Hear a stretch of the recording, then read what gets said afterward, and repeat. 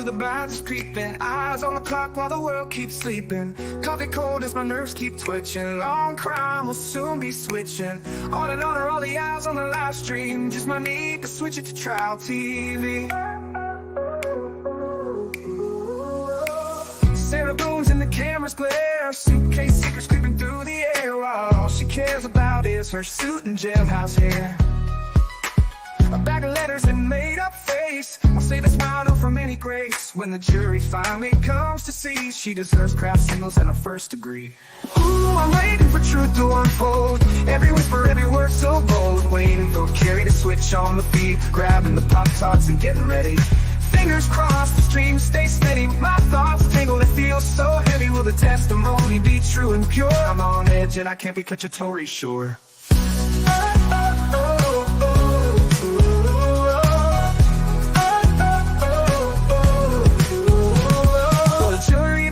Rightful truth, courtroom drama unmasking proof. The defense getting credit and giving us hope that the jury sees Boone trying them for dopes. Sarah's guilt is plain for all to see. Intentional for Suitcase, second degree. Justice for George amidst the misery. Lost patience tried and attention's weighed. Verdict coming, but we must wait. Echoes of doubt make my heart beat wild. I just need the facts untouched and mild. YouTube's glowing, don't let me down. In this court we'll see who wears the crown.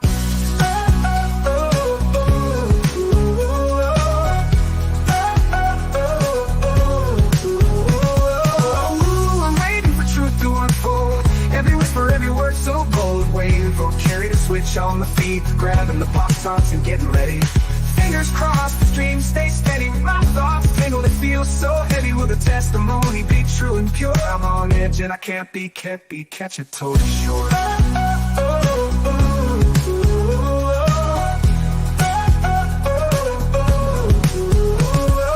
Ooh, I'm waiting for truth to unfold. Every whisper, every word so bold.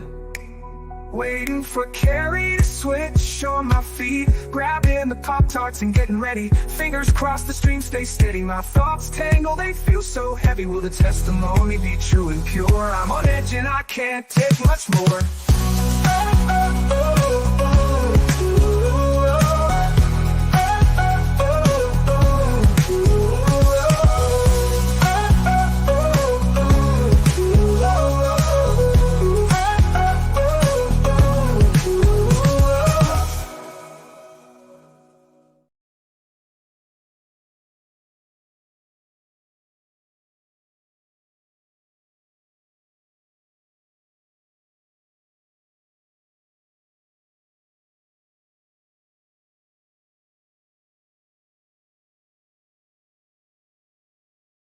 Welcome to the Orange County Courthouse in Orlando, Florida, everyone. Let's take a quick tour before we go into the trial.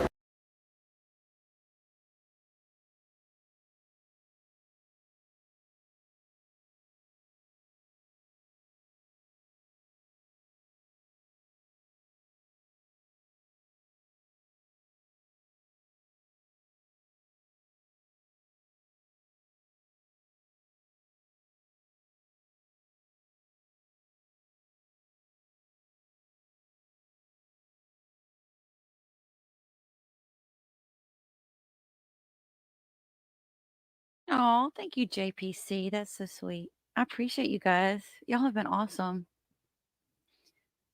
This is a beautiful courthouse, isn't it? I guess I should start by saying welcome in every morning. Good Monday morning. Hope you guys got a lot of rest. It's going to be a long day today.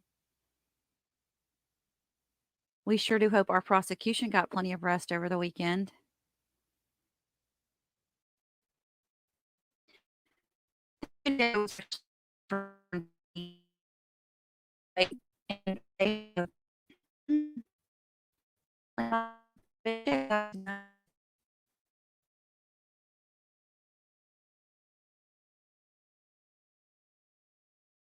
What to the jury selection, your and speak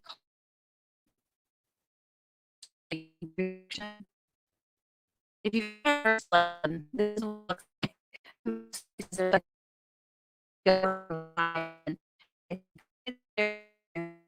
and we're going to call you up when you're needed. And then they call you individually and bring you up. I don't know why my thing keeps going off stage. There it is. Okay.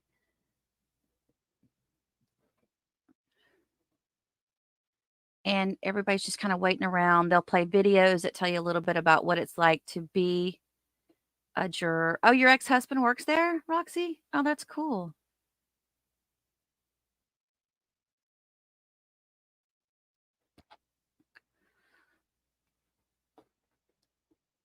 And this courthouse actually has many levels. I know it goes at least to level 23, which was where they were at. They were on the 23rd floor during the final process of jury selection last week.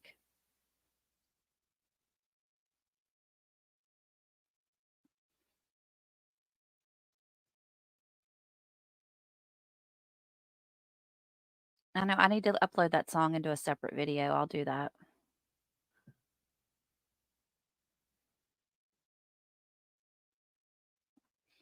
I didn't want you guys to get too tired of it. I'm going to play it every morning on the videos.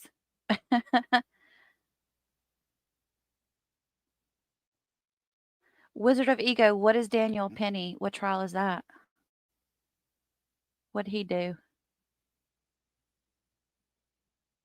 Now you're getting into the area where it's like this is more of a private jury setting. I'm trying to remember what this was exactly here. Yeah, I think like a conference area or something. That's a great conference area, isn't it? If you're doing a presentation. And I wanted to show you guys where the jury meets.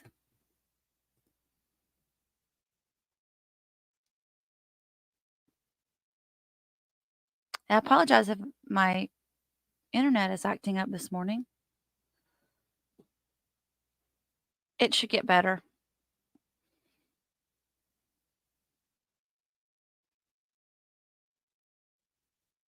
I think I got too many things up on the screen. I'm closing a bunch of stuff out. So now we're going to go into the courtroom and check out what the courtroom looks like. Or do we go to am I going to be going to jury selection first? I'm going to see. The jury deliberation room. Yeah, this is the courtroom.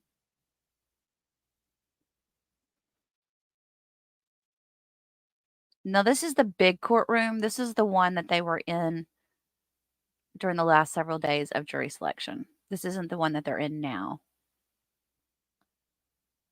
Yeah, it's pretty cool tour, isn't it? You're welcome, Annette. I don't know. It just kind of takes us there, you know? Instead of just going into the courtroom and starting the trial like normal. See, there's your jury selection box over to the right. But in our courtroom, the jury selection box is over to the left. And that big pavilion up there in the back where there's all those seats, we don't have that in the room that we're in. It's a like I said, much smaller room.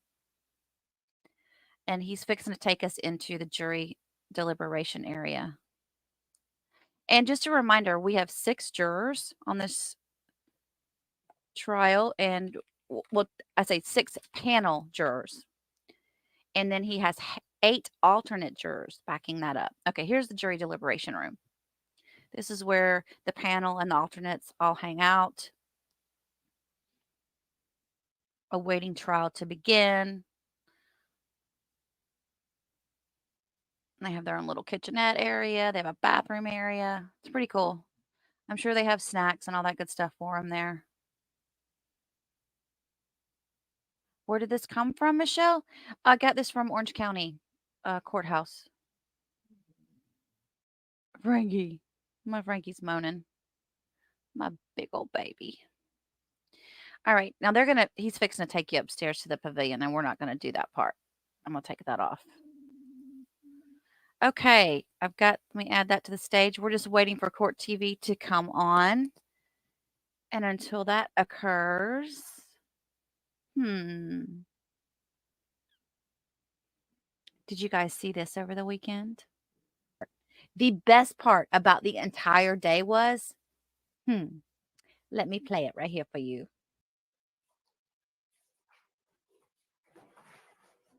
Now watch when she goes to open the suitcase, you guys. Lengthwise. I feel like the suitcase I just took to France was bigger than that. Because it comes up like past my hip. Look at how she's having trouble getting it unzipped, y'all. Oh my god, oh my god, oh my god.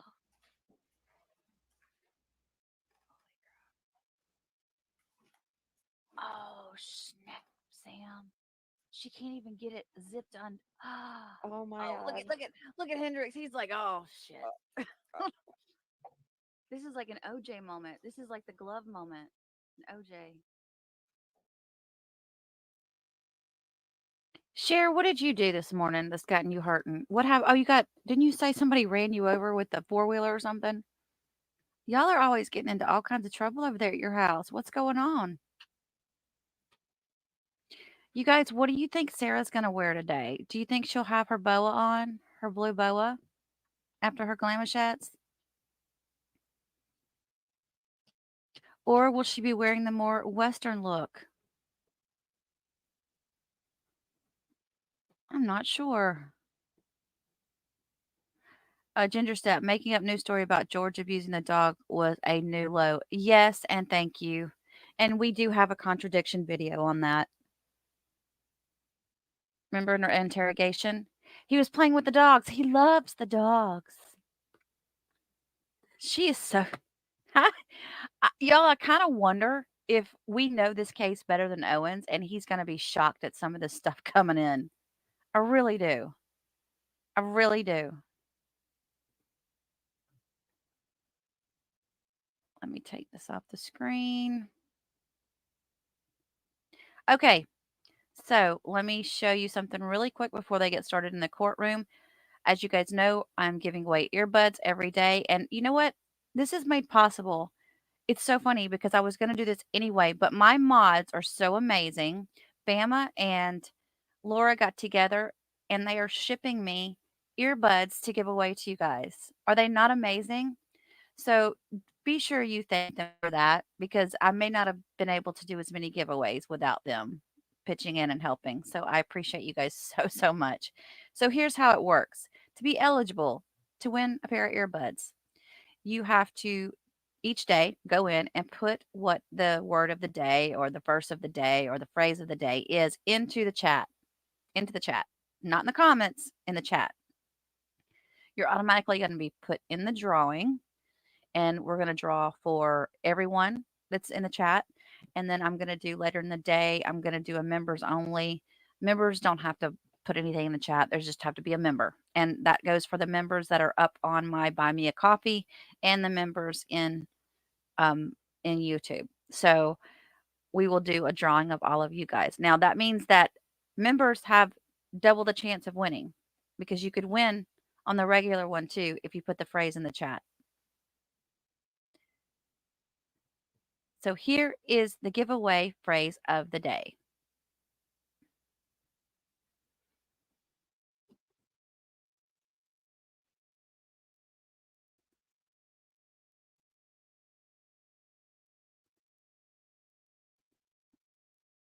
Why isn't it coming up?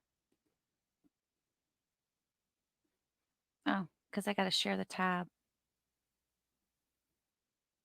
Oh, hang on. It just took off my thingy.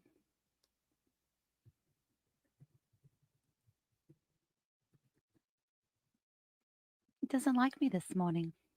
Okay. This is it right here. This is your phrase that you will need to type into the chat. And I'm not telling you what time I'm drawing, and you have to be present to win. And when your name is called, you'll need to email me. My email address is in the description of every video on my channel. It's also in the description of my main channel section under the About Me section.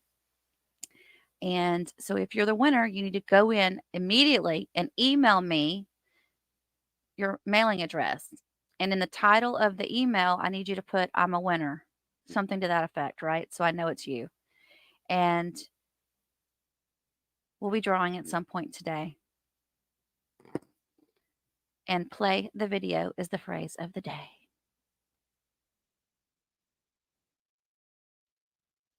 All right, let's go back to Court TV.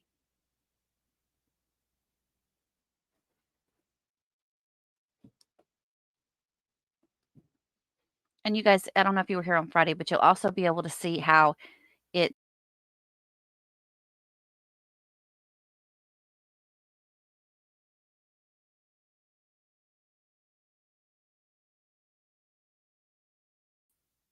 oh, sorry. When I do the drawing, you'll see it come up on screen too. Can everyone hear me okay? We're getting good feed. Everything's cool on your side. I want to make sure we're ready to rock and roll before we get started into court.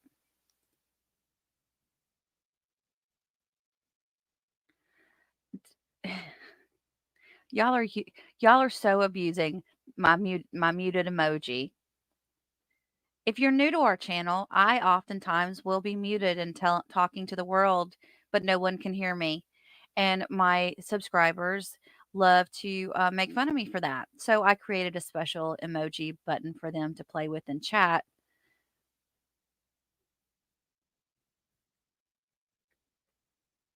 Here we go. We have feed. It's about 5 minutes till, I imagine they'll be bringing out the defendant soon. We have no audio in the courtroom as of yet.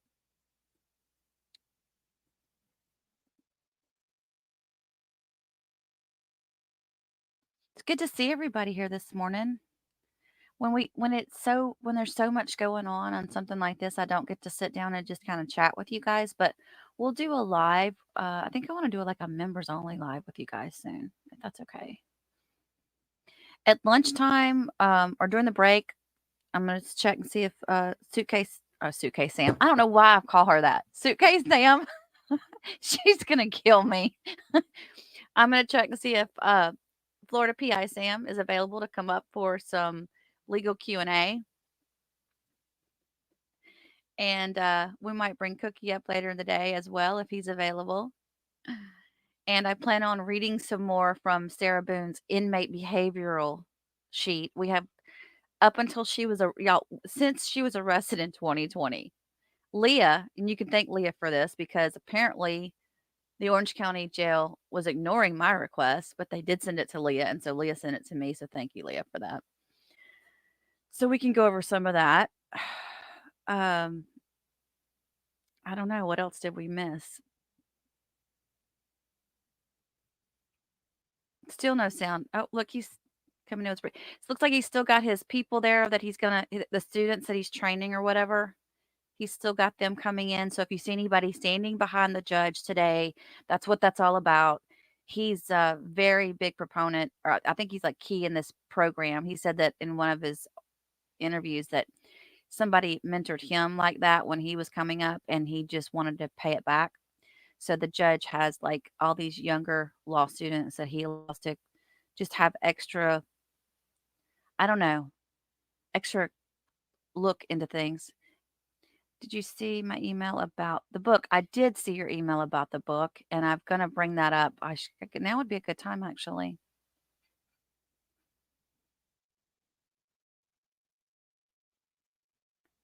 Let me open it. No, I need to download it. Hang on.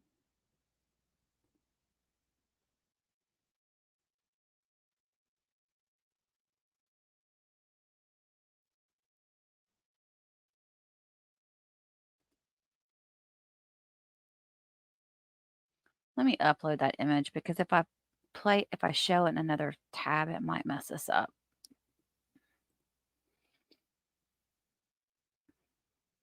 So in addition to Sarah using this wheel of power and control to become a victim, this book has been sitting on the edge of the desk there with James Owens, The Battered Woman Syndrome by Lenora E.A. Walker.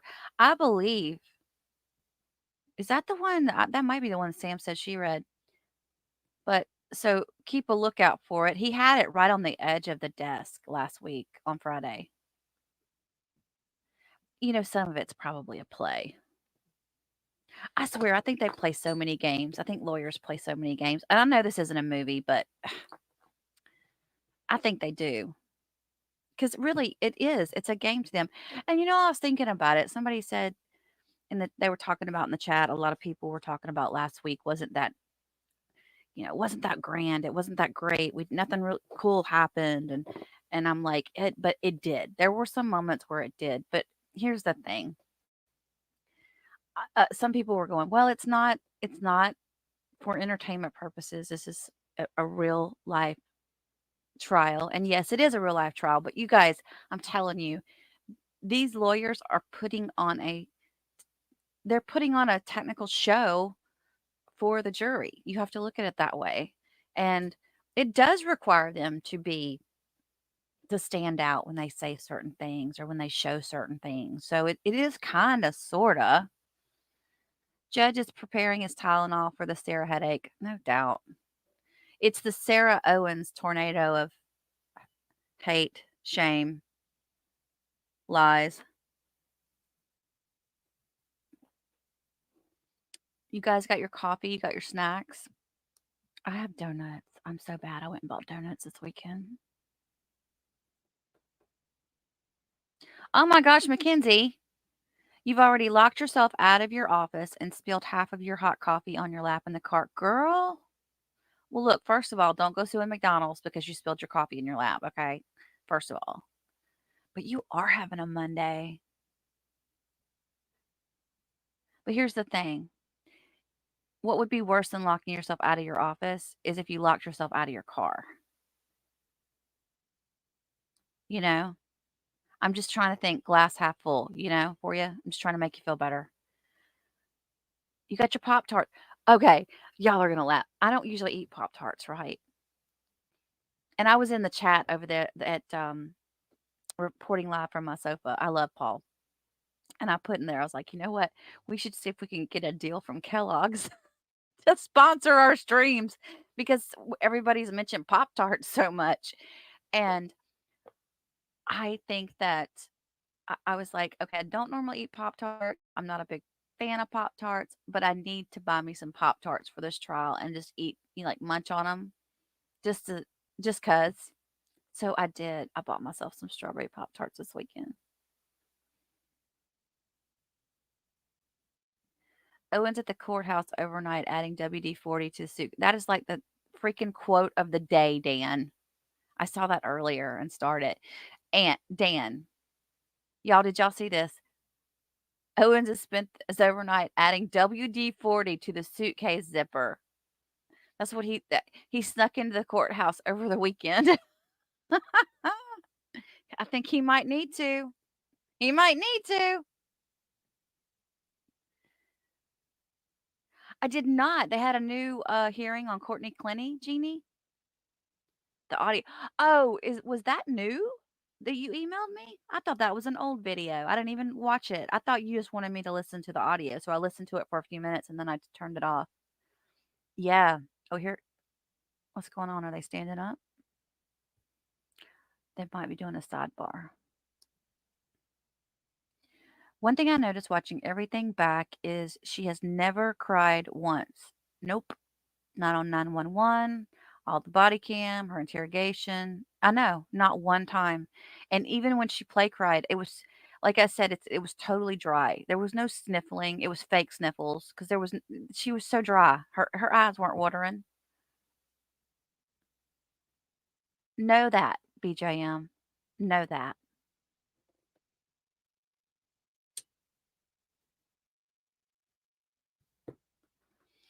Is Sam in the chat? I told her to hang out with y'all in the chat, and then I was gonna call her up.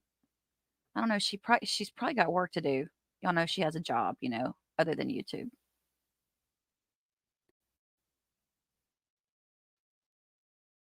Word. Maybe we could get them to have a special Pop-Tart, which comes in. Oh, SR. Shame on you. That's horrible. It's so funny, y'all. I mean, it's not funny, but there's so many times where we cross the line. We cross the line so many times on this channel. Oh, I can't help it though. It's just wine flavored Pop Tarts, Chardonnay flavored. They could name them Pinot Grigio, Chardonnay, Sauvignon Blanc. Those could be the different flavors.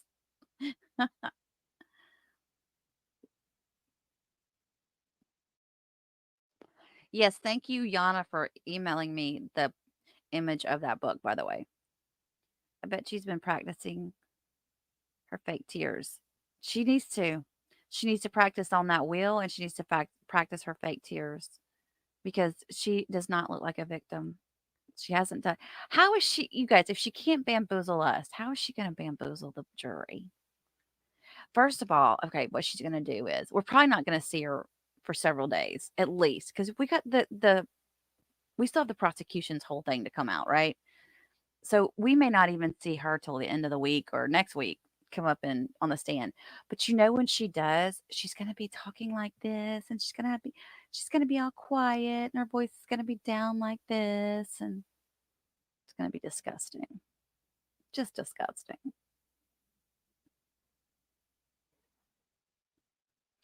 They should roll out the red carpet for Sarah yesterday so I'd be ready to go. So it'd be ready. Yeah, maybe that's what's taken so long, Ginger Snap. She's waiting for her red carpet to be rolled out. I did see a picture of her like laughing. She is just eating up all this attention. Habitual line crosser here. Okay, Dan, you're going to get me in trouble. Is that what you're telling me? Okay, I'll watch out for you then. I'll keep an eye on you. I'll put you in the corner with Mark. Mark gets sent to timeout all the time. You might have to go hang out there with him. And our timeout is not really YouTube timeout. Let's see. Sun is coming up. Looks like a beautiful day for justice. Yes. Yes, Miss Celeste. Preach, mama. Hello, Amanda Page. Welcome back. I hope you're doing well. Hope your family's well. Wizard of Ego has a crush on Judge K. Well, good for you, honey. He's got that older guy, responsible, just an all around good guy thing about him,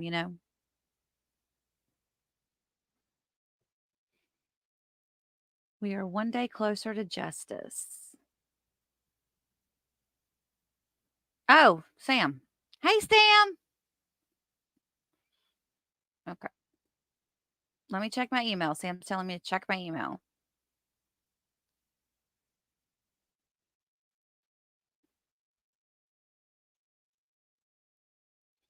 Okay, well, Sam saying she can't get in.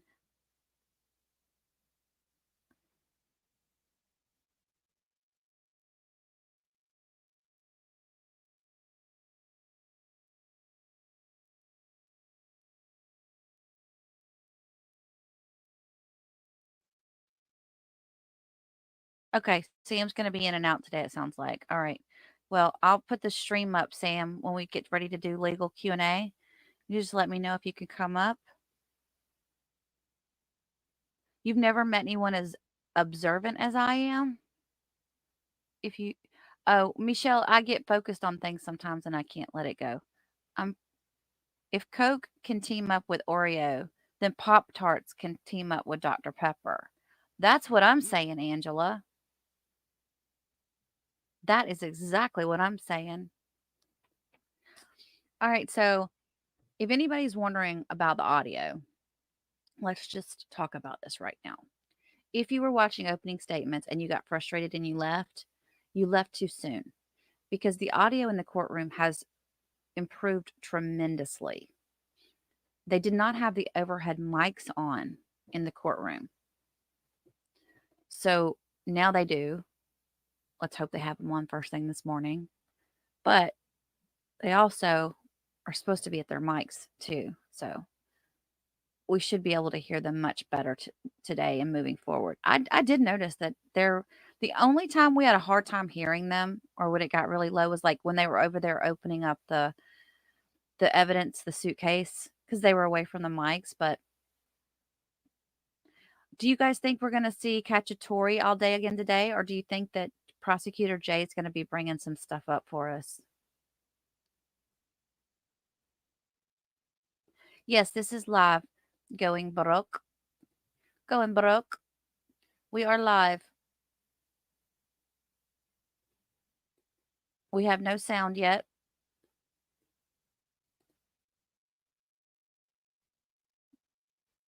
They're just getting a few things situated this morning.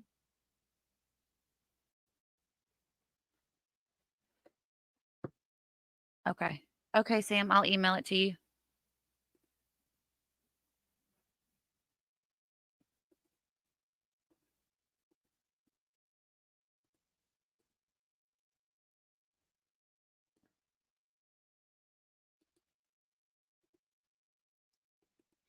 I just emailed the link to you, Sam, and I replied to your email you sent me.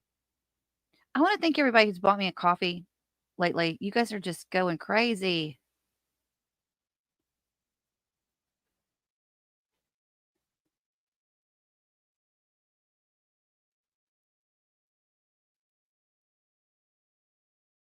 Did Tyler get blocked from my channel? Tyler, you're not blocked from my channel.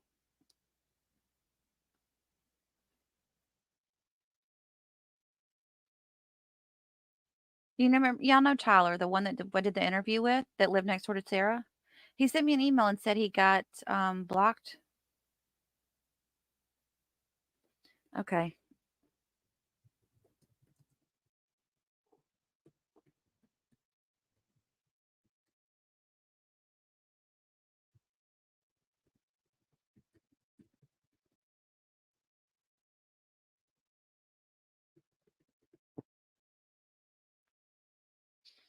I just responded to his email.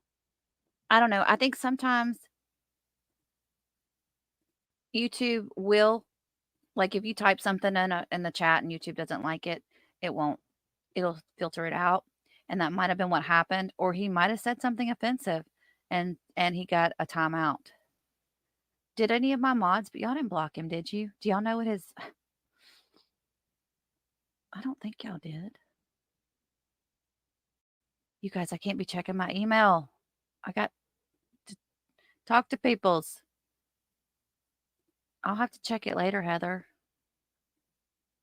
I've got a lot going on this morning. Kind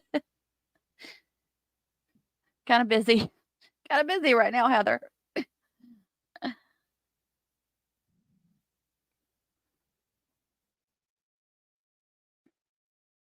Okay. Come on, Margaret. First the filings, now the red carpet. Come on, Margaret. Let's get it going. Let's do this already. Wonder what's holding it up. You know what? I bet's holding it up. It's the gel. It's getting her in there, I bet. Oh my gosh. She's getting her makeup put on. That's exactly what it is, y'all. It's getting her makeup put on. Oh, okay. So Tyler was not blocked. He just got a couple of comments removed because of his language. Okay. Yeah. You guys, I know y'all love that song. You have to think. Oh,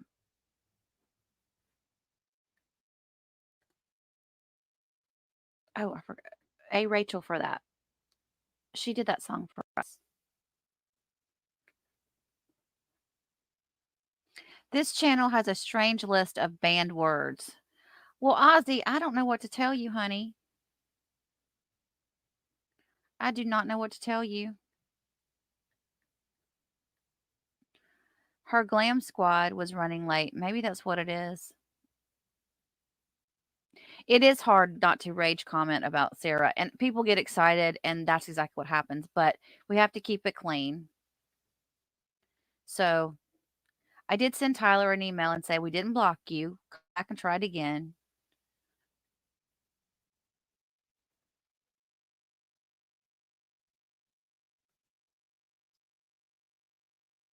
Not enough makeup in the world to disguise the evil in Sarah. Preach, Tracy. I'm with you, honey. I totally am with you on that. They're still working on her blowout. They're still trying to chisel out that face right now. That's mean. I'm sorry. I can't help it. I know you're not upset, Ozzy. It just needs to be looked at. And if it was, then I don't know why it's doing that. I don't know what words you're talking about. Never in my life I set my alarm on my day off for 5:45 a.m. to join the coolest stream team. Oh, okay. And the Sarah Boone case. Hiya. Cheers with my Diet Coke. Girl, I'll be joining you with a Diet Coke in a little bit here. I'm still having coffee.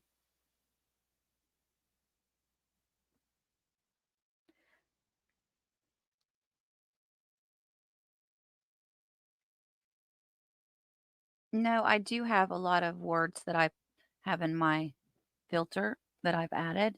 And I also have YouTube on strong because this is a safe space. I've been in some chats and I'm like, what in the world are these people are being so mean to each other? And we won't do that here. We won't allow it. Don't get caught, Cindy. You're at work day 2, and I hope my boss doesn't say anything because I'm on my phone. Girl, you better hide that phone. Put some earbuds in. Lenny, I hope you're feeling better since your knee surgery. Does Whataburger have a good breakfast? I've never had their breakfast. Carrie, told my non-bio niece about your channel and this great chat over the weekend. She'll check you out. Sounds good. Thank you, Judy, for the referral. We love referrals. Michelle, am I the only one that thinks Sarah is wearing the same suit every day and just changing the blouse? That's what she's doing. I don't think you think she'll wear that blue one again like today? Why has she not worked that jail stubs looking blue outfit anymore? So many questions. I know. I wonder if she's going to wear that again today.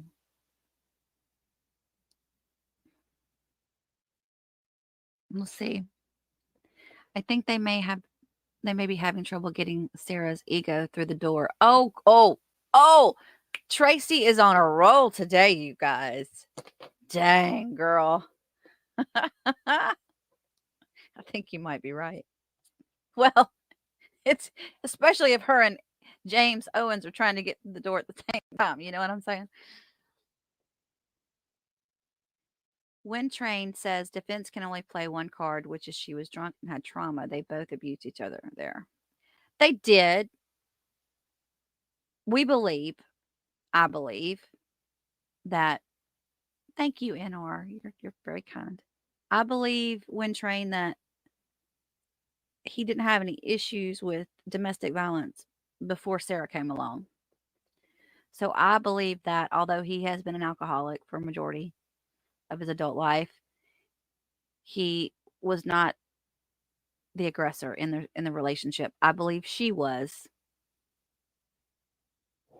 Oh, thank you, Kristen. That's so kind of you.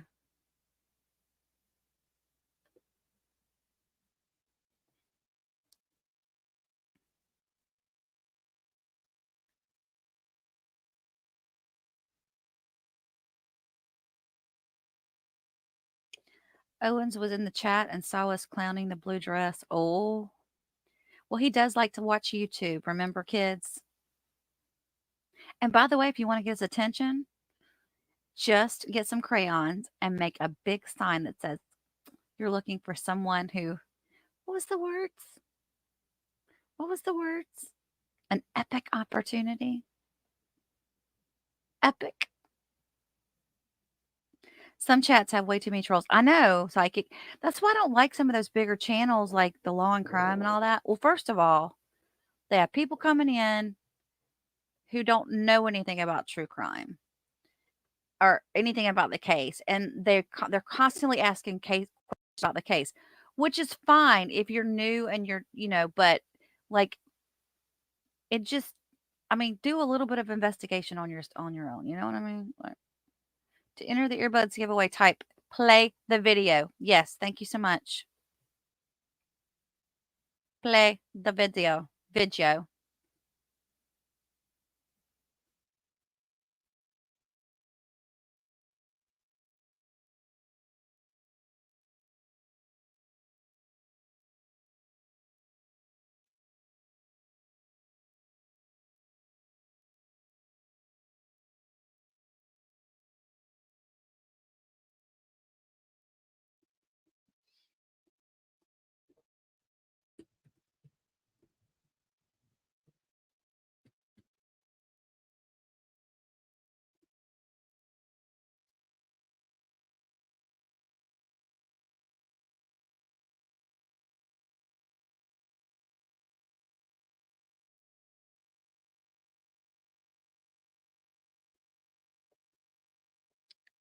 Okay, let's see. What do we got here? Sarah's sovereign citizen and got caught traveling this weekend. She was traveling across her bunk.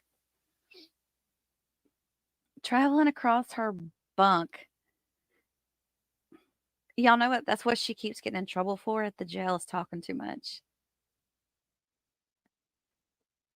You want me to play the Amber video again? Wait, can I play this one for y'all? Because this is one of my favorites. It's an oldie but a goodie. Let's play an oldie but a goodie. Hang on.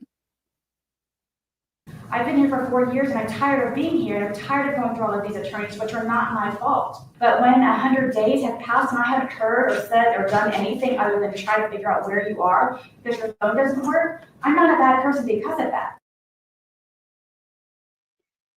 Chris, to answer your question, that is completely up to the judge as to whether or not the jury can ask questions while people are on the stand. We have not seen it happen in this case yet, so I don't know. But that's definitely his call. I've seen that a lot in other trials, and I like that part. I like when the jury asks the questions as they're on the stand, because then we can kind of get an idea of what they're thinking too. Not my fault. Not my fault. Not my fault.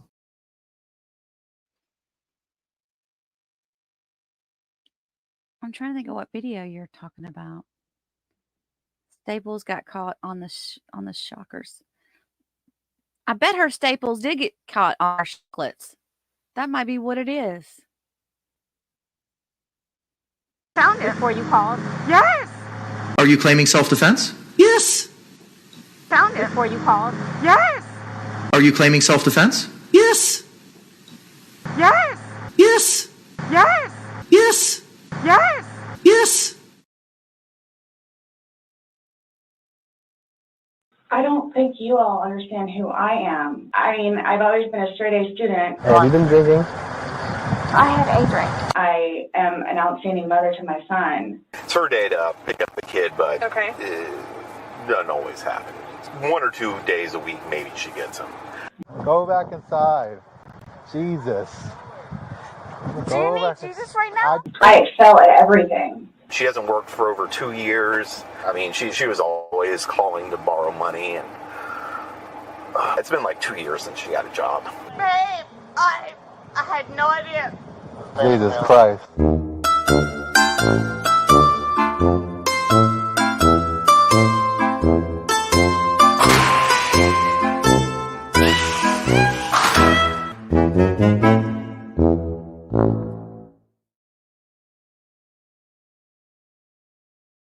Me, because she said, Carrie, they're telling you to play the video because that's what you said is the code word for the day.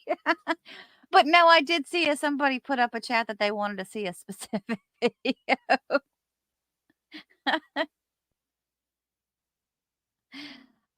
Mackenzie, do you think Sarah gets in trouble for talking too much to herself? I can't imagine anyone willingly conversing with her that often. Can you imagine having to share an area with her and dealing with her all the time? First of all, she probably never shuts up unless she's writing a letter. I would probably, if she was my bunkmate, I would buy her a pen and paper and make sure she's stocked constantly so she'd leave me alone. Michelle said juror questions are not allowed in Florida. Okay, so it is a state thing.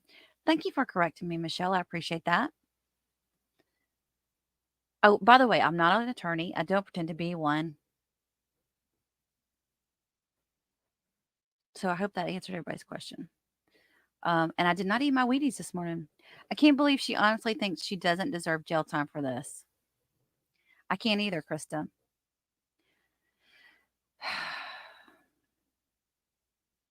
Prison is a captive audience, not like your choices are all that great anyway. Straight A student. She went straight A. She went straight to jail. What? We do have a bunch of Michelles all of a sudden. What's up with that?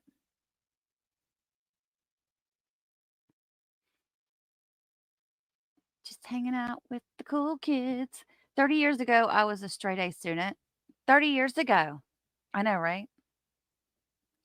Love to hear what her cellmates have to say about her. That would be the interview of the century, wouldn't it? To get some of her cellmates. Okay, so here's what I think we should do. Not true. It's a county and judge thing in Florida. Characters. Okay, it's a county and judge thing. That's what I thought. I thought it was the judges. Play the damn video. That's not the code word, Barbara. And that is not going to get you into the drawing. You cannot use a curse word in there. No, seriously, you have to write play the video because that's what it triggers the algorithm or whatever for you to go into the drawing. But I know you're being funny. Haha. What was I saying? I lost my train of thought. That's what I was thinking about them being able to ask questions. I think it was Michigan. Was it Michigan where we saw them able to ask questions? Now, they didn't ask questions in the Wisconsin trial for Darrell Brooks. I remember that. Sarah's wishing she was at the airport waiting for her suitcase to be returned to her. Texas brand. Shame on you.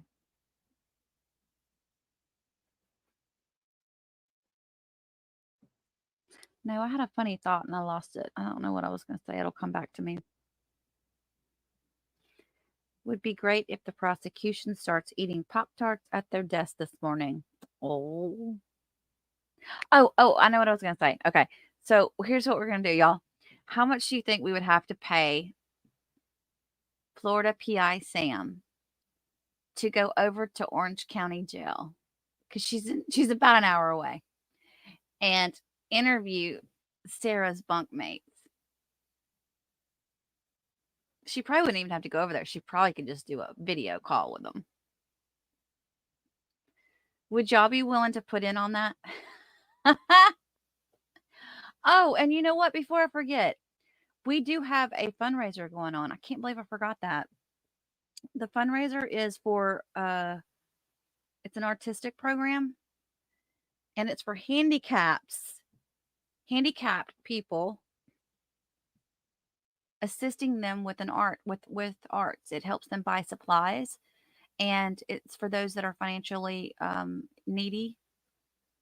And so we thought that would be a great program to put up because George has a handicapped son. He's a teenager now, but I don't know. I just saw on his Instagram. I just thought it looked really nice how he had a good relationship with him and everything. So I just thought that would be cool to do a handicap plus art. And I found it over the weekend. I did a little diving.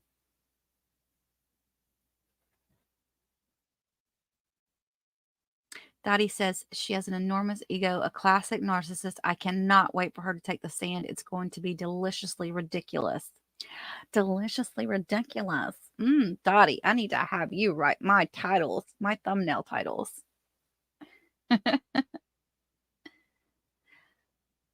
Oh, you guys, if y'all are seeing more and more stuff, I'm gonna give you a little inside secret on YouTube. For those of you who don't have a channel, so YouTube started doing this thing where they're giving you ideas on how to write great titles, right? Sometimes it's completely off.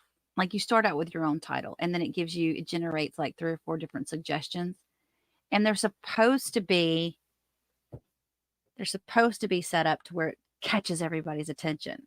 The problem is that 9 times out of 10, it looks like freaking clickbait. So if you're seeing more and more of your people using those titles like that, that's why. I've used a couple of them, but I'm trying. It's so hard not to go there because it does sound enticing, but it's like, am I going to deliver in my video? You know?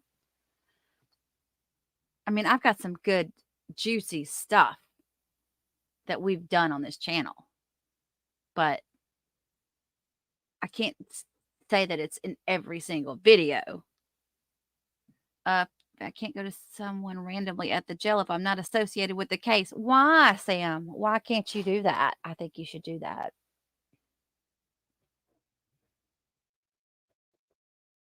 Could still get in touch. If you know what, maybe I could get in touch with any of her bunkmates. I could call and say, hey, do you want an interview? I'll send you some commissary money if you do an interview with me and give me all the dirt on Sarah.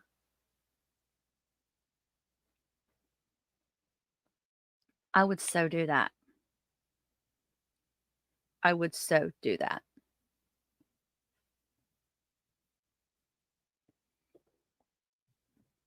And I feel like we know enough about Sarah to know if this person would be lying or not.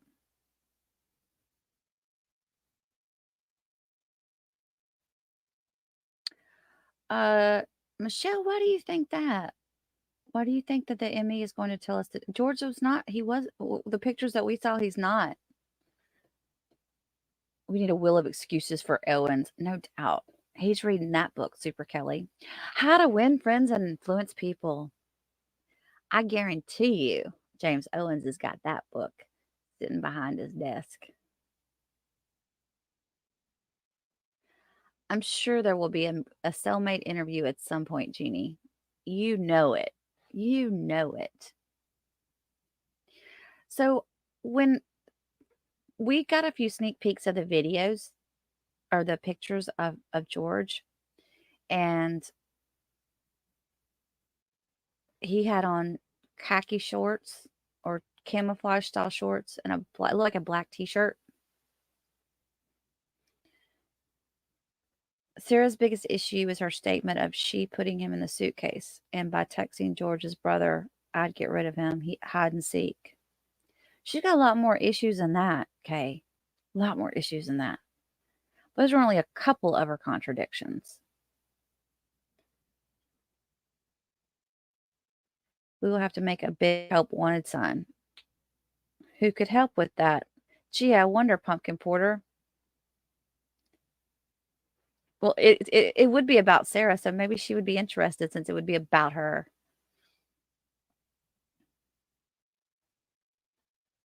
It is too early on a Monday morning for me to be entertaining y'all without the trial coming on. I was like, come on now. I can't wait for the time when all is done and the jury sees how she flipped her excuses from non-intentional to self-defense. There's going to be so many contradictions. And I do take notes, by the way. James Owens did a big one this weekend. And it was the one about the dogs. But there's going to be a lot of contradictions on that side. With Sarah coming up there. I don't know how they're going to get around it. I really don't. She's going to be caught in. I would bet. How many lies do you guys think she's going to get caught in? 5 or more, at least 5 or more, a minimum of 5. Is there a reason background play disabled? I have to reopen this every time I get a text or email. I don't know what you're talking about. Background play disabled. I don't know, Griffin. I don't know what that means. And if that's an iPhone thing, God help you. I don't know. iPhone is so strange.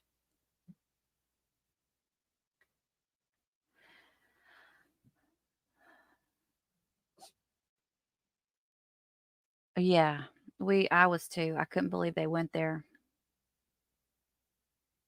Cross-examination of some of these people.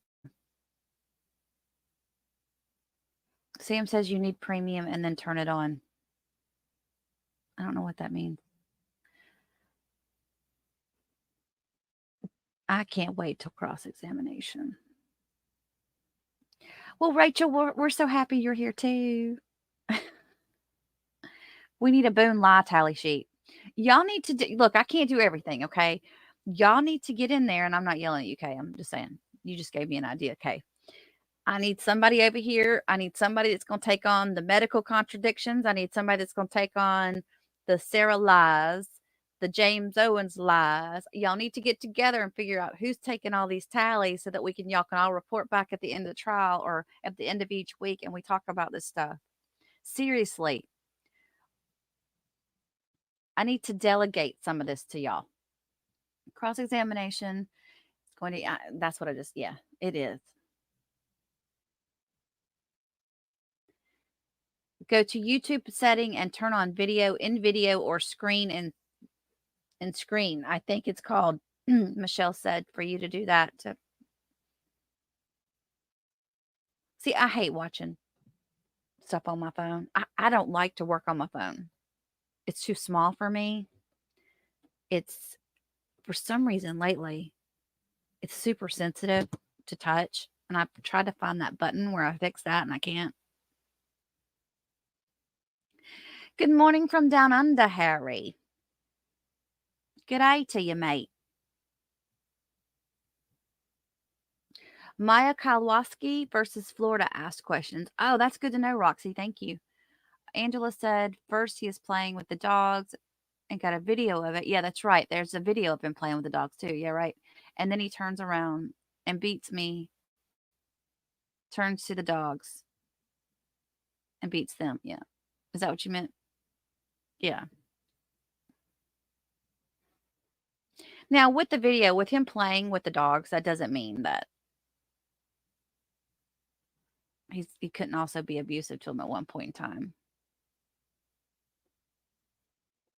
Oh, the background play just lets you listen when app is in the background.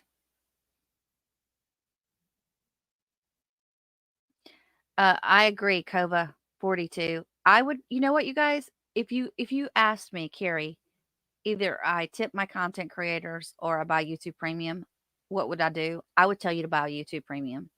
I would rather see you buy YouTube Premium because here's what happens. When you guys go premium, when you watch our video, for some reason, I think it pays more for premium watchers to watch our video than non-premium members to watch our video. So, and then you also get to bypass all the crazy ads because the other day we were doing, was it yesterday? No, it was 2 days ago, a couple of days ago. I was playing around with the different controls with the ads to see if I couldn't get them to slow down a little bit. And it ended up speeding them up. It was so weird. I don't have control of the ads. And then there's some people that get multiple ads back to back to back. And then you'll hear somebody else in the chat at the same time, same amount of time. So I've been in here all day and I haven't had an ad yet. So I don't understand how YouTube does it or why they do it the way they do it. But just so you guys know, now I think premium has gone up to $12.99 or $14.99 if you're not grandfathered in. I think that we should be able to gift out YouTube Premium like we do our memberships on our channels because I think that would get you guys, once you've gone premium, you don't want to go back. I do. I have an Aussie accent with a Southern twang.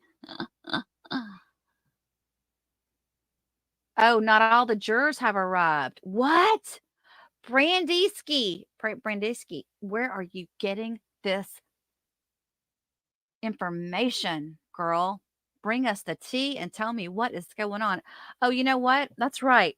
Notorious Jules is in the courthouse. And I was going to tell you guys, I'm going to pull her up at some point and read some of her notes on Twitter because she's she's got a lot of notes in there, but I just want to read the ones that she says where she talks about the different jurors because I want to hear that. Because she does make notes that sometimes the people, the jurors are looking at Sarah. I want to know the ones that are looking at her. Okay, they're doing a special for 3 months free, then $13.99. You guys, you gotta do that. See, is there a code for that? I wonder, Lisa. Y'all, I'm telling you, YouTube Premium is the best. Not just that. Like, number one, I never have to worry about ads. So when I go and stream stuff for y'all, I don't ever have to worry about y'all seeing any ads on what I stream.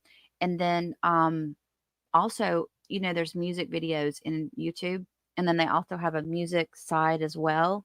And when I'm at the pool, I'll just put on the music and play YouTube music. So it's like I have my own I don't buy Spotify or Amazon Music or anything like that. I listen to the YouTube music. I playlist set up in there, just like with any other different music streaming service. So it's like a all-in-one deal, which I don't know if you listen to music, but I mean that could go for podcasts too. I think there's more than just music. There's lots of podcasts on YouTube these days, so it's something to consider. Yeah, because I like at night when I'm trying to go to sleep and I'm watching YouTube. If before I got premium, like when an ad would come on, it never failed. The ad would be way louder than the actual video I was watching, and it would wake me up in the middle of the night. It would drive me nuts. Has that happened to y'all before? So check out YouTube Premium. I'm not saying that because the content creators get paid more on you. I'm saying I think you're going to like it. If you can't afford it, I wish there was a way we could do specials on it. I wish YouTube would allow us to do something like that.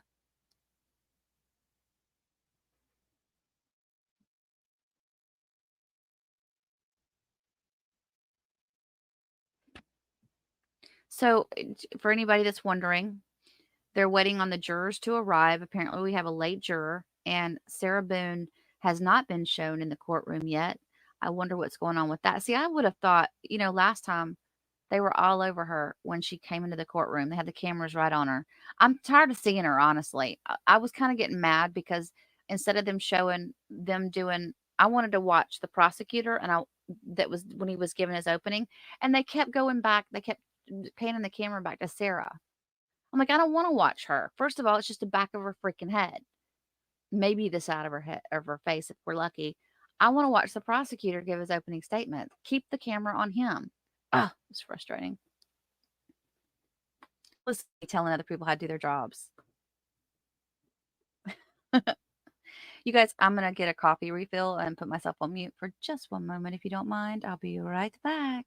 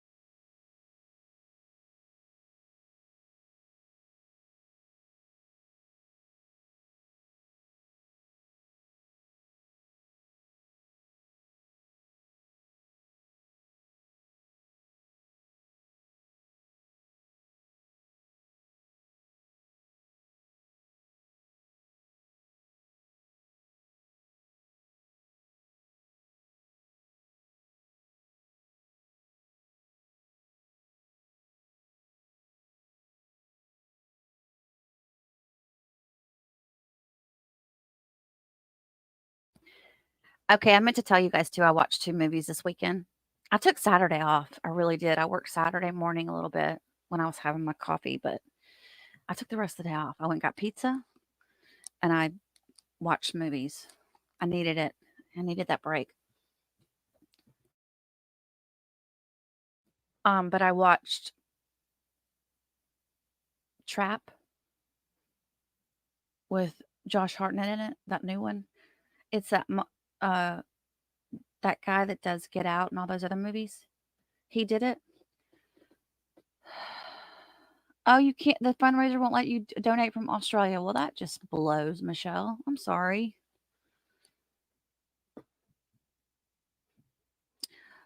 It was okay, y'all. That movie, it was okay. It was a bit of a disappointment, actually. It was not what I thought it was. It's like it was one of those things where they showed all the good parts in the trailer. You know? And I hate when they do that. I'm gonna go into. Do y'all remember the movie Ishtar with Dustin Hoffman? And I think it was Dustin Hoffman and Eddie Murphy.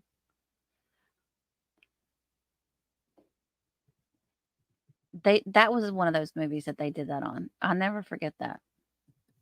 They showed the best parts on the trailer, and then when you got to the movie, you're like, oh, okay. Okay, so Jules is saying there's a victim advocate in the courtroom waiting on the jurors.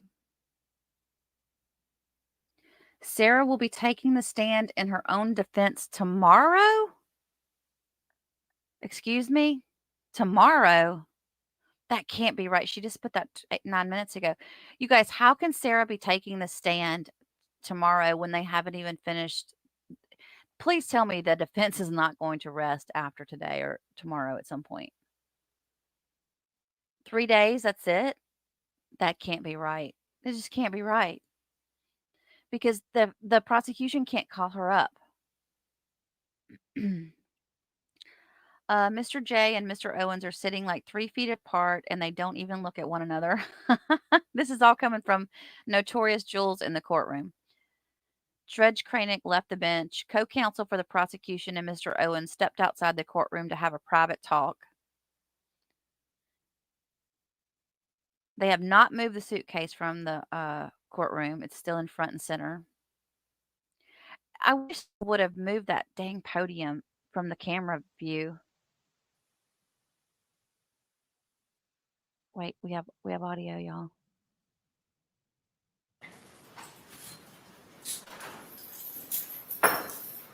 Judge, can the parties approach the bench? As soon as Madam Clerk calls it, we can do that. Case number 2020-2603, the state of Florida versus Sarah Boone. Parties announce your names for the record, beginning with the state. Dave Castro, on behalf of the state.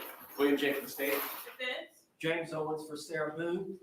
Tony Henderson for Sarah Boone. Kevin Becker for Sarah Boone. Ms. Boone, are you right hand to be sworn? Please do you swear or affirm the testimony you should give, Chelsey, the truth, the whole truth, and nothing but the truth, so help you God? I do. Good morning, ma'am. Can you state your full name and date of birth for the record for me? Sarah Boone, 10-10-7-7.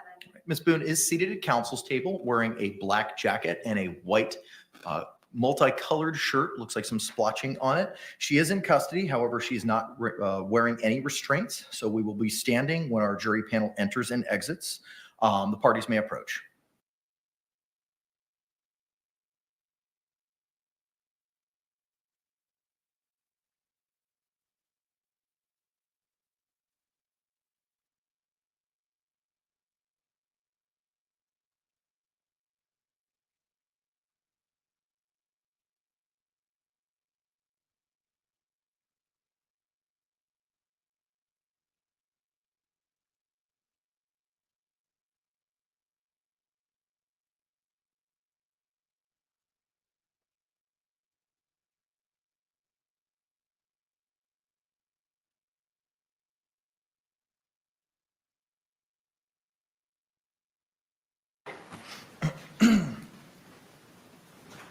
State, anything we need to address before we bring in our panel this morning? Not from the state. Defense. No, sir. All right. Ms. Boone, just a couple of questions before we bring in our panel this morning. Are you still satisfied with your lawyer's representation of you in this matter?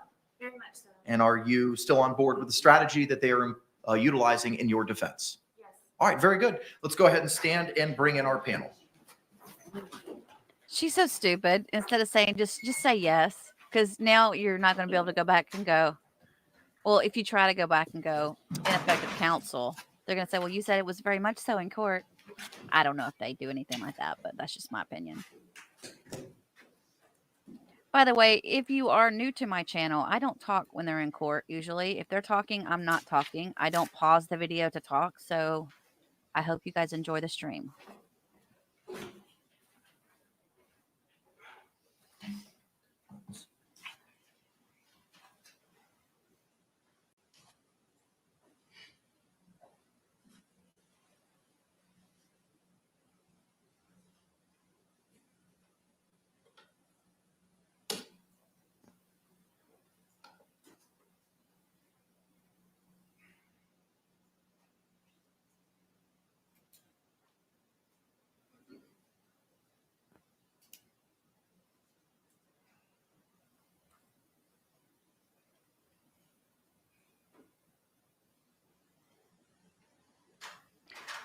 You guys know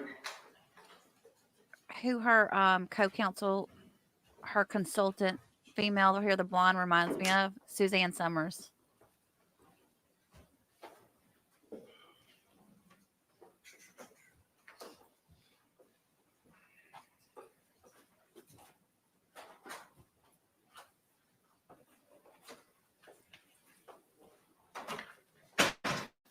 State, you recognize our jury? Our jury. Yes. All right, everyone can be seated. Members of the jury, good morning. Welcome back to 12 Alpha of the Orange County Courthouse. I hope that you all had a restful weekend and enjoyed your time with your loved ones, your friends, and your family. Just if you could, I gave you a long instruction on Friday before we broke. If you could please confirm that you complied with the court's instructions by raising your hand at this time. Record reflect that all members of our panel have raised their hands. Now, members of the jury, I know the line to get in this morning was quite long. So the lawyers have reminded me that on the right side of the entrance of the courthouse is a jury-only line. So if you can make your way all the way to the far right side of the entrance, there's a jury-only line. Yes, sir. Juror number 2 in the back. Huh? It was still quite long? Okay, thank you. Just wanted to bring that to your attention if you did not know. Obviously, if you're stuck, we're waiting on you. So don't feel anxiety or anything if you're stuck in that line.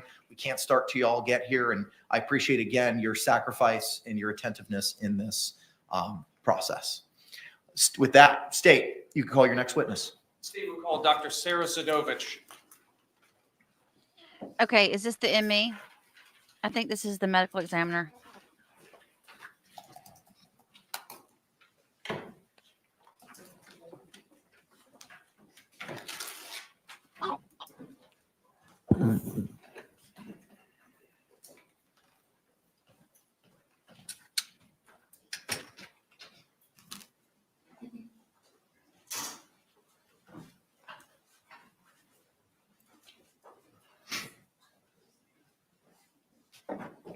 You swear or affirm that the testimony you should give shall be the truth, the whole truth, and nothing but the truth, so help you God? Yes, thank you. Good morning, doctor. Could you please state and spell your name for the record for us? Sarah Zadovich, SARAZYDOWICZ. Thank you. You may inquire. Good morning, ma'am. Morning. Can you tell us what do you do for a living? I'm a forensic pathologist. And who do you work for? I work for Orange County. We cover Orange County and Osceola County. And how long have you been a forensic pathologist? I've been at this office for about 12 years and then 1 year in Tampa, so about 13 years. And what type of educational background do you have to be a forensic pathologist? So I have a bachelor's degree in kinesiology from the University of Wisconsin in Madison. I went to medical school in Kansas City, Missouri.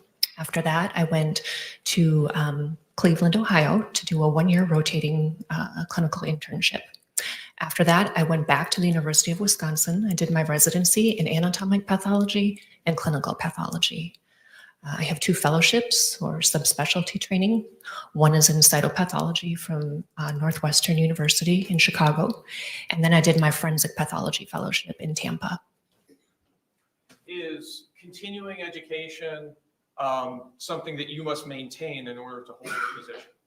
Yes, I have to do continuing education for my board certifications, which is in anatomic pathology, clinical pathology, and forensic pathology. And I also have to do separate continuing medical education to maintain my medical license for the state of Florida.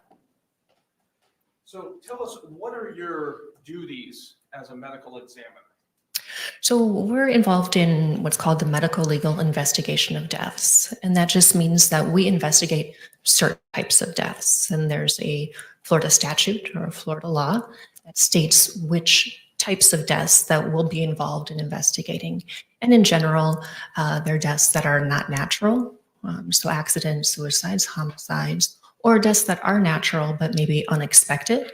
Those are the types of cases that we're involved in. And again, that Florida statute lays out exactly which types of cases that we'll be involved in. And the reason we're involved in that is our goal is to determine cause of death and manner of death in those individuals that we're investigating.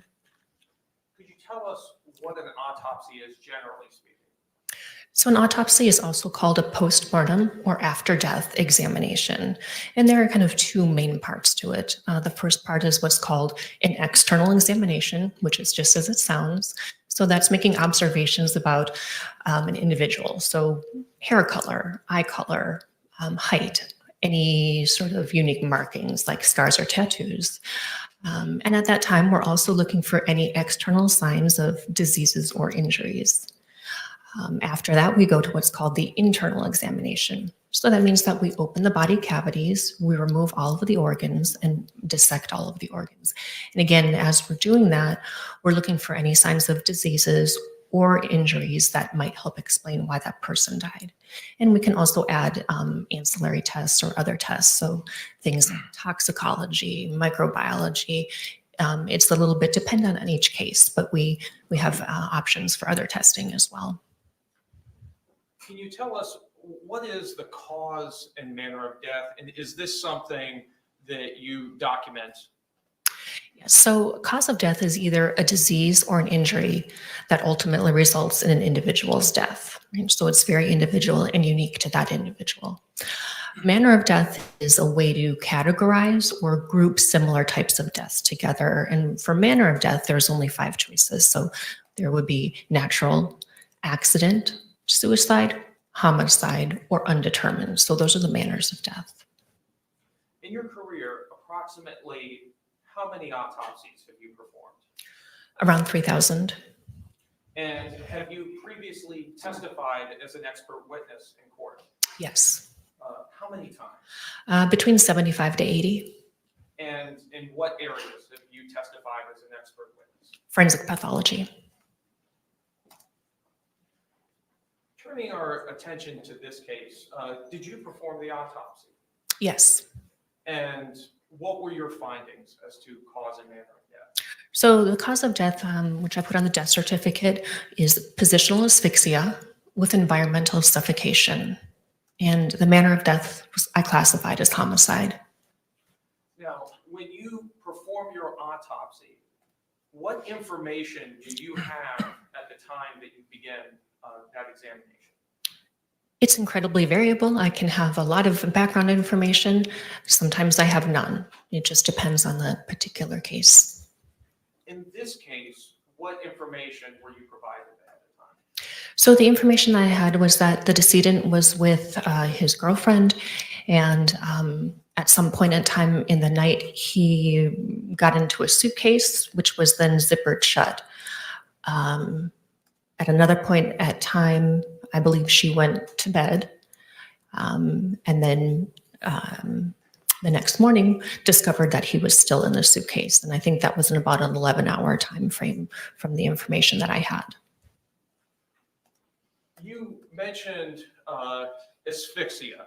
Can you explain for us what asphyxia is? Sure. So asphyxia is a very general term. It would be kind of like saying, I drive a car. Right? That's very generic, and we know that there are many different types of cars out there, right? So asphyxia simply means lack of oxygen or inadequate oxygen for an individual. And there are different categories of asphyxia. So you can have suffocation, which just means that there's obstruction of the airways. So that could be smothering, that could be somebody choking on a piece of food, or maybe just being in an environment where there's not enough oxygen in the air to sustain that individual. There's a category called strangulation. That would be compression of the neck, either blood vessels or airways. There's another category called mechanical asphyxia. That can be when the body is in an unusual or abnormal position where the actual mechanics of breathing can't occur. So that can be the position of the body, or it can be like, let's say if a heavy object fell on somebody and you simply can't breathe because of the weight of that object. That would be a mechanical asphyxia. And then there's drowning. That's a different type of asphyxia. And there are a couple of other categories as well that are much less common. Is there a most common type of asphyxia? The most common would be ligature compression of the neck. So that would be like an event, a hanging. That would be the most common that we would see. You also mentioned environmental suffocation. Could you tell us a little bit more what that means in more layman's terms? So that just means there's not enough oxygen in the environment that the person is in. You could think of somebody who's in an enclosed space where there's a fixed amount of oxygen. So as that oxygen is, as that person is breathing, they're using up all the oxygen. And once it's gone, there's no oxygen left. Or you could think of maybe people who are, climbing Mount Everest. There's not as much oxygen up there, and that's why they have oxygen tanks. So it just means that the amount of oxygen available in the air around that person is not enough to sustain them. In this case, what can you tell us about how long George Torres was in that suitcase? There's not a really good way for me to give you a time frame as to how long he was in that suitcase. Again, because there was both the component of positional asphyxia, being in an unusual position for a period of time, and then also the environmental suffocation component, because within that suitcase, certainly there's going to be oxygen, but it's not going to be the same as if you were sitting in a room like this. And because there are those multiple components happening at the same time, there's not a really good way to estimate or say with scientific certainty, oh, he was in for X amount of time. There's really not a good way to do that. How about, is there any good way to approximate or determine the time that George Torres died? There's not a good way to do that either, again, because there are so many different components at play at the time of his death. Sitting in a normal room like this, the percentage of oxygen that's available is about 20 to 21%. If that were to drop to 10 to 15%, the person can be impaired with judgment, they can be impaired with activity. Once that percentage drops between 8 to 10%, most people will lose consciousness. And at a percentage of 8% oxygen or less, that's when we would expect the death to occur. And so again, there's not a good way to measure the amount of oxygen that would have been available to him in that suitcase, in addition to the fact that he was in an unusual position. What position were you able to determine he was in that suitcase? I wasn't able to see what position he was in. By the time that our medical legal death investigators were at the scene, he was already removed from the suitcase. Based on some of the findings, I favor that he was most likely in like a fetal type position. So knees flexed, arms flexed, and the head most likely flexed forward. But again, that's from my findings. I didn't see what position he was in. What side of his body would he be resting on in this fetal position? That's that most likely his left side. However, I do say the caveat that some of the findings are dependent on time, meaning that, if that suitcase had been moved or flipped over, that could be different than what I'm seeing at the time of my examination. Tell us, what is skin slippage? So after death, the body goes through a series of progressive changes. And one of those changes is skin slippage. And what that does is it tells me that that person is a little bit further away from the actual time of death. So it's not something that's going to occur immediately after death for most people. It's something that would occur a little bit later on in that process of changes that happens after death. And tell us, what is rigor mortis? So rigor mortis is also called the post-mortem stiffening of muscles. And again, that's one of the changes that occurs after death. Most of the times that will occur before we see skin slippage. But these changes are very variable from individual to individual. And it also depends a lot the environment the person is in. So for example, those changes that we're going to see happen more quickly in a warm environment. Somebody who maybe is engaged in a physical or violent struggle, those changes are going to occur more rapidly. And then it also depends on the person themselves, you know, their relative size, their relative health. Those things can all impact the changes that we see after death. How does skin slippage and rigor mortis inform your findings about how long George Torres was likely in that suitcase? So again, you know, the time frame that I had was about 11 hours, just from the last time that he was known to be in the suitcase versus the time that he was found. So I'm basing it off of that. So about an 11-hour time period. Well, when I did my examination, the rigor mortis was already dissipating or leaving. Also, there was some skin slippage. And so if he had not been in the suitcase, if he had been out of the suitcase, I would not expect that advanced amount of change. It's compatible with him being in that suitcase for a longer period of time. It would have been warmer. And also if he had been, you know, struggling to get himself out, you know, engaging that physical activity, those are things that are going to accelerate or speed up that process. So my findings at the time of the examination are compatible with that 11-hour time period, or, you know, somewhere around there. Additionally, did you note any injuries to the body of George Torres? Yes. These injuries that you noted to the body of George Torres, did you document them on what's called a body chart? Yes, the diagram on a body chart, and we also take pictures as I'm going through my examination.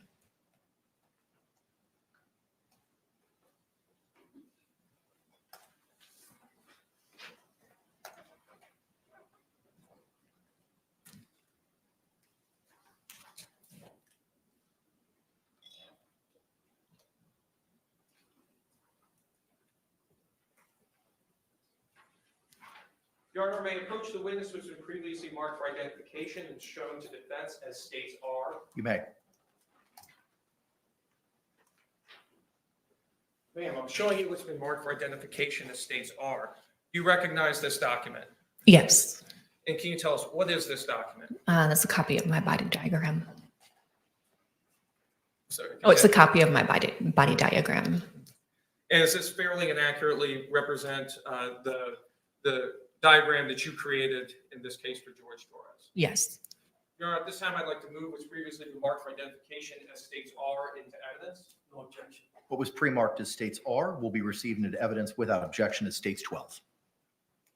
Your Honor, request permission to publish. Yes, sir.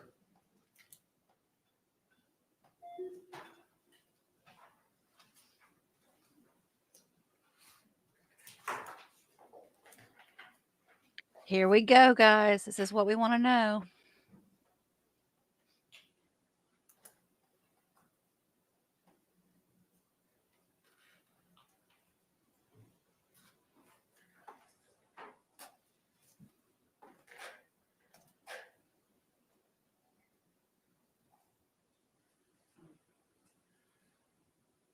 So, ma'am, on this body chart, can you describe for us and point out what was the first blunt impact injury identified? So there were some blunt impact injuries to his head. I don't think it's on this one, but there were some blunt impact injuries to his head right up here around the eye and on the mouth area. And then, did you notate any injuries to his hand? Yes, so there were some ecchymoses, where you can think of that as like a large kind of bruise on both hands. What other blunt impact injuries did you identify? So there's a series of ecchymoses on the left side of the back, right about here. And Any others? There were some on the forearms as well. And you use this body chart, you say, in addition to photographing the injuries that you document, correct? Yes.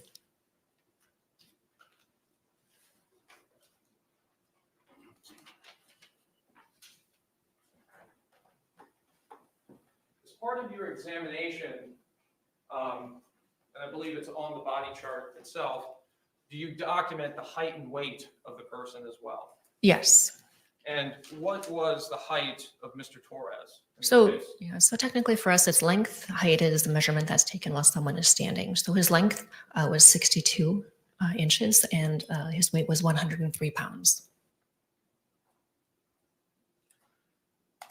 In regards to these blunt impact injuries, how is it that you come to the conclusion that these injuries were the result of blunt impacts? So these are typical wound patterns for blunt force trauma. And when I say blunt force trauma, that can mean something striking a part of the body, or on the other hand, it can be the body striking an object. And that causes injury to the skin, to the soft tissue, and sometimes the deeper tissues, depending on how severe or how strong that blunt force trauma is. Are these injuries consistent with a person being struck with a baseball bat? They could be, yes. Are they consistent with a person being pushed down a flight of stairs? They could be, yes. Can you say whether or not these injuries occurred while George Torres was in the suitcase? No. Why is it that you cannot say that? So all of these injuries seem to have occurred around the same time, meaning that they're relatively acute or new. They're not things that are healing or something that happened last week. So they all occurred around the same time. But you can't really look at a bruise or a contusion and say, oh, that happened 2 hours ago. There's not a good way to do that. Are these injuries consistent with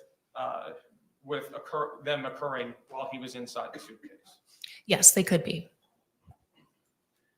As part of your examination, do you also check the toxicology of George Torres? Yes. And is that something that's pretty standard in any autopsy? Yes. And what were the toxicology results for George Torres? So there was a blood alcohol level of 0.139 milligrams per deciliter, and there was also caffeine and nicotine detected as well.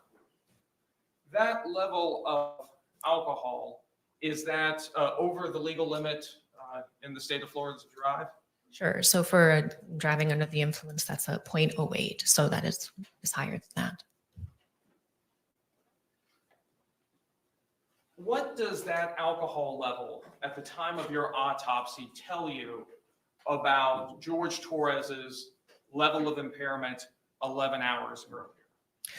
So I don't necessarily know that it was 11 hours earlier, but it was at the time of death, at or near the time of his death. That's what the blood alcohol level was. So at that level, everyone reacts a little bit differently to alcohol. And some of it has to do with whether or not somebody is accustomed to drinking alcohol or if they've never had alcohol. So you can develop tolerance. But at that level, there's going to be impairment of judgment. There can be impairment of motor skills. There can be slurring of words, something that's called disinhibition or lack of inhibition. And again, it's really variable from person to person, but those are the common things that you would see at that level. Would that level of alcohol impair the ability to problem solve? It can, yes.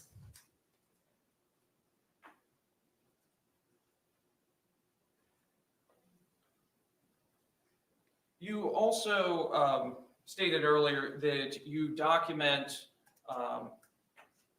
your autopsy findings also photographically, correct? Yes.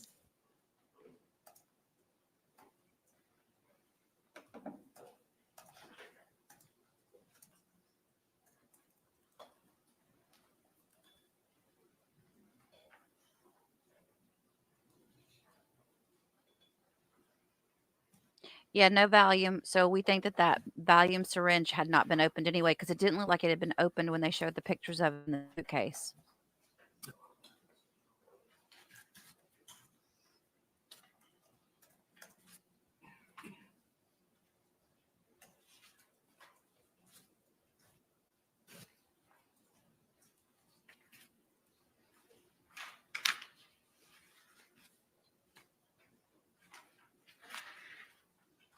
Judy, she said that there was just bruises to both hands. Your Honor, may I approach the witness who's been marked for identification as States Q and been shown to defense? You may. Ma'am, I'm showing you what's been marked for identification as States Q. Could you take a look at this composite of photographs to yourself and then look up once you're finished?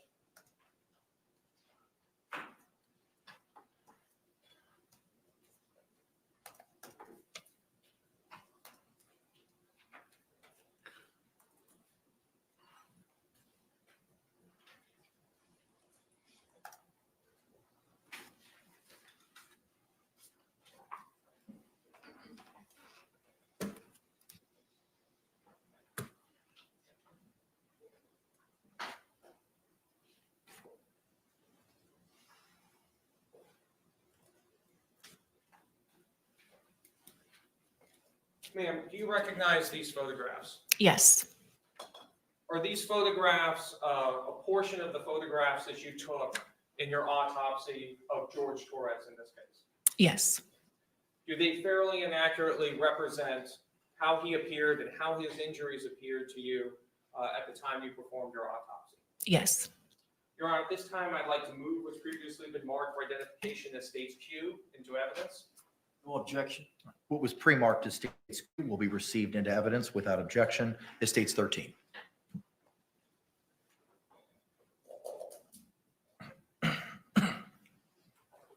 Your Honor, request permission to publish. You may do so.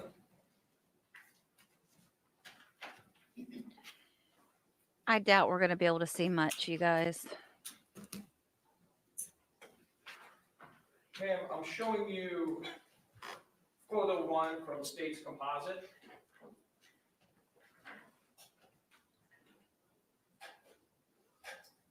Tell us, what is this a photo of? So this is the identification photo that's basically just showing from about the level of the collarbones up. And this is George Torres? Yes. Did you note any signs of injury in this photo? So there's some ecchymoses around the left eye. This picture, it's a little bit hard to see, but I think there's another one coming up. There's also an area of ecchymoses up here on the left side of the forehead with also some swelling associated with that. The lips have some contusions and small lacerations. And then on the left shoulder here, you can see a little bit of some ecchymoses here, or again, ecchymoses are kind of like big bruises.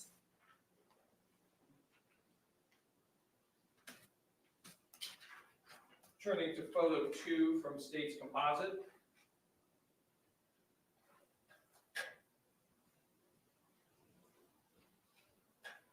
What are we looking at in this photograph? So this is his right arm near the elbow. And right here, you can see this kind of darker area. So this looks similar to an abrasion, but it's actually, it's what's called drying artifact. And again, this is one of the reasons that I think that he was in that suitcase for a little bit longer. Most likely that was a pressure point where part of that suitcase was resting on his elbow in that area. And then after death, that tissue dries out, and that's the discoloration that you're seeing there.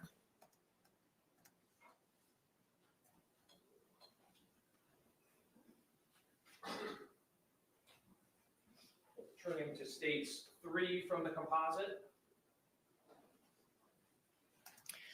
So here you can see a little bit better. I don't know if you can get a feeling for this, but this area is what we call edema or swelling. So this whole area is edema. It's a little bit discolored, so ecchymosis. And then again, really at the corner of the eye here, you can see that darker discoloration. And so those are injuries from blunt force trauma.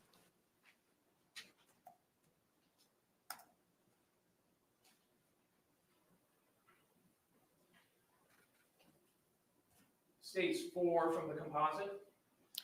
So this is the left shoulder and arm. So again, you can see this kind of red to purple area. So this is all ecchymoses, and then a couple of linear abrasions or scratches.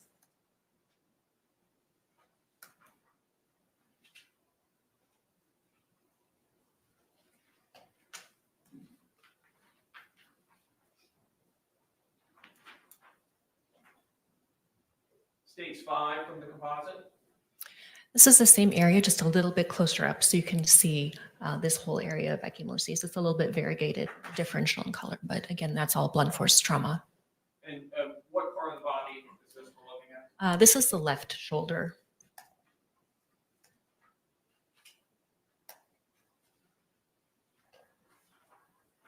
States 6 from the composite. That's the same area, but in this picture, we have a scale or the ruler. And why do we use scales and rulers? That's just to give an idea of how big the area is or how large the injury is.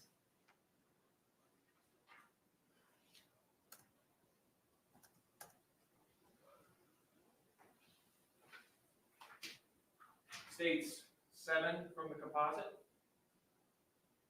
So this is the left forearm and hand, and you can see the area right here that's a little bit red to purple, and then also right here on the left hand, right here and here. Those are all areas of ecchymoses, again, blunt force trauma.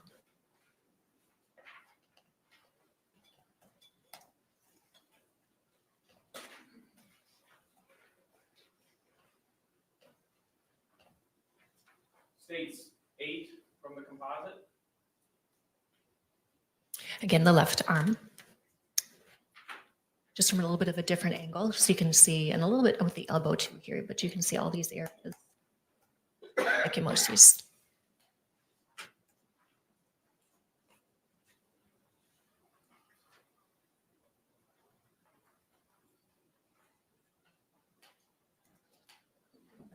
States 9 from the composite.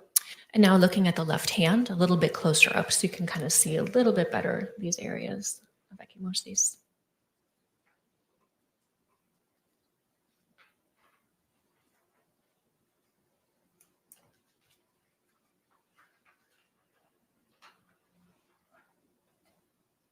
States 10 from the composite.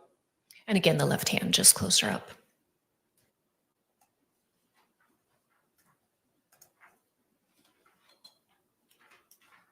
States 11 from the composite.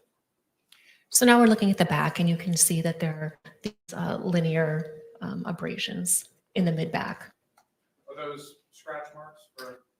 They could be scratch marks. They could also be blunt impact, more of just a straight-on blunt impact, especially being in that suitcase if there are objects in there. What is the discoloration that we see around his shoulders and then some other spots on his back as well? Sure. So you're talking about this area? Yes. So that's called livor mortis or lividity, and that's one of the changes that we see again after death. And basically what that is it's postmortem after death, settling of blood in the blood vessels. And so it's dependent on gravity and it's dependent on the person's position. So what I mean by that is we're seeing it on his back because after the time of death, at some point in time, he was more positioned on his back. And the areas that are lighter, that's because for a couple of reasons. It could be the position of the body, meaning that it's not in the gravity dependent position, or there could be something pressing on it. So either one of those.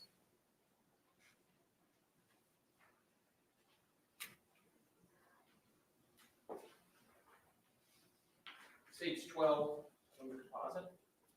So those are those linear abrasions just shown a little bit closer up.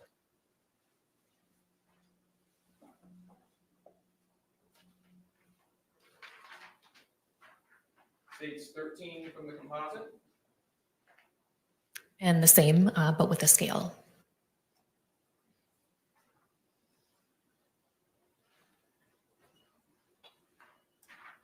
States 14 from the composite.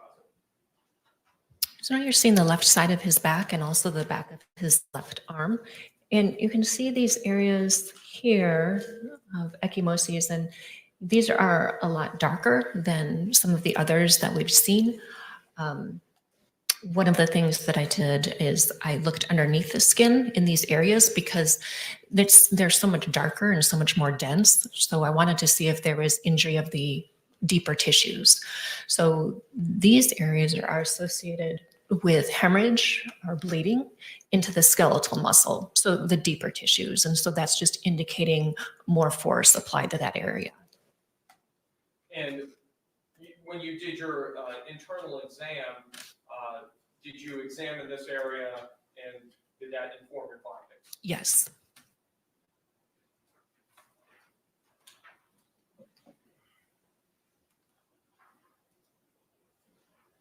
States 15 from the composite? And that's showing those areas a little bit closer up. So you can see that they're much more dense. There's at least 3 distinct areas here.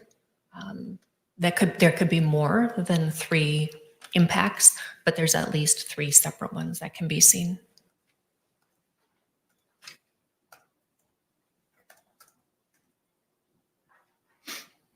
States 16 from the composite? This is just showing the upper back and the back of the neck. We've got a linear abrasion right here on the back of the neck, and these were the ones shown in the earlier pictures.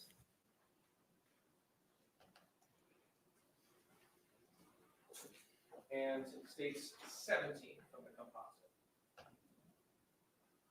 And this is just showing the same area of the back and the back of the arm, but just at a different angle.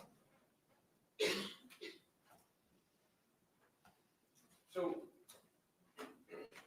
we've discussed and seen evidence of many different injuries. In total, how many blunt impact injuries did you identify?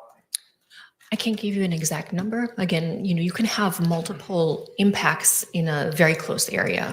So it can be hard to discern each one. They can overlay each other or they can be so close to each other.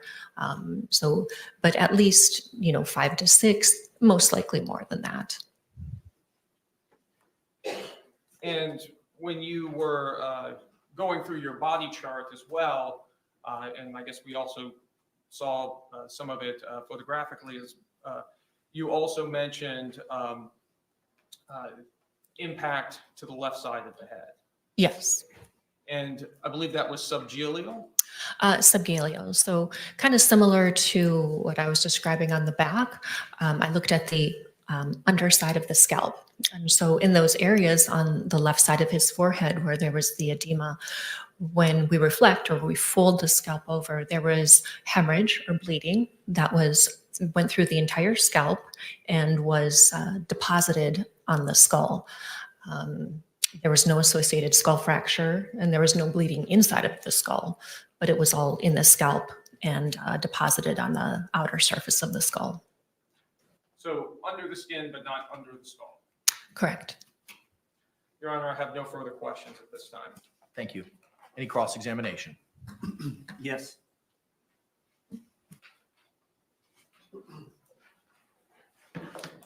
Doctor, good morning. Good morning. My name is James Owens, and I'm one of the lawyers that represents Sarah Boone here today. And I've got 2 questions. Can we first talk about the toxicology? Yes. The alcohol. You said you've done approximately 3,000 autopsies. And of those autopsies, how many years would that have been over that period of time? 12 years. Okay. So when you first got down here from Tampa, I think you were up in the Northeast, came down here to Tampa, that's when you started? Yes. And you would agree you've interpreted toxicology results in all or most of those cases? Most, yes. And you did order the blood alcohol test of the decedent in this case. And you said he was a 0.38. No, 0.138. 0.138. And you also ordered the vitreous level Yes. of alcohol as well. And the result was a 0.213. Yes. And you would agree that's about 3 times the legal limit. Close, yes. Now, you would agree that at those levels, there are some pharmacologic effects from the ethanol in the body. Yes. And I know you mentioned some, but you agree that that level of alcohol in the body would impair somebody's judgment. For most people, yes. And their decision-making abilities. Yes. And it would release inhibitions. Yes. And they would be more apt to take risk that they otherwise would not. Yes. And of course, it would impair motor skills and potentially loss of balance. Yes. It would also impair coordination. Yes. Hand-eye coordination as well as fine motor skills. Yes. It also impairs memory, alcohol does. Yes. So there are lots of effects that ethanol has on the body. Yes. Now, you're aware in this case that George Torres, the decedent, stepped into the case under his own power in a game of hide and seek. That's how it was reported to me, yes. Do you have any evidence to dispute that? No.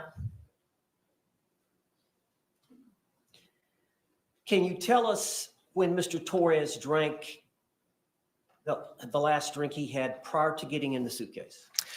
That I can't tell you because, if somebody had been drinking either periodically throughout a time period or continually throughout a time period, that's difficult to say. So he could have stopped drinking an hour before he got into the suitcase, or 5 minutes before he got into the suitcase, or 4 hours before he got into the suitcase. Yes. We just don't know. Correct. Do you have any idea at the time of the autopsy whether or not he was in the elimination phase? So Metabolism. he was in the metabolic phase, yes. The elimination phase is what I refer to it as. But Yes. okay. All right. Now I want to talk about time of death determination. It's fair to say that you did not go to the scene that day that Mr. Torres was found. No, a medical legal death investigator from our office went to the scene. So there was an investigator with your agency named Ashley Hammermeister Yes. that went to the scene, Yes. and she would have prepared a report. Yes. And you would have reviewed that report. Yes.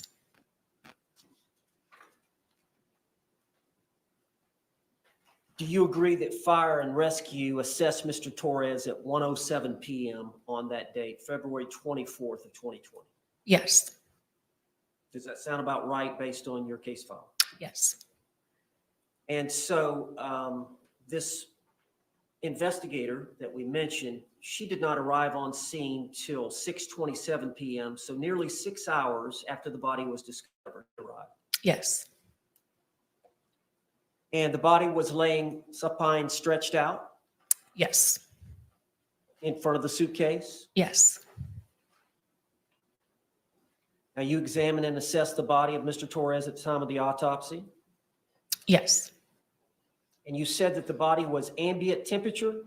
Yes. Is that the normal air temperature we're in today? Whichever environment you're in, yes.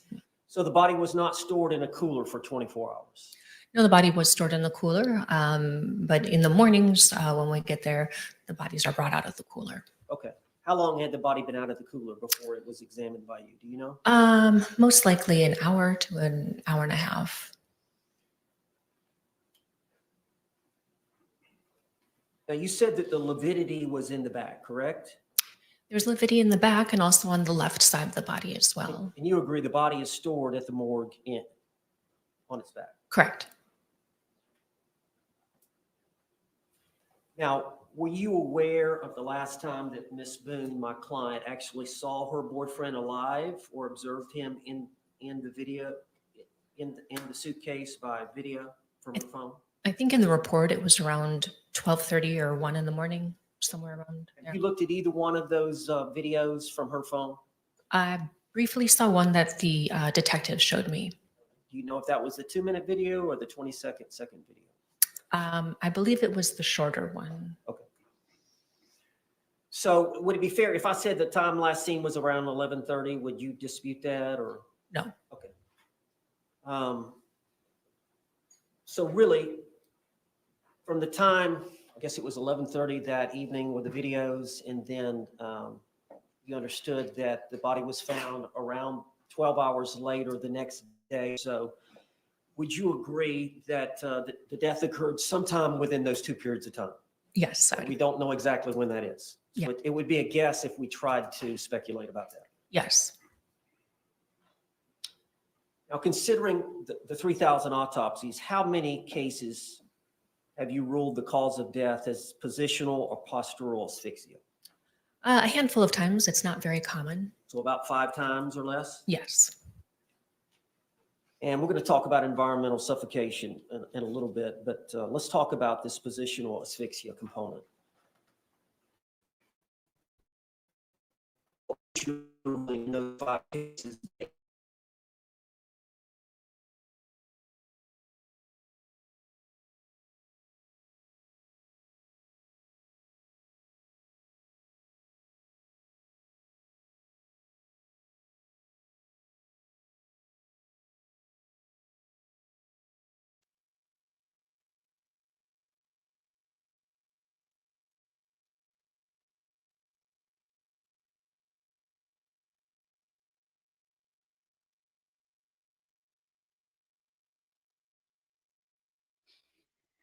Yeah, I hope they come back and ask about if they had performed CPR, would there be any bruising or anything on his chest area?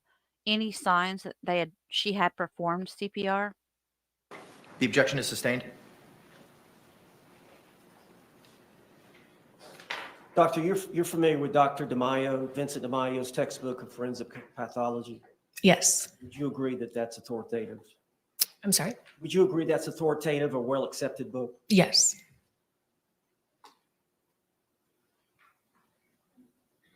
Environmental suffocation is a lack of oxygen. You would agree? Yes. Now, how many of those cases of the 3,000 that you've done where you found environmental suffocation? Probably 2 to 3. So very few? Yes. In a positional asphyxia case, that's kind of an example, like you get stuck in a hole and as you breathe, you sink deeper into the hole or it tightens. It can be anything that impairs the actual physical aspect of breathing. So that could be if the neck is flexed very much forward, so that way cutting off the air supply up towards the top of the head. That could be something compressing around the torso, so not being able to take a full breath. So those are examples of Or another example may be falling out of a tree stand and getting suspended upside down. Yes. Or the majority of the blood gets in the top half of the body. Yes. Would you agree in those type situations that the deaths occur fairly quickly, usually within an hour? They can. It depends again on the situation. Now you said Mr. Torres was 5'2" and 103 pounds? Yes. Do you know how big the suitcase was that Mr. Torres was in? I don't have the exact measurements with me. So if I told you the measurements, you wouldn't know one way or the other what they were? No, I think they were described to me and I saw the pictures from the scene and I was able to review crime scene photos to see what the actual suitcase was like. Okay. Do you know the crown to rump length of Mr. Torres? No. Did you do any demonstrative study on the suitcase to determine what kind of spacing he would have inside that enclosure? No. And you don't know the position that Mr. Torres or his orientation at the time that he was in the suitcase was? Again, I favor a fetal position, but again, I didn't observe him in the suitcase.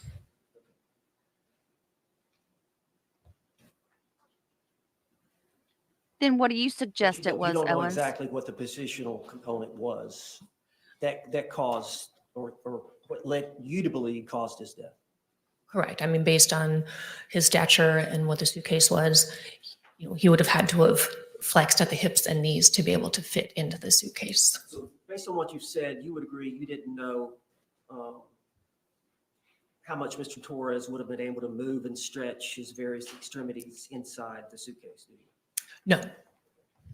So you would agree that his repositioning inside the suitcase would have been easier if he didn't have so much alcohol in his bloodstream? I don't know that I would agree with that. Excuse me? I don't know that I would agree with that. Well, you said his fine motor skills would be impaired by the alcohol. Oh, okay. I'm sorry. I thought you meant his ability to just move. To reposition himself inside this, that would be limited to some degree by the alcohol he consumed. It could be. I mean, that's not really a fine motor skill. But Okay. Or the use of his hands to unzip the suitcase would Sure. be affected by the alcohol that he had consumed. Sure, that could be. Okay.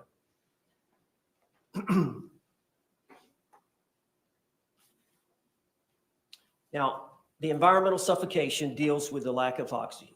Yes. Correct? And due to that insufficient oxygen that we breathe in the air, so you essentially run out of the oxygen in the space.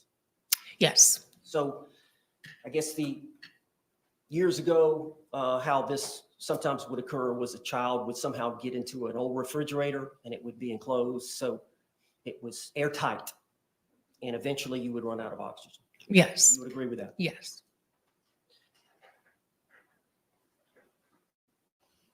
And I think you said the normal makeup of air has about 20% oxygen. Yes.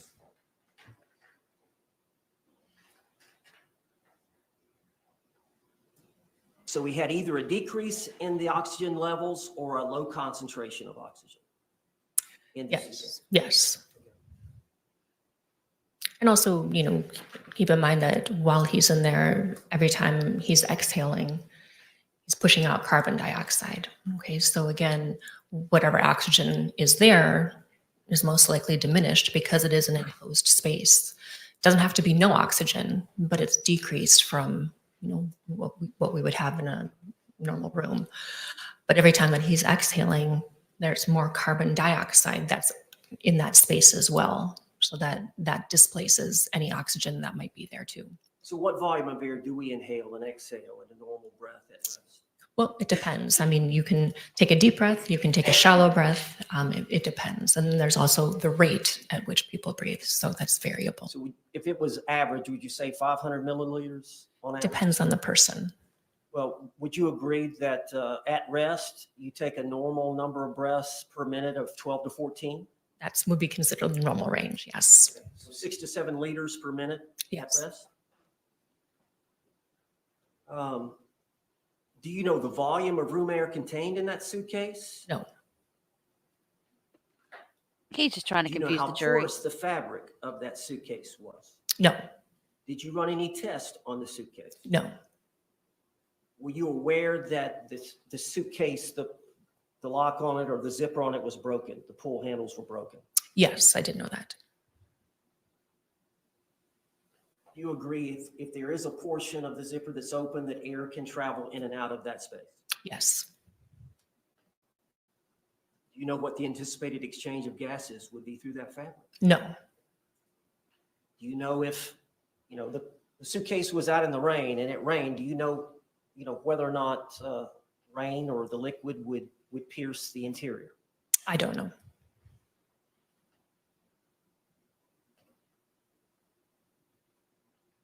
So from what I gather, no studies were done on the suitcase. Not that I'm aware of. Okay. So we don't know that zipper being busted, what exchange of air could go in and out. Correct.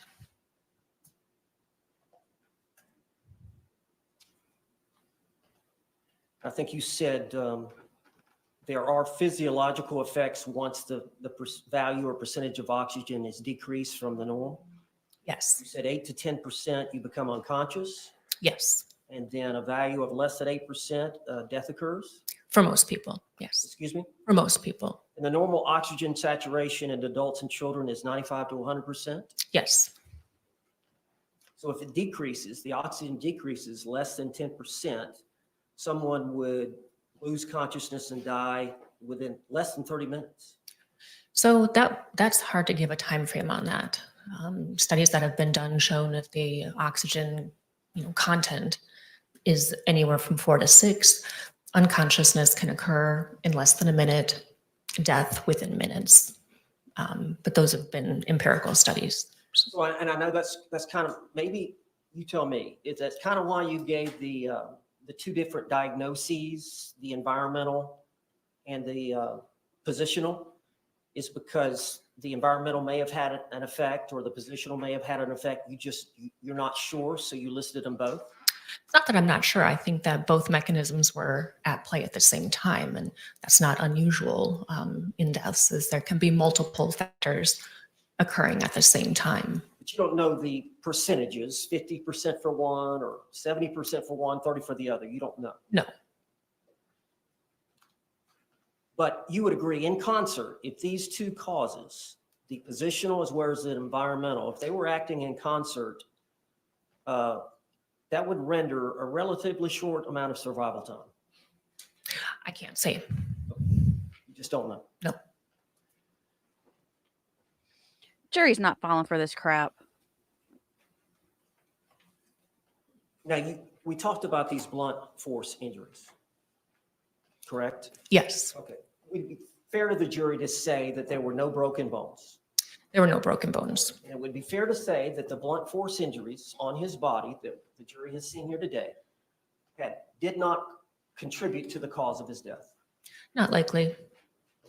And I think you didn't put that anywhere in your report. That it No. did not, I included it in my report. I did not include it on the death certificate. as the reason or cause, contributing cause of the death. Correct.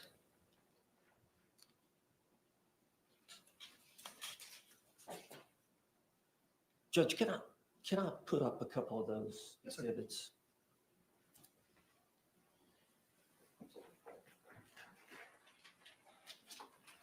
Doctor, are you aware that there was a baseball bat that was gathered in evidence in this case? I didn't hear about that until later.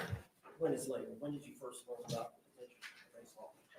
That might have been around the time that I was sitting for a deposition, but I can't quite You know when your remember. deposition was taken? I don't have the file folder. I don't know when I was deposed.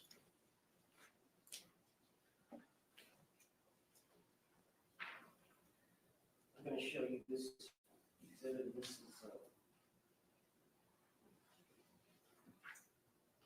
it's number 14. And this composite exhibit is state's exhibit, I believe, number 13. And this is picture number 14. You see the, you said they were circular type injuries. Yes.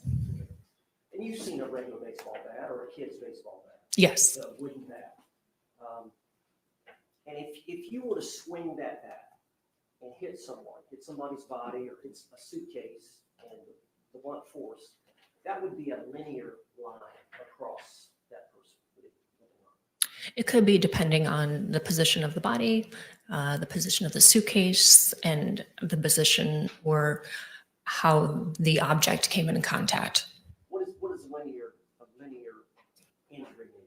So linear injury is if you think, linear, it's more like a line. Okay. Now, if you took the barrel of the bat, the very end of the barrel of the bat, and you poked into the suitcase with the barrel of that bat, would those spots there in this exhibit, is that consistent? That's compatible with that, yes. Excuse me? That's compatible. And then here's a close-up. This is picture number 15. Again, a close-up. Same question.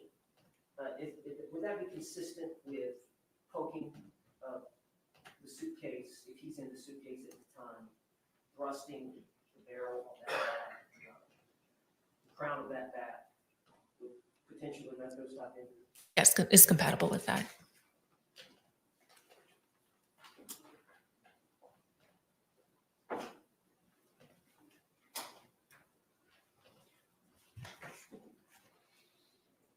Now, I want to draw your attention to the cardiovascular system. Do you have your report? I do. Okay. You describe the proximal third of the left anterior descending coronary artery having greater than a 75% narrowing of the lumen due to eccentrically placed firm yellow-white fibrolipid atherosclerotic plaque? Yes. And is that pretty much verbatim with what you said in the report? Yes. Okay. And that terminology is synonymous with a single vessel, high-grade atherosclerotic coronary artery disease. Yes. And in that location, it's kind of a classic location for what people refer to as the widowmaker. Yes. Because of the location in that vessel that supplies most of the circulation to the left ventricle. Yes. If you had a spasm in that artery, that could nearly totally obstruct the lumen and cause a fatal heart attack, could it not? It could. It could cause a dysrhythmia, yes. I'm sorry? A dysrhythmia or an abnormal beating of the heart. But that could kill him. It could. The lumen is the inside space of the tubular structure. Yes. Of that, and so that was blocked over 75%. It was, but there was no evidence of myocardial scarring. So when the vessels become blocked, you prevent blood from getting to the muscle of the heart. So there was no evidence that there was any scarring. There was no evidence that there was anything that happened acutely. When that happens, we can see changes in the actual muscle of the heart. So there were no changes suggestive of that. Well, let me ask you something. If he were to get out of the suitcase on his own and he would have passed out or fell asleep on the couch and she would have woken up the next day about that time and came down,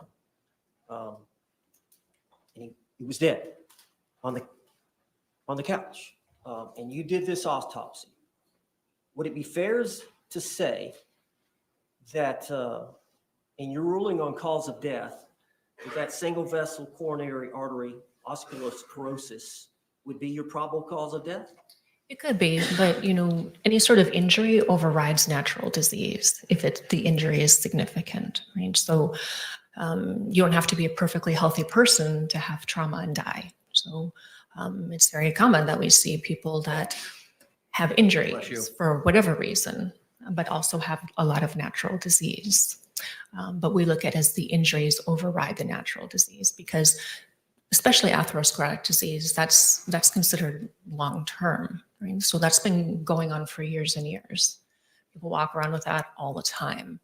So what's different is that we have trauma, and so that overrides natural disease. And sometimes natural disease can contribute, but again, it depends on the individual. It depends on the circumstances. So absent the positional asphyxia or the environmental asphyxia,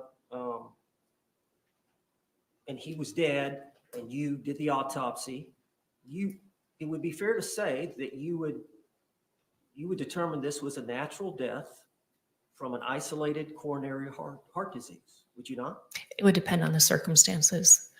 And I can't speculate on this case because I know what I know about it. If you had nothing else, the widowmaker would have caused his death, or you would have to have assumed, having nothing else, that would have caused his death. I most likely would have given him cardiovascular disease. Now, this ethanol metabolism that we talked about earlier, and there's a question about you believing he was in the elimination phase, correct? Yes. Okay. Is it fair to say that George Torres, the decedent, was in the elimination phase since the blood ethanol was below the vitreous value? Yes. Given the vitreous value was a 213, is it justified in saying the decedent's blood ethanol level was at least a 0.213 prior to starting the elimination phase? Yes. And now you know that the normal elimination rate is, I believe, a 0.015% per hour. Yes. Is that standard? It's an estimate. And so we have a difference of a 0.138 to the 213. So roughly 5 hours of elimination. Does that sound about right? Yes. So in other words, you would agree there's a short interval where the vitreous and the blood are identical. Yes. And then the blood drops beneath the vitreous value as ethanol is metabolized in the blood. Yes. So is it fair to say, given the significant difference in the blood and the vitreous ethanol values, that the true vitreous and blood ethanol level had to be much higher than what is reported in your report at the time that he passed? At the time that he passed? No, this is reflective of the time that he passed. Say again? This is reflective, the 0.139, that's reflective of the time that he passed. There's not, there's not metabolism after death Okay. of the alcohol. All right, well, let me, what I'm saying is, he could have been, prior to that time of passing, he could have, his blood alcohol level would have been much higher. It was at least at the same level as the At least the Bidleys. two. Yes. At least the 213. Yes. It could have been much higher. It could have been, yes.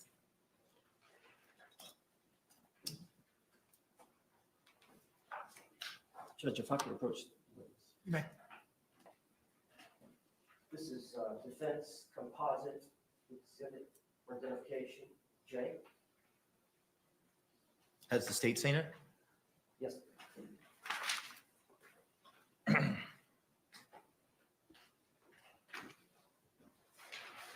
I think the jury's going to see through what he's doing. We stipulate J into evidence. Was pre-marked as defense J, will be received into evidence without objection as defense 1. You still can't get around the fact that he was in the suitcase because she had him in there and didn't let him out. Malicious intent is still there. You may. Ma'am, there's 5 photographs. I'm just from the office. The first one's number 5. What does this depict? So that's the left hand. So you're looking at the outer surface of the hand, the knuckles, and the 3 of the fingers. Bruise there on his top of his left hand? Yes. Right, and the same for picture number 4. So that's the same, just a little bit further away and without a scale. And then here is picture number 3. So now you're looking at the thumb and the index finger? And then there's some bruising on the hand. Yes. And here's picture number 2. So what you're seeing here is, from the scene, our investigators put brown bags over the decedent's hands. And that's, we collect evidence at the time of the autopsy. So at the scene, brown bags are put on the hands to preserve any evidence. And so that's why you're seeing this, because this is a picture that we take. We cut the bag open and we take a picture to show exactly what the hands look like. You agree there's bruising here? On Yes, the back of the there. hand, and also up around the knuckle area? Yes. And the fingers, and also on the section here? Yes. And then here's the last picture, number 5, which again is the left hand, Yes. showing the bruising on the top of the hand as well as the knuckle area. Yes.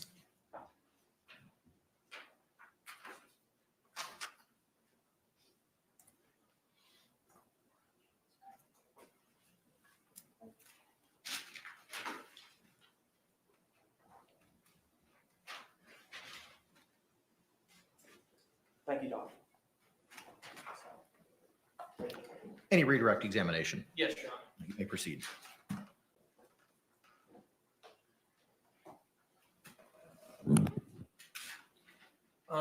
You were asked several questions on cross-examination about the alcohol level in this case. And I believe there was a term metabolic phase or elimination phase.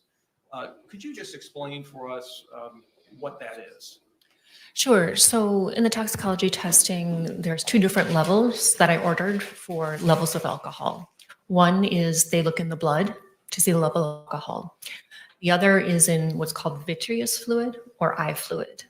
And we look at both areas because that can give us an idea of whether somebody is metabolizing through the alcohol or whether it's still rising. It just gives us an idea sometimes of how close to death they were when, the ingestion of alcohol happened.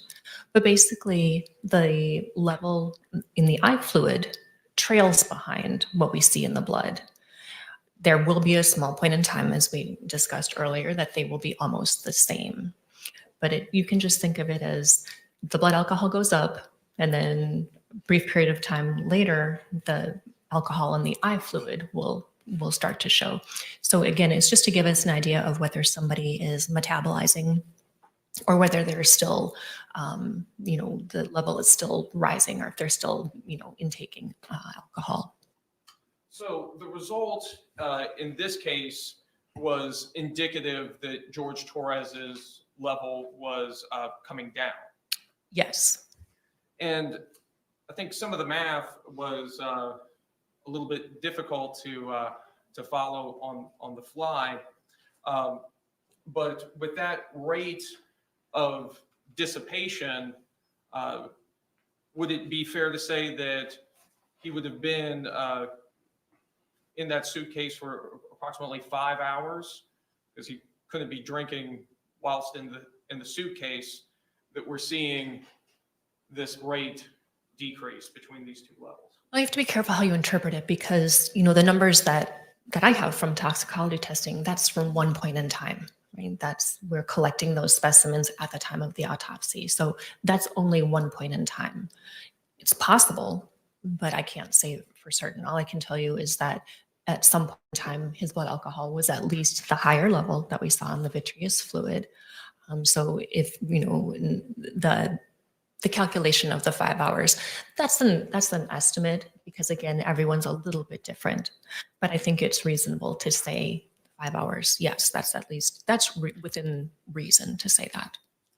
And obviously a pretty obvious point, but we don't continue to metabolize alcohol after death. Correct. You were asked about studies or tests being performed on the suitcase in this case. Correct. Would the presence of objects in that suitcase also affect the length of time a person may have survived in that suitcase? I guess if there were a lot of other objects in there, that maybe could, occlude the mouth or nose, or maybe if that means if there's more stuff in the suitcase, there's less room for the person. So I guess. Another variable that would also be present would be the opening of that zipper, would it not? Yes. So if the zipper was further open, potentially more oxygen could be coming into that area. Would that be fair to say? Yeah, there could be more oxygen coming in, but that's always the question is, would it be enough? Right? Because you can still have oxygen there, but it may not be enough. And again, for kind of the factors that I talked about before. And there would be no way to know exactly how far that zipper was potentially forced open. Correct.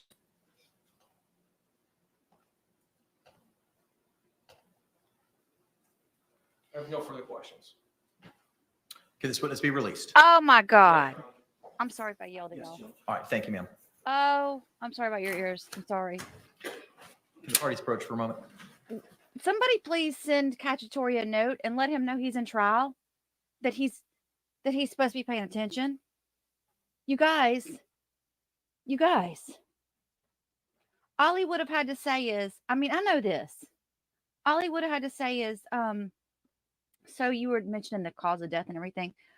Basically, is there any way to determine whether or not George Torres would have died from the Widowmaker the night of it happened? Had he not been in the suitcase, is there any way, I don't know exactly how to word it. Okay, I don't. But he had time to think about this. Missing objection opportunities, yes. And no mention of the CPR. Oh. Members of the jury, it's 11:01. We did get a bit of a later start this morning due to those security issues. Do any of y'all need to take a break at this point in time? Raise your hands if you do. No, hold it. Court seeing no hands. State, you may call your next witness. Oh, I'm so mad. Yes. Why don't y'all just stay up there, for crying out loud? You guys, I can't get over this. I can't. She said no heart damage, no heart attack. Well, she said that a coronary artery disease that he kept punching on was a long-term thing that many people live with every day. And it most likely did not cause his death. That's what she said. But if I were the defense and I wanted to make that point in cross, I know I need to go. I would have done something there. We do need Jay. We need Mr. J. But Cacciatore, tag, you're out. Go sit down. Go sit down. Go put him in the corner. Speaking of which, where the heck's Mark at? Carrie, what was the photo of Scott Lowen mentioned Sarah took that night? The photo that she took that night, there was a mention of her taking a picture of him dancing with the dogs. She kept talking about that. I don't know. I think she might have taken a picture of him in the suitcase, but I'm not sure. Not him in it, but like a picture of the suitcase. Yeah, Mark's probably at the casinos. Y'all are right. I mean, after all, it is Monday. He's going to watch this and be so mad at me.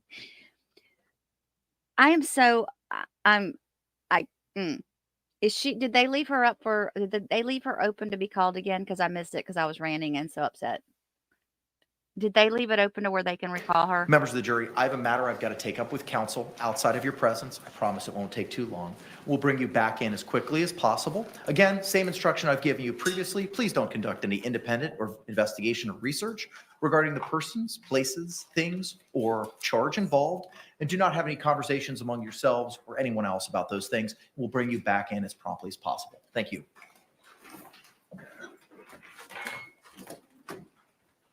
Hattie says, settle down, Carrie. The state doesn't need to object. Owen sounds like an idiot on his own.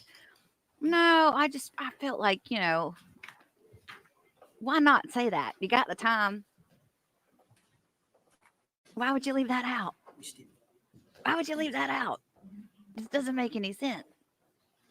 Mackenzie says, we need to trust the prosecutor. I don't trust anybody. What are you talking about, Mackenzie?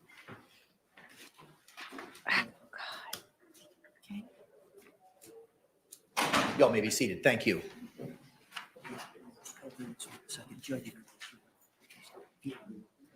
The linear marks are more, I think they're scratches. I don't think they're like bruises. Judge, James Owens here, and I'm here with Sarah Boone. The first exhibit is State's Exhibit F for identification. It is the title Stipulation Victim Identification, and it is signed by Mr. Cacciatore, Sarah Boone, and myself. October 2nd, 2024. And the other stipulation? The other is a stipulation of FDLE report, again signed by Dave Cacciatore Jr., Sarah Boone, and James Owens. It is it's listed as identification for identification States Exhibit N. It is a 2-page FDLE laboratory report generated June 3rd of 2020.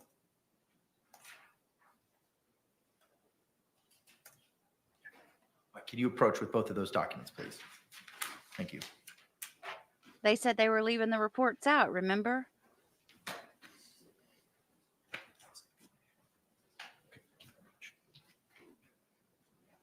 State, anything else to add over and above what Mr. Owens identified? No, Your Honor. All right. Ms. Boone, good morning. You were previously sworn earlier today. I hold in my hand 2 stipulations. The first stipulation, pre-marked as State's Exhibit F, reads Stipulation of Victim Identification. Reads as follows. The Assistant State Attorney, Dave Cacciatore Jr., the defendant, Sarah Boone, as well as his lawyer, we have a scrivener's error there, James Sullivan, okay. Sullivan Owens, stipulate that the identity of the deceased in this case is George Torres. Signed the 2nd day of October, 2024. Ma'am, have you had the opportunity to go over this stipulation with your attorney? Yes. Do you understand what this stipulation means? Yes. Are you freely and willingly entering into this stipulation? I am. Did anyone force you, threaten you, or coerce you to enter into this stipulation? No. All right, the court accepts this stipulation. How do we want to handle the little issue with regard to his lawyer as opposed to her lawyer? I'm fine with the court making an edit to scratch out his and insert her if that's acceptable with the defense. Acceptable? Yes. Ma'am, is that acceptable to you as well? It is. All right, thank you. The court will make that handwritten interlineation, removing his and adding her. State, do you seek, we'll move this into evidence in front of the jury, correct? Correct. All right, thank you, sir. Moving now to what was pre-marked as State's N. Ma'am, this is a stipulation of FDLE report. It reads, the Assistant State Attorney, Dave Cacciatore Jr., and defendant Sarah Boone, as well as his lawyer, James Sullivan Owens, stipulate to the admissibility into evidence at trial of the FDLE lab report authored by Carolina Benito on June 3, 2020. It bears Mr. Cacciatore's signature, your signature, and the signature of your attorney, Mr. Owens. Have you had the opportunity to review this stipulation with your attorney? Yes. Have you had the opportunity to review the 2-page FDLE report that will be attached to it? Yes. Do you understand what this stipulation means? Yes. Are you entering into this stipulation freely and voluntarily? Yes. Did anyone force you, threaten you, or coerce you to enter into this stipulation? No. All right, the court accepts this stipulation. Any issue with striking through his and adding her, State? No, Your Honor. No, sir. All right, the court will make that interlineation as well. Anything else we need to address, State? I will return these to you for the purposes of moving them into evidence with regard to these two stipulations. Yes, sir. So nothing else? Nothing else. Okay, thank you. Defense, anything else? All right, thank you very much. Anything else we need to address before we bring back in our panel? No, sir. No, Your Honor. All right, let's go ahead and stand and bring back in our panel. Thank you. So they were just correcting the wording on the report, but they were also saying they were going to bring the FDLE lab report into evidence for the jury to be able to see. I wondered if they're also referencing lab reports that were done on her as well.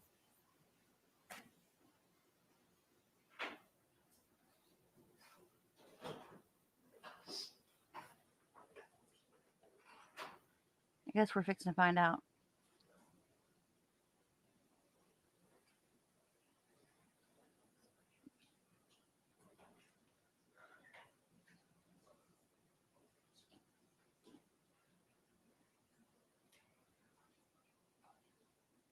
Well, early on, I mean, when they were right before they went into trial, they had said they were going to leave all the reports out, and that only they specifically said the police reports, and that they could reference them, but they weren't going to be added as evidence for the jury to view.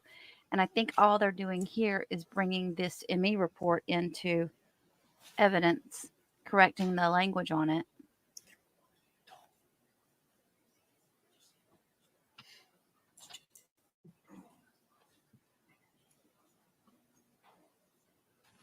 They did mention the linear, sorry, I keep saying it wrong, the linear scratches. So he had scratches on the back of his neck and on his back from her fingernails. That might be what the next thing is about, her fingernails, swabs. I don't know.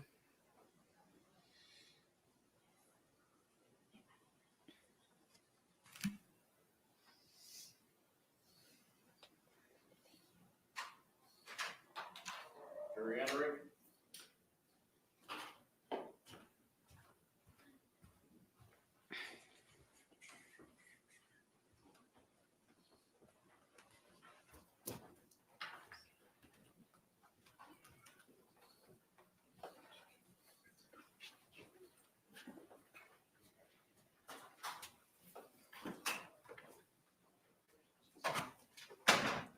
State, do you recognize our jury? Yes, Your Honor. Defense, do you recognize our jury? Yes. All right, members of the jury, thank you. Can be seated. Members of the jury, Ken, if you could just confirm that you complied with the court's instructions during that short break by raising your hands. Record reflect that all juror members have raised their hands. State, you may proceed with your evidence and testimony presentation. Yes, Your Honor. At this time, we'd like to move what's been pre-marked for identification as states F and states N into evidence. Any objections? No objection. All right, what was pre-marked as states F will be received without objection as state 14. What's been pre-marked as States N will be received into evidence without objection at State 15.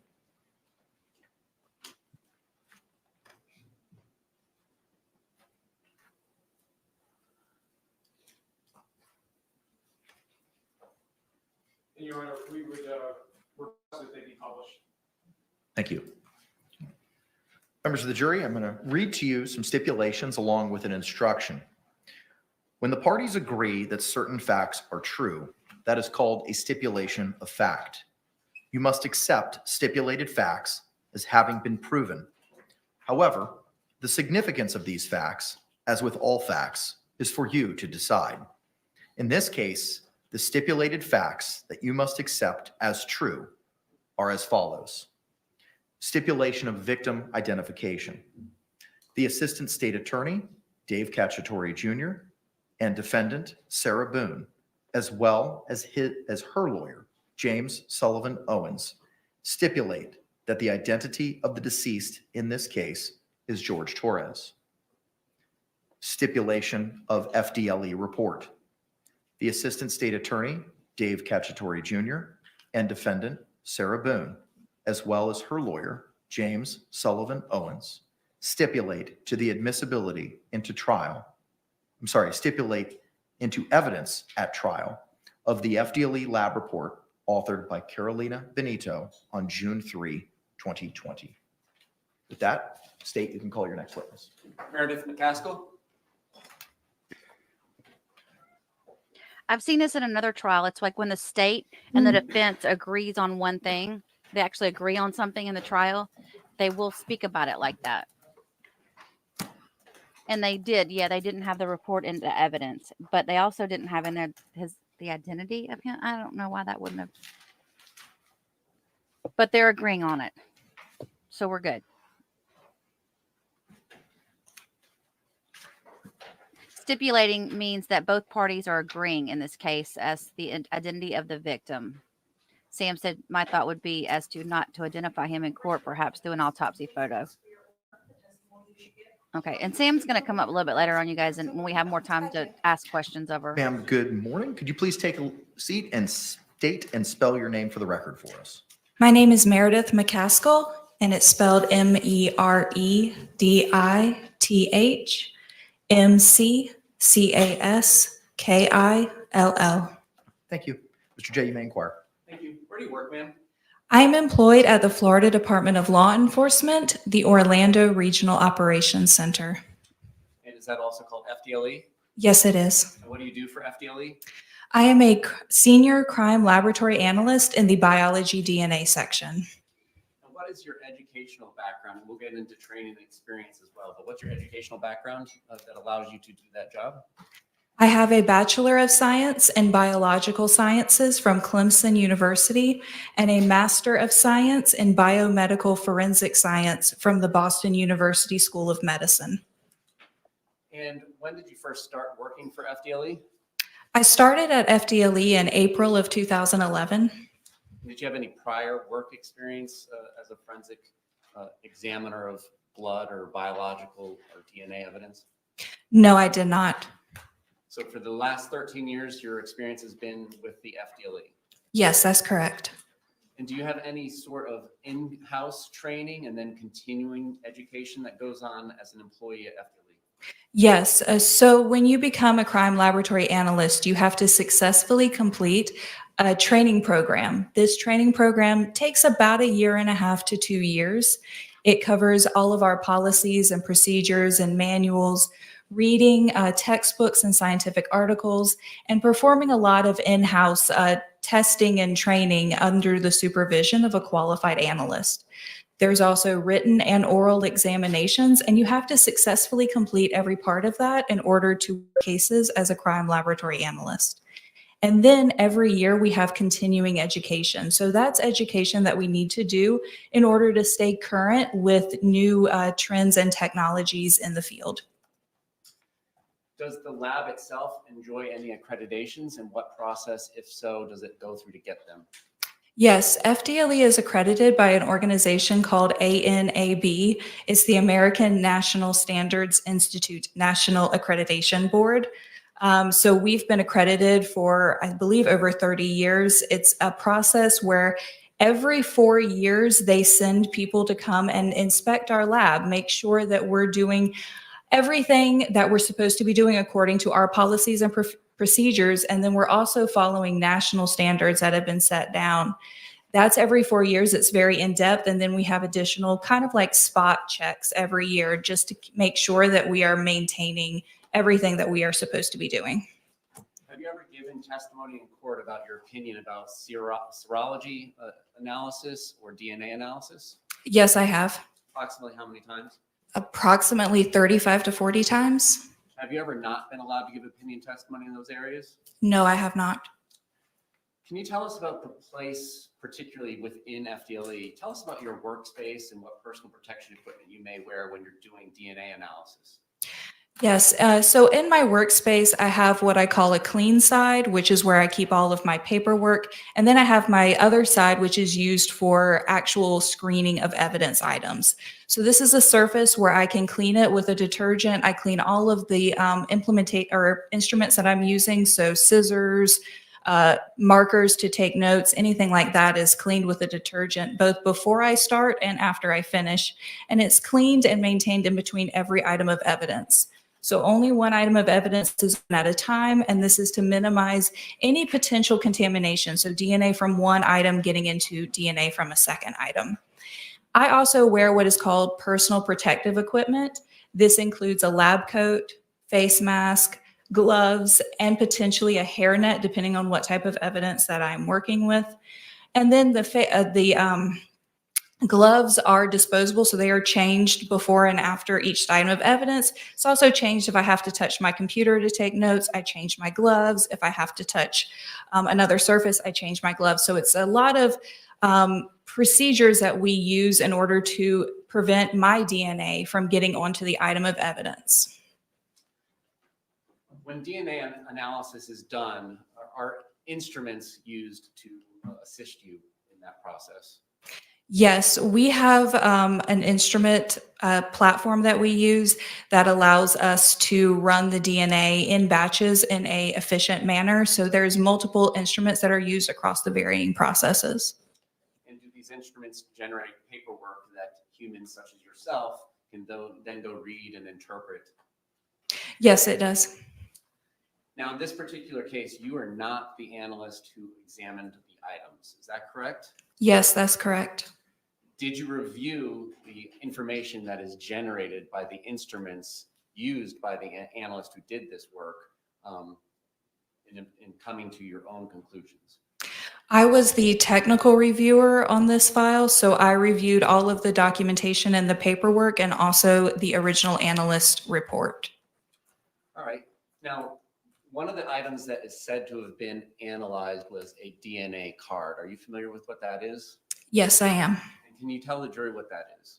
Usually it's referred to as a DNA card or a blood stain card, and that's just a card where somebody can spot blood, usually human blood, on it and dry it down.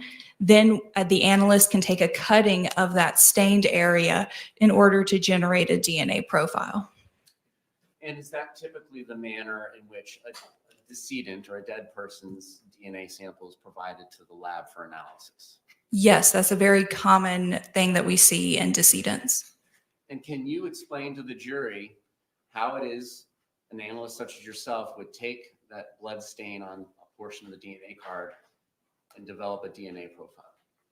Yes, so it usually is blood stained on the card, so you can identify that stain visually, take a cutting of that stained area, and then place that cutting into a sterile tube, which is then sent through the DNA process. So that's adding chemicals and heat in order to break the cells open and release the DNA into the solution, and then running it through the rest of the procedures where we determine about how much DNA is in the sample, make millions of copies of our specific areas of interest, and then generate a DNA profile that can be used for comparison to any questioned items in the case. Do you use some sort of commercial kit to develop DNA profiles on known items such as this? Yes, we do. Approximately how many locations back in 2020 would have been tested on this DNA card? In 2020, it was 21 locations. And in going through this process, is there a process that amplifies the amount of DNA? Yes, there is. Can you describe that? Yes, so we need to amplify or make millions of copies of the specific areas of interest that we're looking for. We don't want to make copies of the entire DNA molecule. We're just wanting to isolate those specific 21 areas and make copies of those specific areas in order to generate the DNA profile that we use in forensic DNA analysis. And do you know what a short tandem repeat is? Yes, I do. What is that? Short tandem repeat, we also call them STRs. That's just what we're looking for in the forensic DNA analysis. There are short areas of repeating DNA pieces. So for example, at somebody's DNA profile at a specific location, you can have a set of 16 repeats and a set of 17 repeats. And that's just this one little piece of DNA and it repeats 16 times. And then you have a piece that repeats 17 times. And it's the number of repeats that is different from person to person. And you said you might be a 16 at one spot and 17. Let's just be clear on what we're talking about. On one particular location, well, all of them, do you get DNA from mom and dad? Can you explain that? Yes, so you get DNA from your parents. So it's inherited. You get half of your DNA from your mom and half from your dad. So when I'm talking about the short tandem repeats and the example of a 16 and a 17, that could mean that you got a set of 16 repeats from one parent and a set of 17 repeats from the other parent. So it's just the copies that you get from your parents. And you might happen to have 16 from each. Yes, that's also a possibility. All right, and so the chemicals end up copying about, you said 21 areas in 2020? Yes, so there's 21, and then we look at several areas that are on the gender marker. So it was 3 areas on the gender markers. And each of these locations will come up with some sort of number like 16, 17, 4, 4, so on and so forth. Yes, that's correct. Were you able, in reviewing the instrumentation data in this case, was the DNA profile that was said to have come from Mr. Torres, was there able to be a full DNA profile at those 21 locations developed? Yes, a complete profile was obtained for that sample. Now, can you tell us what a buccal or a buccal swab, sometimes people call it each, which way is the right way? I usually use the word buccal, but buccal is not incorrect either. All right, what is that? It's just a swab that we can use as a reference sample from a person. So it looks, all of our swabs just kind of look like a long Q-tip with only one end. And then you just take that cotton tip in and rub it on the interior of your mouth to get a good DNA sample. You have a lot of cells on the inside of your mouth and a lot of saliva. So that's a good source to use for a known sample from a person. And these long Q-tips, I believe, as you described, are they put into a box that is designed in a way so that the Q-tip doesn't touch the edges of the box? Yes, I've seen it in boxes like that, but I have also seen it where they've been put back into the original paper packet container. So either method is fine. And did the FDLE in this particular case, in the data that you reviewed, was there buccal swabs represented as being from the defendant, Sarah Boone? Yes, there was. And in the process that you've briefly described for the jury already, can you just tell us if it's different in any way to take a part of that cotton swab to develop a DNA profile than a piece of the DNA paper? No, it's the same process. With the buccal swabs, I'm just taking a small cutting of the cotton area of the swab, placing it in a tube, and then running it through the exact same DNA process. And was a full profile at the 21 locations able to be developed for the buccal swabs represented as being from Ms. Boone? Yes, a complete profile was obtained for that sample. Were there also what we call unknown samples that were examined in this case? Yes, there were. And can you describe the difference between a known and an unknown sample for the jury? Yes, a known sample is a sample from a specific person. So that's like the example of a buccal swab. I know that sample came from that individual, and I can use that as a way to determine that particular person's DNA profile. An unknown sample is just a sample where we don't know whose DNA or if there is any DNA on that sample at all. So those are question items that can be, once a DNA profile is obtained from that item, can be compared to the known profiles obtained from individuals. And in this case, was there an unknown item labeled as DNA swabs representative coming from Mr. Torres's fingernails? I believe it was fingernail clippings from Mr. Torres, yes. All right, and typically, I know you didn't do the work on this particular case, but in reviewing the notes and in your experience, do these DNA samples from fingernail clippings come in as swabs, like a buccal swab? So sometimes they can come in as swabs, but other times they come in as just fingernail clippings. So taking the clippers and just cutting off the ends of the fingernails. And then I've also seen it where they've been scraped using pointed sticks. And so if there is a swab that came in represented as being from the fingernails, then that would go through the process as you previously described for the buccal swabs. Yes, that's correct. And if it comes in as fingernails or scrapings, do you all have to make your own swabs? Yes, that's correct. And how would you go about doing that? We have prepackaged swabs in our lab. We can then use some sterile deionized water and drip that onto the end of the cotton tip to make it a little bit moist so that it can pick up any DNA that is left on the item. And then we just swab the surface of the item, allow the swab to dry, and then cut it and place it into a tube for the DNA process. So we're just making our own swabs at that point. And was there a profile obtained from what was represented as being a DNA sample from Mr. Torres's fingernail clippings? Yes, there was. And did it match either of the two known profiles that we've just discussed here this morning? Yes, it did. Which one? Mr. Torres. Were there any results indicating foreign DNA on this item? No, there were no DNA results foreign to Mr. Torres obtained from either set of fingernail clippings. Likewise, was there something examined in this case represented to be swabs or DNA samples from Ms. Boone, the defendant's fingernails? Yes, those were swabs that were sent, represented as being from her fingernails. And so just like the buccal swabs that come in as a Q-tip, and then you would test that in a similar manner? Yes, that's correct. Was a profile able to be developed from what was represented as being swabs from Ms. Boone's fingernails? Yes, there was. And did that profile match either of the two known profiles that we've been discussing this morning? Yes, it did. And whose was that? Miss Boone's. Now, in regards to both of these last items that we've talked about, the fingernail swabs from each Mr. Torres and Miss Boone, is it expected that their profile would be developed from DNA swabs from their fingernails? Yes, it is. All of those samples were represented as being from those particular individuals, so their DNA is expected to be on those items. Was there any DNA foreign to Miss Boone on those samples that were representative as coming from her fingernails? No, there were no DNA results foreign to Miss Boone obtained from either set of fingernail swabs. Now, with this amplification process that you've described, is it PCR? Yes, it is. How sensitive is it when a sample is taken from an unknown area, such as fingernails? The PCR process is pretty sensitive, and over the years, as the science has evolved and testing has changed, the process has become even more sensitive over the years. And hypothetically, if two people are living together and are intimate partners, quite frankly, would you expect the intimate partner's DNA to show up on swabbings from their fingernails? Yes, it's possible that their DNA would show up if they're in close contact with each other.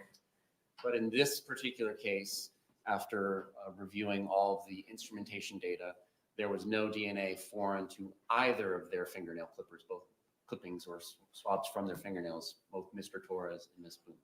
Yes, that's correct. No other questions? Any cross-examination?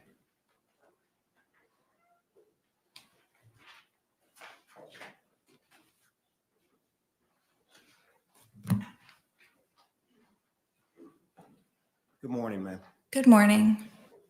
Once you develop a profile, are you able to take that profile and compare it to other possible DNA on objects or items? Well, if it's a DNA profile that is obtained from a questioned item, we can compare that to profiles from known individuals. And in this case, an example of that, if an object from an unknown source, you could take that and compare it to a known profile. Is that correct? Yes, that's correct. And if you get a match with that comparison, what can you take from that? Just that is the DNA profiles are the same. So if it's an object, let's say like a bat, and there's a DNA profile that's obtained from the bat, and it matches a known profile, could you make the conclusion that that person touched or handled that bat from the known profile? No, I can't. There's nothing in the testing that we do at FDLE that will allow me to determine how any DNA ended up on an object or how long it's been on that object. Now, you said that in this case, what was sent for DNA comparison? In this case, there was a blood stain card or a DNA card represented as being from Mr. Torres, buccal swabs represented as being from Miss Boone, fingernail clippings from both hands represented as being from Mr. Torres, and then fingernail swabs from both hands represented as being from Miss Boone. Those are the only items that were sent to your lab for comparison.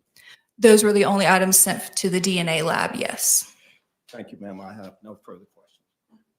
Any redirect examination? No redirection can be excused as far as the state is concerned. Defense? Yes. All right, ma'am, you're excused. Thank you very much. All right, thank you.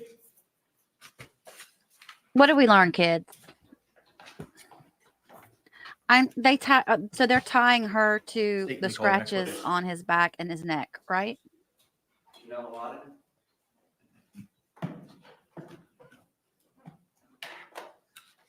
They didn't do her fingernail scrapings until, well, no, I could be wrong on that.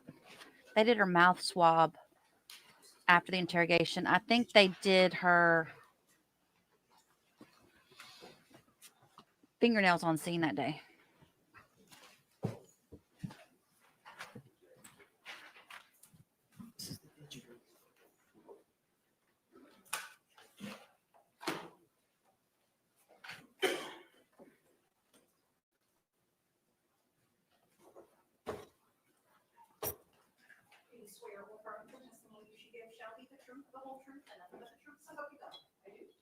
Ma'am, good morning. If you could take a seat, state your name and spell it for the record, please.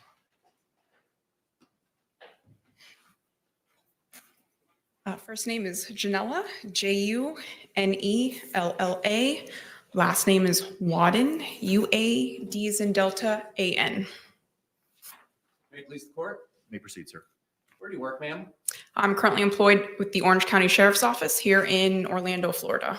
What does Sheriff Mina currently having you do? I'm currently, my current position is a digital forensic examiner. And how long have you held that position? I just hit 6 years. And can you tell us about, and we're going to break it down, education, training, and experience. Let's just talk about your education. What's your educational background prior to becoming a law enforcement officer? In particular, what is relevant to being a digital forensic examiner?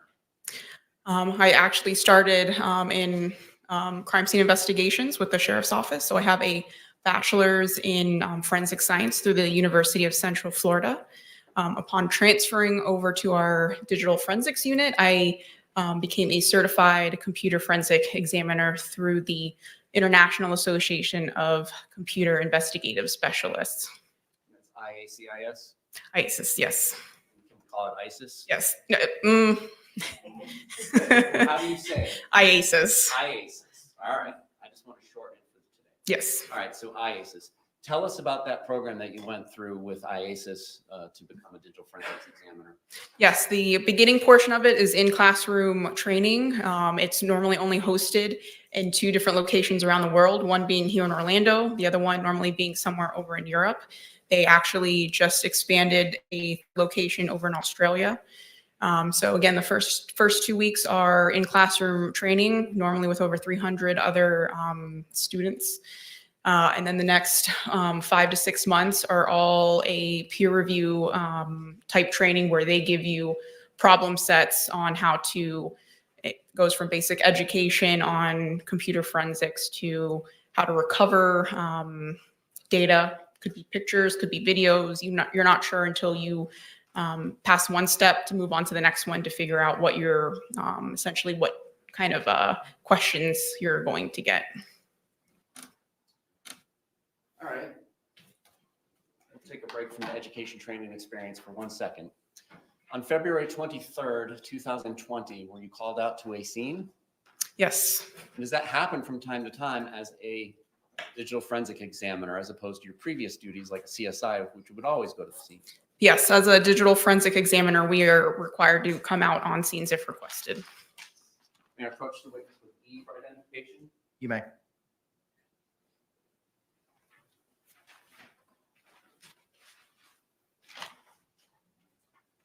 Showing you E for identification, do you recognize states E for identification? Yes. And how is it that you recognize that? I recognize the front label or the portion filled out on the envelope with my handwriting, as well as evidence tape sealed, also initialed with my initials.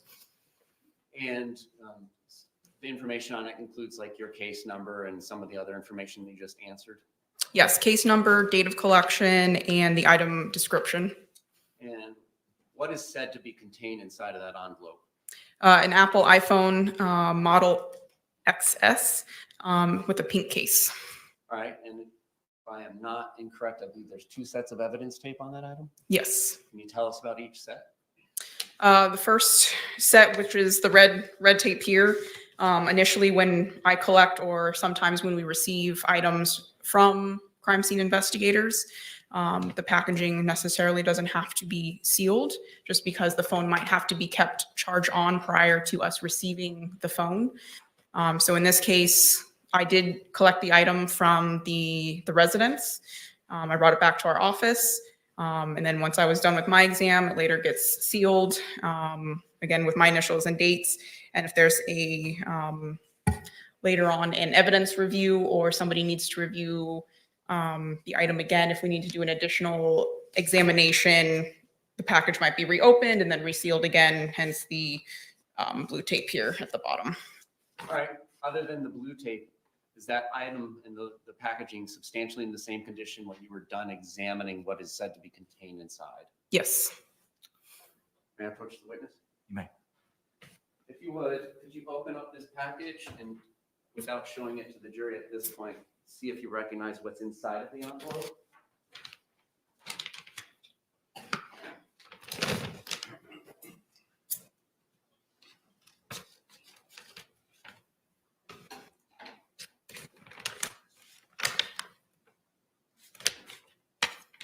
Yes, there's a phone with a pink case inside. Do you recognize that as the item that you collected from the scene that you went to on February 23rd, 2020, and then later examined? Yes. All right. So this scene, February 23rd, 2020, where is this scene? I believe it's 4740, or can I refer to my report for the address or to the numerical? If it would refresh your memory. Yes. Go ahead, and then when you're done refreshing your memory, let us know if your memory was refreshed.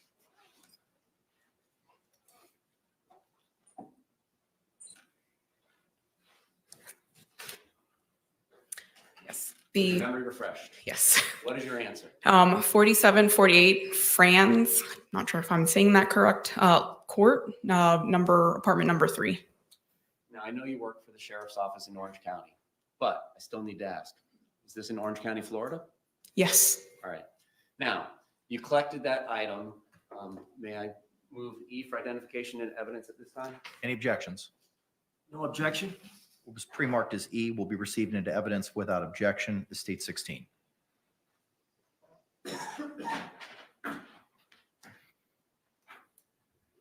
Did you do anything with that item while you were on scene? Yes. What is it that you did with that item while you were on scene? I was requested to come out. I was informed from the detectives that the user of the device gave consent for us to download her phone. So I responded out, and once I located the phone, I immediately started to extract the data from the phone. All right. So now let's talk about what tools you use to do that. I assume there's some software involved with this process. Yes. Can you tell us about your familiarity and the training that you had in regards to using that software back in the time of February 2020? Yes. One of the main tools that we use for data extraction is called Cellbrite. I did obtain, again, transitioning to our digital forensics unit, I obtained 2 certificates with Cellbrite, which is an operator certificate, knowing how to operate the hardware and the extraction software, as well as a certificate in their physical analyzer software, which is more used for the analysis part. So once we download the phone, we get a digital file, which to us is a lot of data, which humans, we can't read. So their software basically makes it more readable for us humans, which we can then generate a report in different formats for review.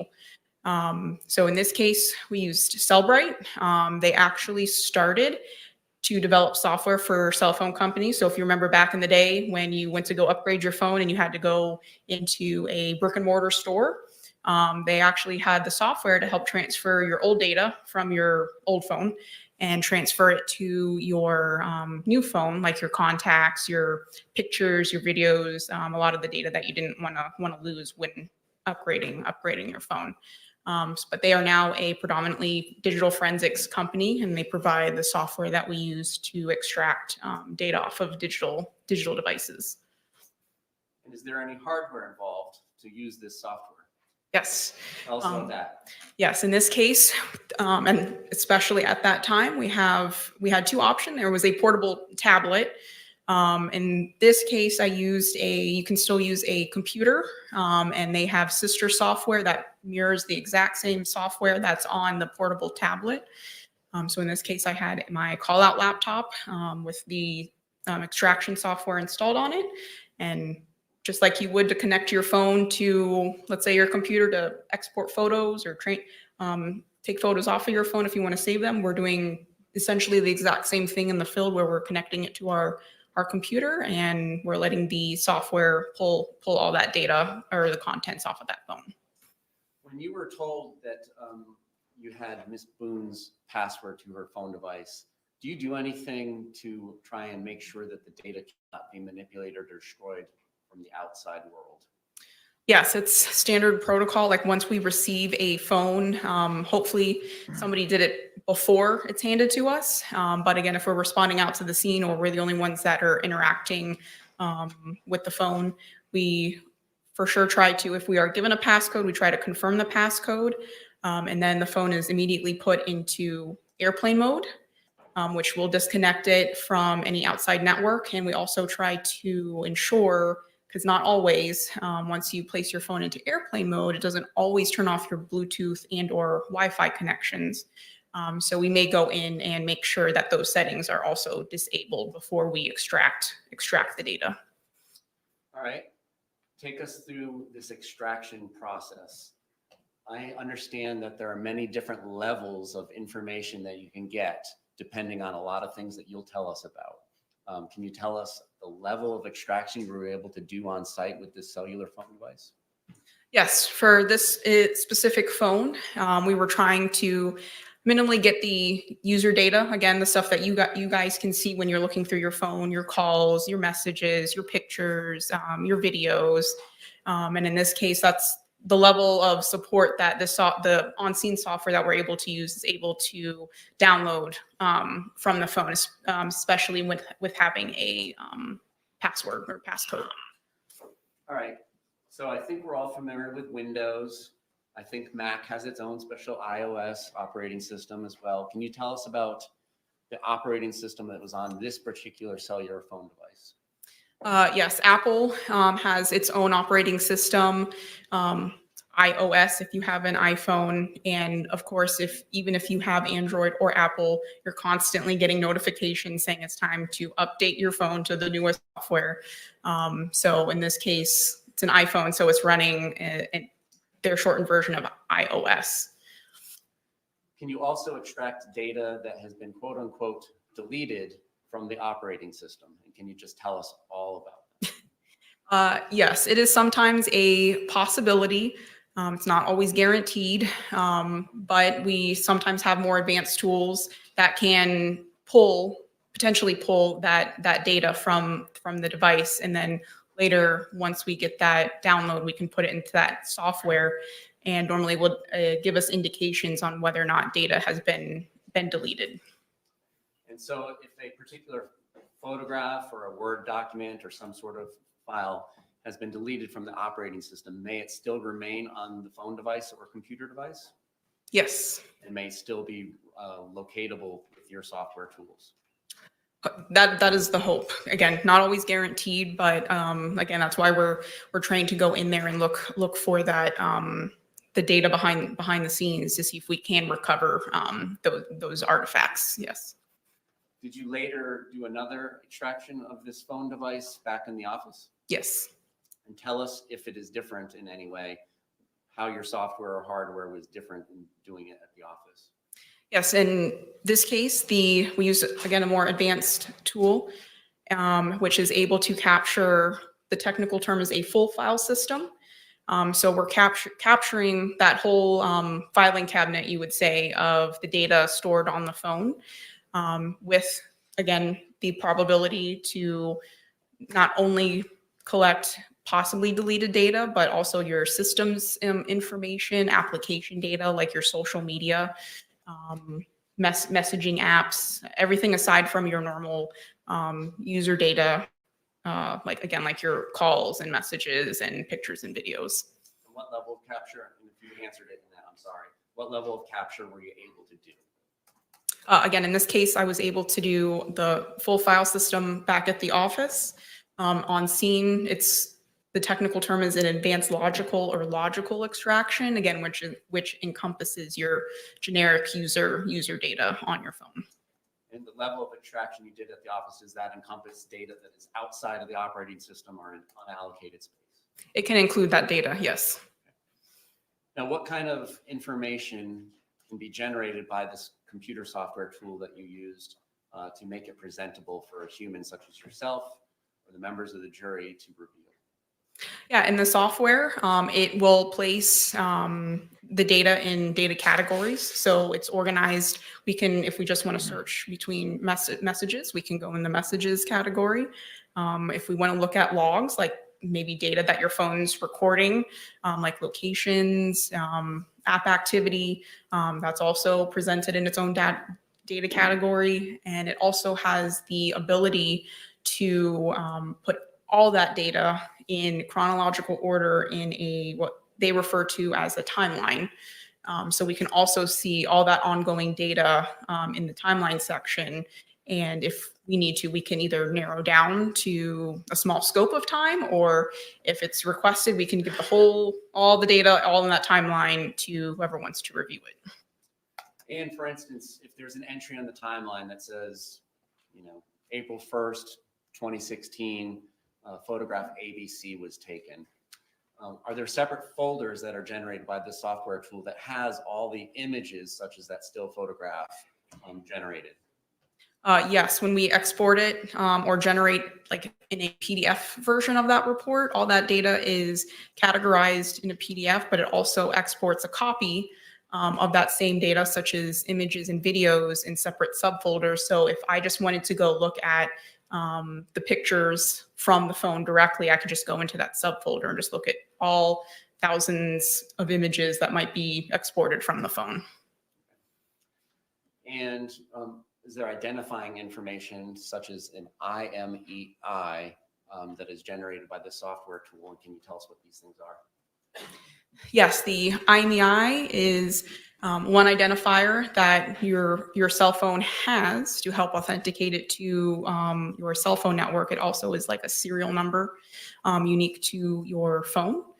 And in this case, our software is able to read and report all those device identifiers from your phone, including an IMEI. And do you take actual photographs of the cellular phone device, like the exhibit we just put into evidence, to document it before or after you do the extraction.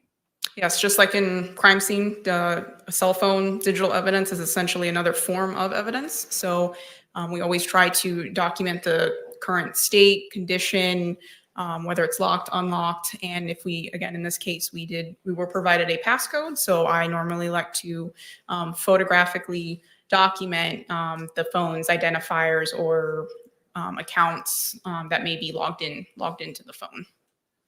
Prior to trial, were you asked to look at 2 different exhibits to see if they represented a portion of that timeline you described that can be put into the PDF report form, as well as some of the images and videos from this extraction that you performed on the device that's in evidence? Yes. May I approach? You may.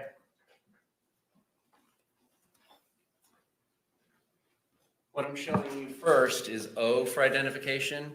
Did you have an opportunity to review that this morning to make sure that the portion of the PDF and the images in a separate folder there were part of the extraction that you did on this device that we're talking about? Yes. And was that accurate? Yes.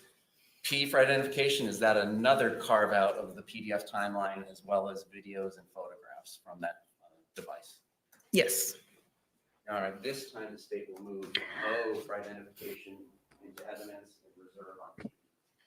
With regard to states O. No objection. All right, what was pre-marked as states O will be received into evidence without objection as state 17. Buckle up, everybody. Permission to publish? You may.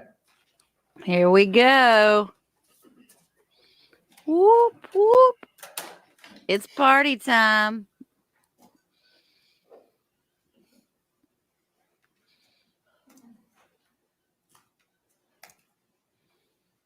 Get those guilty verdicts out.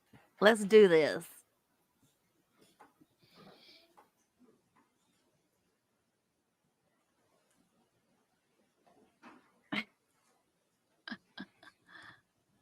Opening up the file labeled extraction.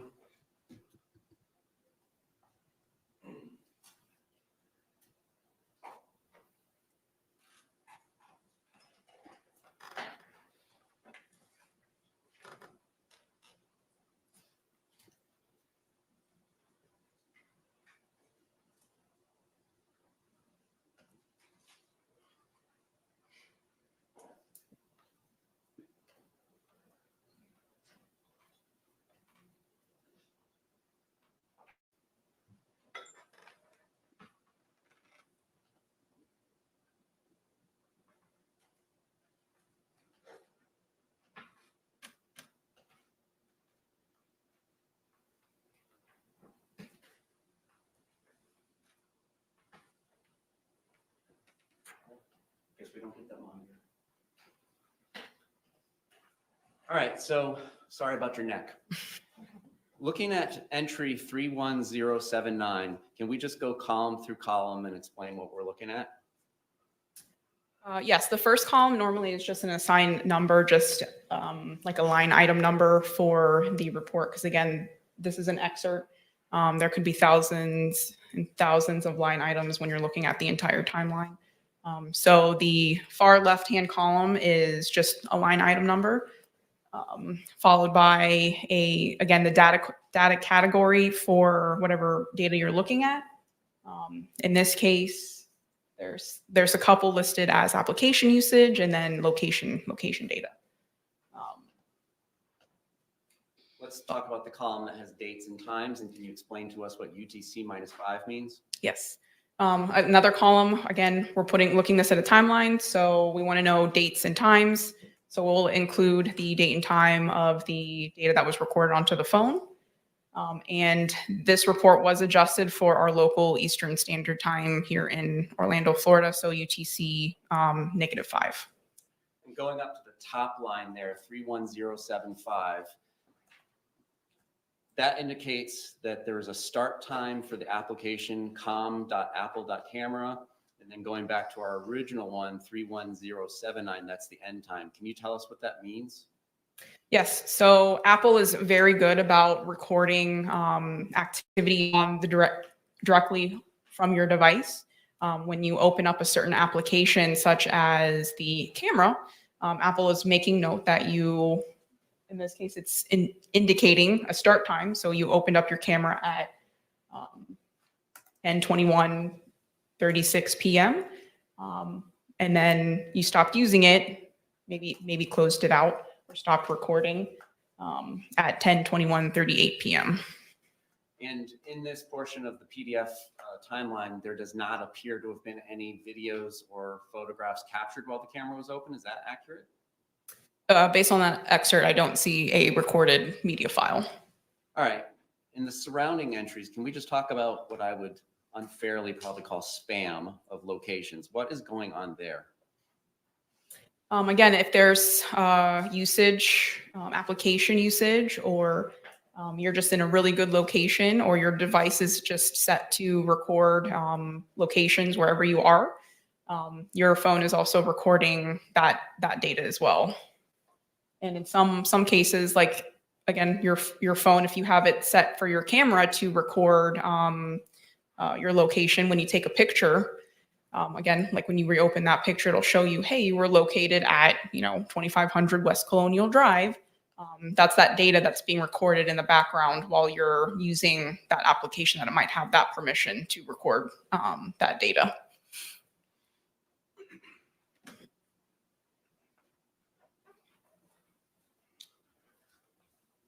Can we just go column by column through the first entry here, 16498? What does instant messages mean?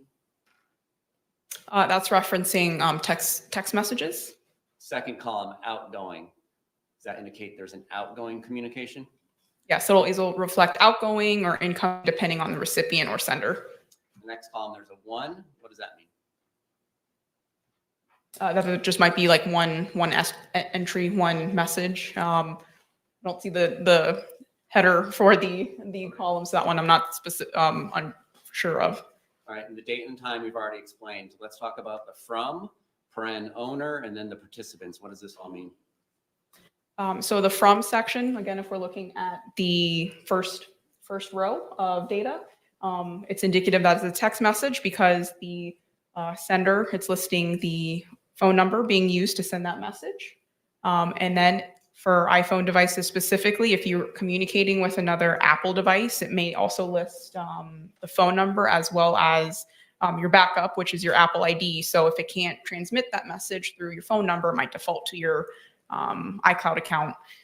And in this case, it's listing both. All right, and if, for instance, the outgoing recipient or the incoming sender of the text message is in the contacts, would it show up with the person's name, such as Wancho? Yes, our software will display your contact name as how you save it. And if there's no contact name, it would just show the phone number? Phone number or, again, Apple, your iCloud account.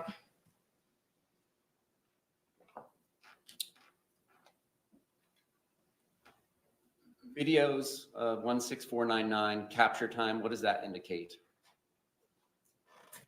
So that is when the video, in this case, it looks like a video is captured on the device.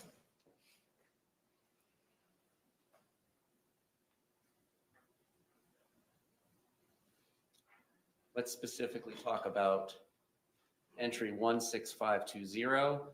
And we've discussed that's an instant message and it's incoming rather than outgoing. So that means it came to this phone device? Yes.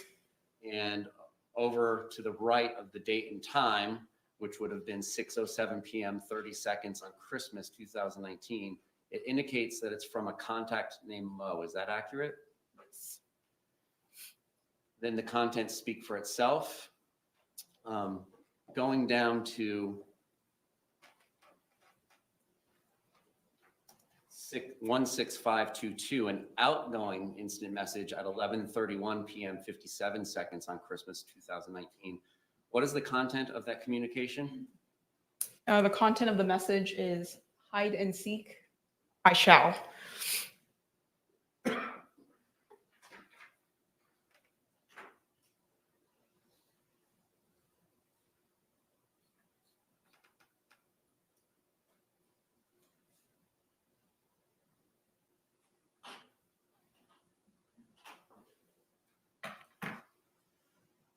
Turning down to 17167. It's an instant message that indicates it's outgoing from this device on January 13th, 2020, 5:01 p.m., 41 seconds. And it's from what is paren owner. Does that mean it's from the device? Yes. What's the content of that text message? Sorry, what was the line item number? 17167. And bless you and all of you too. I'll get rid of him. Then the next three are also outgoing messages. What do they indicate as far as content? Starting with 17168, then I'll be better, followed by 17169, UG, and 17170, Torres.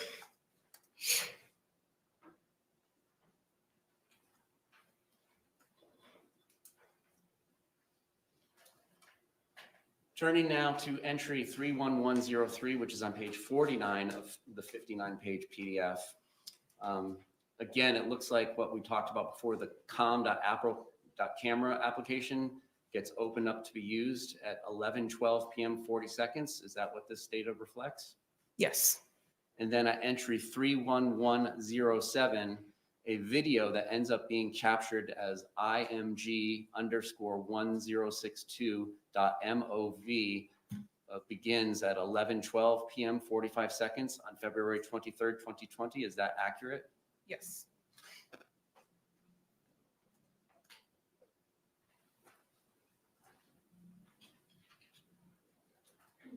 And then there does not seem to be any intervening closing of the camera application before we get to 31113. In that portion, I don't see that information. And then at 11:23 p.m. 03 seconds on February 23rd, 2020, in entry 31113, a second movie is generated by this device labeled IMG_1063.mov. Yes.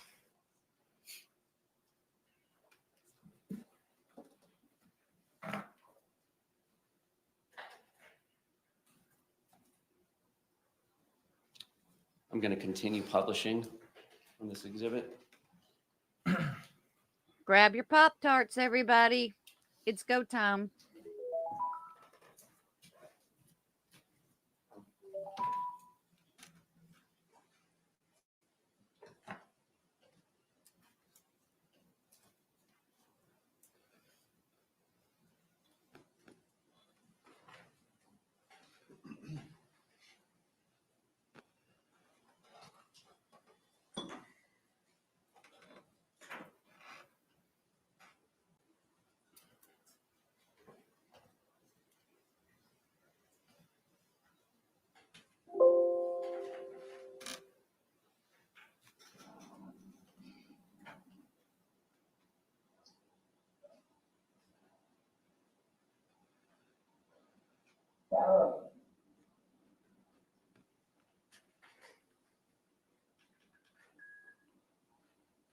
For everything you've done to me.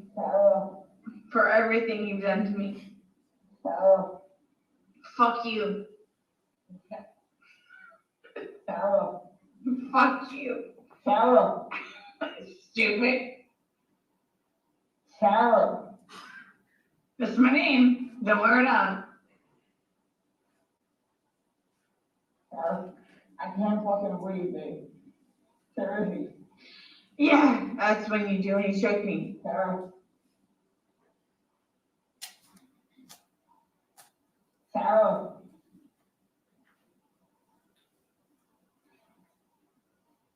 Sarah.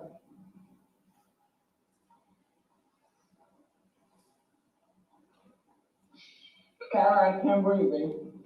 That's on you. Sarah, I can't breathe. It's on you. Sarah.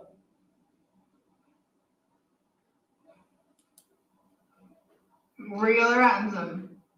Now you want to give it for it extra. Because I got this. Sarah. Real ransom. Sarah.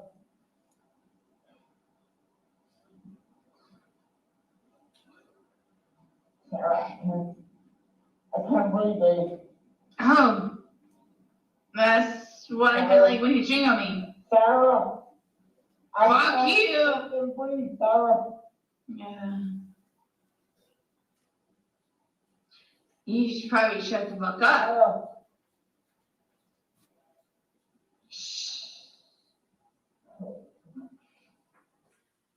For the record, that was IMG_1062.mov, now publishing 1063, same respective file name.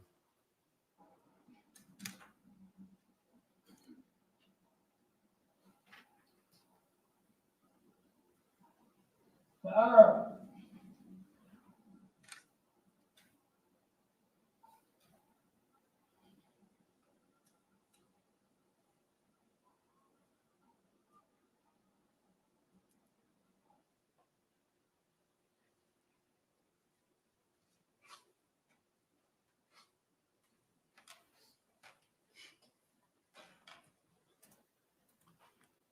No other questions of this witness?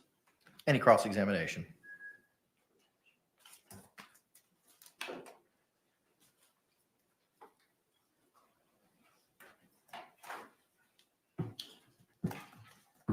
Good afternoon, ma'am.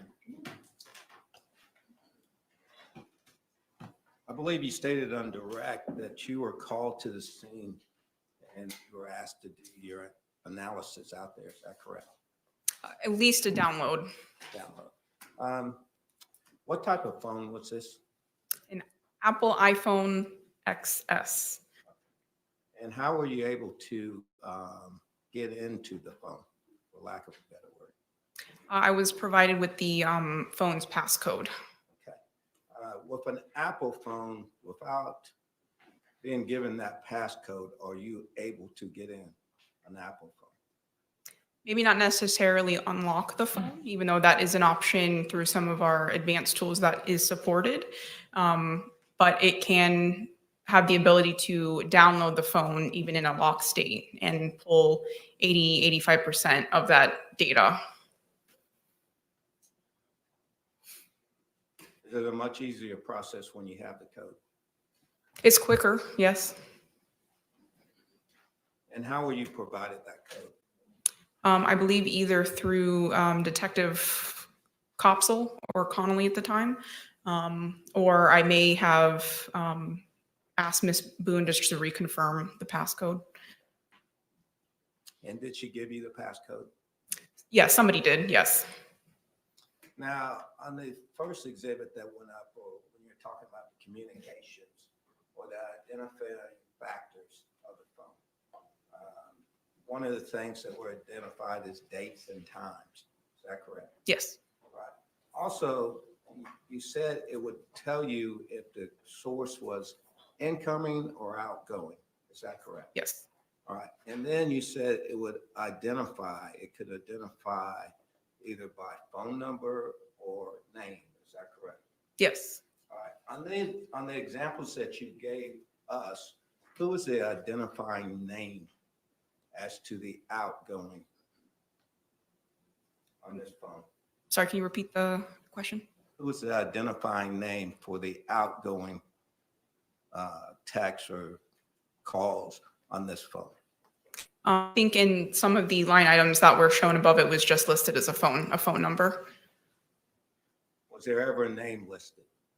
A physical name, possibly in other line items, but in this, and again, in those excerpts, it's just by phone number. Okay. Did you ever see the name Brian Boone? Yes. Okay. Where did you see the name Brian Boone? I believe in one of the iCloud or accounts that was logged into the phone, there was an associated email address. Taking that, was it any other place where you would see in a different name as to the outgoing, other than Brian Boone? Again, there might have been other names listed in other portions of it. But again, in those excerpts, it was just either by phone number or, again, with the Apple iPhone listing, the iCloud account. Do you have a copy of the exhibit up there? No, not on me. Can we get that pulled up, please?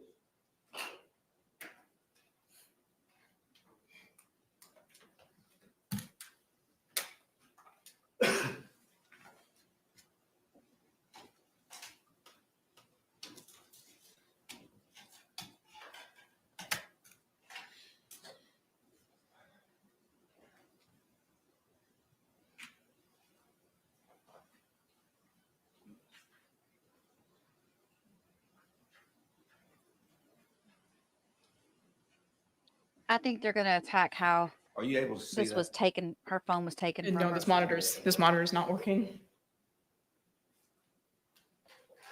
Said that they didn't. Yes. They didn't handle it properly. That they took her phone away from her without permission was crap because we've got the signed form.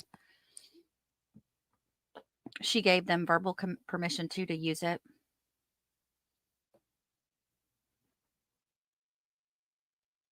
Yeah, Ozzy, you cannot put the toothpaste back in the tube. Yeah, and Sam, yeah, she also handed it over to him per Sam.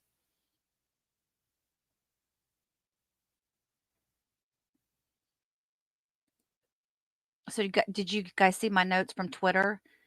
Jules said that 2 jurors were visibly upset watching the video. One was taking notes, and Sarah showed no emotion.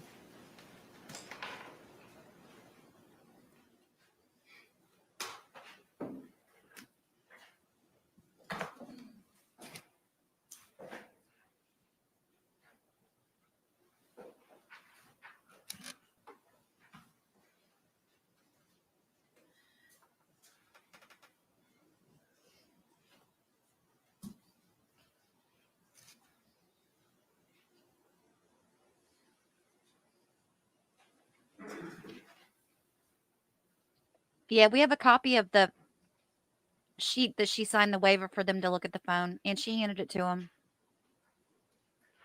Well, she told him it's on the counter.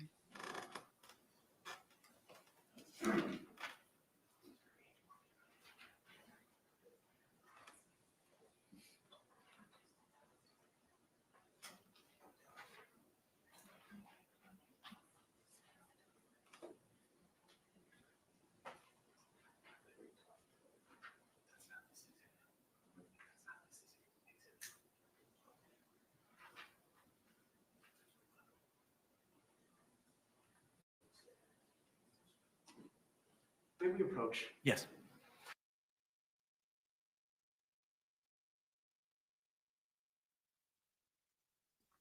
Y'all, I'm eating a Pop-Tart. So she didn't, they were asking her on scene, where's the phone? You know, can we look at your phone? And she said, yeah, go for it. Then they had her sign a form. When the forensic lady got there hours later, like 4 hours later, she started looking through the phone, and that's when she found the video. And that's when they stopped looking at the phone, and they said, we have a crime scene here.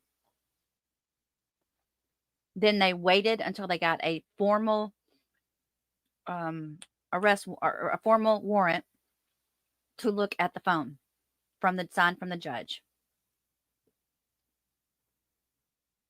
Deal's off the table, and yeah, because it's only on the table until the prosecution leaves it there. Sam went over this with us already, that just because they've offered her a deal doesn't mean it sits there forever. This has to be done carefully because defense will lose credibility fast. Floor up, yeah, Sam.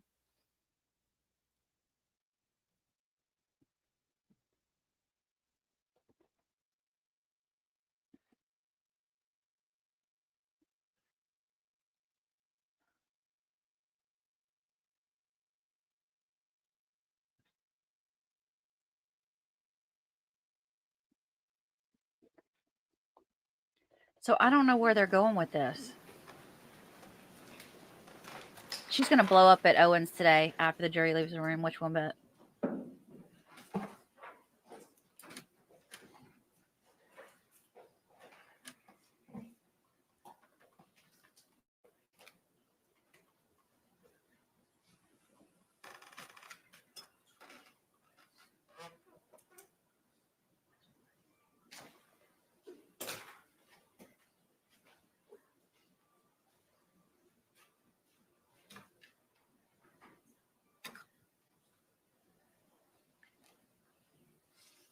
I do think that if it's just going to go after the credibility of Ma'am, those were you able handling to see that? everything. Yes.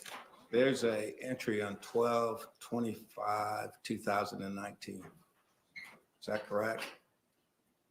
And are you referencing like the instant message row? Yes. Yes. All right. Does it, as far as participants, what does that show you? What does it tell you? So it's listing the owner in reference to we'll say the first phone number, 8684. It's referencing that phone number as well as the Gmail account or iCloud account associated with the phone, and then it's listing a physical name of Brian Boone. Okay, so it's showing Brian Boone as being the owner of the phone. Is that correct? For that phone number and or one of the participants in that message conversation.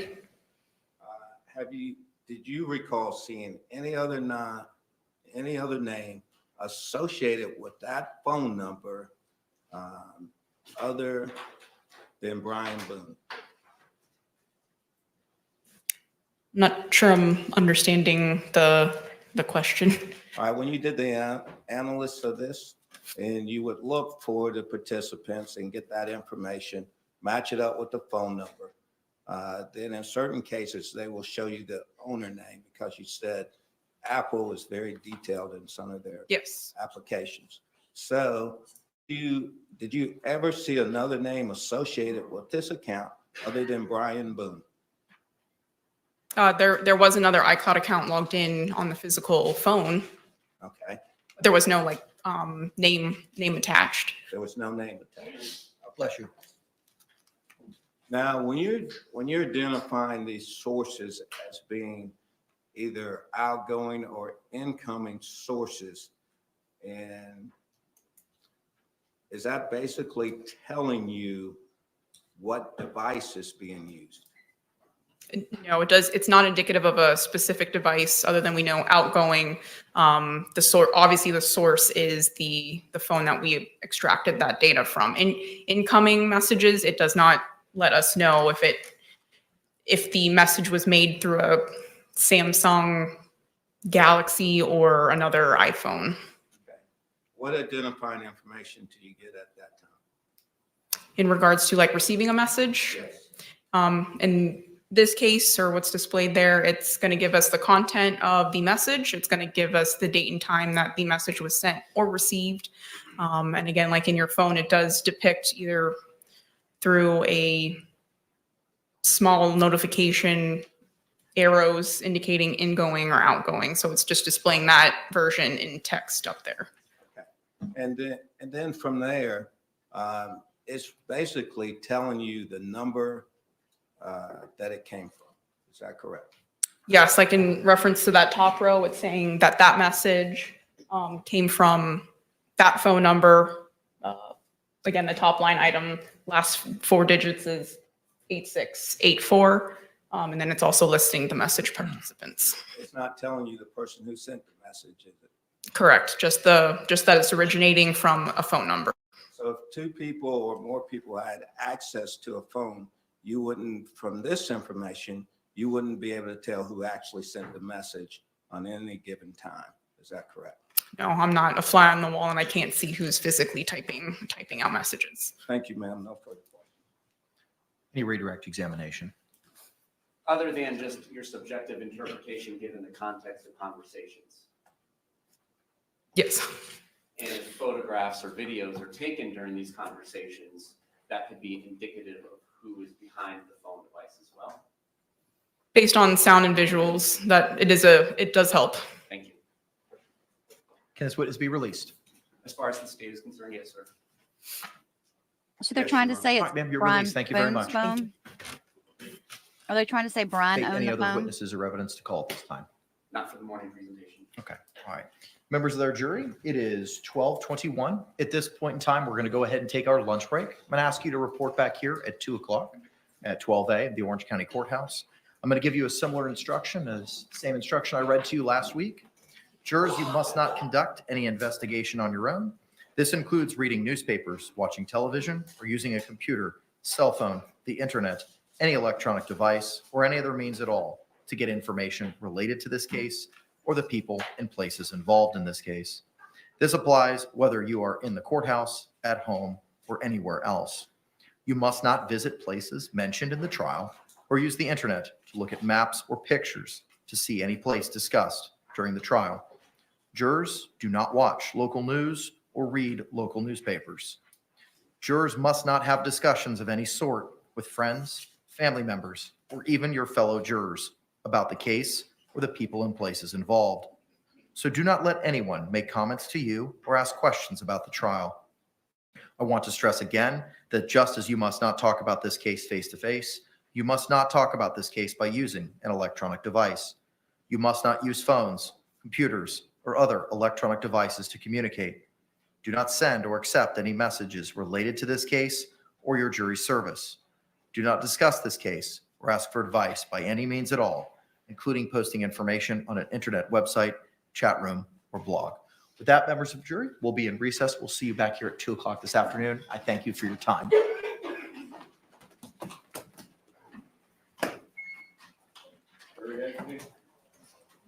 So what do you guys think? I think they were trying to tie it to this is new to me.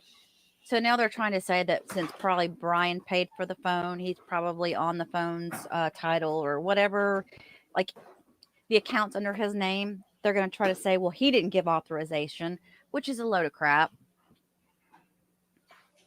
Y'all may be seated. Thank you. State, anything we do address before we adjourn for the lunch hour? No, sir. Your Honor, just briefly, as far as the scheduling of events this afternoon, the next witness we would be intending on calling would be Detective Koepsell. Koepsell, I apologize. Just the publication of the interviews in this case would be approximately 3 hours in length, not to mention any direct testimony and cross-examination testimony. So that's likely to take us beyond the 5 o'clock hour. I don't know if we can work late to accomplish it all. I'm inclined to work late. It's just if they're on board with that. Okay. If we need to go after 5 o'clock due to that presentation, we can. How long do you anticipate going? If you had to ballpark it. I would think it would be 4 to 5 hours, depending on the length of the cross. What about in your side of the ledger? I think my direct exam questions will probably be 30 to 40 minutes. Okay. How long do you anticipate your cross-examination being, Counselor? Mr. Henderson? Judge, not too long, 30, 35 minutes. Okay. If that, but here's the only concern that I have. Yes, sir. We have one juror who has said and told us during voir dire, as long as we're getting out of here at 5, my scheduling is okay. After that, that causes a problem. That's the only concern I have. Okay. So if we could let them know early, if that's the plan, so she might be able to make some arrangements.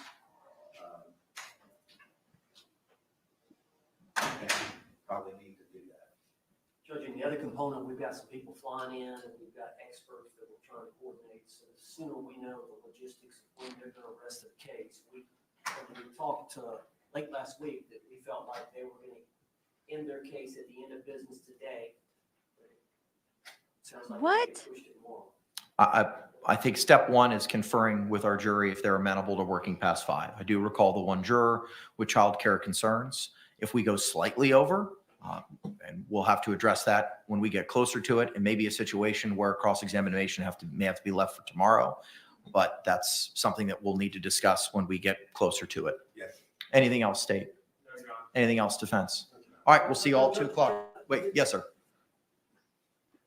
The state had been using CDs, I believe. We've got flash drives to admit into evidence instead of CDs. We didn't bring the capability to transfer those to CDs. Of course you didn't. Response? Is that a declaration or is there? mean, it sounds like that's what Mr. Owens's intent is for the purposes of submitting evidence. One reason I would suggest not introducing USBs is because they're rewritable and they can be manipulated and destroyed by the jury, or not that anybody would do it intentionally, clerks of the court. Any sort of issues can happen when something is not blocked and put onto a physical burnt piece of wax. Mr. Owens? We'll see what we can do here locally. There's a FedEx. I don't know if they would be able to do that. The FedEx is a walk away. We'll check with them at lunch. I would check with them. I agree with the state's concerns as to manipulation or editing of anything that may be contained in a USB drive. Not to say that that's going to happen, but it certainly preserves the evidence moving forward rather than it being in a editable form, be it in a USB drive. We'll go talk to them. All right, very good. Okay, thank you all very much. We'll see you at 2 o'clock. Court's off the record. You know what he's going to do? He's going to come back and he's going to make it the court's problem because he couldn't get it done in time, or they were closed at the FedEx again. You know, he always does that. He brings it up and it's an issue, and then it messes up everything for everybody, not just Owens.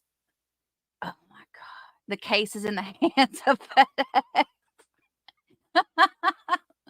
I know. Hubgrass. I know. That's horrible. Damn it, Margaret. I told you it had to be on a CD. Oh, Michelle. That's hilarious. Oh, but that's true, you guys. Owens will be like, I found a floppy disk. Richie. Oh my gosh. Y'all are hilarious.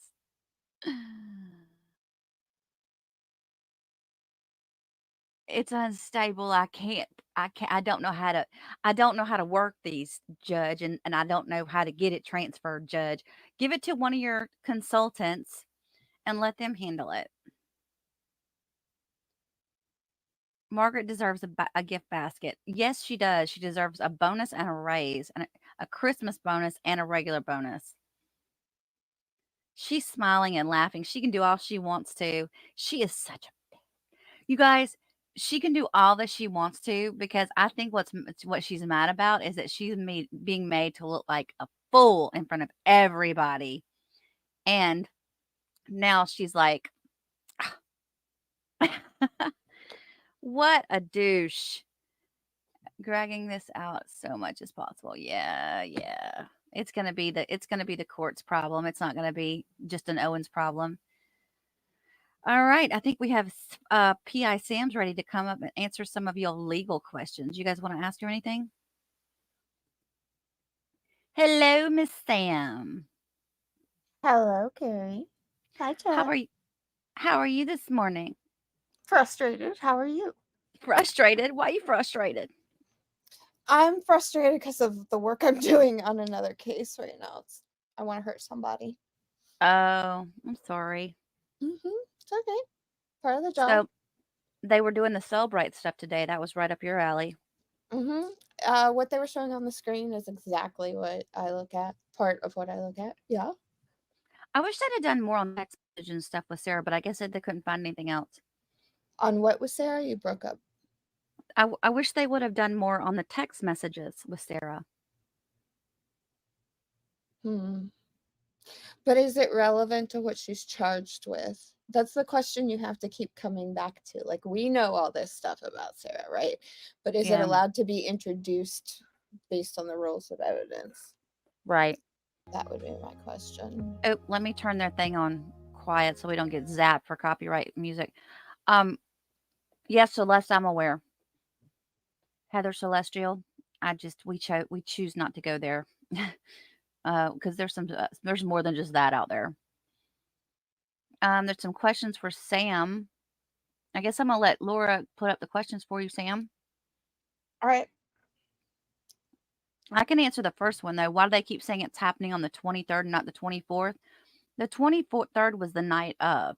That was the night when this all started, and they think he might have passed away before midnight. So technically, they think he might have died on the 23rd. But again, the medical examiner just got up and said she's not sure. So that's why you're hearing him reference that. The 24th was the day that the police came there. They were on scene, and all that happened. Okay. All right, I'm gonna shut up now. Richie Adams just asked, what is their actual defense? They're relying on self-defense, which is crazy.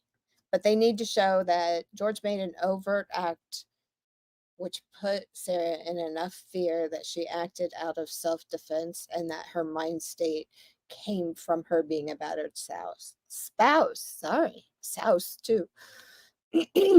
Jenny Moore, do you think she turned down the plea deal hoping the jury doesn't think it's second degree? I think she's just arrogant. I think that they probably will hit the elements of second degree murder. It's not real hard. I just think she believes that everyone will be on her side, and that's why she turned it down. Doesn't it seem too redundant for judge asking Sarah about her choice of counsel every morning? Never heard of that in other trials. Well, yeah, no, I haven't either. He's putting it on the record. I mean, I just keep saying over and over and over again, this judge is doing things in a way so that it is complete and on the record for when she inevitably appeals, because she will appeal. Can she be reading that pamphlet, How to Be a Victim? I don't know. I wasn't watching the screen, nor was I watching. I was glancing at the screen every once in a while, and I was not watching chat, because if I watch chat, then everything's over for me. So No, but see, what they're saying is she's been reading she's got a pamphlet there. It's called Control and Power. And what they want to know is it legal for her to be doing that in front of the jury? I think that's what they're asking. It's not illegal. You can read whatever you want in front of the jury. Is it a good look? No. Yeah.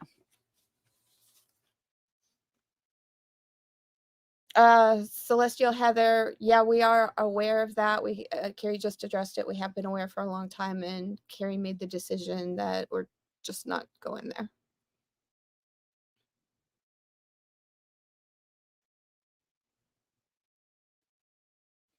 Next question. Do I have significant experience with zippers? Yeah, I guess you could say I do. I mean, do you, Michelle? I think we all have significant experience with zippers, no? Didn't she say that she hit his fingers to save herself? I do not know. That would be a better question for the members of the chat, because they know every single word that has come out of this woman's mouth.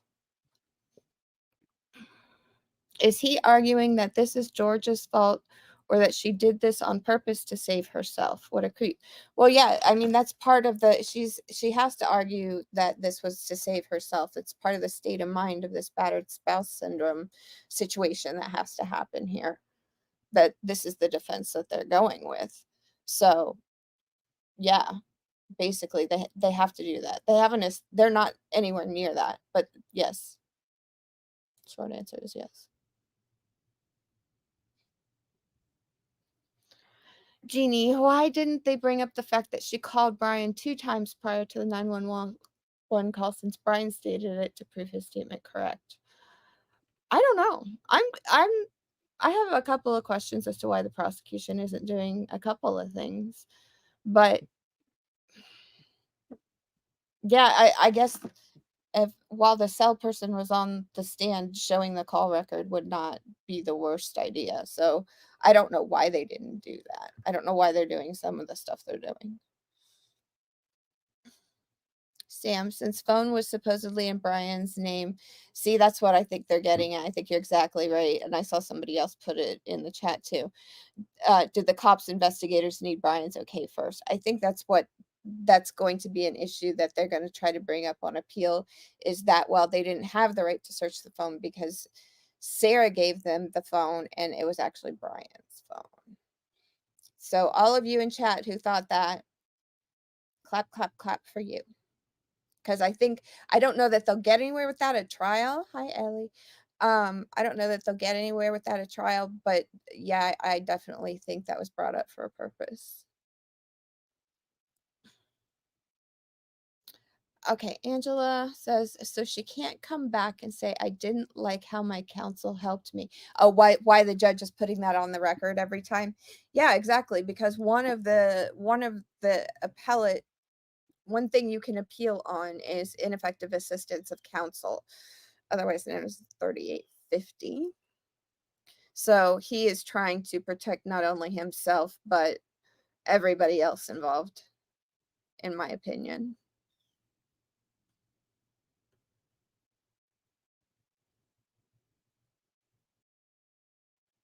Got anything else? Janice, if Sarah was so afraid of George, but yet she ascertained he could get out, why would she supposedly go upstairs? It doesn't make sense. Make it make sense. Janice, honey, it doesn't make sense. It doesn't. Not for the argument they're trying to put up. It does not make sense. It doesn't. You know, she, in my personal opinion, remember guys, I'm not a licensed lawyer, so I don't ever give out legal advice. Plus, this is YouTube. But in my personal opinion, she was insane not to take that plea. Legal question for Richie Adams says, legal question for Sam and Carrie. Do we boycott Pop-Tarts in the same way we boycotted fish fillet sandwiches after Gerald Brooks ate them? I personally don't eat Pop-Tarts, but I did hear Miss Carrie say she was eating a Pop-Tart. So I guess we're 50-50 on that. Sam, Hubgrass says, Sam, are they really allowed to claim self-defense and an accident? No, they can't do both. That was the thing. That whole little yes clip back and forth between the judge and Owens that Carrie edited for you guys. All along, Sarah's been saying it's an accident, and all of a sudden James Owens comes along and says, no, we're claiming self-defense because that's part of the battered spouse syndrome. It's the foundation for it. What's the racial makeup of the jury? I have not been told. Angela, even if the phone belongs to her ex, she's the one that's using it, so she has the right to say they can take it. Yes. I would think so. She has a reasonable expectation of privacy in that she's the user of the phone. I don't know that that's a very strong argument that they've got on that, trying to say it was Brian's phone, so therefore she didn't have the right for them to search it. But it doesn't, they're trying to liken it to when they search somebody's house and it's like a renter living there or somebody who doesn't live there, who doesn't own the house, and I don't think they're going to get there with that argument. Why didn't they ask the ME about CPR? I do not know. I'm stunned that the ME's testimony was as short as it was. I thought there would be more. Did you guys think there would be more?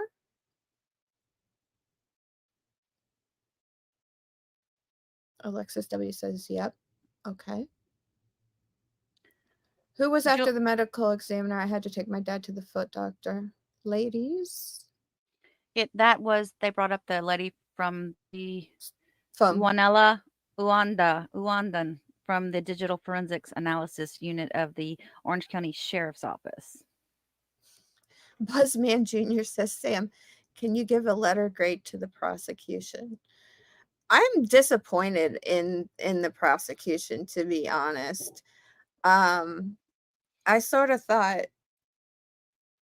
I don't know. I kind of felt like we were going to see some fireworks, and I'm not seeing it. I'm not saying they're doing a bad job. I'm a little confused as to why they're not doing some things. I guess right now I'd give them a B-, I think. Kova. Hi, Kova. If she was texting one of George's brothers, doesn't that discount the idea that she was afraid of his family? You'd think. I mean, they're going to have to do a lot of tap dancing here to make this work. Judy T, I've been wondering about the jury. Can there be a problem with them on their own? Like within themselves misbehaving? Yes. CEG, Karen Reed, where I think somebody was it Karen Reed or was it the Rust trial where somebody had snuck a phone in there and was texting out blow by blow of the jury deliberations. And then in the Alec Murdaugh trial, we had some potential jury interference by the clerk of court, which is mind blowing. So yeah, there could be issues with them on their own, separate from the trial. I have a question about that. Okay. Because I figured something out last night. Well, I did a video on it too. And I heard the video that you dropped. No, I haven't put it out yet. Oh, whatever your most recent one was, I listened to that this morning. Well, there's a video on the jury that I wanted to do, and now I'm scared to do it. Okay. So yeah, I heard Emily Baker, I heard that she texted Peter about why they are not identifying Sarah. I do not know why. Every case I've been in, so what Michelle is asking here is why when a person gets on the stand to testify to something about Sarah, why isn't the judge saying, the attorney saying, and do you see that person here today? And if so, please describe what they are wearing. I know you guys have heard that before with every single witness that comes forward to identify the defendant. It hasn't been done. Yes, Emily pointed it out.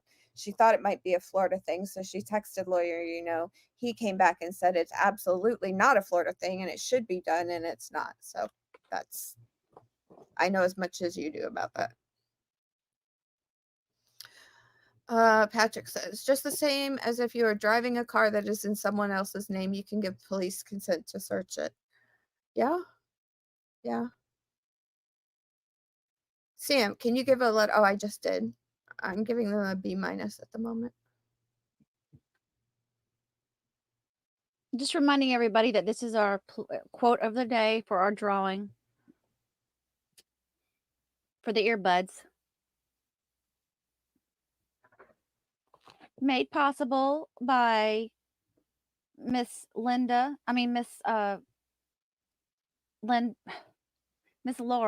Interesting Captures, and Bama. Michelle says, eek, I was hoping you would make me feel better about that. Sorry. What I just link? tell you what is, I think when I said to you earlier, give me a link to StreamYard, because now StreamYard decided that it was just going to boot me out for good. Janice Winfield says, thank you very much. You're very welcome. Krista, Sam, possession of 9/10 of the law, still correct. So it's her phone. It's the prosecutor's not going after her character on purpose. So I think you've got, if I'm reading this right, you've got two different questions in there. So she has possession of the phone. An argument could be made that because she has possession of the phone and Brian gave her permission to use the phone and everybody knows that's her phone, then that's her phone. It doesn't matter whose name is on it. I think with the 9/10 of a law thing, I feel like that goes back to real property. And I don't know that it's like really and truly an actual law, if that makes sense. I agree. It's her phone. It may have initially been Brian's. It's hers. I don't think they're going to get anywhere with that. Is the prosecutor not going after her character on purpose? There's rules about that, about whether or not you can introduce character evidence regarding someone. Let's see. My sixth sense. All these questions about what the defense did not address are being held for rebuttal and or impeachment. Just watch. Oh, so on cross, you're saying that, like, why is the cross, why I'm guessing that what you're saying is why hasn't the cross been more robust? And they are intending to put up a case, which is, again, we've talked about this before, but I'll reiterate real quick. Most defenses never put on a case. You do not have to put up a case. You don't even have to get up and cross-examine anyone. You can sit there the whole time and just say, we rest at the end of it, and do absolutely nothing, because the burden's on the state. For an affirmative defense, which is what they are doing, they have to put on a case. So Sixth Sense is correct in that it's going to come back out on their case in chief, on the defense's case in chief, if that makes sense.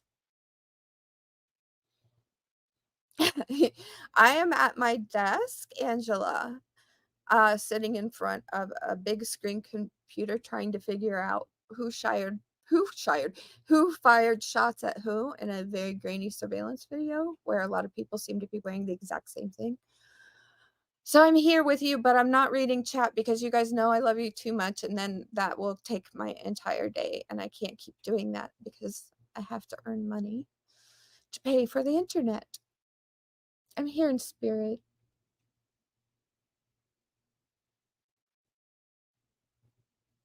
Ozzy says, I sent you a question right before this.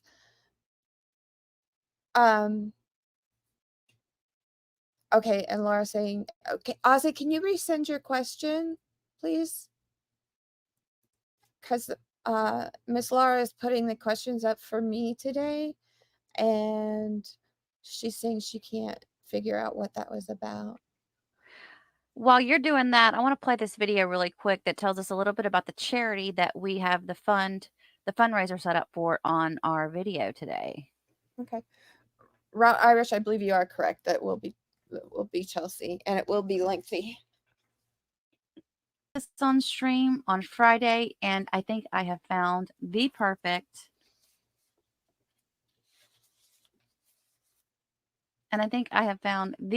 charity for us to promote where we're on stream.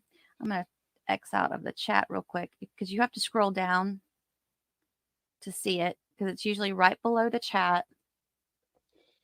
But you'll see this right here, donate now button. And I have chosen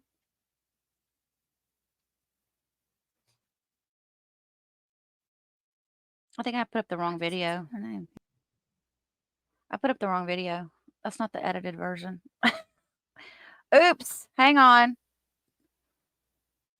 That's my pre-edited version of it. It takes forever for me to get it all out. Here it is. On stream on Friday, and I think I have found the perfect charity for us to promote where we're on stream. I'm going to X out of the chat real quick because you have to scroll down to see it because it's usually right below the chat. But you'll see this right here, donate now button. I have chosen the Disabled Arts Foundation Incorporated. They are a nonprofit, and they're out of Fort Myers, Florida. Well, I say they're out of Fort Myers, Florida. I believe it's a national group, but it says energize disabled through creative arts. When a person is disabled, many people only think of medications as the help they need to get through each day. Beyond that, we know it is a clear science that creating art improves a person's overall well-being. But not everybody can afford the paints and all the things that go with having a nice art program. So this organization literally donates packets to each person, and they do have to qualify financially, which I think is even better because they're not just passing it out to anybody that asks for it. Their program assists individuals with an emotional or physical disability and financial challenges. The reason I chose this charity was because not only was George into arts, which was something that we really wanted to focus on, but he also was a father of a disabled son, and you could tell he loved that baby. So that's why I thought that this would be the perfect charity that anyone that wanted to donate in memory of George Torres Jr. We've created a link through YouTube for you to do this. And the other cool thing about it is YouTube covers all transaction fees. If you want to donate anonymously, you can as well. And you can even have your donation show up in live chat. So let's try it out. I've already got Google Pay set up, so thank you. A receipt has been sent to you via email. So it shows up right there. So you can donate now through the end of the weekend. I mean, this stream, I'm going to set this link up on each of our feeds so you can donate now. And the way I've set that up, you guys, is that we're going to get up to, I'd like to, our goal to be $500. And then once it's at 500, we'll take it down. Because somebody was telling me that they were trying to super chat and they couldn't because the fundraiser was up there. But I say put it in towards the fundraiser, and when we get 500, then we'll take it down, okay?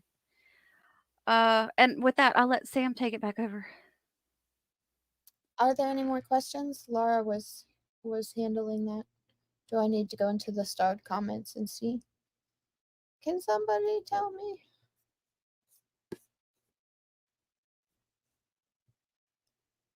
Yeah, you guys definitely donate to the charity if you can. Kay Alve says, I think the rebuttal case is going to be fire. I think the defense is waiting to see what Sarah Boone is going to say. I don't know if it's I think it's going to be real interesting, and I may stop at what I'm doing to like actually watch that testimony. I feel like there's going to be a lot of objections from the prosecution. Emily H. I wonder if the prosecution is sort of half blanking it because they know the defendant's argument is so incredibly ridiculous. I mean, maybe, but they've had 4.5 years. It feels like this should finally be the time. But I feel like the wind got taken out of Jay's sails yesterday, when I think it threw him off that because Owens wanted too much in opening, then he didn't get to use his little bit. And when you've got it all laid out in your mind like that, and then you don't get to do it, I think he just got thrown for a loop and he hasn't recovered from it for whatever reason. Yeah, I was hoping he was going to be recovered by today.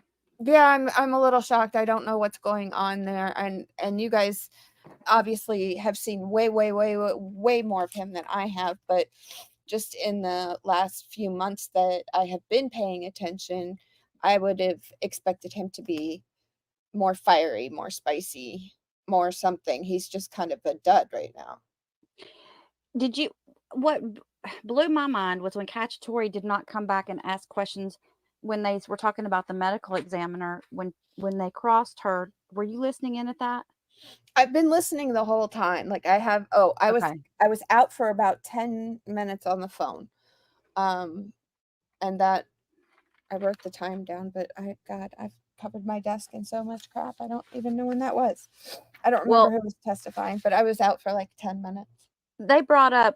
Owens brought up the whole, he was narrowing that he had a 75% narrowing of vessels due to plaque. And he said, isn't that a coronary artery disease? And she said, like a widowmaker. And she said, yes, it's like a widowmaker. But she said, that's long-term.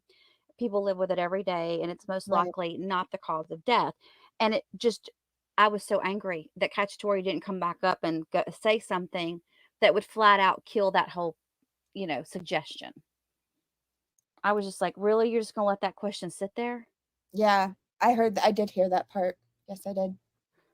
And I do believe it is true. Ellie Shore says, Sam, doesn't the prosecution have to wait to drop bombs until after Sarah testifies? They don't have to. I think they're just they're being quiet, letting the state put on their case, seeing what they have to work with. It will actually, in my opinion, remember guys, when I'm talking to you, it's almost always my opinion unless I know something for a fact. In my opinion, them ending on Koepsell tonight, yeah, that will sit with the jury, but it also gives the defense overnight to work on either their cross of her or their direct of her for when they recall her, if that makes sense. So it buys them a little time, which is not a bad thing if you're a defense attorney. I can't believe that they would be resting right after this. I'm stunned. I mean, here's what I've realized though, except for like the Karen Reed trial, which they brought the same, it seemed like the exact same witness up over and over and over again to say the exact same thing over and over and over again, and it took forever. So that was slow and it was unnecessary to do that. Here they're being very efficient. Well, this is going to come to a conclusion a lot faster than you think. And murder trials don't, unless they're very complex, they're not usually really long. We see some of the long ones here on YouTube because those are the more publicized and salacious ones, so they're going to stream those.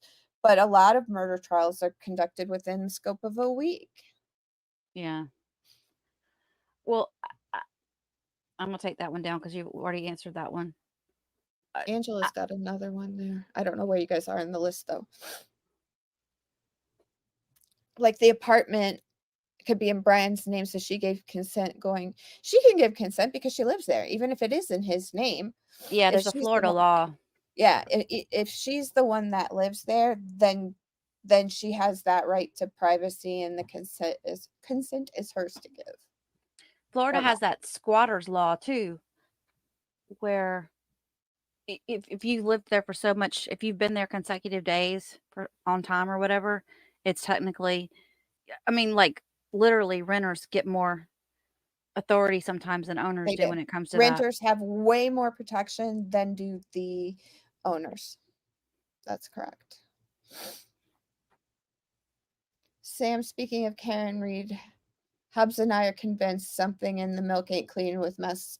State police with their case, that it's the Canton PD. There's something fishy going on there for sure. What is it? What was that? What was that?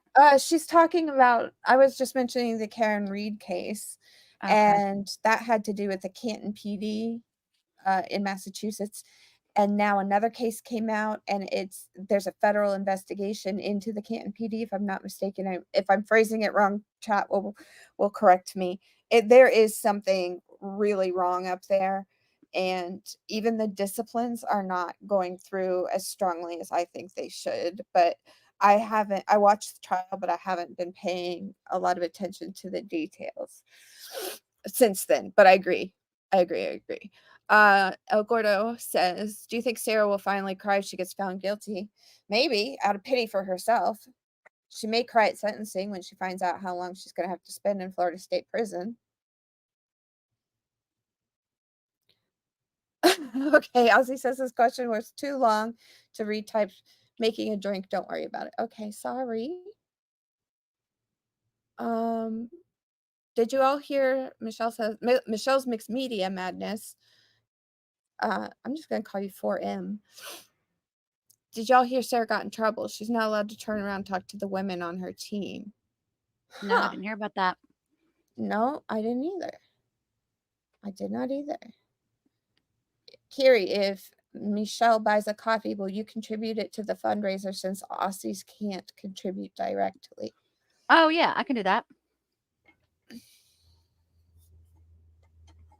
Just let me know you did it and how much, because I don't know if it's supposed to pop up in chat whenever you guys make a donation. Has it been doing that? Which, by the way, what are we at? 131? Let me refresh my screen.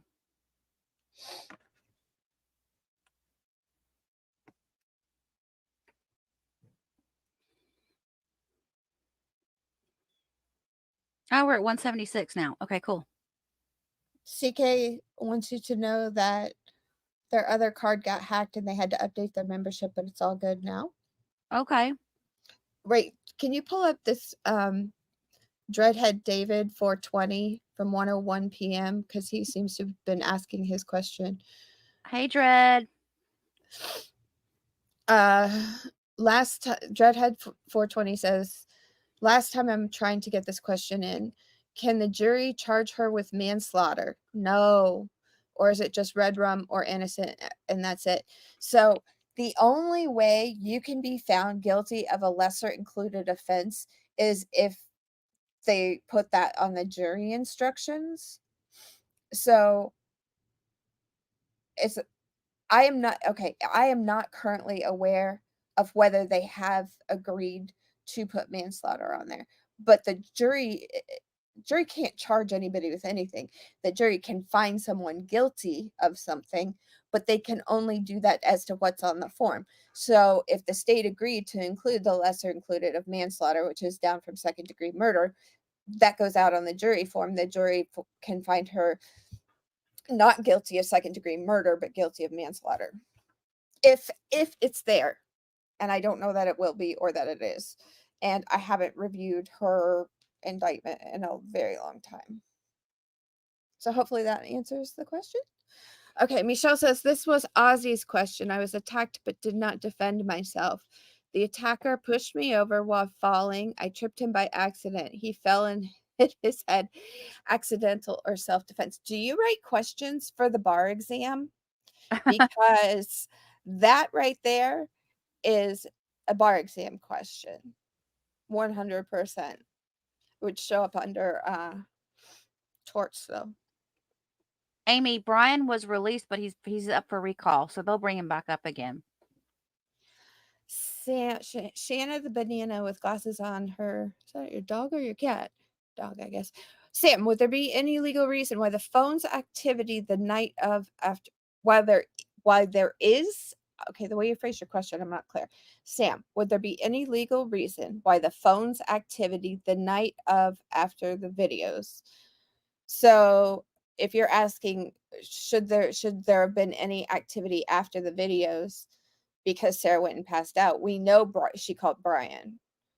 And you guys will know the timing of everything better than I do, but I think she called him after the videos.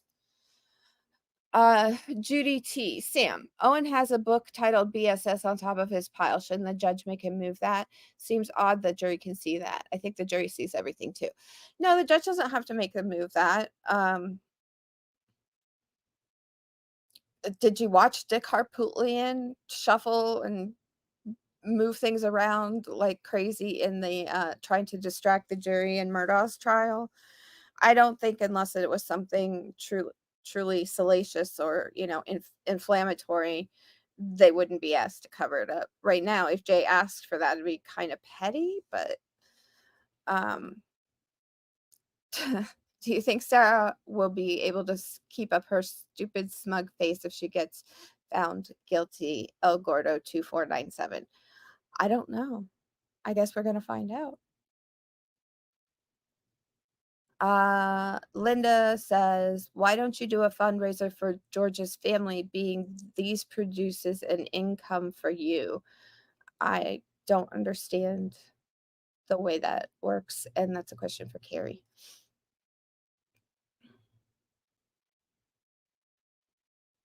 Sam, can someone emails prosecutors ask why they aren't No. Go back to that chat.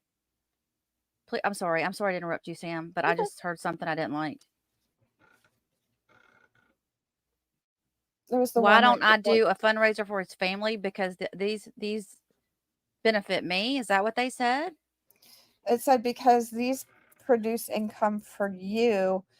No, these don't produce income for me. Yeah, what these do is these go straight to a charity, and that's why it's set up under a fundraiser through YouTube. And I'm not asking you to give the money to me. I'm asking you to do it through YouTube. Please do not insult me like that again. Baby girl, this is to you too, Carrie. Just curious, why not give to his family? I believe Carrie reviewed all the suggestions made in chat, and this is her decision. And we thought it would be a nice thing to do in his name, to sort of honor him instead of just giving money to the family, which I believe is being done elsewhere.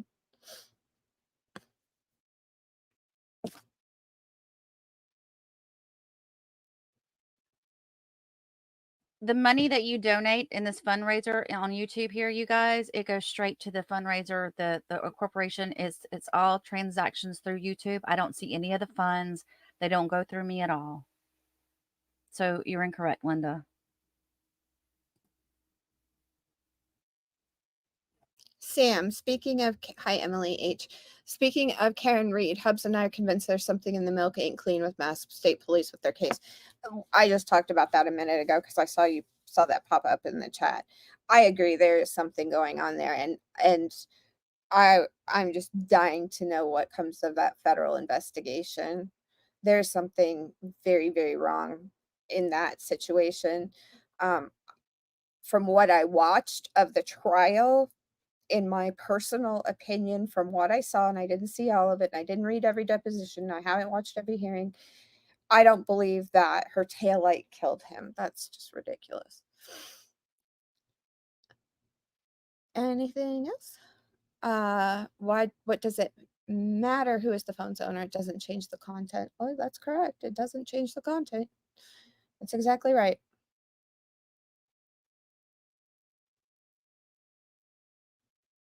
I guess that's all the legal questions. You guys didn't have very many of them.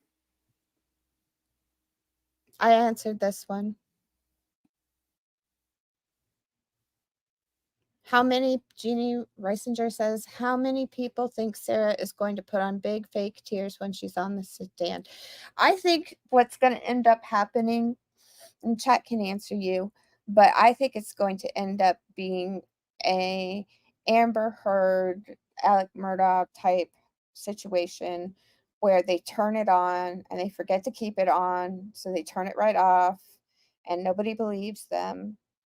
I did want to say one thing, that when they started questioning right there at the end, where I put it in the, let me see, hold on, you guys. I'm just looking at something really quick. Oh, so in the chat that I have with Carrie and Laura, I said they can't be questioning the phone. And that was sort of in my sarcasm, right?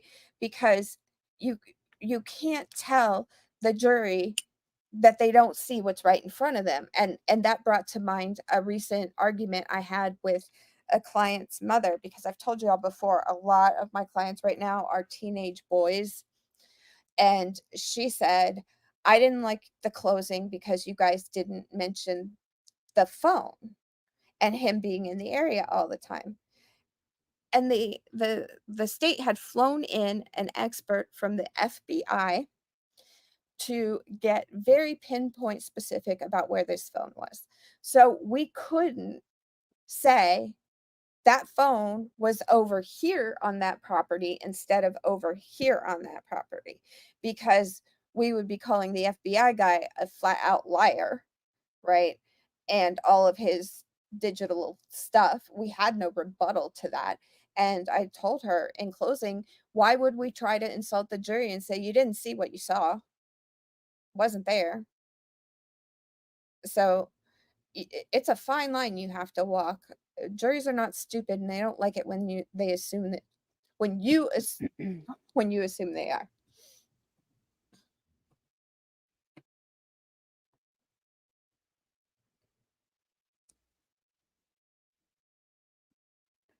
Kathleen P says the charity is perfect, period. I like it. I like the charity. I think it's a creative idea. And I'm sure that the family is getting a lot of support. Zephyr Sky is correct. Carrie is fair and fantastic. Don't say things like that, please. Love you, Carrie. I agree wholeheartedly, as I believe 99.9% of this chat does as well. Okay, so thank you, Michelle, Michelle bought me a copy, and she bought the fundraiser. Or she bought an extra copy for the fundraiser. So I went ahead and I matched your donation, and I did a donation for $10 for you, Michelle, right there. Lori says some of the jury members were seen to be upset during the Suitcase video. Do you know whether they were angry or crying or both? I mean, it is upsetting. It's almost like, I mean, some of you guys still get upset. I am cold and bitter and jaded, so it's rare for me to get upset because I'm so, what do you call it? Like inoculated to murder, which is a sad thing to say. You're immune? Yeah. Not that I'm totally immune, but it doesn't, it's a horrible thing to say about anyone, including myself, but it doesn't affect me the way it probably should, which I'm not saying is a good thing. No, I think you just have to turn it off. It's your job to turn that part off. You know? I do. Nana says, Sam, do you think that the state is overconfident? Yeah, maybe. I think it feels to me like between the Sarah had to go pro se, and James Owen flew in. Like that time period, which was really when I started paying attention, was Jay seemed really like, or Tori, either one of them, they seemed like really, let's go. We're fired up, we're firing back, we've done this, we're not giving you that, blah, blah, blah, right? And then he did that mini opening, and it was like, holy crap, that was really good. And then the next day, he gives the opening, and it's like, really? But what about all this other stuff? And I even made the comment a couple of motions ago, I guess, that I thought he wrote his motions beautifully because they are legally correct, they're factually, they're supported, and they've got just the tiniest bit of snark without out and out, calling someone something. And I just thought they were really well done. I don't feel like I'm seeing that from the prosecution. My sixth sense thinks that the pissing contest is going to begin once the defense gets up there. I mean, maybe that's why they're just sitting back and they're waiting to bounce back on them. I don't know. I bet she's going to be on the stand the whole day. Do you think? Yeah, I do. And I think the impeachment argument, when they go to cross-examine her and start calling her out, she's going to be her own worst enemy. I just don't think she thinks this is what she needs to do. In most of my cases, if not all of them, I would 100% disagree. I just want to make a quick announcement. Anybody that makes a donation during the lunch hour from now until when they come back from lunch, I'm going to match your donation. Oh, that's very nice. To the foundation. So if you're planning on doing one, please do it now so I can match it. Absolutely. That's great. That's great. Judy wants me to hire Margaret to help me with my work. Oh, that's hilarious. I think that might make things. Oh, that reminds me of something. Let me make another note. Excuse me. Yeah, I don't think Margaret could help me here, and probably would make things worse. So I can only blame myself for the disorganization situation. Okay, El Gordo just made a good point. El Gordo, I'm going to match it till we get to $500. Let me make a quick little caveat. Look, caveat. Settle down. Settle down, Sally. Hey, look at our drawing, you guys. You know what the word is, right? Play the video. We have 85 entries. That's all? Only 85 entries? Cookie donated $10. I got to keep up with how many donations. Somebody help me keep up with how much has been donated. Thank you, Cookie. Ozzy says, Carrie's one of those Southern Belle type of women, down to earth and wholesome. If anyone says anything bad about her, you're going to deal with me, and I'm nice, but I'm also brutal when I need to be. I think that's like probably true of most of us here. Yeah, I get it honest from my mom. My mom is sweet as she can be, but man, don't you cross her. Mm-mm. And once you do, that's it. I'm done. Yep. Bridge is burned. Bridge is gone. Sojourner says, if found guilty, will sentencing be the same day or at a later date? I think that it's possible that he puts it off to allow the defense to present a little bit of mitigation. So he has to sentence by the guidelines. We know it has to be 22 and a half years or above.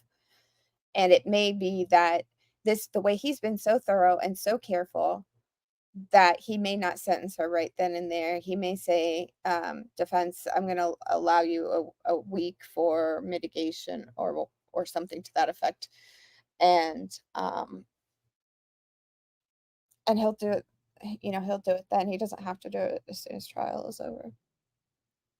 Court will return from break at 2 p.m. Eastern time. Oh, Rose donated $5. Thank you, Rose. That's awesome. Carrie Harry, are you talking to us from Mars? It sounds like Mars. Are you on Mars? That stuff. Have you guys ever been to Michael's and like priced that stuff out? What, Sam?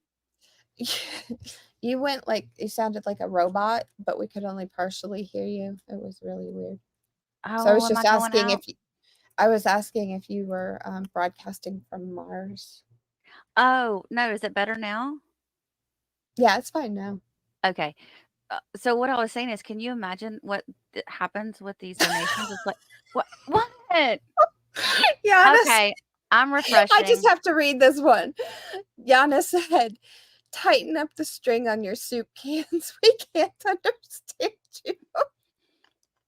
Damn it. I knew I shouldn't have bought the generic. I should have bought Campbell's. Hang on, I'm refreshing my end.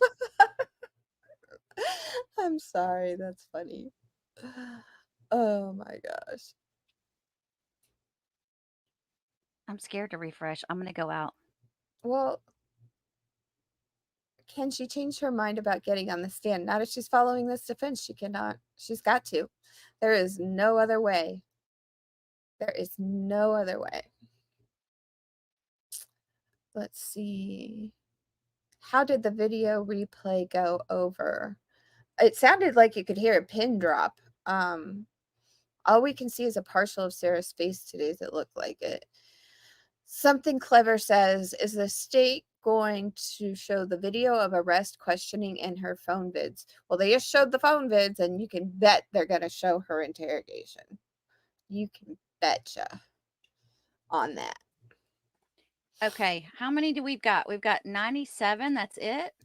140 people in here watching, and we got 97 people that are interested in winning a pair of earbuds. All right, it's on y'all. All right, I'm going to do the first drawing now. We get to draw twice today, actually. Well, technically 3 times. We're going to draw twice for anybody who wrote the thing in the chat. And then we're going to do one for just the members only, but we're not going to do that one yet. We're going to do one now. We'll do another one later. Rachel said, I thought they played both of the videos of her videos. They may have. I don't know when one cuts off and the other one starts. Chat they did educate you. They played both of them. The other one, the last one, is only like 2 seconds long, or yeah, it's like 22 seconds long. It's really short. Okay, here we go. Rachel T, you need to write in the chat, play the video to enter to win. What you see on screen, you just write that, play the video. So all you have to play write. the video in the chat, right? Is it in the chat, or do they have to email you? That's it. And I'm fixing to draw. So hurry up. Hurry up, people. We're going to draw again today, later on today. So if you don't win this time, you can win the next time. You're fine, Miss Laura. How are we doing on likes? Send Laura and Bama some love, you guys. My goodness. They have been working so hard today. Exactly. Laura's keeping up with me on the backside, you guys. So thank you, Laura, for doing that. I appreciate it. Because you guys know if I come to you, it's over for me. I'll lose my whole day. And I can't do that anymore. Okay, here we go. We got 117 entries, and I'm drawing for the first time of 3 today. 118 entries. Da, da, da, da. I don't know how to do a drum roll.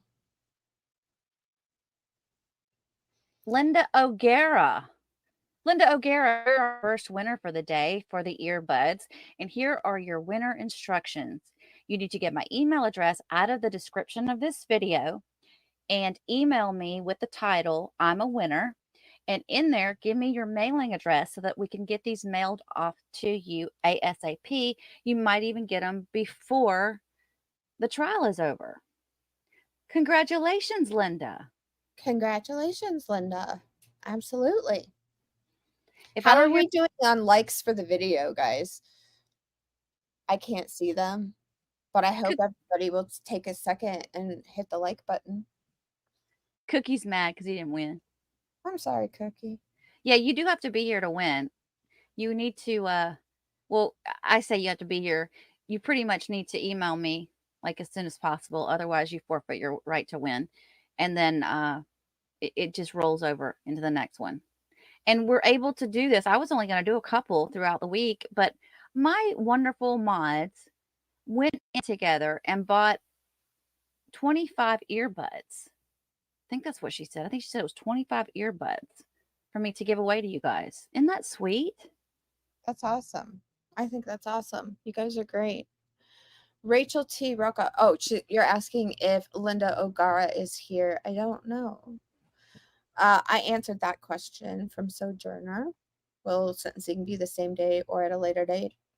If she's not and it doesn't get claimed, we will draw for her tomorrow. We're drawing for the person who wasn't here on Friday today too. So let me see. I'm looking for donations. Okay, Rose did $5. I got that one. Wait, what are we at? We're at 341. I should have just looked at the total and just matched the total. Raquel Martinez. I don't think prosecution is firing hard enough because they don't want Owens to fire back BS and prolong the case. That's an interesting theory. That's an interesting theory. It could be that they're being cautious and they're going to bring the big guns out on their case in chief because they have a feeling that Owens is going to not just step over the line, but like run over the line. So,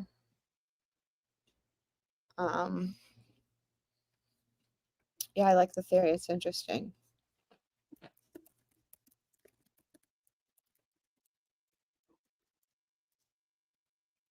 Let's see. Paula Graham. I've forgotten. Oops, something went wrong. Please try again when trying to donate. I've tried 5 times. What is messing up? It might be her browser. I think she might have said something about security on her browser. If you have more than one browser on your device, try a different one. For example, when I'm talking to you guys, I'm using Chrome, but when I do all my other stuff, I use a completely different browser.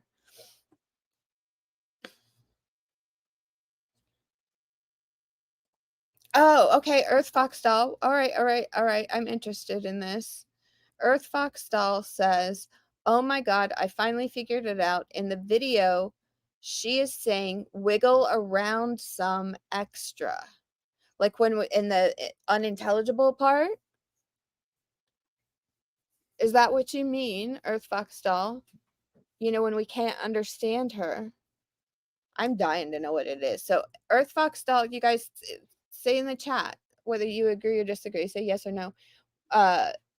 Is Sarah saying wriggle around some extra? I think that's what she's saying. Yeah, that's what it sounds like to me. We can't really hear. Is my voice better now? Yeah, every once in a while it goes into rubato. I don't know. It's been doing that more and more lately.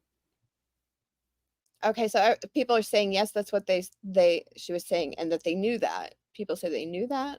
Okay, well, I didn't know that. So thank you for informing me, guys. Appreciate that.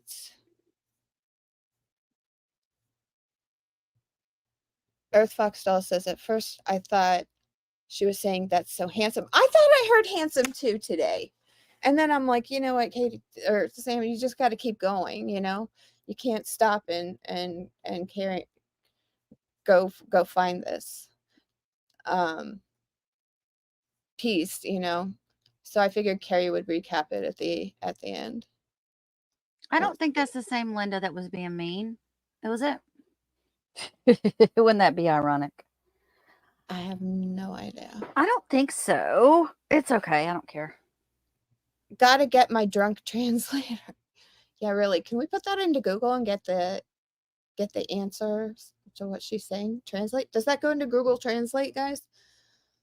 Does anybody speak drunk?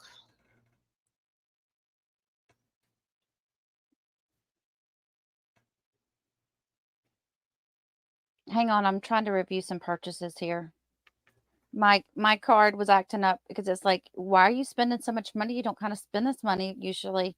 And I have to go onto my bank and go, it's me. Yep, it was me. Cookie, I don't know what you did, but we'll forgive you. This time at least.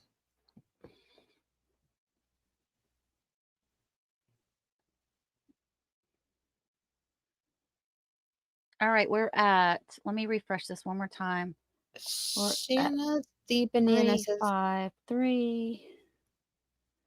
I'm going to make this super easy for all of us. Oh, okay. I see what Shanna's saying. When you're done, Carrie. No, go ahead. I'm talking out loud. Just go ahead. Shanna the banana says, please excuse the wording in my question, but what I was trying to ask would Sarah's Google search history on the night in question, particularly between the time of the vids and 911 call, I think she means to say matter. Thank you. Because we've seen that, right? You see that in almost every trial. They bring up the search history.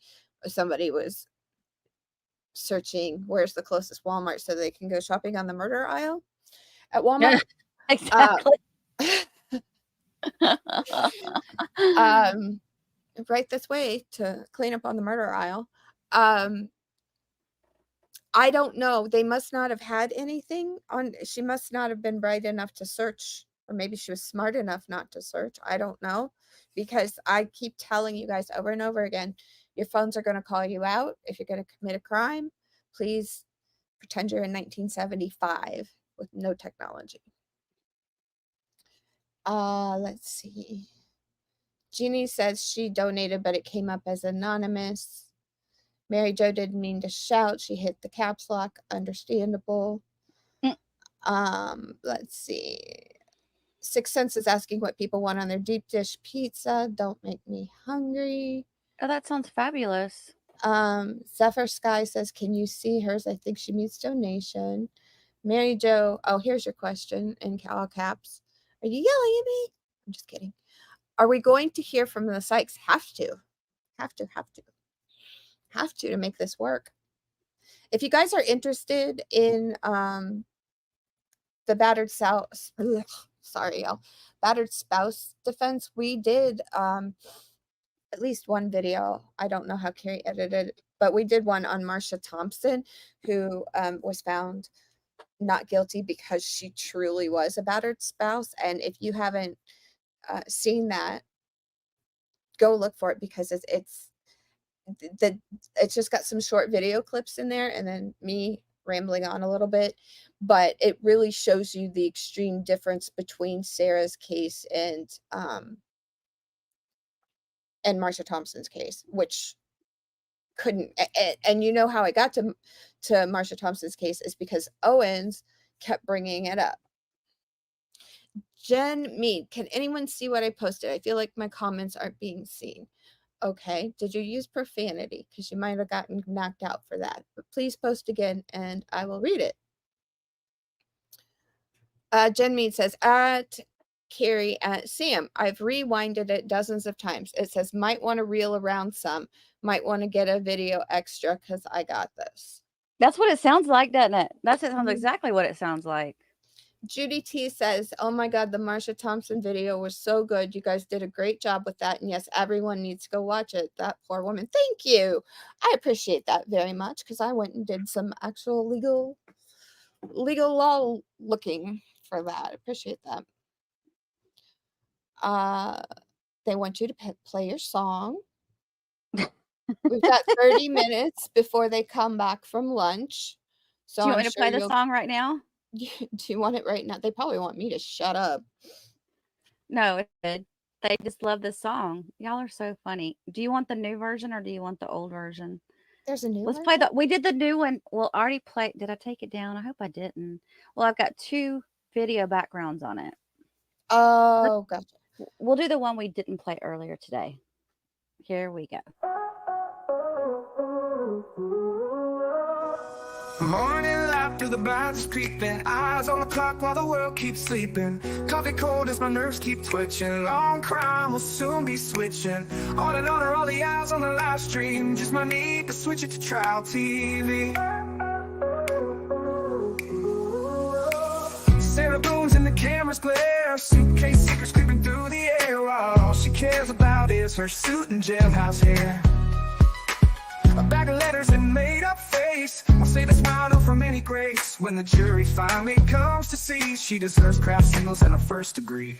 Ooh, I'm waiting for truth to unfold. Every whisper, every word so bold. Waiting for Carrie to switch switch on the feed, grabbing the Pop-Tarts and getting ready. Fingers crossed, the stream stay steady. My thoughts tangle, it feels so heavy. Will the testimony be true and pure? I'm on edge and I can't be cacciatore sure.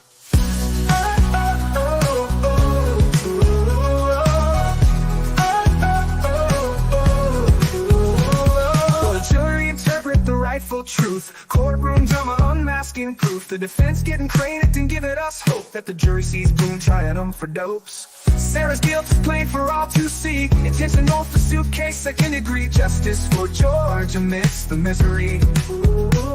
Lost patience tried, unintentions weighed. Verdict coming, but we must wait. Echoes of doubt make my heart beat wild. I just need the facts untouched and mild. YouTube's glowing, don't let me down. In this court we'll see who wears the crown. I'm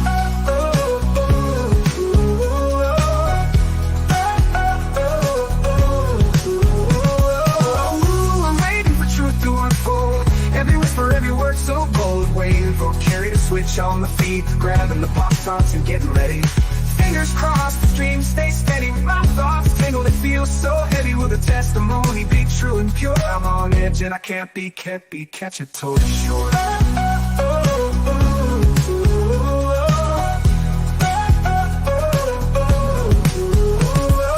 Ooh, I'm waiting for truth to unfold. Every whisper, every word so bold. Waiting for Carrie to switch on my feet, grabbing the Pop-Tarts and getting ready. Fingers crossed, the stream stay steady. My thoughts tangle, they feel so heavy. Will the testimony be true and pure? I'm on edge and I can't take much more.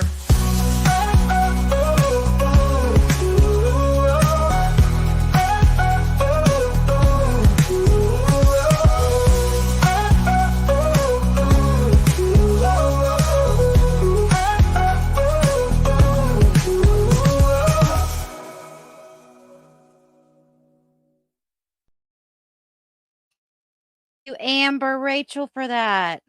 It's so good. I know that YouTube gives out some different kinds of awards. I don't know what they are. But if somebody knows, can that be entered into one of these YouTube awards? Because I think it's just so good. It's so good. She would get the award for it. I didn't do anything. You did the editing in the background, so you could both get the award. It's just thumbnails. But thank you, though. Yeah, but you're doing a very good job of it. I'd like for you to be editing the video I'm working on right now instead of me. Okay, so I'm going to tell you guys right now that I'm getting frustrated with this transaction thing on Google because I tried to do some matching of donations and it's trying to charge my card 3 times. So a couple people in chat are having some issues. So we'll probably need to take it down. We may need to work on that and figure it out for you guys. I need to work on that. I did a donation to bring it up to 500 and then I was going to call it for the day, but it looks like it's showing on my card that it went through 3 times, but it's not showing up on the total down here, which is a little bit scary. A little bit scary. Plus, people in chat seem to be trying and unable to donate. All right. Well, we'll just let me see if I can take it down. Ozzy, I think the song is so much better than Bruce Rivers' song because all his says is, "Who is he? The criminal lawyer." This has what do they call it? Bars. This is a good song, I think. I think that I agree with I'm Not Buying It. That song is awesome and so clever. It really, really is. It's so good. I agree. Gentai says, Carrie, the total is $383. Michelle says it's the best opener on YouTube. El Gordo. But who is he? He's the criminal lawyer. But here's what I don't get, right? He's got to be a criminal defense attorney because if you're a prosecutor, that means you prosecute criminally. He's not a prosecutor, but he leaves the part off. He calls it criminal lawyer instead of criminal defense lawyer. I could run around saying, I'm a criminal investigator, but I say I'm a criminal defense investigator because that's what I do. but I think he doesn't want people not liking him because he is for the defense, but he's a criminal defense lawyer. Mm-hmm, mm-hmm, mm-hmm. So you guys, do you think that the trial is going well? Do you think it's going faster than you expected? Are you bored with it? Are you disappointed? Okay, I'm back. Sorry. Oh, so Bruce Rivers always follows up that he's a board certified criminal defense lawyer. I saw he's got himself a cameraman second person in there. I think my phone is set to play without my permission. No, you don't have to retype that in there if you don't want to. What'll happen is it'll come up and say that you now we have 135 entries. I just told it not to pick the same person twice. So all I have to do is hit draw again for us to do the giveaway. So no, you don't need to retype it. We'll have a new word tomorrow. See, we all said it and it came true. We said, play the video. Play it. El Gordo says he'll have that song playing when he proposes to his girlfriend. Okay, interesting choice. Not going to comment there. Judy T, I'm trying to understand what you're saying. Oh, I have a Sam, question mark. Is there a Sam for the prosecution? If you mean, are there investigators for the prosecution? Yes, they are in-house though. Like they have jobs with salaries, which the public defender office has as well, but it's very rarely a position opens up there. And by doing what I do, I get to choose what I do and nobody gets to boss me around, which I love so much. Except for Henry, of course. Jen Mead says, I've been trying to donate, can't get it to work. Is there Cash App or Venmo, or how do I purchase a coffee? That's above my pay grade. Amy Phillips. I haven't drawn your name, honey. I got an email Bruce from Rivers' Amy. son. Okay. I got an email from Amy that says, here's my email address. I am a winner. I'm going to save this just in case I do pull your name, though. Oh, that's funny. Y'all are so, I'm getting a lot of emails from everybody lately. Okay.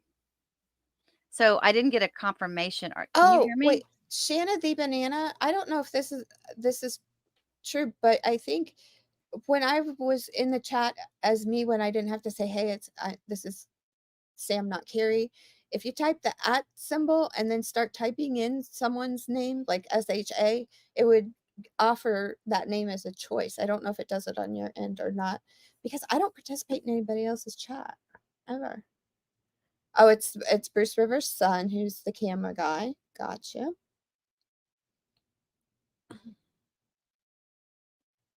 Amy's sneaky. She's trying to just claim her prize that she didn't win. Buzzman, I had asked chat about the trial, what their feelings were. And Buzzman says, I feel like the case will pick up when the defense puts on their case. Mr. J is going to crush on cross-examination. I imagine we are going to have so many objections and potential sidebars. It could stretch things out.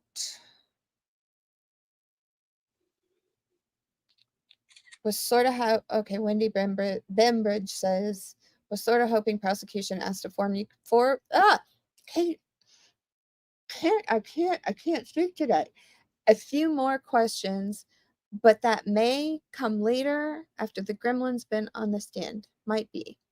Bama's got a link up on the screen right now to the Buy Me a Coffee membership. Okay, so I'm going to show you guys something that I took a screenshot because I wanted to show you guys I wouldn't lie. Can I share this with y'all? Let me see. Floridians all know everyone. Yeah, Peter is very good. I like the way he teaches on his channel. He presents both sides, and I think that's fair. I think that's a good way to go.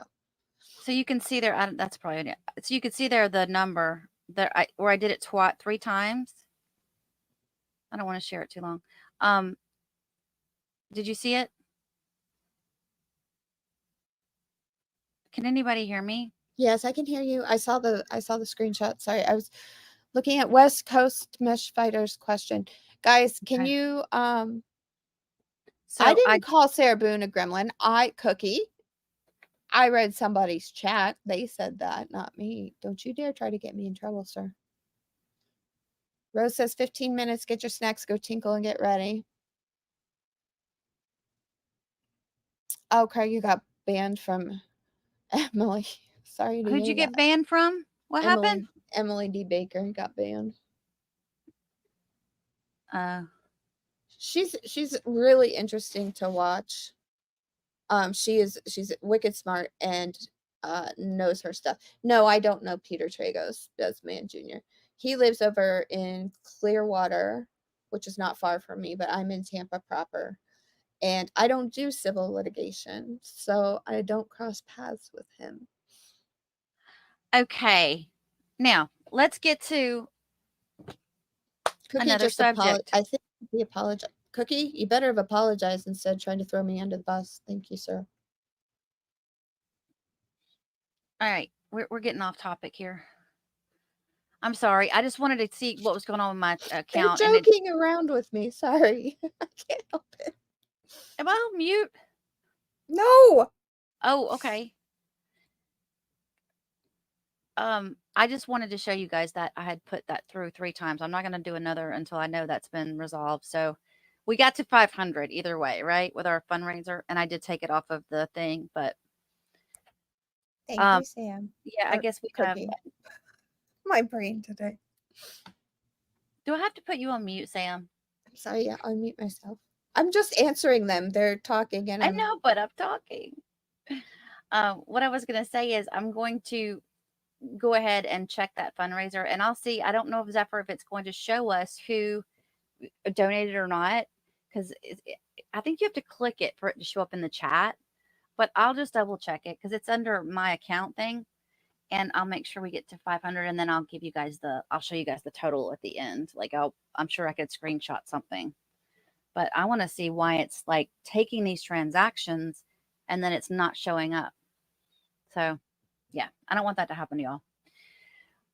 Okay, I'm done. Now y'all can go ahead with y'all's goofing off. Am I allowed to talk now? You can talk now. Somebody just called me a troll. Oh, Gordo just called me Sam the troll. Okay, whatever. I'll take it. You guys are so fun. So, do we want to go and do y'all want me to read some more of this? What time is it? Do we have 15 minutes before she comes back in? 15 minutes. Yeah. That's all? Yeah. Michelle, I see you and don't you dare.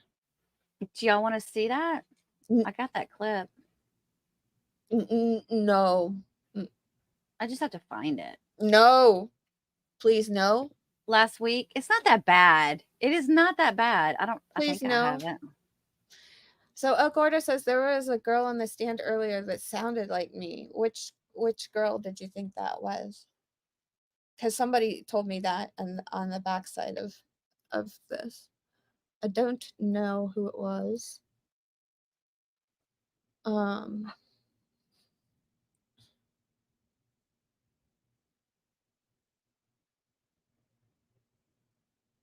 I think they're going. Oh, so okay. So Cora Brooks, she says that she agrees that they should have played the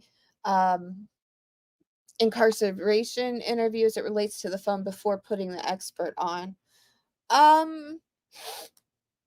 I think you have to put the expert on to show the phone, because once they do the interview, they have to show it. They can't just talk about the phone without the phone thing being entered into evidence, if that makes absolutely any sense whatsoever. She had to lay a foundation, basically. Okay, are you done? Because are you done?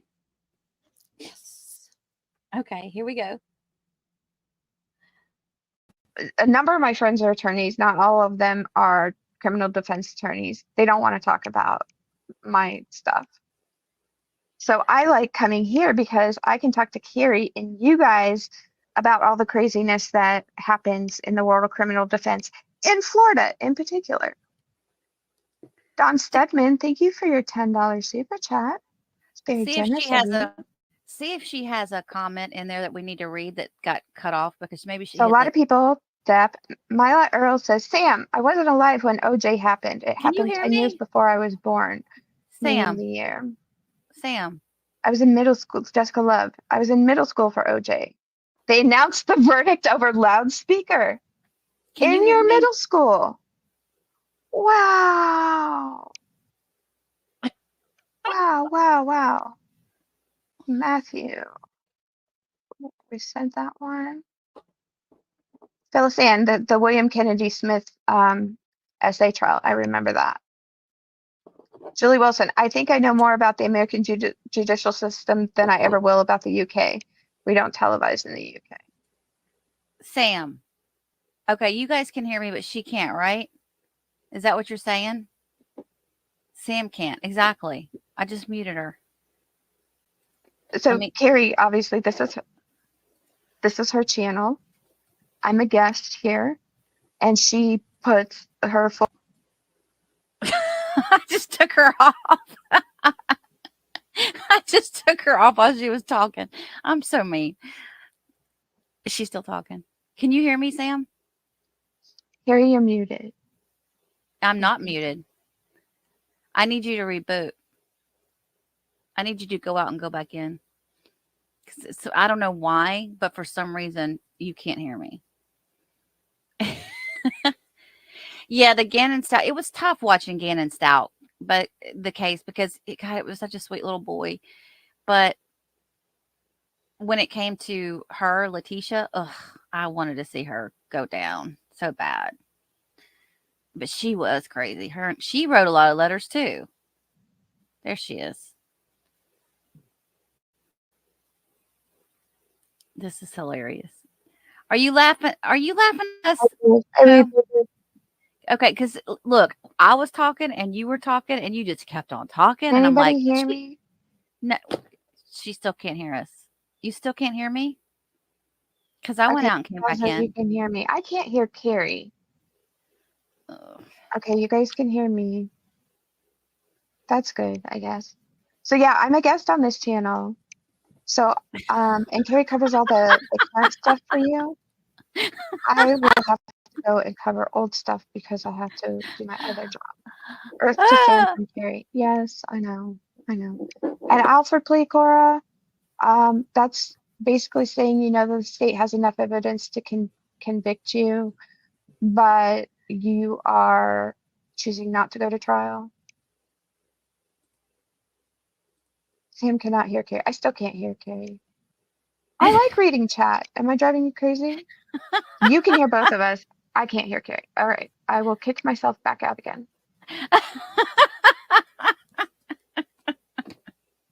Are y'all laughing too? That was fun. Sam's quiet. Sam put herself on mute. And everybody, I think it's funny because some of you guys in chat think it's live and y'all are like, we can hear you, Carrie, but she can't hear you.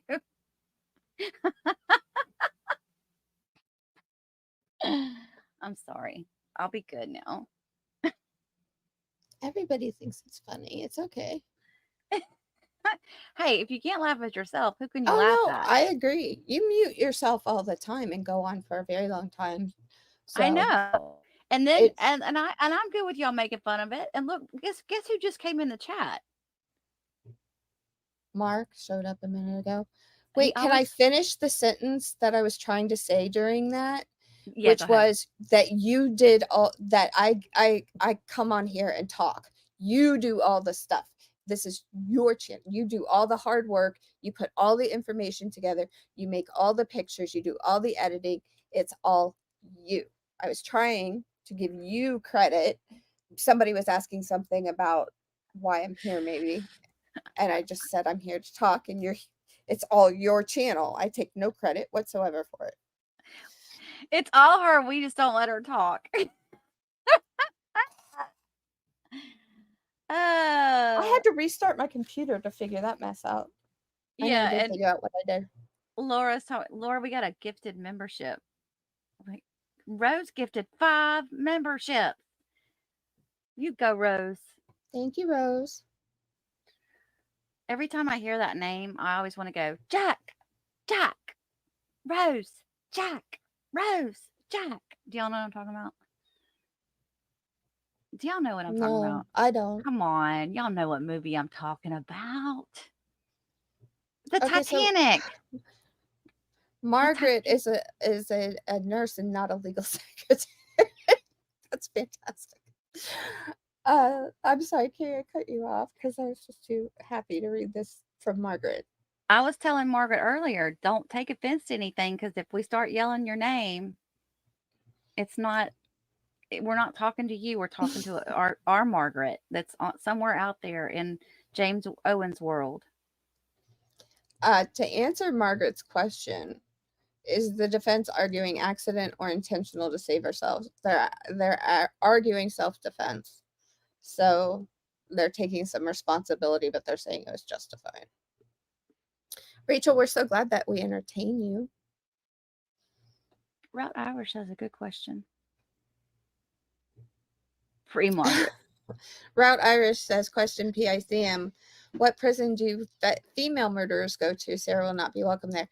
So there's a state prison system, Florida State Prison, and some of the prisons, my guess is, house both men and women, but in completely separate buildings.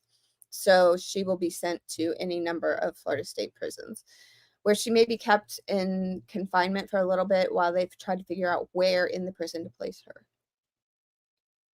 Oh, Henry wants a summarization of what happened. Let me do that. Let me quit screwing around. I'm just gonna mute myself. No. I'm not trying to cut you off. Did I cut you off? I didn't mean to. I'm just gonna mute myself.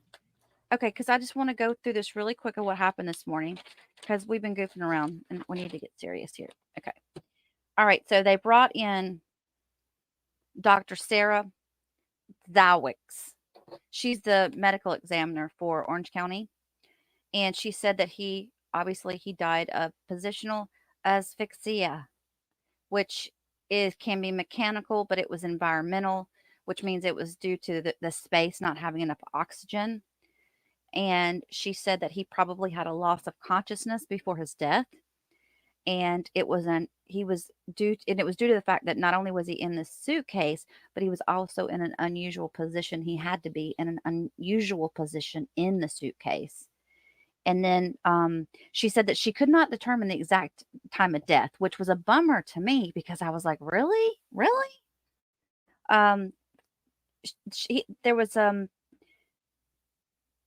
She said he was probably in a fetal type position with his head flexed forward. I think I'd said that in the video, but I don't know if I put it out yet or not.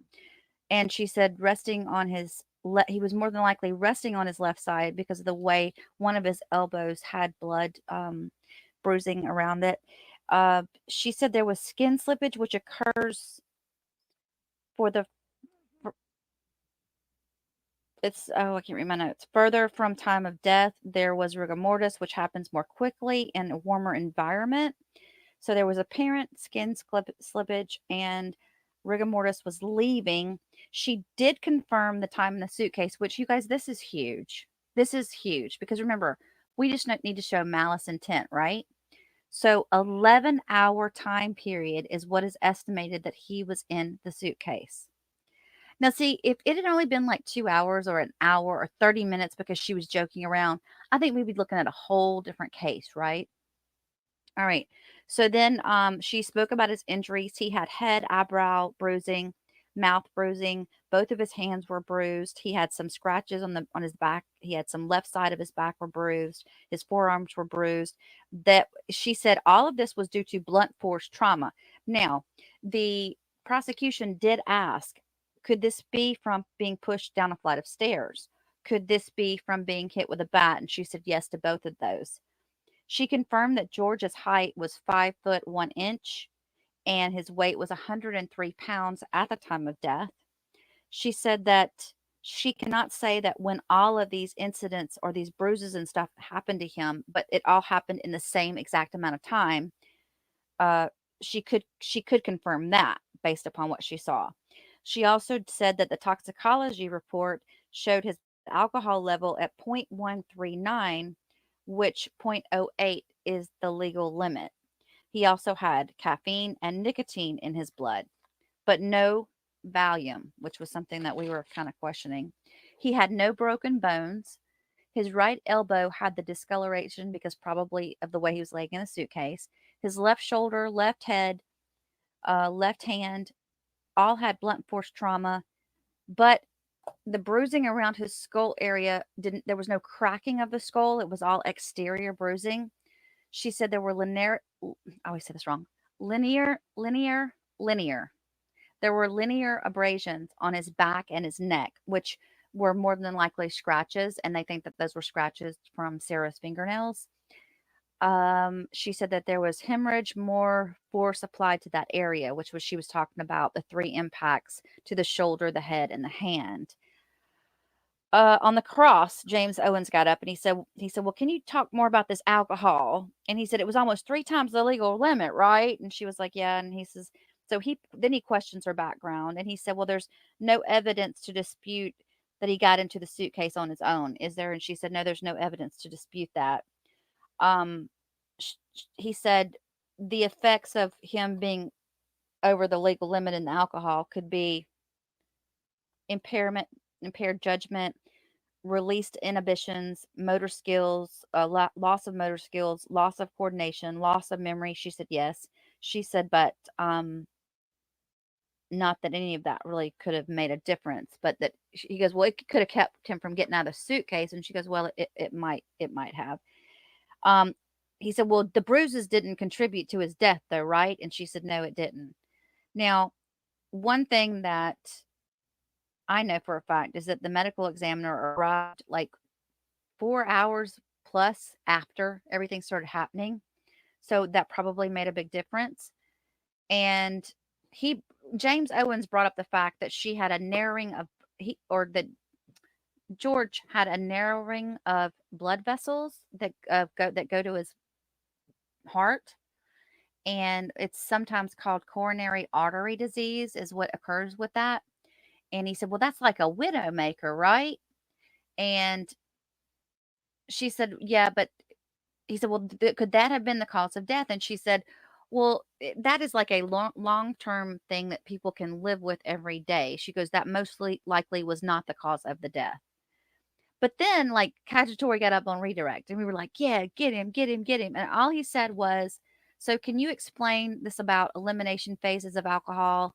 And all she was saying was we could tell based on the examiner's report when he stopped drinking or how long it had been since he'd been drinking. And she said his levels had come down. And he said, okay, well, the studies and the test on the suitcase, was there a presence of other objects? Were there presence of other objects in the suitcase? Because there were, could that have made a difference? And she's like, well, yeah, I guess it could have. She thought that was a stupid question too. And then he said, okay, and the opening of the zipper, if she had opened it further up, could there not have been more oxygen available? And she said, well, yeah, of course, but it still may not have been enough for him to breathe. He never came back and said anything about, oh, well, what about there's no bruising from her doing CPR? Shouldn't there have been bruising from her doing CPR? Because you guys remember the fire department, once they got there, they didn't have to do CPR because Sarah, oh, wait, hang on, let me go live. Because Sarah, they told her right away that there's no need. He's gone. He's been gone. You could tell by the coloring of his body. But they didn't come back and question that. They didn't jump on the fact that, let's confirm here this coronary artery possible disease. This doesn't have anything to do with his death, right? It was because he was in a suitcase, right? He could have said something like that, but he didn't. Made me so angry. So then we had the FDLE lab report person come up, and they just they put into evidence, they both agreed that these lab reports could go into evidence. The prosecution and the defense agreed to that. Then Meredith McCaskill, she's the FDLE senior analysis. She got up and explained, like swabs and things like that and how that works with the DNA. And then they had Junella Uandan, who is she's the Orange County Sheriff's Office digital forensic analyst, and she's the one that went through the phone extractions. She talked about some of the text messages between between Sarah and his family. And they played the video, the infamous video. So that's what happened before we went to lunch. Henderson did some kind of cross-examination, trying to say that, well, wait a minute, this phone doesn't belong to Sarah though, right? It's this account, it's under Brian Boone's name, right? And we're trying to figure out if that's going to even hold water, but that's where the defense is going with this. Okay, is that everything? I think that's everything. I think I have you caught up. In regards to what Jules said, Sam, yell at me if you don't mind, Sam, if they come back on screen, because I'm going to open up another screen and read from it while we're doing this.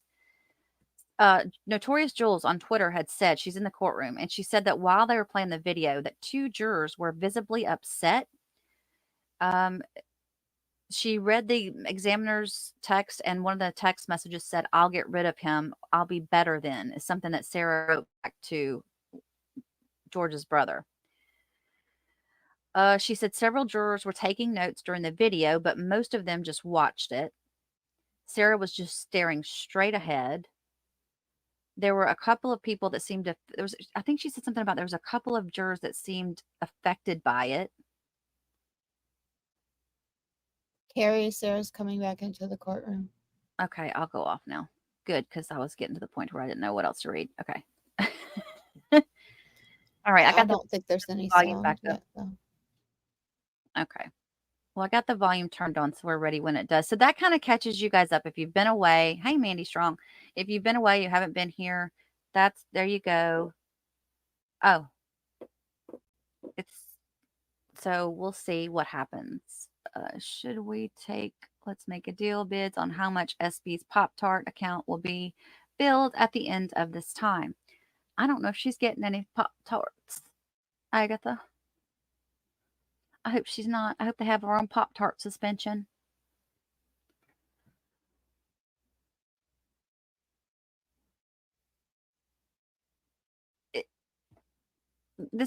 Okay, I don't know how to pronounce your name, but Reject PPC says, I know they are not always broken. We're talking about the ribs, but there's like 80% likelihood when a man is on the receiving end of CPR. So here's my thing. There'd still be bruising there. That's what we were saying in chat earlier, that if she had done CPR, there would have been bruising around his heart and stomach, or like his chest area. So why wasn't there? Gypsy said she's annoying me more than Brooks ever did.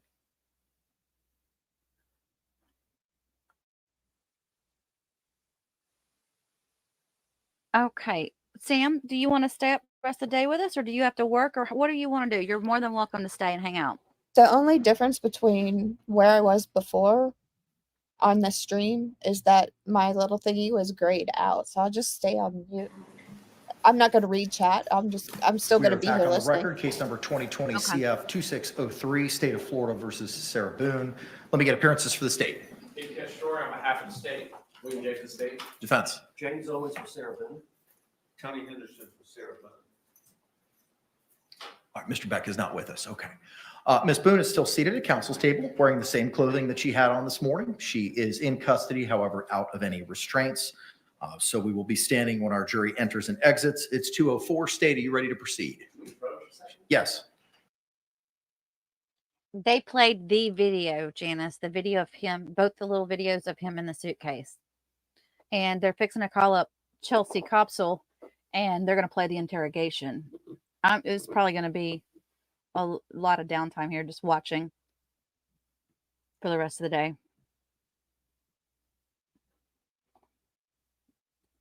I'll have to read those inmate behavioral things. I'll have to read those tomorrow during lunch. We got a little sidetracked.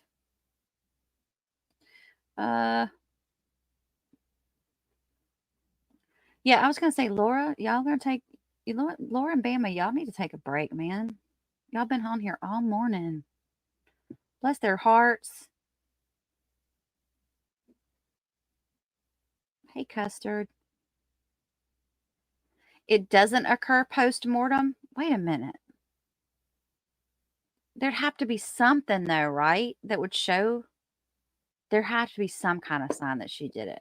Okay, now I'm curious. Y'all are, who knows who's, I need a medical expert in the chat.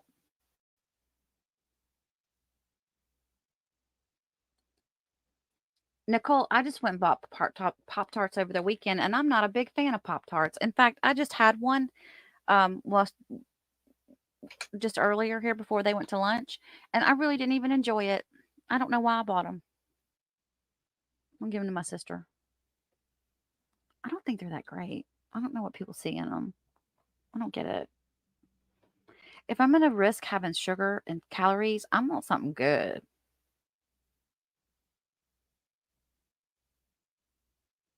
Oh, CB. I'm so sorry, honey. We'll add your mom to our prayers. Are you making fun of me and Nana? Or are you saying you agree? I ate it just because I had to. It's like one of those things. It's like when you go to the fair, you got to get a corn dog. You know what I mean? You just got to do it. You go to the ballpark, you got to get a hot dog. It's just, that's just, been there, done that now. So Zephyr saying bruising happens before death, but can darken after. And then somebody else up here in the chat said, okay, Donna RR. Donna RR is a retired nurse. Speak to me, Donna. He was in that suitcase for 11 hours. If he had been unalive for 11 hours, would the skin, something, would his body not show that she had done some type of resuscitation on his chest, stomach area? You notice too, another thing, guys, they didn't even have to, she didn't say, I don't know how to do it. I don't know what I'm doing. Koepsell is about to slay. Oh, you men are just Koepsell fans. That's all there is to it because y'all think she's hot. She's not all that in a bag of chips. Oh, honey, I'm so sorry, CB. I'm so sorry.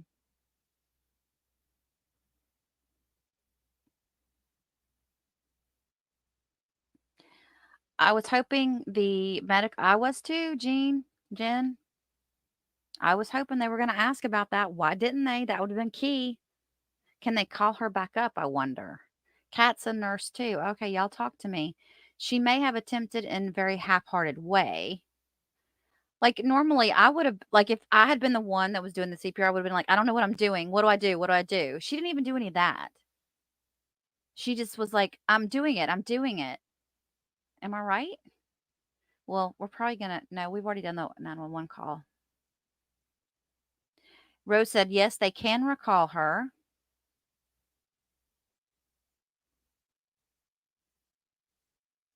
Are you back? Are you back? Interesting captures. Okay, honey. I'll leave you alone with the chat then. I was looking through it while you were gone. I would buy her cases of Pop-Tarts because they're not good for you. Oh, I don't want to give her anything she enjoys. Don't forget to leave your DNA on that like button. Oh, I love that, Jeannie. That's our new saying. Don't forget to leave your DNA on that like button. Not as beautiful as the princess. Oh, Mark. Stop. You do it to me every time, Mark. How do you do it to me every time? Your girlfriend's going to get jealous. I don't think she tried. Kat says she doesn't think she tried, and she's a retired nurse. Okay. Leah Pet thinks Pop-Tarts are gross too. I'm not the only one. Thank you. I had to perform CPR, and it did not leave bruises. Oh, really? If somebody's performing CPR and they don't know if they know what they're doing, they could possibly break somebody's ribs. I know that for a fact because that's what happened to my mom.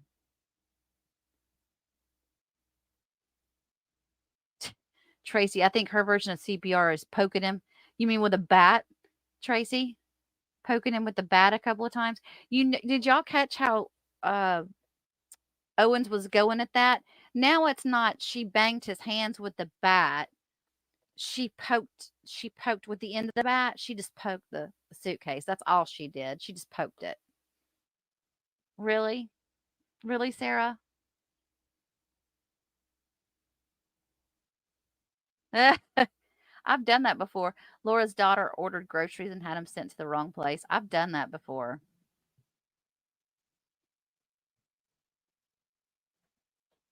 Thank you for becoming a member, Beach Lover. Appreciate you so much. Is it Koepsell? I can't ever pronounce her name right. That's why I call her Cough-a-Lot, Detective Cough-a-Lot. Because I'm just trying to get around the fact that I have a hard time pronouncing her name.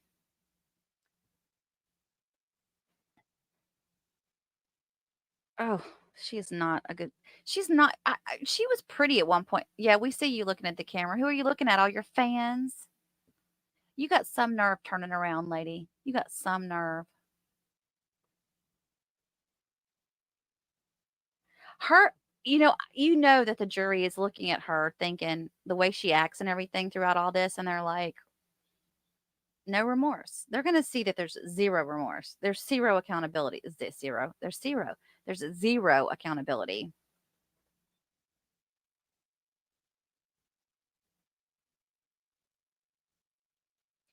Judy Girl says, I think the CPR factor is the icing on the cake that speaks to her crappy values. It doesn't impact the death. I know, but like intent, malice. Well, I guess it doesn't. I guess it's after the fact. Dorothy says, if bruising, probably not going to happen if she was already deceased. Dorothy, by the way, oh, thank you, Happy Boonies. Sam sounds hot. Love her. Oh, you sound hot, Sammy.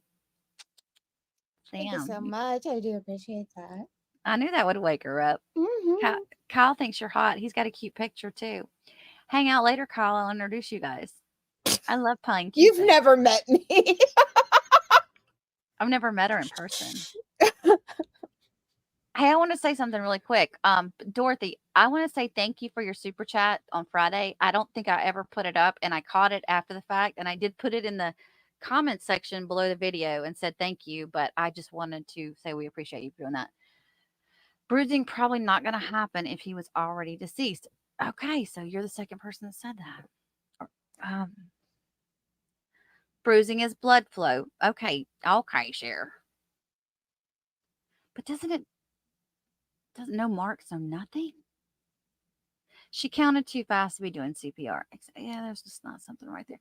Jen said, RN for 20 years. Existing bruising becomes darker after death, but the body is meaning the purplish coloring of George's. Okay. I don't want to read that out loud.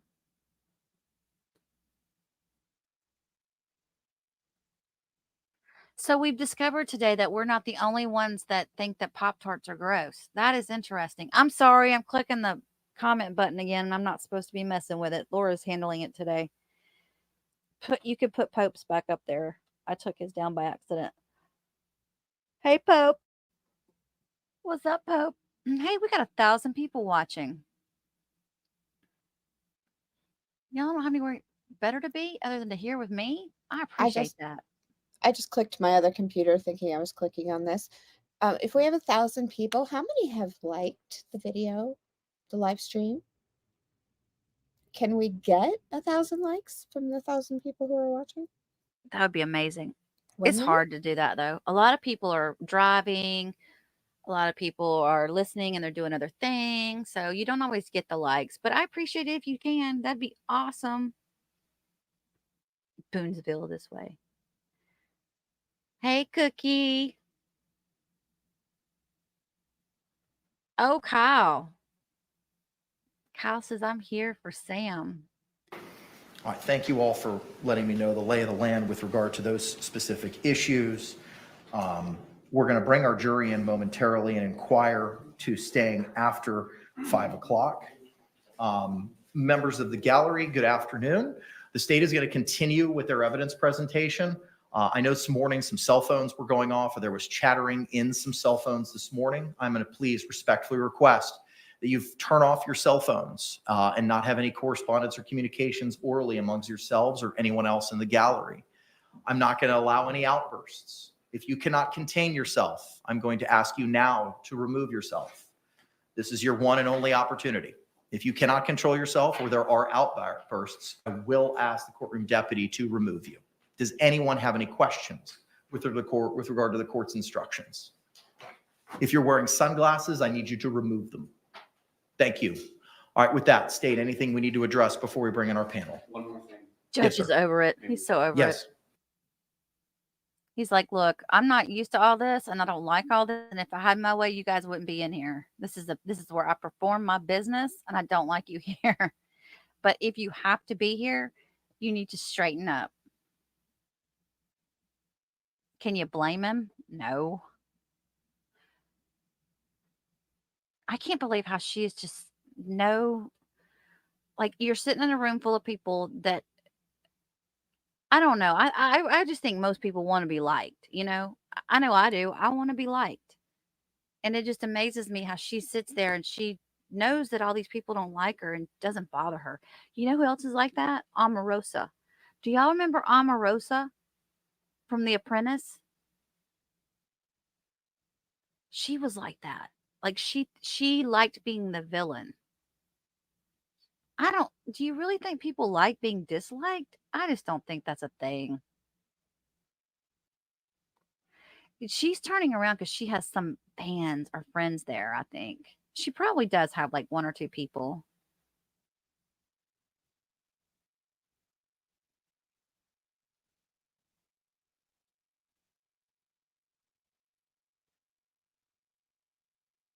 Judge, can I still eat my popcorn in court or perhaps a Pop-Tart? Matthew. Hey, Veronica. What happened? I just did a recap. Rewind about 20 minutes, Veronica, and you'll get the whole recap. Seth says she feels nothing except not numb. You know they're going to bring up her childhood. Speaking of which, they're going to say that she was abused as a child. We see that coming. I wonder how long we're going to spend on her psychology.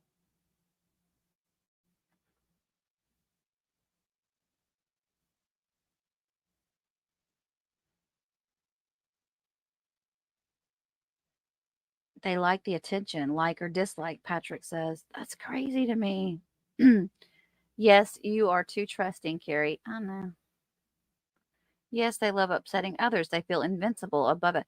They do. They get off on other people getting upset, don't they? Other people's misery. They like that. I've only been around a couple people like that, and you can pretty much figure them out really quickly. Excuse me. And then I kind of like, I bounce. Like, it doesn't take me long, and I'm out. Did Jules put up some new posts? Okay, let me check out her post real quick.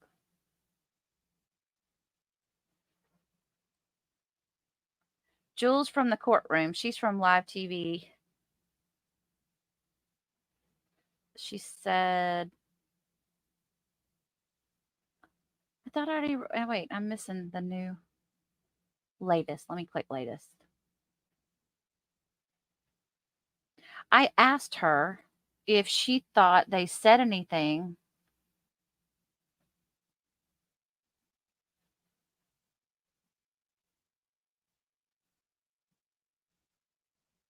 Okay. She said it's a rumor that the videos were deleted.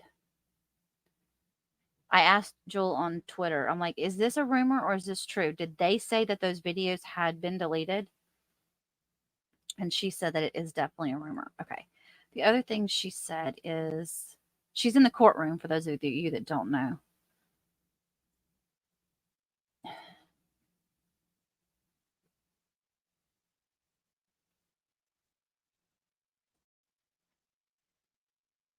I think the reason he has been so stoic today is the reason she's been so stoic today is because she knows this is it. If all goes as planned, she takes the stand tomorrow and reality is Thank setting you all for in. your patience. Ma'am in the back left, last row. Good afternoon. After conversing with the state and the defense, they've agreed and asked me to excuse you from this room. I understand that there may have been an outburst by you with courtroom personnel before the judge arrived on the bench this afternoon. If you would like to watch the trial, it is being streamed live. You can head to the 12th floor, get off the elevator, and head to the south side of the building. See the sign where it says Judge Michael Kranick. It'll tell you which direction to go. You can pick up the phone, call my judicial assistant, Anita Barrios, and she can give you instructions on how to watch this trial virtually. Okay? Okay, thanks so much. Thank you, ma'am. Bye, bye. I'm still the boss of the city, so we gotta work together and try to figure it out. Thank you, ma'am. And y'all heard what I said. Ms. Jones, you're fired. Have a good one. Thank you. To restate the court's prior positions, if there's anyone going to have any outbursts or cannot control themselves, again, I'm going to ask you to remove yourselves at this time. State, are we ready to bring in our jury? Yes, Your Honor. Defense, are we ready to bring in our jury? Yes, sir. All right, let's go ahead and bring in our panel. I think that was one of Sarah's cheerleaders because didn't she just look at Henderson and say, I'm sorry? Who was that?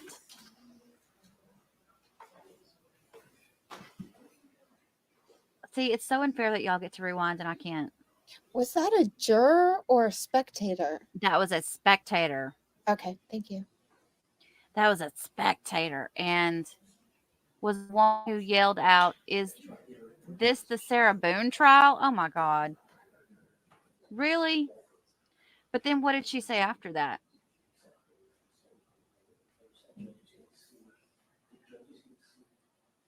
I didn't understand any of it. She said something like, y'all got this or something. Oh, that's going to be a reel in its own after this is over with. Y'all know it, right?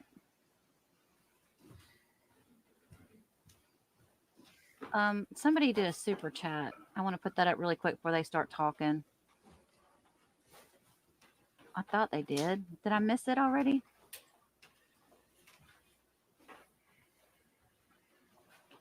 Thank you for becoming a super. Thank you for becoming a member. Well, I can't read your name. State, do you recognize our jury? Yes, Your Honor. Defense, do you recognize our jury? All right, thank you. Y'all can be seated. All right, I'm going on mute. Members of the jury, good afternoon. I hope that you enjoyed your lunch break. Welcome back. We're going to pick up with the evidence and testimony presentation by the state this afternoon.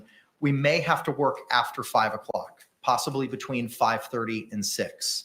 As I recall, with speaking with some of you, you have minor children and may need childcare to pick them up. Is there anyone here who has any concerns with regard to childcare staying till between 5:30 and 6? If you have those concerns, okay. Juror in first row, third seat from the right. Yes, ma'am. As long as we get a break between now and then and I can call someone, I should be fine. I would absolutely give you that opportunity right now to do that. Okay. Is there anyone else who has concerns about childcare? If you're able to have childcare, ma'am, is that going to affect your ability to listen to the evidence this afternoon? No, sir. Okay. Can the parties approach for a moment?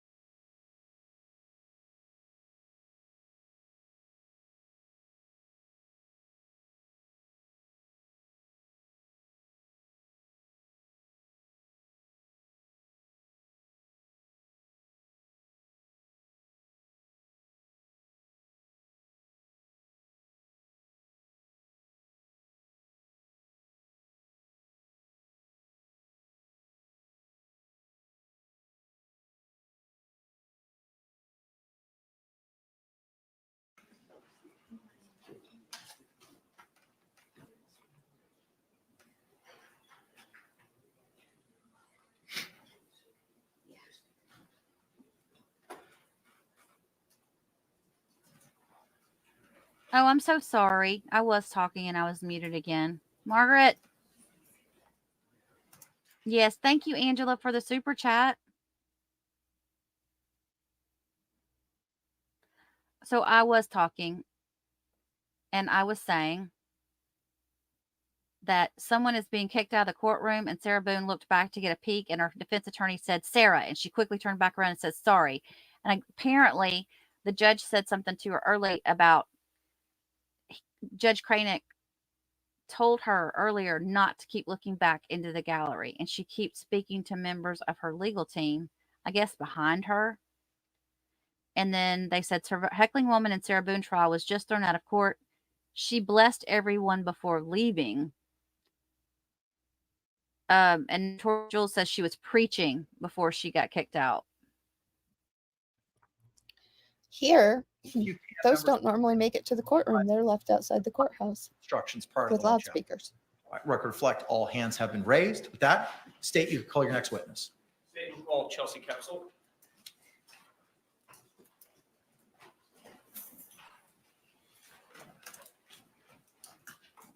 Okay, so for those of you who are not aware, this is the lead detective in the case that's coming up to the stand now.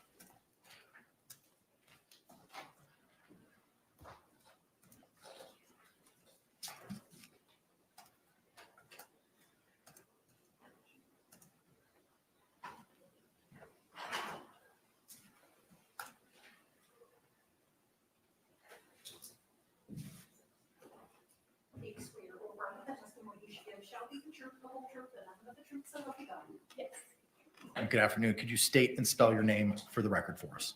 Yes. Chelsey Koepsell. CHELSEY Koepsell. Thank you. You may inquire. Good afternoon, ma'am. Hello. Whom do you work for? The Orange County Sheriff's Office. And what is your position with the Orange County Sheriff's Office? I am currently a homicide cold case detective. How long have you worked for the Orange County Sheriff's Office? Since April of 2013. And what positions have you held at the Orange County Sheriff's Office during that time? So I began my career in uniform patrol, and then I moved on to the sex crimes unit as a detective, and then I moved on to the homicide unit as a detective. In the homicide unit, tell us, what are your duties as a homicide detective? To respond to obviously homicides and any death-related incidents. And what type of training do you need to hold that position? So I went to the police academy, and then after going to the police academy, I became a deputy, and then basically just having experience from other units and taking like homicide courses and investigative courses to help me. Is continuing training a condition of not only your employment, but also holding your position in the homicide unit? Yes. How is it that you became involved in this case? So on February 24th of 2020, my partner at the time, Detective Scott Lowen, received a call.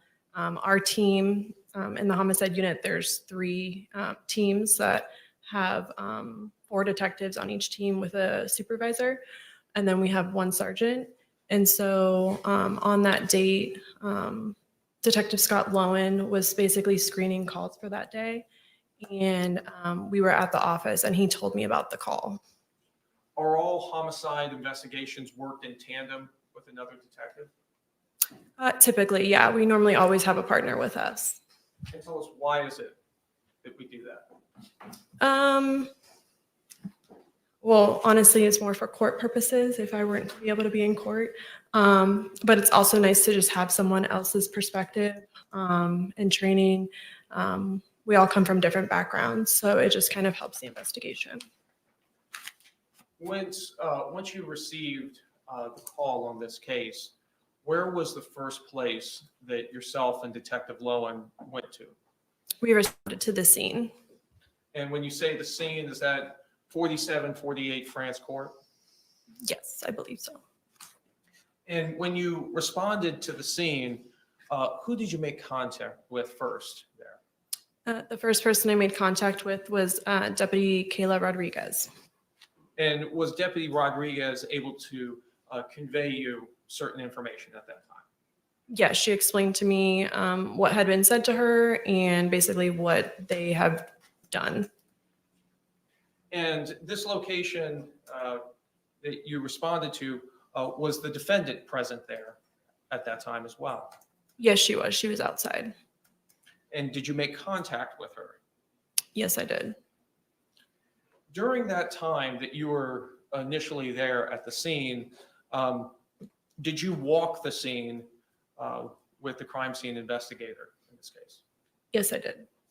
And when you walk the scene, just tell us some of your observations. So when you first enter, immediately on the right, there's like a kitchen. And then if you continue down like a very small short hallway, it opens up to the living room / dining room area.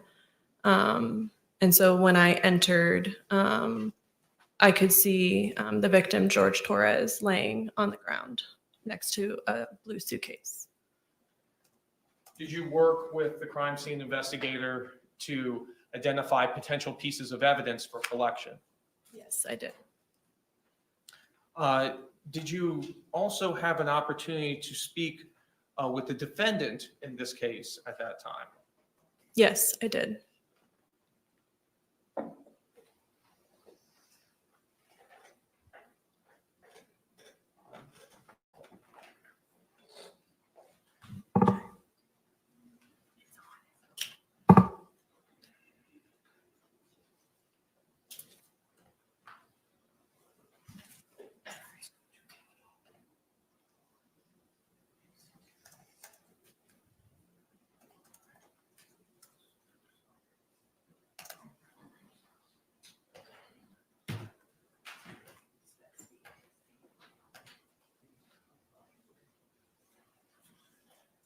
Your Honor, may I approach the witness, what's been marked for identification as states T and states U and been shown to defense? You may.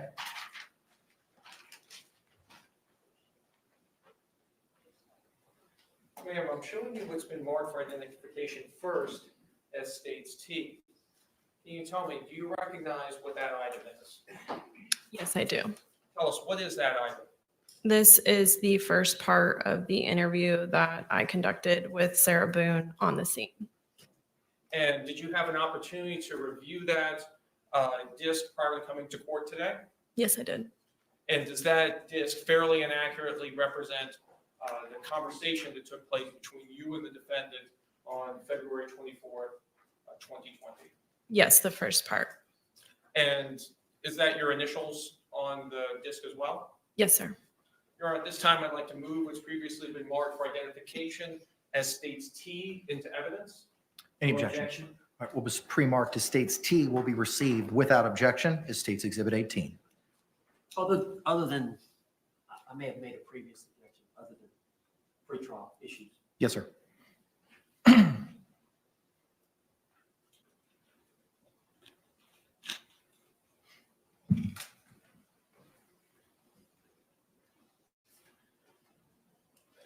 Ma'am, next I'm showing you what's been marked for identification as states U. Do you recognize what that is? Yes, I do. And tell us, what is that? This is the second part of the interview with Sarah Boone on the scene. On February 24th, 2020? Correct. And you had an opportunity to review that disc prior to coming to court today? Yes, I did. And does that disc fairly and accurately represent the second part of that interview that you conducted with Sarah Boone? Yes, sir. And is that your initials on the disc as well? Yes, sir. All right, this time I'd like to move what's previously been marked for identification as states U into evidence.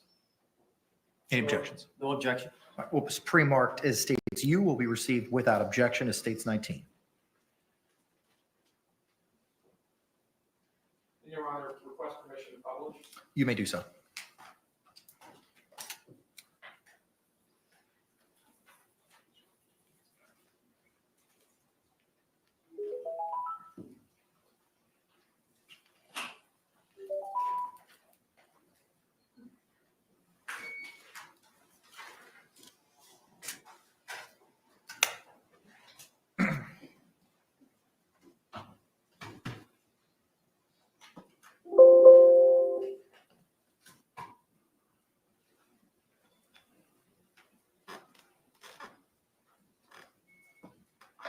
CDT is February 24th, 2020. The time now is approximately 16:57 hours. This is in reference to Orange County case number 20-017904. I'm currently located in my unmarked vehicle out in front of 4748 Grants Lane. apartment number 3 in Winter Park, the Tealwood Park Apartments. And also in the car with me is my partner. Detective Scott Lowe. And in the front seat is, can you state your name, ma'am? Sarah Boone, Okay, and your birthday? 10/10/77. Okay. So, Sarah, I know you have talked to some deputies. I know we had a very brief conversation, just to reiterate what you told that deputy. But like I was explaining, I would like to get a more further understanding of what happened last night and ask you more detailed questions. I am going to read you your rights, but it's just because that's how we do things, okay? So you do have the right to remain silent, okay? Do you understand that? Yes. Okay. Anything you say may be used against you in court. You have the right to talk to a lawyer before and during questioning without charge. If you cannot afford a lawyer and want one can be provided for you before questioning without charge. Has anyone threatened you or promised you anything to get you to talk to me? No. Do you understand what I just read you? Yes. Okay. So last night you said that you and your boyfriend George were here at your residence and didn't really leave that day. You said that he went to the store to buy cigarettes. Yes. What time was that around? If you recall. Was it light out still, dark out? Yes, it was light out It was still. still light out, okay. But he's the only person that left and he came back, Yes. I'm assuming? Okay. It's right down the street. It's down the street, okay. And, tell me what you guys were doing next, like what was happening? We had a bottle of wine. We painted, we drew, we did puzzles. Do you remember what wine you guys were drinking? What It's what Chardonnay. Okay, The bottles are in the trash. okay. Chardonnay. Okay. And do you remember around like what time this was that you guys were sharing the bottle of wine, painting, doing puzzles? I'm gonna say 4-ish. Okay, and was this before he went to the store or after? I'm sorry? Had he already gotten home from the store at this point to buy the cigarettes? Yes. Okay, so it was around 4 p.m.-ish that you realized, and you guys were doing, Puzzles and art, okay, listening to music, enjoying each other's company. and all downstairs, upstairs, where did you guys? Downstairs. Downstairs, okay. We usually sit on the back porch because we smoke. You're not allowed to smoke inside, so. Okay. And who was here last night? Was it just the two of you? Yep, okay. No one ever came over at any point? No, okay. We called his daughters on FaceTime. Okay. We were just literally just enjoying one another's company. Okay, and you guys share the phone that you have, Yes. correct? Okay, and the phone's located in there, I think in the Yes. dictionary. Okay. So tell me what happens next. You're painting, you guys are doing this puzzle together, you obviously finished the bottle of wine. Yes. Did you have 1 or 2 bottles of wine? Well, we had one previously that was maybe not even half full, Okay. but then, So you finished that one and then you had the full one? yes. Okay. And sorry, what was the question? What did you guys do next after the bottle of wine, like after you Well, guys finished the wine? We had the bottle of wine while we were doing our arts and crafts. Mm-hmm.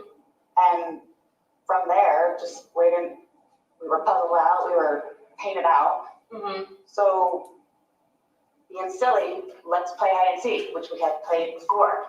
Like, I don't know if you've opened the door on the top of the stairwell, like he and I have hidden in there before, like just having fun and enjoying each other's company. Okay. So, I mean, that's literally all it was. And then the suitcase is downstairs because I was telling you we were going to do donations. And because it's not a very good suitcase, what was the question? I'm sorry. You were just explaining to me that Oh, he decided to hide in there. So being silly, he and I were sitting there laughing at it, like with him in there. And then, so I didn't zip it up all the way, but I mean, enough to where his little fingers were out there and whatever, but still having a good time and whatever. Then I guess I decided to go upstairs and I don't know, I fell asleep. So I woke up this morning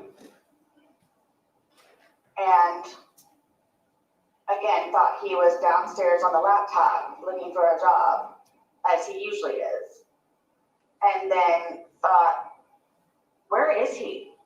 Is he on the back porch? Is he in the bathroom? Like, where is he? And then I came to about the suitcase. So I opened the suitcase. I took him out, stretched him out, started to do CPR. Where air was coming out, and then like whatever gurgle he made. So I'm trying to do CPR on him. I'm shaking him, trying to get him to come to, but I can tell by looking at him, something was wrong. He's been losing his teeth lately and has been complaining about his chest hurts, which is why I keep trying to get him to go to the doctor, but because he nor I have a job or insurance, has been putting it off. So again, so I didn't know what to do, so I called Brian, my ex-husband. I called him, he came over, just walked in and then walked out. I grabbed my phone and I called you guys. From there, here we are. Okay. The first time you woke up this morning, did you look at your phone to see what time it was? No. Most of the time, like I'll wake up, but because he nor I have a job, I'll usually just lay in the bed for a little bit longer because the house is clean. There's nothing else that we can do. Me thinking he's on the laptop looking for jobs, I can't use a laptop. So most of the time I'll just stay in the bed and collect my thoughts and get ready for the day. So do you have any idea what time you woke up that first time? What time it may have been? I don't know if you guys have that. I'm gonna say 11 something, 11 something. Okay. Maybe. Is that when you finally got up or is that the first time you woke up? No, that's the time that I decided to get up because I figured he was downstairs on the laptop. So let him look for jobs on the laptop and then it usually I'll clean, he'll look for jobs or vice versa, where I'll look for jobs and he'll clean. Okay. So you think you got out of bed after 11 at some point? Yes. Okay. But we can't recall which time. Do you think you were up for like hours before that or collecting your thoughts? Brian, because I was supposed to have my son today, I came up from school. Brian usually calls to make sure, hey, are you sure you're getting Lucas today? Because I've had job interviews. Right. Are you going to pick up Lucas? So after he called like maybe 3, 4 times, maybe 5, I finally answered, and that's like. Do you think you were sleeping and missed those calls? No, I ignored them. You ignored them? Because he's notorious for blowing up my phone. Okay. But I understand why, because he's making sure that Lucas gets home. Right, yeah, okay. And to do whatever he needs to do day-wise so he can schedule around it. Were you upstairs in your room at that time when you were ignoring those phone calls? Yes. Yeah, okay. Okay, so we're not really sure what time you woke up initially, but you were upstairs collecting your thoughts. You figured he was on the laptop downstairs, so you were just getting ready for your day. Yes. You finally got out of bed at sometime after 11 a.m. and had gone downstairs. Yes. Okay. Looking for him. And couldn't find him. Looked outside, couldn't find him anywhere. He wasn't in the bathroom. I was thinking maybe he's in the bathroom. But then I came to. And then you called Brian. Yes. He came over. Yes, he came over. That's down the road, right? Not very far. He came over, walked in, basically walked out. You called 911. Yes, I had my phone in my hand. I just wanted to wait for him to get there because I didn't know what to do. Right. Okay.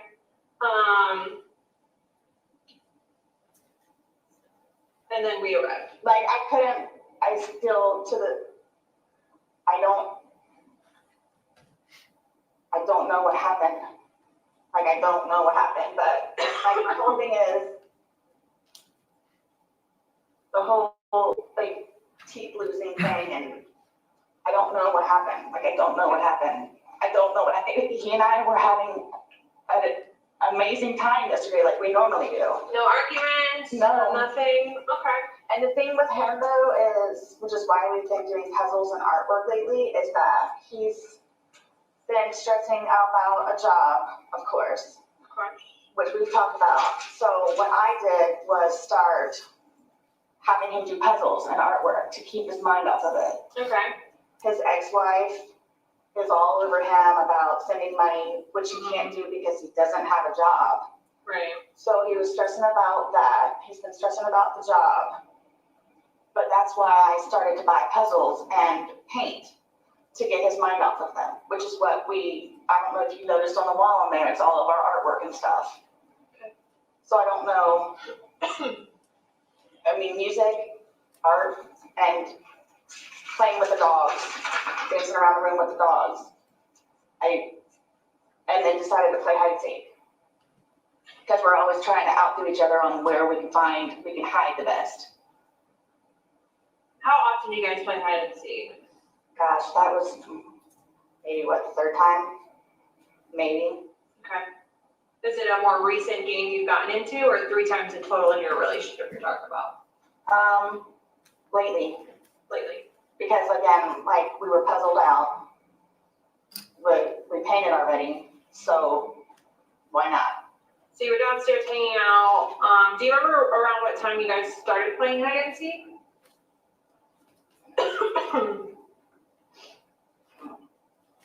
Honestly, I don't. You remember if it was dark out? It was dark. Okay. It was dark.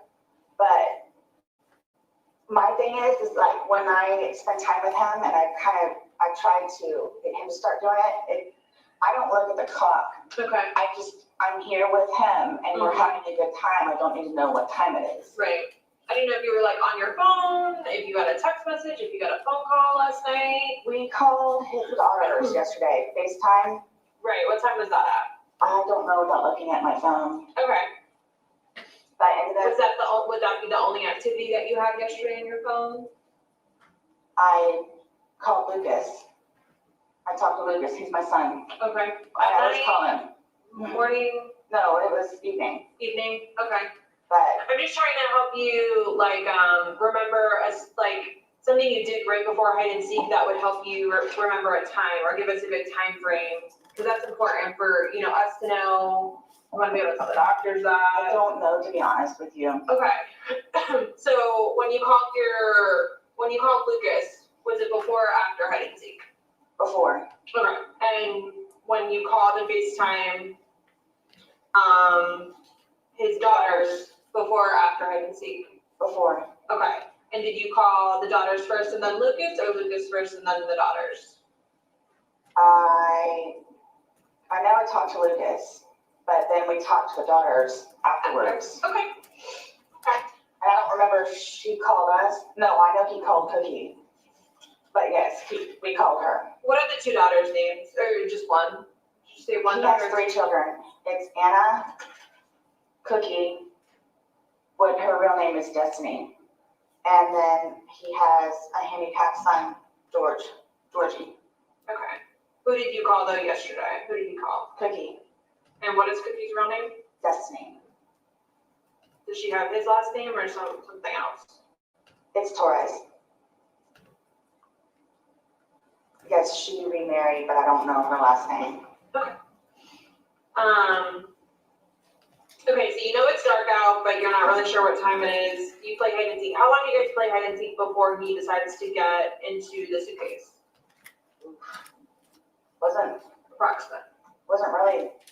I hid upstairs in the shower. And then came downstairs because I was tired of hanging out in the shower. Okay. So that's when he was playing around in the suitcase. So because we both thought it was funny that Oh, yeah, well, I'm gonna zip you up. Uh-huh, you didn't come look for me. So, again, it's a broken suitcase, but. What do you mean by broken? It's only got one of these. But because I didn't zip it up all the way, he was doing the. You mean it doesn't have like the pull part? Correct. Okay, but it. No, it's got, I think it's got a, what do you call it? A paper clip. Okay, so the zipper to it is missing, like the actual zipper that attaches to it to help you open and close is missing, but you think a paper clip was on it instead? There is a paper, I believe there's a paper clip on it, because I know that the last That's time. what you use to like help assist you? Well, or you can just stick your fingers in there and. Right, yeah. Zip it yourself, which is why I did not zip it up all the way. Okay. So how much did you zip it up?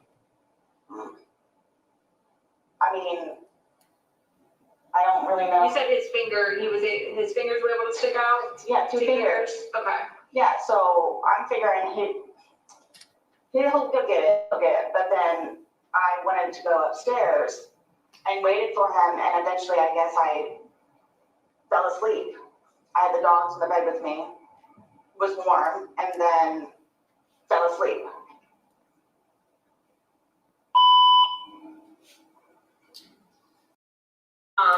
You said you could see two of his fingers? Yes. And then, like, you just decided, okay, I'm gonna go upstairs now, or? Because I figured he would get out and then go upstairs and have intimate relations like we normally do. Mm-hmm. But I fell asleep. Okay. And he never came upstairs. So again, I'm thinking he's downstairs on the laptop earlier today. Okay. And then remember. Okay. So is this something that do you guys play hide and seek before you have sexual intercourse, or do you guys just play hide and seek because you're bored and you're just trying to pass time and it's fun? We were, again, puzzled out. Can't paint anymore. Even started to curve some of the art that's on the wall now, so.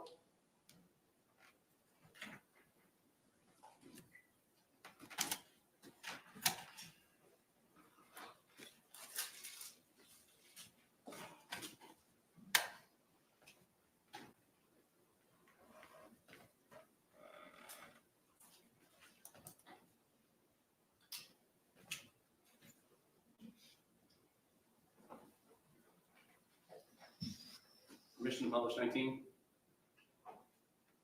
You may.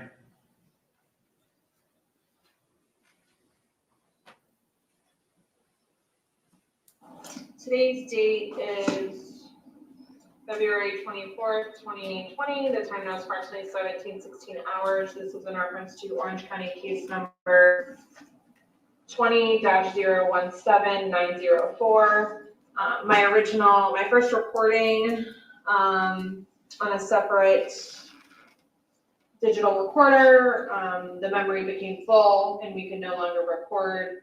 But I am in my unmarked agency vehicle with, can you state your name, ma'am? Sarah Boone. And my partner, Detective Scott Lowen.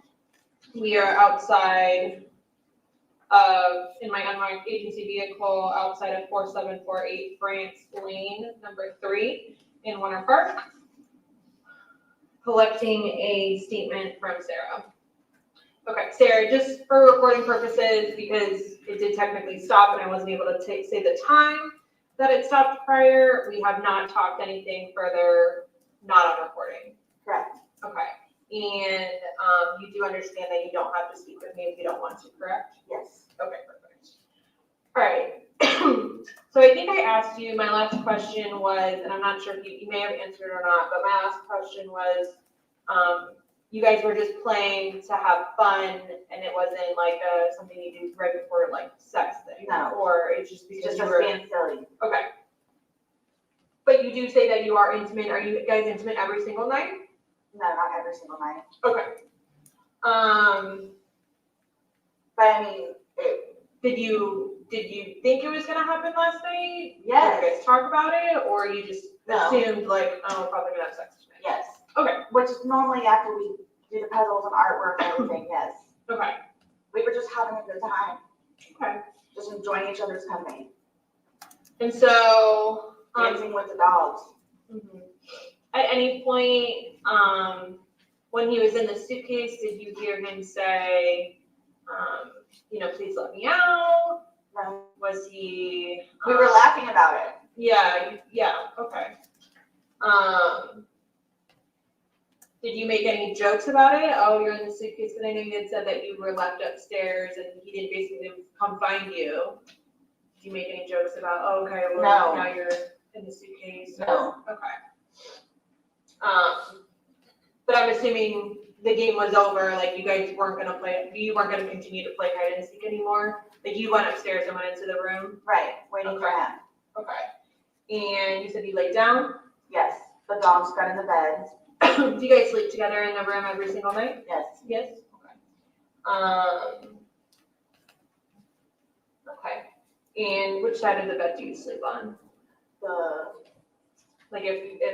It's, okay, here's the bed. I'm on the left side, he's on the right-hand side. Because I've got Lucas's pictures over here, he's got his kids' pictures over here. Okay, so you're it's closer towards to the the wall. door or closer to the other? Are you closer to the door to exit your room or is he closer? He is. Okay. So where the pictures of Lucas are on that side, that's your side? Correct. Okay. And is that where you slept last night? Did you sleep in the middle of the bed? Did you sleep on your side of the bed? I slept on my side. Your side? Okay. And I noticed there's like one pillow on the bed and then there were like 3 up against the closet. Mm-hmm. Are those his pillows and he brings them into bed or what's? No, when I woke up, what I normally do is, I don't know if you noticed the mice that we have in there, Lucas's mice. Mm-hmm. But I'll make the bed, clean the mouse cage, and then go downstairs. Okay. So, but what I'm saying is that normally I'll fix that upstairs and then I'll head downstairs. Okay. So that's why those were over here, was because I was trying to fix the bed a little bit. Okay. Okay. Were they in the bed prior? Like when you went to sleep, how many pillows were in your bed? We only have the 2. You have 2. Okay. Well, it's the 2 white ones and the king-size ones when we watch movies. Mm-hmm. We'll put behind the white one and then the bird pillow just goes in between everybody else. Okay. Do you use one pillow to sleep or do you each have one, right? Is that what you just said? Yes. Yeah. Okay. Sorry. Okay. Okay, so you just basically didn't finish making the bed, is my understanding. That's why the pillows are up against there's like 3 pillows Correct. up against the closet. Yes. They're like standing. Yes. Okay. Because I'll move all the pillows off and then I'll shake out the bed and then put everything back together. Okay. Okay. And did he say anything to you while he was in the suitcase? I know you guys were laughing, joking, but was any jokes made? Was anything said? No, nothing negative or anything like, I'm telling you. Just like, anything that he said, like. We were laughing about it. Mm-hmm. I mean, and I waited for him upstairs. Okay. Did you tell him you were going upstairs or? No, I did not. I literally went upstairs to wait for him.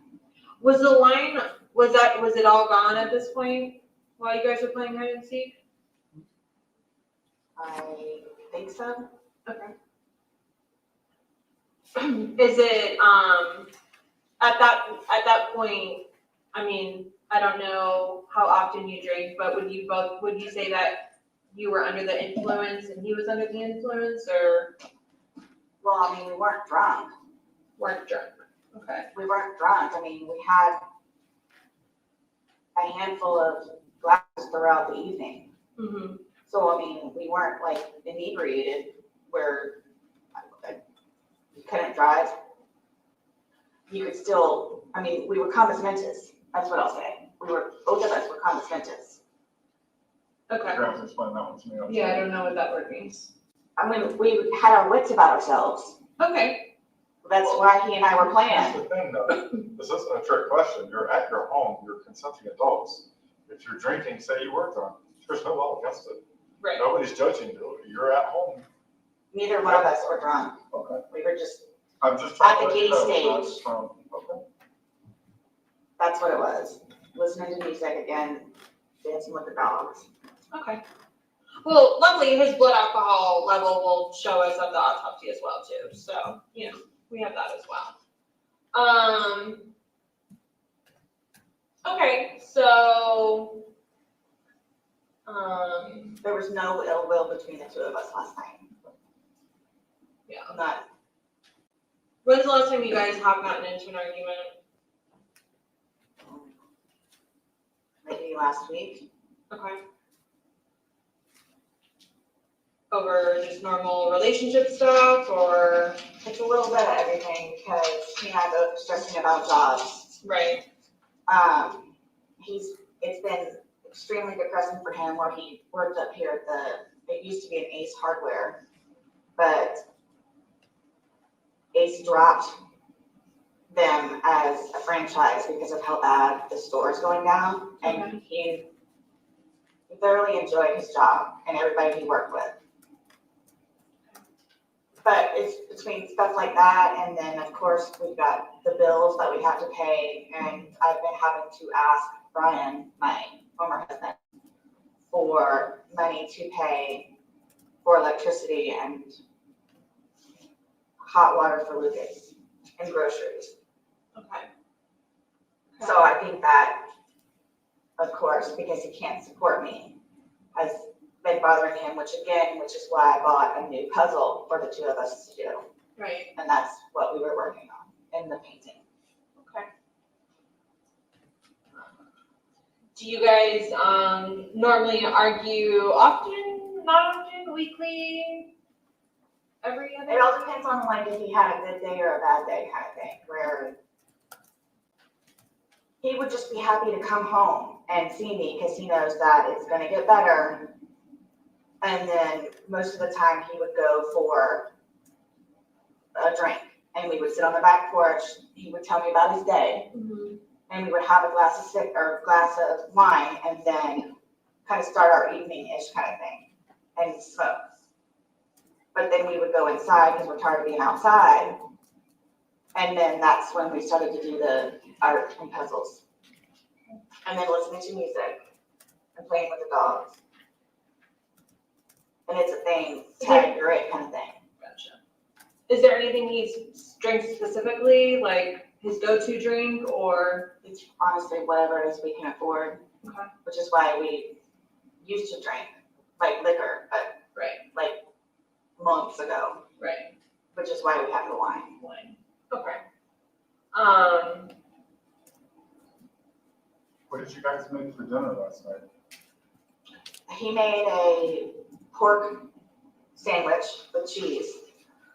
And what was it that I ate? I think I made a sandwich. And some chips.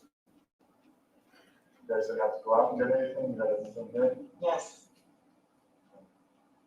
Like a sandwich, like a deli sandwich, like deli meat sandwich, or do you think you had pork ham? Like a ham? I made a pork one the other day for him and Lucas. Mm-hmm. And there were leftovers, so he had that. He made a pork loin sandwich with cheese, and I had there's ham in the ham sandwich with chips. Okay. Does he normally come up to bed, or will he do the typical guy thing where he's downstairs and will fall asleep on the couch? I mean, he's done that before just because of his crappy day that he had, but yes, we sleep in the same bed. You normally sleep in yes. the same bed. Do you guys go to bed at the same time? Most of the time, yes. But because he's been very excited about looking for a job, he might stay downstairs for half an hour, 45 minutes, and then would come upstairs and he and I would watch movies together until it was just, okay, there's no more movies that we want to watch. And then we would just turn the lights off and go to sleep. Last night when you said you went upstairs, do you have like a ritual that you do prior to going to bed? Like do you brush your teeth, wash your face, put on TV? Is there any like normal things that you do? Me and myself? Mm-hmm. No. I mean, I'll go upstairs and maybe like rinse my mouth out with Listerine. Okay. Do you recall what you did last night? I just got in the bed with the dogs. Okay. Waiting for him. And how long do you think you were up waiting for him until you passed out?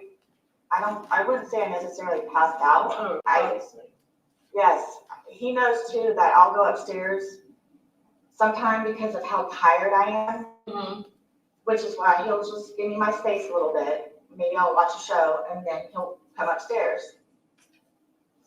So, I mean,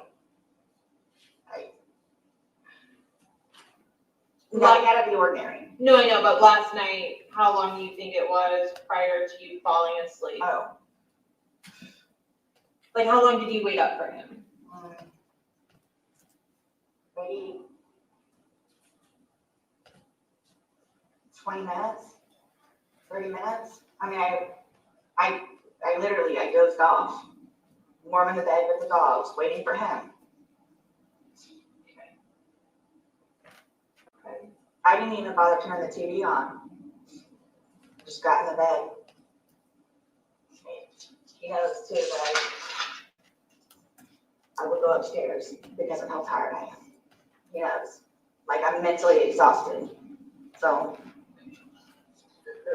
Who usually gets up first? I mean, are you an early riser, or is he an early riser? He Or is. he's usually an early riser? Yeah, he has to be at work by 8 o'clock, so he'll usually wake up at like 6:30-ish if I don't have Lucas. How long has he been out of work? Gosh, maybe, well, he did some odd job stuff up there. But I think his last day was like Friday 2 weeks ago. So he hasn't worked in about 2 weeks? Yes. And during that 2 week period, has he maintained just his body naturally wakes up early, or does he? Yes, it's his body clock. Okay. What time is that normally? Like 6:30, 6:45-ish. But again, if I have Lucas here, I have to take him to school, so we're up at like 6:30. I'm feeling really like weird, guys, like lightheaded. Like I feel really weird right now. You feel like you're sick? No, I'm not sick, just, I don't know. Do you need food? I haven't even fed my dogs today. The mice need to be taken care of still. I don't think they have any food. But again, I'm thinking he's downstairs on the laptop, so he can use the laptop and then I'll use the laptop afterwards. So it wasn't, when you woke up this morning, it wasn't out of the ordinary that he wasn't there? You didn't wake up this morning and go, oh, where's George? You woke up thinking, okay, George got up like he normally does before me. And it's downstairs on the laptop looking for jobs. You had made a comment earlier that he's losing his teeth. Yes. What is I think we don't know. I think that's one of the things subconsciously that has been really on his mind also, is that he keeps losing his teeth. Like, he just would break off. He lost a whole molar or something in the back the other day while we're eating.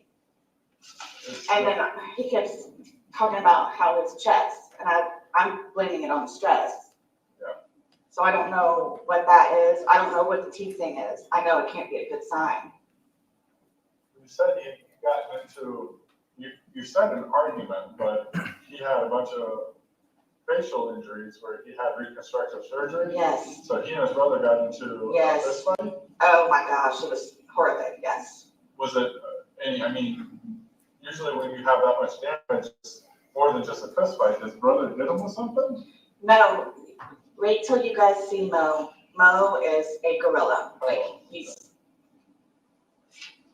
It is possibly that's what's causing the teeth to get messed up? Did they have to do work on his teeth or his jaw? Or Just his anything? eyes. His eyes. Just the orbital sockets? Yes. Well, and they fixed his nose too. Now, the damage to his eyes, is that still, I mean, is it noticeable or? No. Okay, so when they fixed the sockets, they came back and you couldn't tell that they damaged? I couldn't tell, but his children recognize it, where they say he doesn't look like the same dad. But to me, I've never noticed it. No other damage to the jaw, the forehead, anything like that? No. It was just his eyes and his nose. Bless you.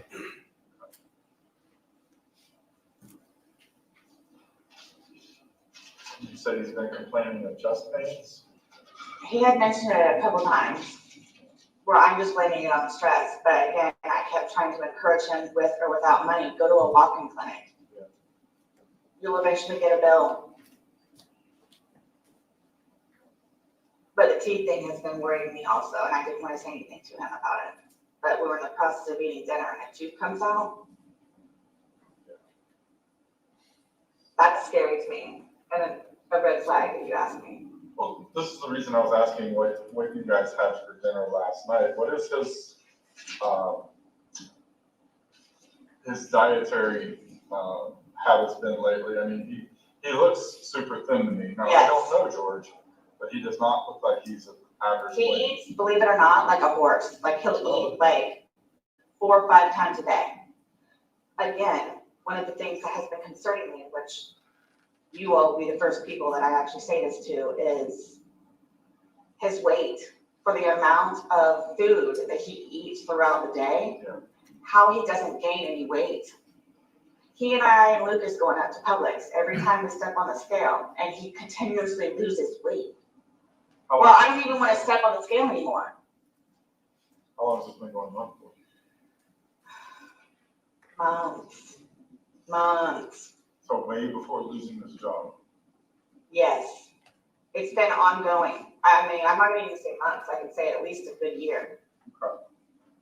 And he eats like a horse. And you said you don't know of any drug history? Since I've been with him and known him, he has never done drugs. But I know him growing up in Philadelphia, he had a bad stint with marijuana and alcohol. If and when you talk to his children and or his ex-wife, she will tell you. His family will tell you. But since he's been with me, no, I have not. He's never done drugs, Alan.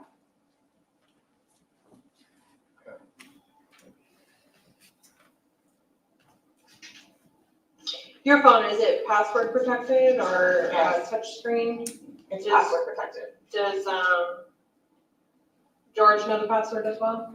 He doesn't know the code, but he does the face thing. His face will recognition. on it. Okay. And the only reason why I have that is because I have lost 2 phones previously where I can't. Before I had the passcode was somebody else being able to get into my phone because I lost it twice. So that's the only reason why I have it. Oh, like that's the reason you put a password on it, Yes. just in case you lost your phone? Yes.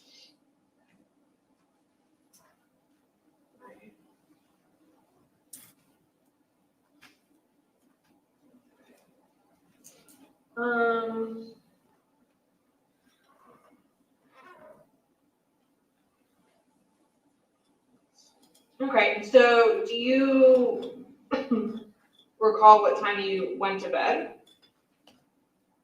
I know that it was after midnight. Okay. How do you know that?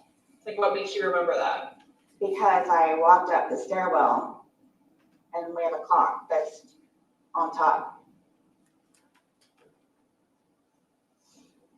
Like, you see it as you're walking up the stairwell? Yes. You have to turn the corner and it's right here. Okay. And you don't remember when you went in the shower, around what time it was, looking at that same clock? I didn't shower. I mean, I showered earlier in the day. No, when you said you hid in the shower when you were playing hide and seek? Yes. Did you happen to look at that clock then and see what time it was? No, I just happened to look up on my way. Going to bed? Or going into the room? Yes. Okay, so it was after midnight. Do you think it was before 1 a.m. then? Was it between midnight and 1 or? To be honest with you, I don't know. I mean, if I had to say, it was like 12:30-ish. Okay.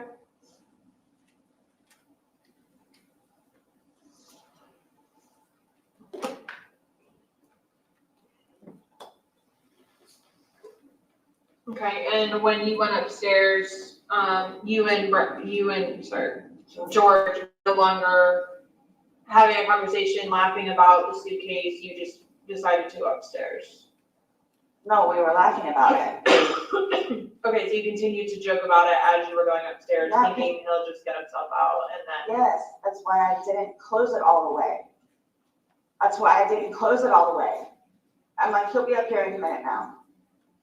But then I guess I dozed off. And again, I'm thinking he's downstairs on the laptop this morning.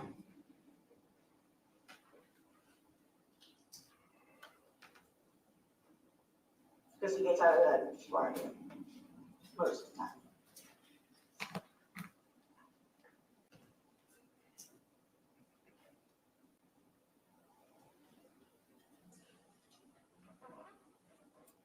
When you put him in or when he got into the suitcase, yes, correct?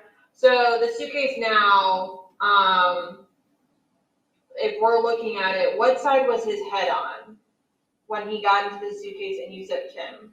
Was his head like on the, if we're looking at it, if it's like this, his head was here. The hole was here. So his head was closer to where, yes, like when you close it, his head was closer to where it's closed. No, that's where his head's here. This is him doing the finger thing over here. Right, so his head is closer to where you can close it. So when you close it, his head is on that side. Or his head is on the opposite side of where you close it.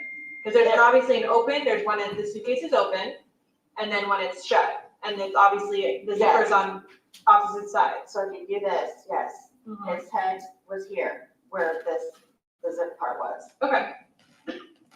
Okay. But again, that's why I didn't zip it up all the way.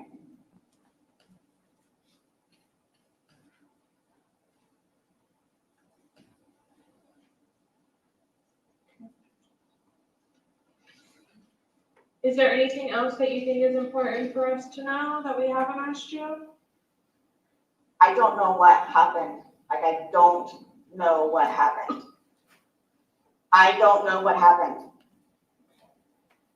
I don't know, again, if he had like a heart attack or an aneurysm or what. Like, I don't know what happened. Do you keep your phone on you? Like, is it always in your possession? No. Because it's a community phone between me and him, like if he needs it, most of the time it's on the kitchen counter. Okay. Where it's like, he knows that's where my phone is, or hey, after you're done talking to Lucas, do you mind if I call my daughters? So it's, right. It's our phone. No, I get it. I just, But no, I don't walk around with my phone on me all the time. okay. Did you bring it upstairs with you when you were going to bed? No. No. Okay. So it stays downstairs. No. Or is downstairs with him? Yes, he was downstairs with him. Because that's how I heard my phone ringing and I knew it was Brian because he called over and over and over and over again, which is what he does. So you assumed it was him, but you didn't know Brian was calling you, but you assumed it was Brian. Yes, because he calls back to back to back to back to back to back. Until I eventually finally answer. Okay. Okay, so your phone was downstairs. Yes.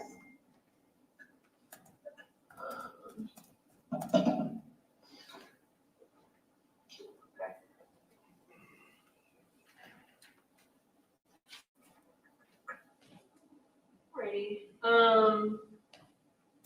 Can you raise your right hand for me?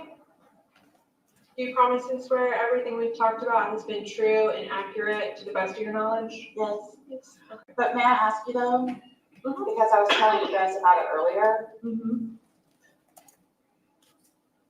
Like, I don't know if I'm afraid for my life at this point. I know. But I'm afraid. I don't know anything about your guys' history. Like, I don't know, other than the family not liking you, like. And they get upset because of the drinking. And just the things that we have gone through, and I know that they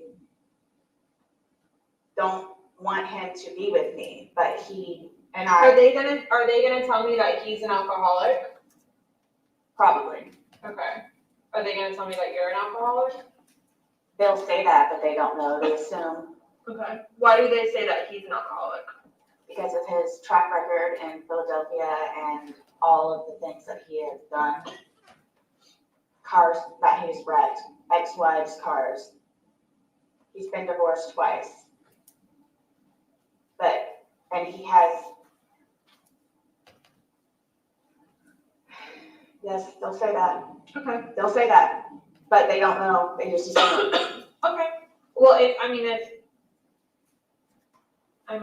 people have their opinions. Okay, you can't not. There's nothing you can do about someone having an opinion and saying something like that. As far as what's going on here, I've told you, prior, we don't know what happened. So I understand you feel like they're gonna not accept, what happened and they're gonna think that it's your fault, but at this time, we cannot conclude and say anything differently. I know you talked about you possibly going somewhere else for tonight. You have to do what you have to do to keep yourself safe, but at this point in time, no one has made a threat to you. No one has done anything. I just haven't said anything to him yet. Right, but we will obviously talk to them, and of course, we're gonna instruct them that this is an ongoing investigation. I have my son. Well, your son's with Brian and is gonna stay with Brian. So we're gonna cross that bridge when we get to it. I know you're fearful of it now, but nothing has happened to where you're in fear based off past history and what they think of you and how They threaten me all the time. Do you have proof or is it all verbal? Like would it be in your phone? No, it's verbal. Okay. It's verbal. So it's he said versus she said, or she said versus she said. So Yeah, they've been really nasty to me. Really nasty to me. It's gonna be a shock. It's gonna be, everyone handles things differently. We're not gonna leave there with them hooting and hollering. She's going to and collapse. being upset. And then they're gonna all come over here. Okay. Well, who's gonna collapse? I don't even know His mom. His mom? What's his mom's name? Blanca. Is that her government name or is that just what you call her? No, I think that's her government name. And you said she lived around here? They live down the street. When's the last time you said he doesn't even really talk to his family because he knows you over them. So when's the last time you've seen them or talked to them? I believe he did something with his brothers a couple of weeks ago, but I don't go over there. Okay. Like, So if he goes over there, you do not go? No. But he did something with his brothers I'm guessing so. I know that they come up to his job all the time. when he was working there? Yes. Okay. So So they don't come, they have come over here and have just been completely disrespectful. Okay.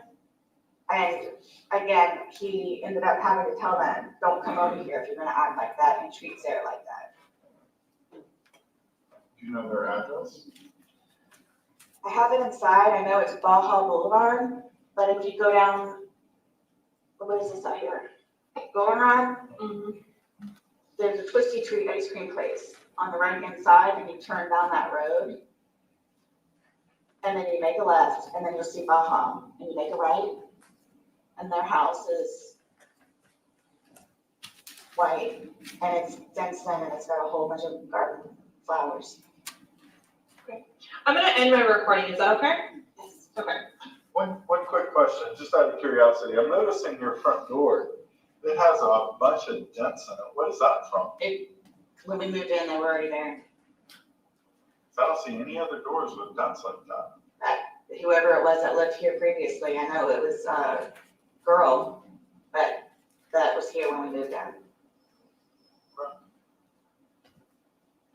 This ends our recording 17:47.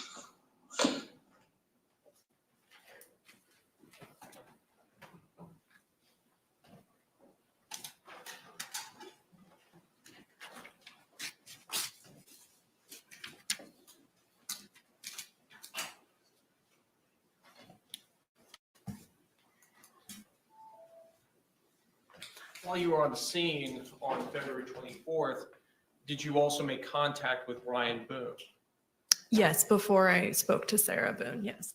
And did you have an opportunity to interview him? Yes, I did. While on scene, did you also begin the process of examining the defendant's cell phone? I did not examine it myself, but we have a waivers and affidavits form that has a consent portion on it. And so I did start doing the paperwork for that. You obtained consent from the defendant in this case? Yes, on scene to search through her cell phone. And what time did you become aware of the videos on her cell phone? So a digital forensic investigator responded out to the scene, and she responded out a little after 7 p.m. And I would assume she probably started doing, whatever she needed to do. And then a short time later, she came over and got my attention and expressed to me that I needed to look at something in her phone. And these were the Suitcase videos, correct? Yeah, they were 2 separate videos from the night prior. When you observed these videos, what actions did you take? When I observed the videos, I directed the digital investigator to stop processing and downloading her phone any further, and that I was going to write a search warrant for her cell phone. Did you obtain that search warrant for her cell phone? Yes, it was signed by a judge the next day. And she was obviously able to finish the digital analysis, correct? Yeah, she was able to get the full download as well. She had already gotten the videos downloaded the night prior, but she was able to do whatever she does to get the full download. In the course of your interview with the defendant, you were relayed information that I guess she had gone to Publix the previous day. Is that correct? In the interview? Yes. Yeah. Yes. Well, I'm sorry. In the interview that we just listened to about going to Publix? In the course of speaking with her, did you learn that she had gone to Publix? Yes. I was under the impression that George had gone to Publix. Did you follow up with that Publix for surveillance video in this case? Yes. I went to the Publix to gather surveillance video. And were you able to find that video of them at Publix the previous day? Yes. Your Honor, request permission to publish Stage 2. You may. Ooh, we get to see the Publix video finally.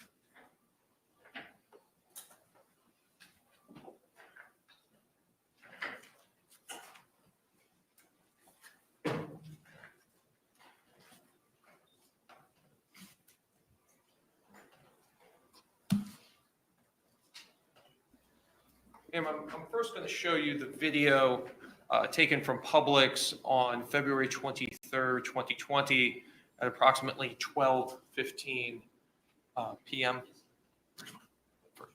Please zoom it out better. Okay.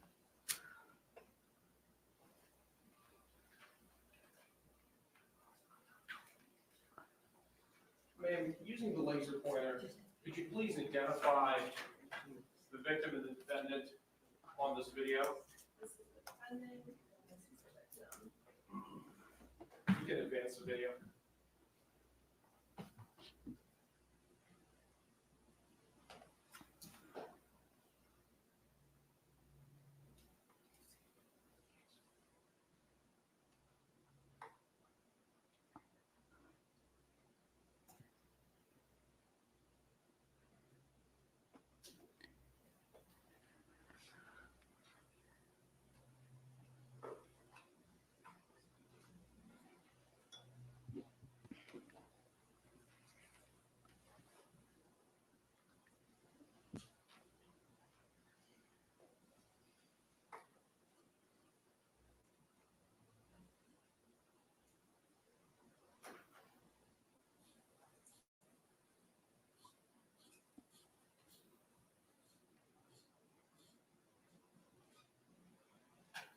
Do you see the bottle of wine that was purchased in this video? Yes, it's right here. We could move on to the publication of the second surveillance video.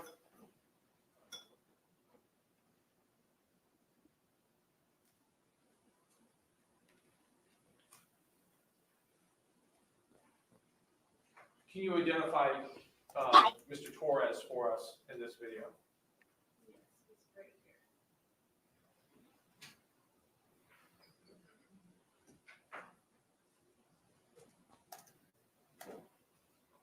here. Is that the second bottle of wine? Yes. All right.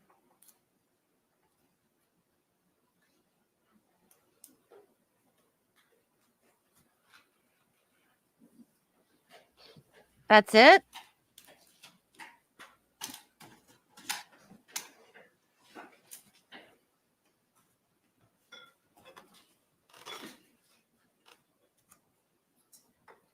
In the course of your investigation, did you also interview individuals from the apartment complex while they were living? Yes. And did you have an opportunity to also interview their neighbors as well? Yes, I did. Did you interview Juan Torres? Yes, the following day. And did you attend the autopsy in this case? Yes, the following morning. Your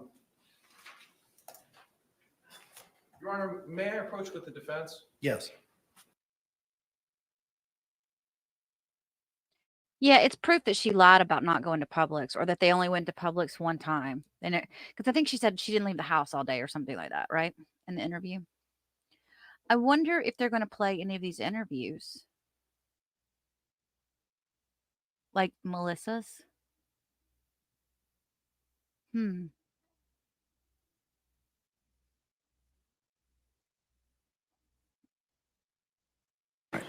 Members of the jury, it is 3:34. My understanding, based on the state, is the next part of their presentation is going to be kind of long in length. So we're going to go ahead and take our afternoon break at this point in time. Similar instruction that I've given you over the last couple of days. Please don't have any discussions among yourselves or anyone else about the persons, places, things, or charge involved. And do not conduct any independent investigation with regard to those things. We'll give you a 15-minute recess. We will see you at 3:50. Thank you so much for your service.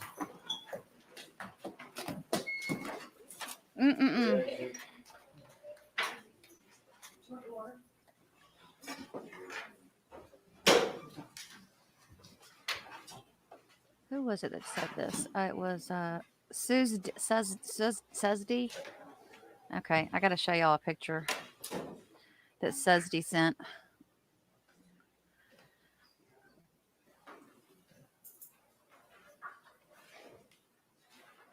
You all may be seated. State, anything we need to address? No. Defense. All right, we'll be in a recess for 15 minutes. Thank you. Okay. I want to show you guys this picture that Suzdy sent me on Twitter. Can you see it okay? Margaret was young and beautiful before this trial. Look at poor Margaret. That's how we see her. Bless her heart. This is how I see her. Here she is down at the bottom. Bless her heart. I was going to go over and look at, you guys have any legal questions for Sam? I'm going to go up to Bruiser. Quit whining, baby. I'm going to go over to Twitter and see if I can find some updates for you guys. I know what they had said about the lady that she was like,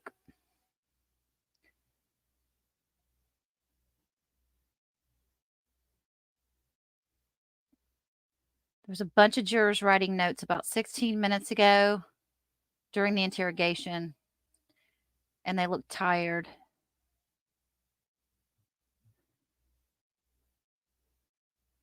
And then about 45 minutes ago, I guess before lunch or so, they said there was only like a handful of jurors taking notes. They're still listening intently. Hide and seek equals intimate relationship. A deputy just found a backpack in the gallery. He left with it. I suspect it belongs to the cray cray lady. One juror is watching Sarah Boone while listening to the interrogation tapes. They are very intent and taking notes. A male juror just looked shocked when he hears Sarah taking him out of the suitcase.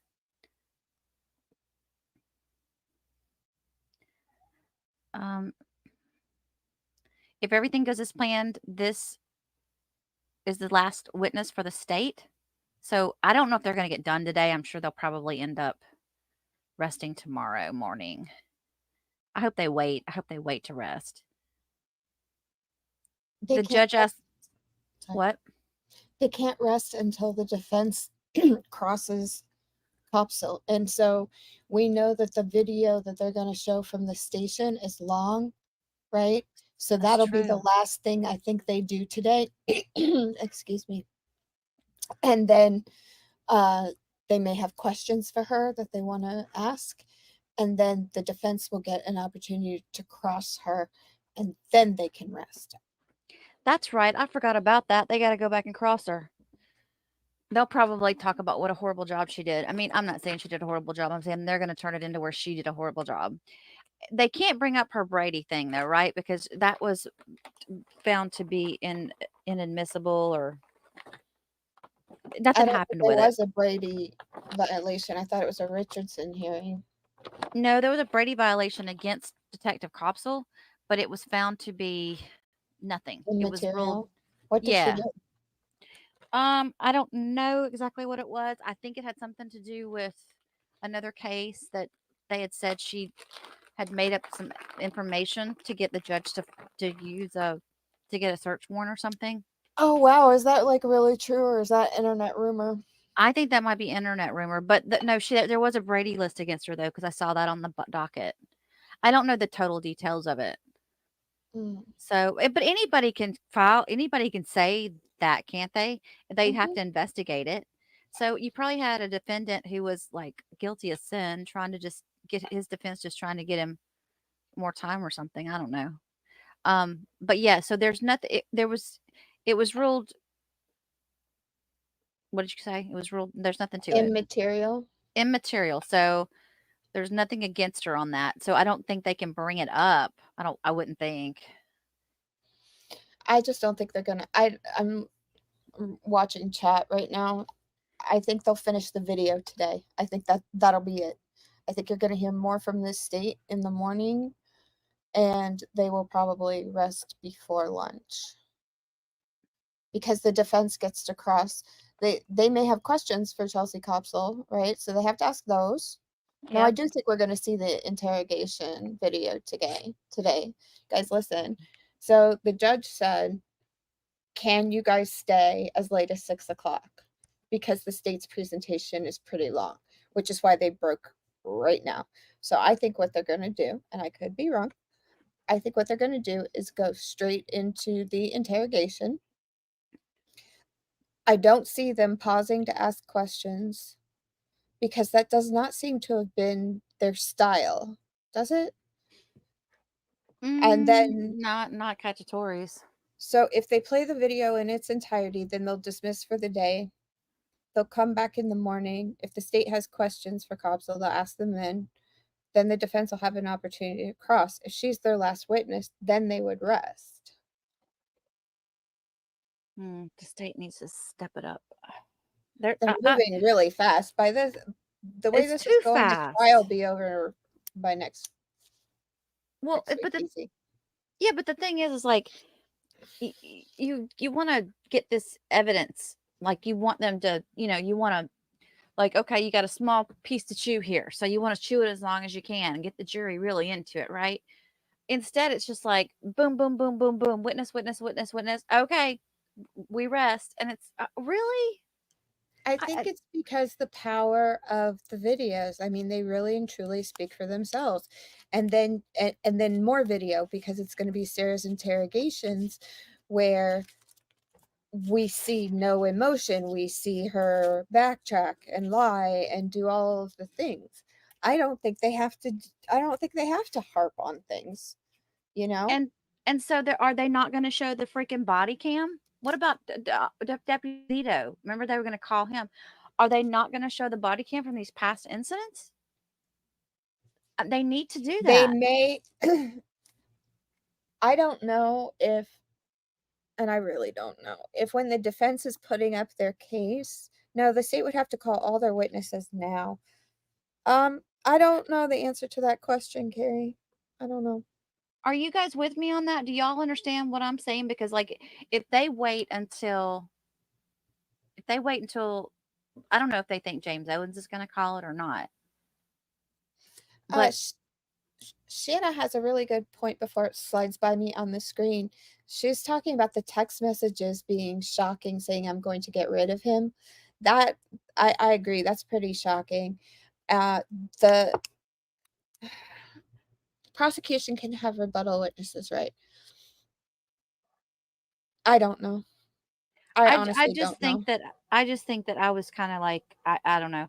I mean, if you look at that, especially that one in July of 2019, where she comes running out and hugs the cops and stuff, it's like, really? Or wants to hug the cops. It's like, that is not a battered spouse. You cannot do this trial and not show that video. You can't. So, okay, if Jenny's right then, and the state can call rebuttal witnesses, then my guess is that's what they're saving them for, because that would be perfect for Sarah, for them to come up and say, for Sarah to say, oh, I was in fear, here's all the battering stuff, and then they bring in the body cams, and say, look, she got arrested too. But they haven't introduced that evidence though. Don't they have to introduce? They have to introduce the evidence before they arrest, don't they? And part of their rebuttal, I need to go and look. I honestly, I don't know what they can and can't do. I have to look it up. I can't remember off the top of my head, and I've been working since like 6 o'clock this morning. I know I'm playing armchair detective, but I mean, you guys, I know y'all agree with me in this. It's like you can't not show that video. But they have to have a reason for it, though. So what's the reason? There is a reason to show she's not a battered spouse. You don't. A battered spouse doesn't act like that. It's up to the defense first. They have to show that there was an overt act in order for them to even present that case. And if they can't do it, then it's all said and done. And another thing too, he's already laid it out there that he said that she was abused from day one, right?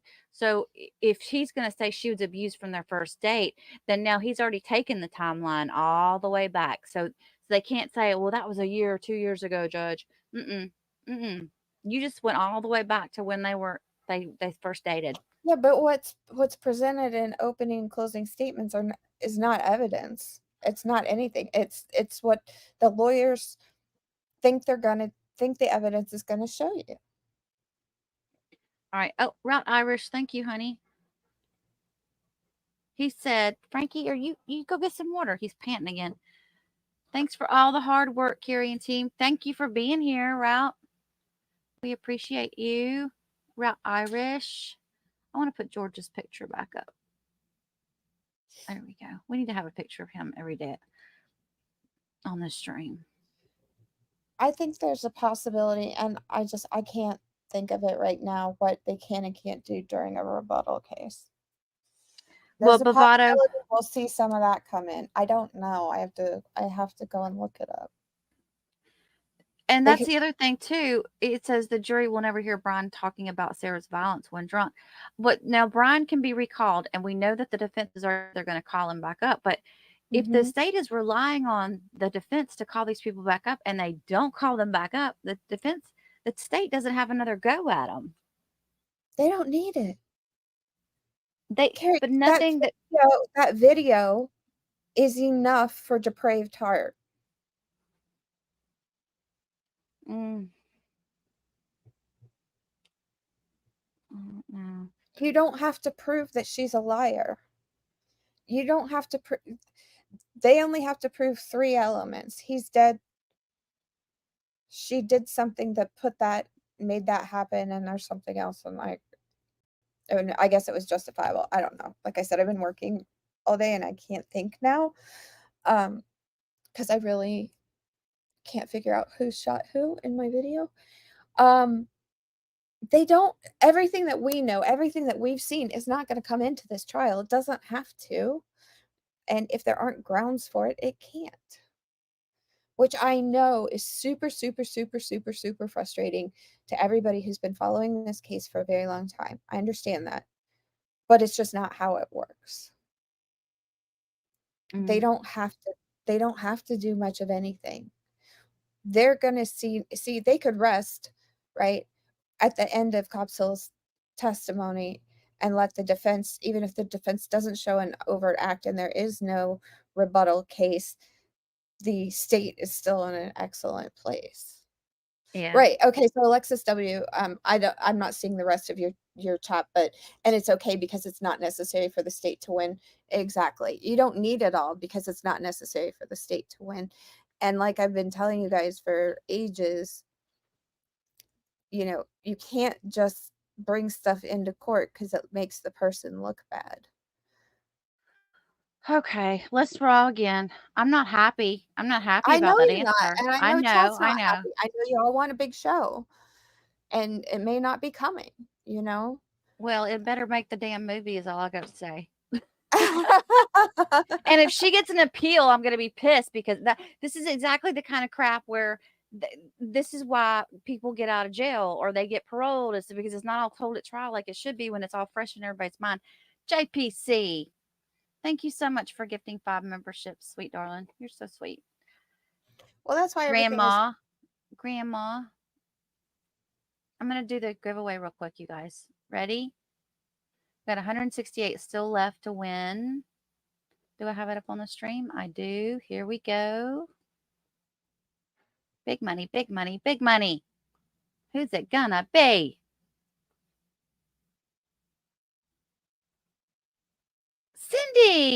Cindy Stovall won. Miss Cindy. I think you're on here. She's on here a lot. I know she's always on. So, okay, Miss Cindy, I need you to email me with the title that says I'm a winner. Oh, there's and I need you to Linda write. O'Gara. Is she in the chat? Yeah, she just showed up right above Mandy. I need you to put in that your email address or that you're a winner in the top of the chat, the email section, and then write your mailing address in the email message so that I can mail you your earbuds. Laura just sent me a thing saying that they've arrived at my house already. They're at the. Yeah, they've been there for a while. Okay, why are y'all talking about blow up dolls in the chat? I've got to get in on this discussion. Yana, I feel sometimes like you and I share a brain because you articulate what I'm trying to say better than I do.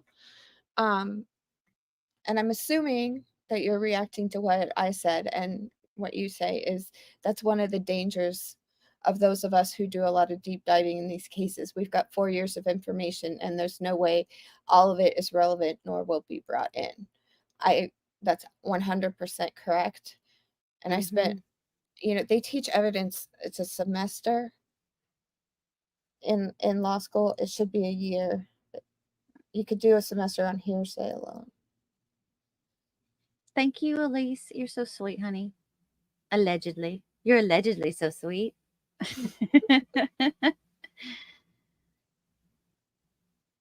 And Boone doesn't know how to act when she says that. Good is evil, evil is good. They can't play those videos, Carrie. Why, Mandy? They didn't say they were not in. They didn't say those weren't going to be brought in. But I was listening really closely about the videos. No. Okay, I'll We be need a quiet. Apparently, I'm not foundation the and a only. forum. A lot of people understand and I don't understand. There's some people that agree with me. A lot of people don't.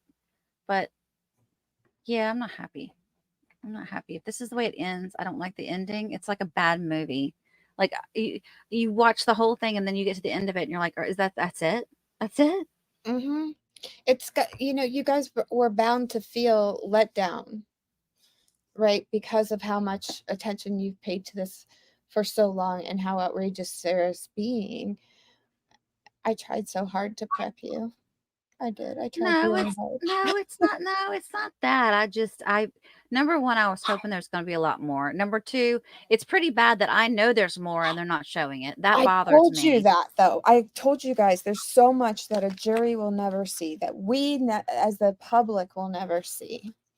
There is so much that you will But never, you say it's ever because they don't need to. I say they do. See, here's what's going to happen. This is my prediction.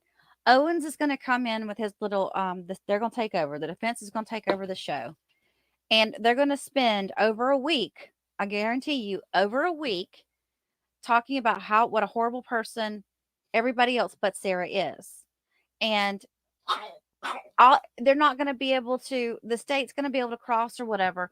But unless it's Jay coming back with his one-liners and his snark, nothing's going to come of any of it. And so the jurors are going to be left with, okay, yes, we have closing arguments, but the jurors are going to be sitting there being left with, well, defense said this, and this, and the state was only up there for a day. I don't even remember what they did. You know what I mean? Like, you got to look at it that way too. I know it's not a movie, but if I'm going to remember, make yourself memorable. I know the video is memorable. All you're going to do is muddy the waters if you keep showing, videos of drunken Sarah saying, I didn't know what would happen if I called the police. All right. Well, I'll settle down. The problem is you've got powerful evidence. Gosh, I just hope everything goes. Okay, I wonder. I would assume that he's going to want to. Let's say we get the guilty verdict, in a week or two, and he's going to want to go ahead and get her sentenced pretty quickly. I would think. I mean, the family. I don't even know if they're in the courtroom. So okay. So here they come. The rebuttal case. William J. for the state. Defense. James Owens from Miss Boone. Tony Henderson from Miss Boone. Ms. Boone is seated at counsel's table wearing the same clothing from this morning. She is in custody but not wearing any restraints. So again, we'll continue to stand when our jury enters and exits. I believe we're getting to the part of the state's presentation with the recorded interview on February 25, correct? Correct, Your Honor. And what do we need to address with regard to that in advance, if anything? Judge, I believe it's identified as state's exhibit for identification S as in Sam. Okay. And I believe that's the 2-hour interrogation video that I had filed the pretrial motion to suppress, which the court had denied, but contemporaneously, I want to make that objection. Okay, understood. Any other objections? No, sir. Okay. It was edited based on the court's granting of the motion in limine, defense's motion in limine prior to trial. Is that correct? Yeah, that's correct. And a copy of the edited version was provided to the defense, I believe, on the first day of jury selection. That's true. Okay. And I'm assuming the video that's going to be provided to our jury this afternoon is that exact same video? Yes. Do you want me to read the 2.2 instruction prior to it being played after it being received into evidence? Yes, Your Honor. Okay. Which instruction is that? That's the instruction on edited recording. Okay. Okay. Anything else we need to address state before we bring back in our jury? Mr. Beck, Mr. Your Honor, if I may real briefly. Appearances, sir. Contemporaneous objection. No. I'm going to talk about the reports that the court referenced in the last sidebar before the jury was brought in this afternoon. Fine. Let me just get your appearance, Mr. Beck. I'm sorry, yes. Kevin Beck on behalf of Sarah Boone. Yes, sir. There was a discussion regarding these depositions that were going to be taken this afternoon of the defense witnesses that were recently noticed. I do have some concerns about the court having indicated to defense that if we had reports, things of that nature, we should share those with the state to the extent that those reports were generated by our investigator there, potentially work product privilege. And so we're happy to work with the state, cooperate with the state, give them what we can, but I want to expressly state that we are not waiving the work product privilege by providing whatever information we can to allow this process to move forward. Understood. I'm not seeking to have you turn over anything to the state that may be protected by any attorney-client or work product privilege. My takeaway was there's something that could be provided. If it can, fantastic. If it can't, the court's ruling from previously still remains. Since we have an opportunity to revisit our list during the lunch break, did you have an opportunity, Mr. Owens, addressing the USB to CD conversion for any evidence to be provided or sought to be introduced by the defense? My understanding is that Mr. Billy Lane was going to go to Staples or somewhere and purchase one of those DVDs, CDs, or whatever it is that makes the conversion. So we anticipate it will be done by. Okay, excellent. All right. Anything else we need to address then before we bring back in our panel state defense? All right, let's stand and bring back in our panel. One of those DVDs, CDs, things. Oh my gosh. Poor Billy.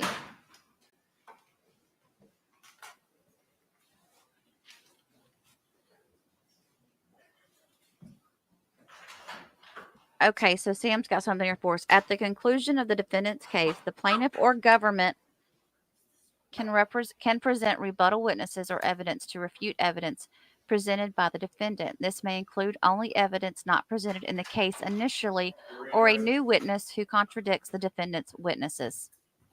That's from the American Bar Association, Florida rule. Florida rules may differ from that somewhat though. Thank you, Sam.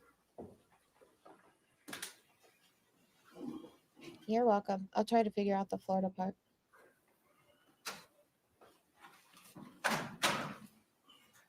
State, to recognize our jury. I do, Your Honor. Defense, to recognize our jury. Yes. I thank you. Y'all can be seated. I know what they've edited out, Gayla. It's not a whole lot. It's not Members of the jury, again, if you could just raise your hands to comply, confirm you comply with the court's instructions. Record reflect all hands have been raised. Thank you very much. State, you may continue.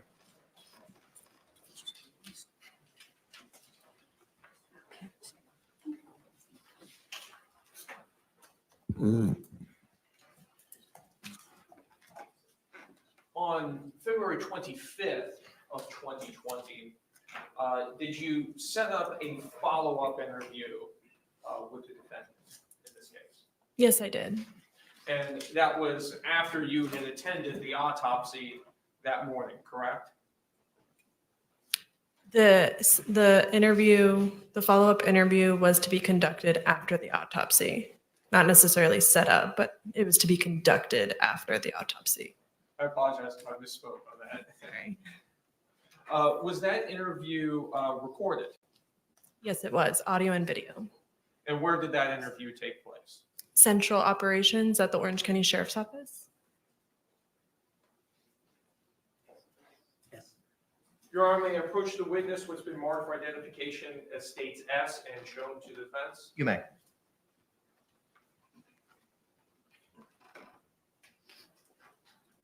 Ma'am, I'm showing you what's been marked for identification as states S.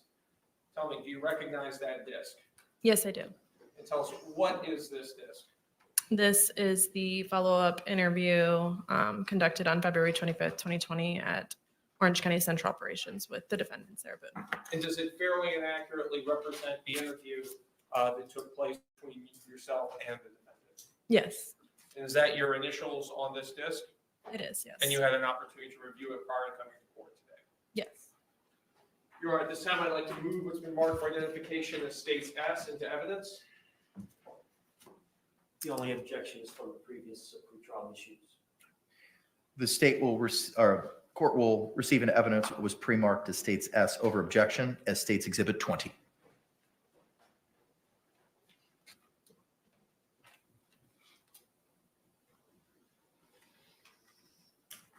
Your Honor, request permission to publish. Momentarily. Members of the jury, I have an instruction to read to you before the Exhibit 20 is published to you. Members of the jury, you are about to view and listen to a video recording. The court instructs you that the recording has been edited to eliminate irrelevant portions that would not add to your understanding of the case. The fact that the recording has been edited should not concern you in any way and must not impact the way you view, listen to, and consider this evidence.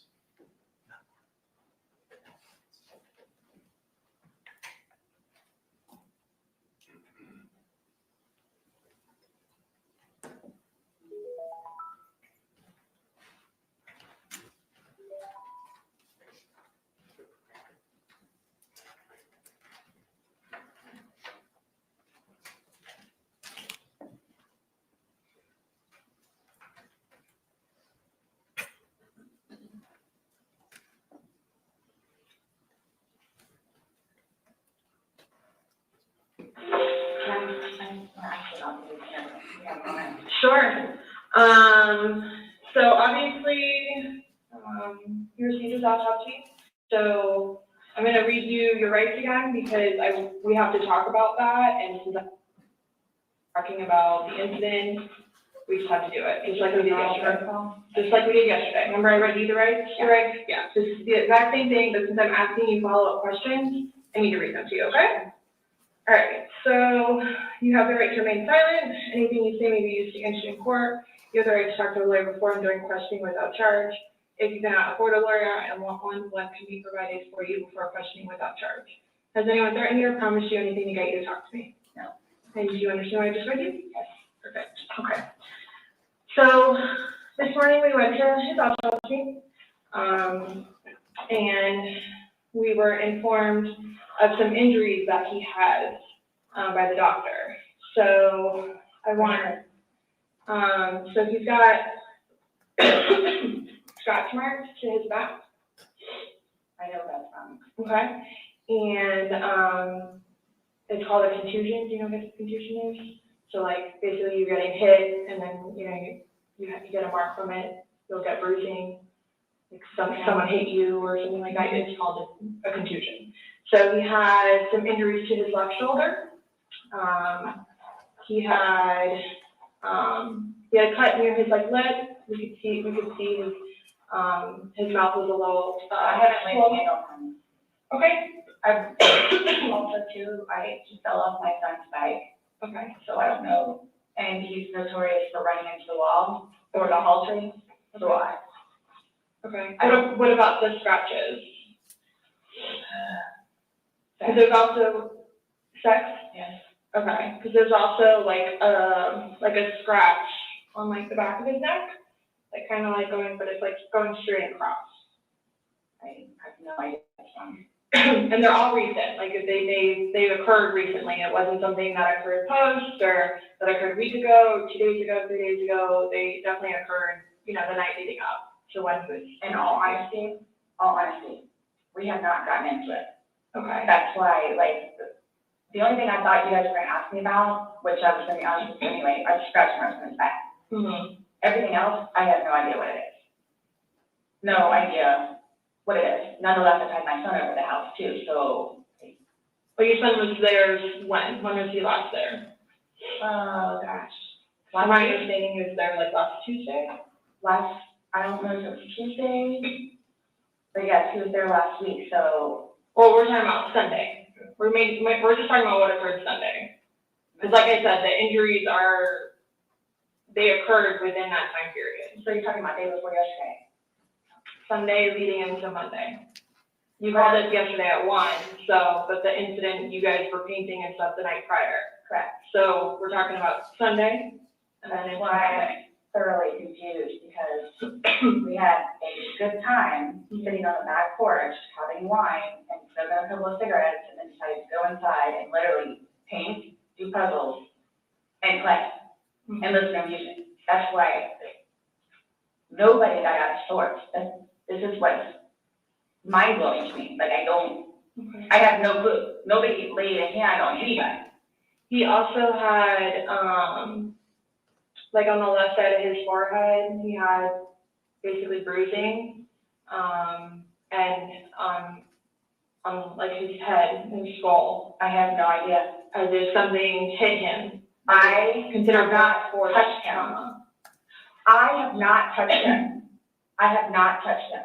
How would you get those instruments? Tell me both no. I have not touched him.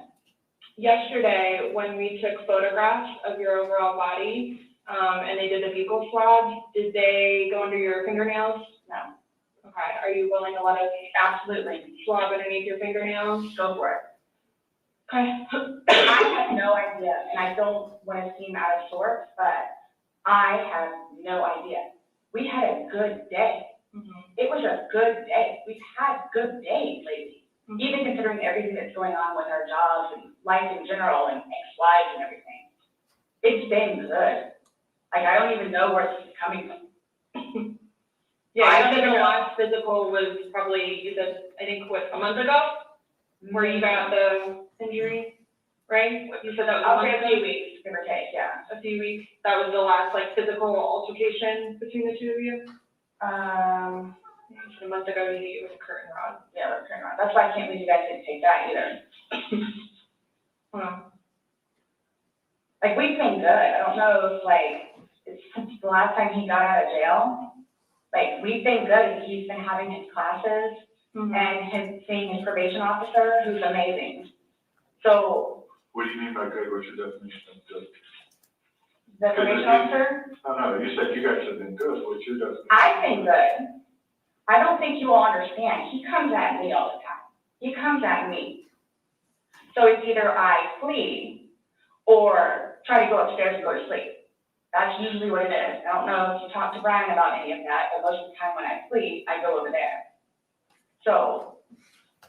Right, but you're saying that you guys have been good, and when I asked you yesterday, there was the last incident that you could remember was the curtain rod incident, which you said was a month ago, so give or take. Right, so what do you mean by he comes after you? Like, he gets belligerently drunk.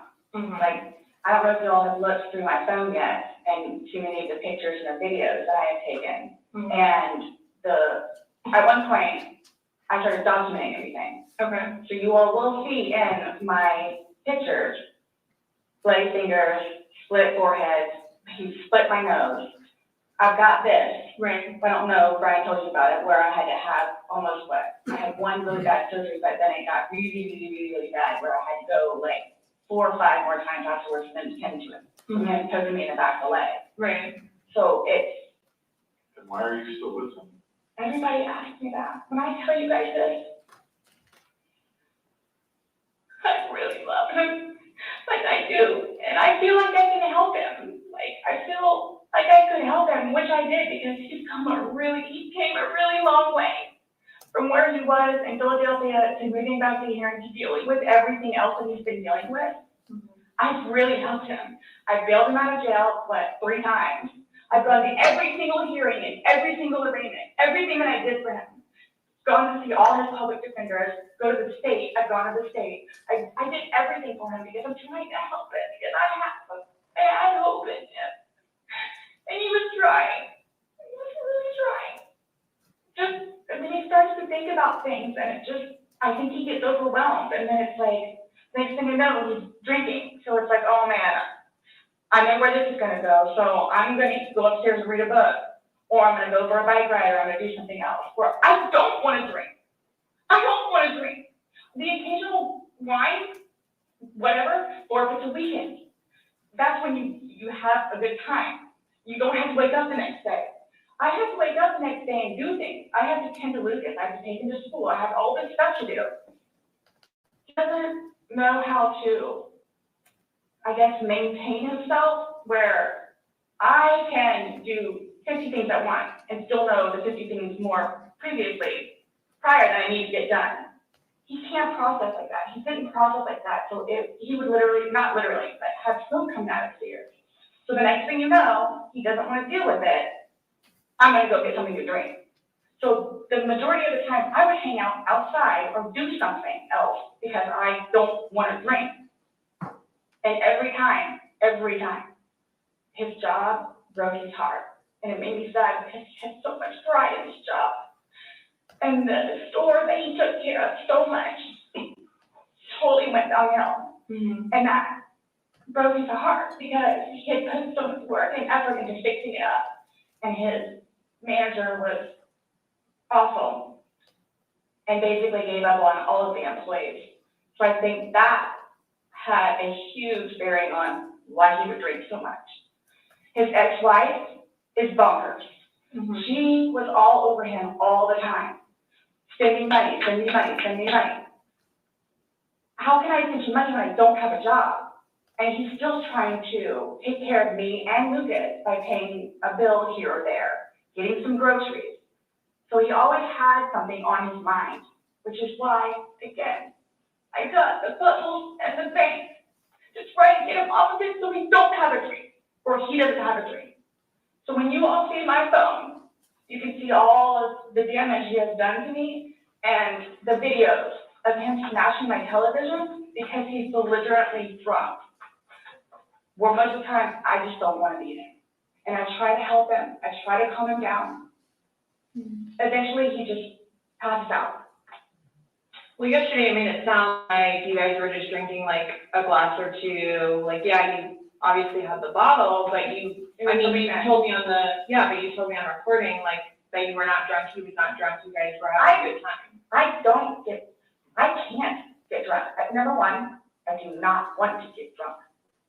I don't like being non-complimented, having my wits about myself. I don't like feeling out of control.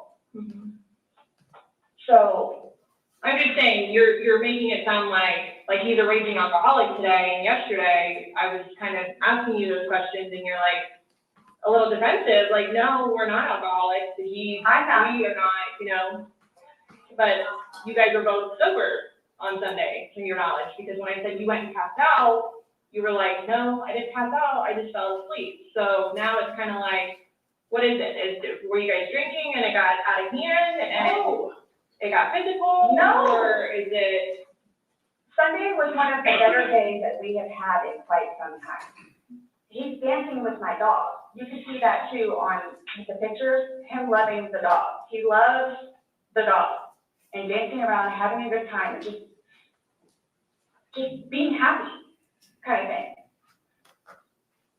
He doesn't know, I can get like maybe 2-3 glasses of wine and I'll be fine, but I have to have my wits about myself because I don't know what to expect.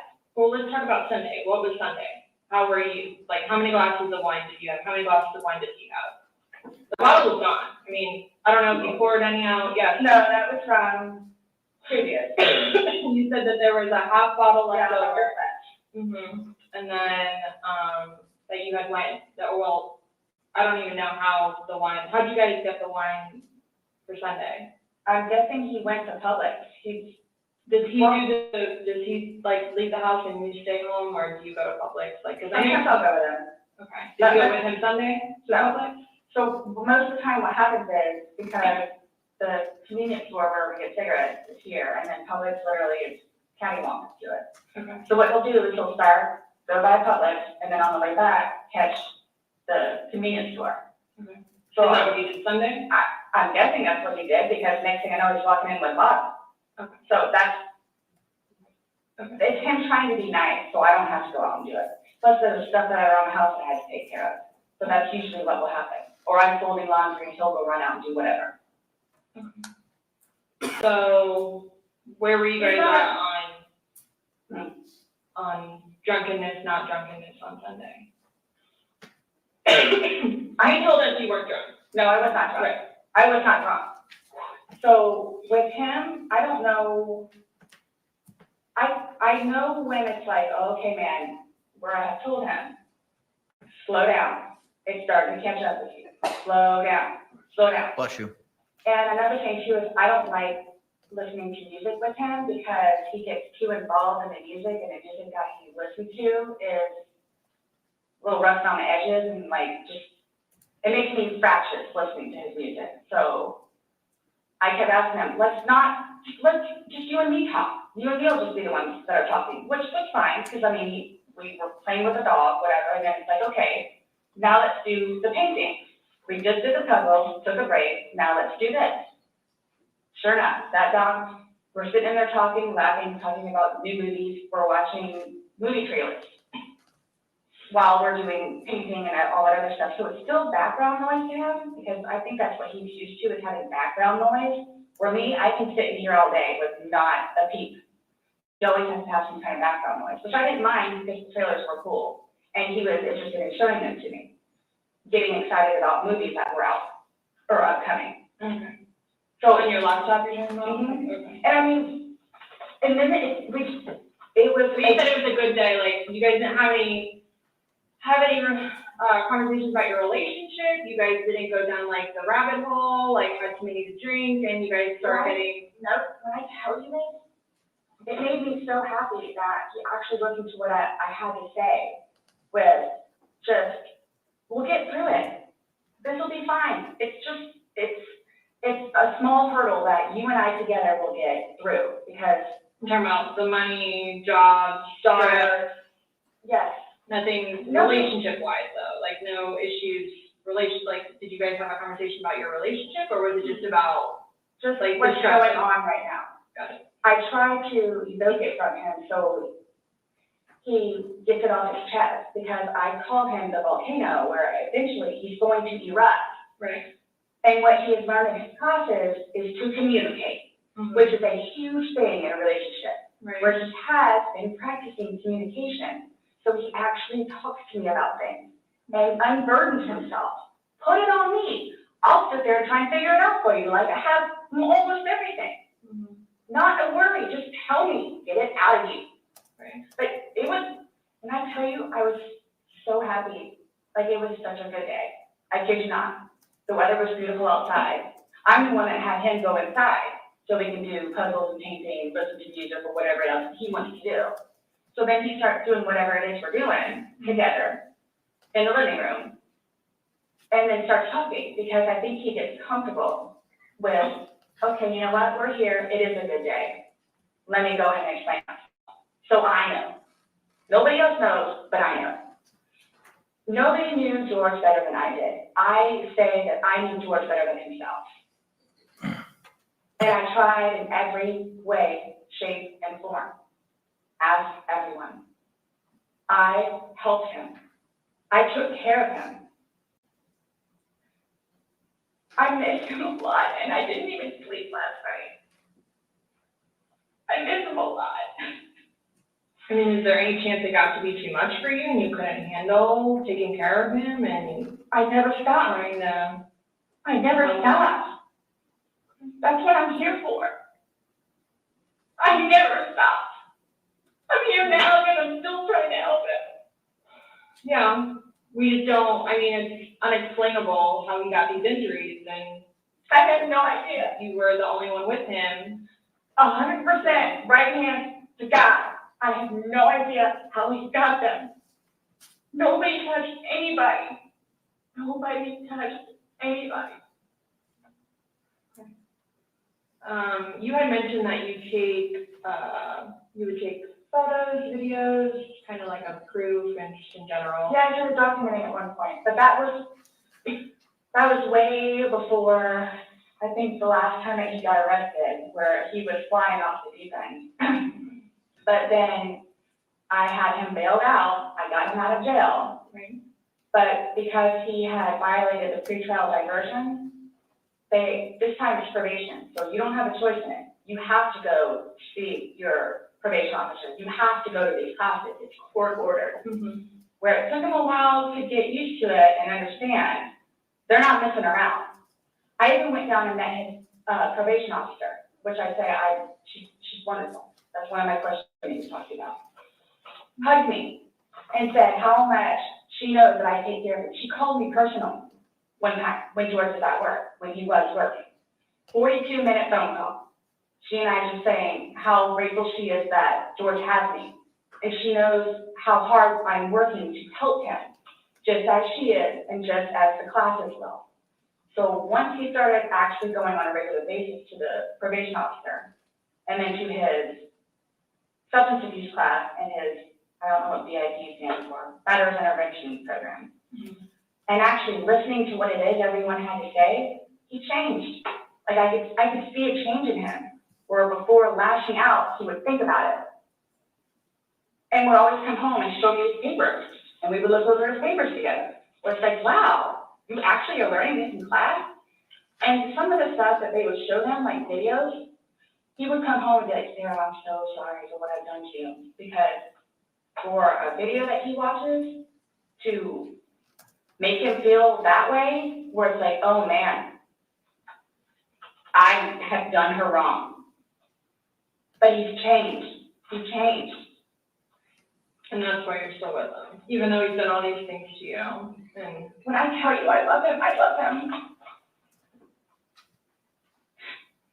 And when you love somebody, you have limits. Everybody tells me that. All my neighbors still tell me that. The office property manager. At some point, somebody gets enough, then they have to do something to defend themselves. I would just flee. And I don't know if you would like to see on my phone, or I think it's actually on a laptop. I actually, because, and you have to understand too, I have, like, prior to classes in PO, take him out how many times? I had him arrested how many times? But you also went down and bailed I know. the next day. I know. What's on your laptop? What was I gonna tell you? Oh, previously, I actually looked up how to file a restraining order. Okay. Because I would take him out, his parents, because of them constantly having to take him back in, his bags of clothes, all his stuff. The last time, the father came out and irate and just not even, I don't even know if he knew Lucas was in the car. Just opened the back of my car and started throwing all his crap and just throwing it, like the car was jostled, just throwing all his stuff. At that point, because I continually did it, not continually, I think I maybe did it 3 times, and he had nowhere else to go, they got fed up and said, nope, either you're staying there or you're staying here. Because you're staying here at their place, it's permanent. You're not going back over there anymore. So what happened is, he pursues me. So, I don't know if y'all know where Katie Way Trail is. Okay, so it's literally right there from our apartment. Would ride his bike to work, but before he would leave extra early and come up to the wall, stand on top of his bike and poke his head over because he would know that I would be outside having my morning cigarette and cup of coffee. And I would also know too what time he would get off of work, where I would know, come getting off of work, you can do the same thing. So it's not like I ever got like a break from him, where I told you all yesterday, or whatever it was. I started to feel that it was too much togetherness. And when you have too much togetherness, friction happens. So I'm gonna go ride my bike. I'm gonna go upstairs and read a book. But every moment he wants to be with me. So, and mind you, our townhome is either upstairs or downstairs. So it's like, if you would like to sit downstairs and watch a movie or play on the laptop, look at some jobs, you're more than welcome to. I'm just gonna be upstairs and be watching one of my shows or maybe reading a book. So, and then when that would happen, we really needed that. So what's for dinner? And then we would cook together and eat dinner and then crawl in the bed and watch a movie. Are you talking about this is like recent, or you kind of like lost me, like what are you? It was a little while ago. Now you're talking about tension building up and that you need space, so have you been feeling that way lately, or? No. Okay. No. Okay, my thing is too, so you all know, I hate that you can't talk to her, but, Dee, his ex-wife, when I say a monster, she's a monster. Like she withholds their children from speaking to him. So he gets upset about that, and she's like completely berates him about money, about the father that he is, what he did to her, all this other stuff. It doesn't matter. I mean, mind you, this is not like a recent, but which is why he doesn't even bother calling anymore, because he knows that she's going to answer and he's going to have to talk to her, so therefore he can't talk to his daughter. The other time he talked to her, made her talk to Cookie. That's on my cell phone too, so you can see it. Mm-hmm. It doesn't matter. It doesn't matter. What does she have to do though with anything about what happened Sunday and into Monday? No, I'm just saying previously why the incidents would happen is she plays a big part of it. Okay. On top of job, and money, and groceries and all that. Okay. Sunday, when I tell you this, I have no idea. I have no idea. Is there anybody else at the house? Nope, it's just me and him. Since talking yesterday, do you remember any like timelines better, like what time you guys were playing, what time he was zipped up in the luggage, what time you I went told you- upstairs? We started because we cleaned the house a little bit, did some laundry. You started the activities around 4, you said? Yes, around 4:30ish, and then, You just said that it was dark when you were playing hide and seek, and I'm just Yeah. curious if you remember. but when we were outside, that's where we would start Mhm. and talk about things, and then eventually I was the one that had to come inside. So we, About the time you remember what time that was, is what she's asking. And you said you went up to bed around midnight. midnight, fell asleep around 12:30-ish. But those were the only times I have. So I have 4 and I have midnight. So there's a big gap. So I'm just curious, like, if you recall when you went upstairs to hide in the shower or Like when we started to play, hide and seek. Yeah. Well, we went inside probably about, if I had to guess, we weren't out there too long. It was about 6-ish. Then. You're talking about from hanging out outside and like, okay. Well, we have 2 beach chairs that are out there and Right. just enjoy the weather. Gotcha. Plus it's starting to get dark and gnats and mosquitoes. Yeah. So let's go inside. I don't want to be out here anymore. Okay. All right, let's go. So we're doing whatever. We did it for a while because that puzzle, I don't know if they took it or they saw it. Worked on the puzzle again, finished it. Started to paint. Well, started listening to music for a little bit. Started to paint. Can we turn the music off? No problem. Started to talk, paint, whatever. Maybe, gosh, that puzzle, we worked on that for probably a good hour and a half. So 8 o'clock-ish? Is when you went to hide upstairs originally? No, that's when we were like painting. So then it's like, okay, well, I don't want to paint anymore. Let's just, come on. Okay, you want to play hide and seek? What he does is, okay, tag, you're it. We're so like, okay, we know. Okay, take off. That's what we did. And then you went upstairs and then he didn't come up and you came down. And the suitcase was there originally because you guys were planning to do donations, so it was already there. Have you guys ever played you said you played hide and seek like probably 3 times in your relationship? When you have played, have you ever zipped him up in a suitcase prior? No. Okay. So it was just kind of like that prop was there and it was there Yes. and it was in play because. Why do you say it like that though? I would never do that. You would never zip them up in a suitcase? Well, I mean, we were playing. No, I know, That but time, but I'm saying, I'm talking about hide and seek, which is a game, so. the suitcase originally is in our closet, buried all the way to the back. If you, I know the CSI people saw our closet. Our closet needs to be cleaned out really bad. My son's clothes need to be cleaned out really bad because they don't fit him anymore, and I'm tired of looking at them. So he took it upon himself, including that suitcase, to take it downstairs so we can get all of our clothes, our donations and everything, and just leave the whole thing by the clothing and shoe thing at my son's school. No, I'm just asking, in the past, like, have you ever zipped him up in anything, jokingly or not? But obviously, I understand, you know, you're claiming that Sunday it was a joking matter, you were laughing, he was laughing. But what I'm asking is in the past, like, is this something that you guys normally do? Absolutely not. Okay. We were actually this last game running out of places to hide because we have a townhome where it's upstairs or downstairs, so.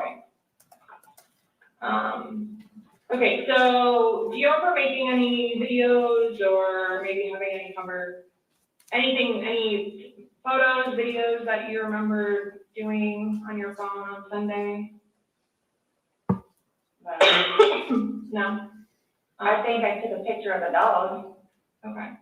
But your phone is password protected, you have the password, he has the facial recognition, so it's not like someone else could be on your phone. No, I have those.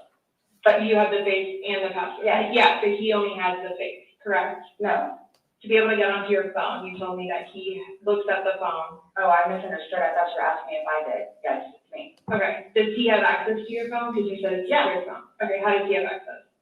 Sarah, can I borrow your phone? Yeah, it's right there on the kitchen counter. Okay, but how did you get into it? He's password protected. He'll come and give it to me. I'll just do a face thing. Where sometimes too, like, but he'll joke with me and say, okay, I need to borrow your phone. And he'll hold it while I'm cooking or doing something, do the facial recognition. Okay, so he doesn't know the password and he doesn't have the facial recognition. No, He is the only other person that would use your phone, I'm Yes. assuming other. well, Lucas. Right. So Lucas wasn't there Sunday, yeah, great. So, to your recollection, no videos on Sunday? Not that I'm aware of. Okay. I mean, I guess I maybe take a picture of them, the two of Tess and The dogs. and George and them dancing, but I mean, or it's just Tess. Okay. So I have something that I want to show you that we found, and it's from your phone. Can you see it? Can you move it around, go ahead.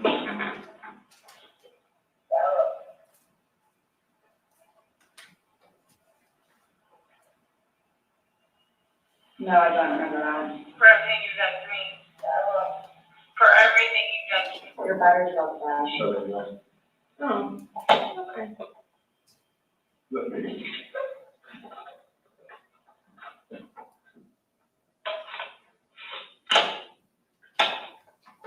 The battery doesn't last very long. It used to last a lot longer than that, I don't know what happened. Okay. Let me just grab something around.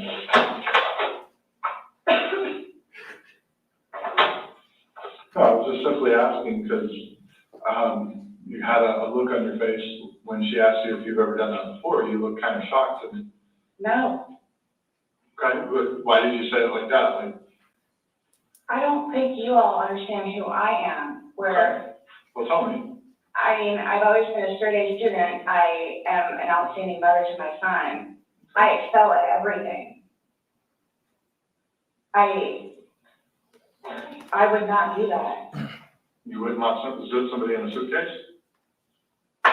Well, I didn't like completely lock it. I mean, I opened it with one finger. I left enough in there for him to get out. And I wasn't planning on going upstairs and going to sleep.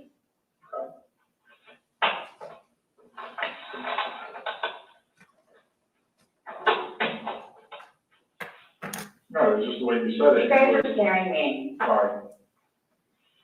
We just want you to watch this. It came from your phone. Don't you want to know what's on it? Yes, please.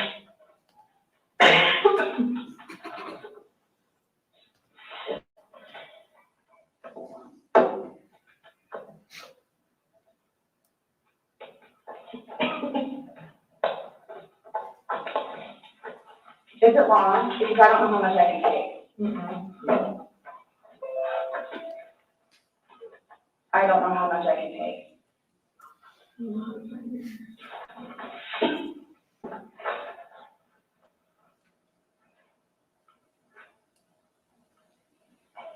Do I have to watch this?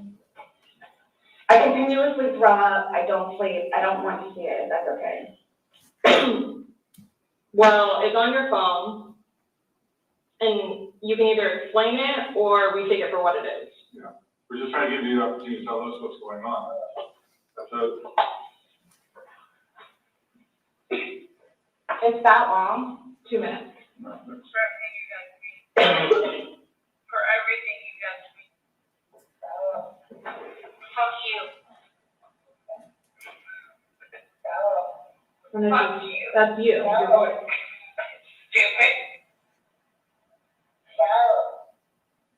That's my name. Don't wear it up.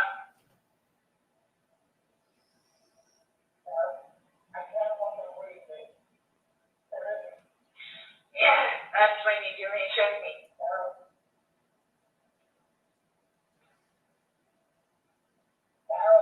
I don't want to watch it, please.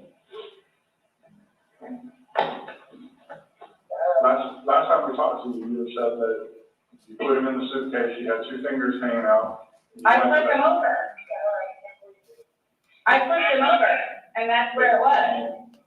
There's two different videos and a still picture where, yeah, it shows you flipping in the different positions and him saying that he can't breathe. He's saying, fuck So you. this is upside down. So in order for him to have gotten into it, It was flipped up.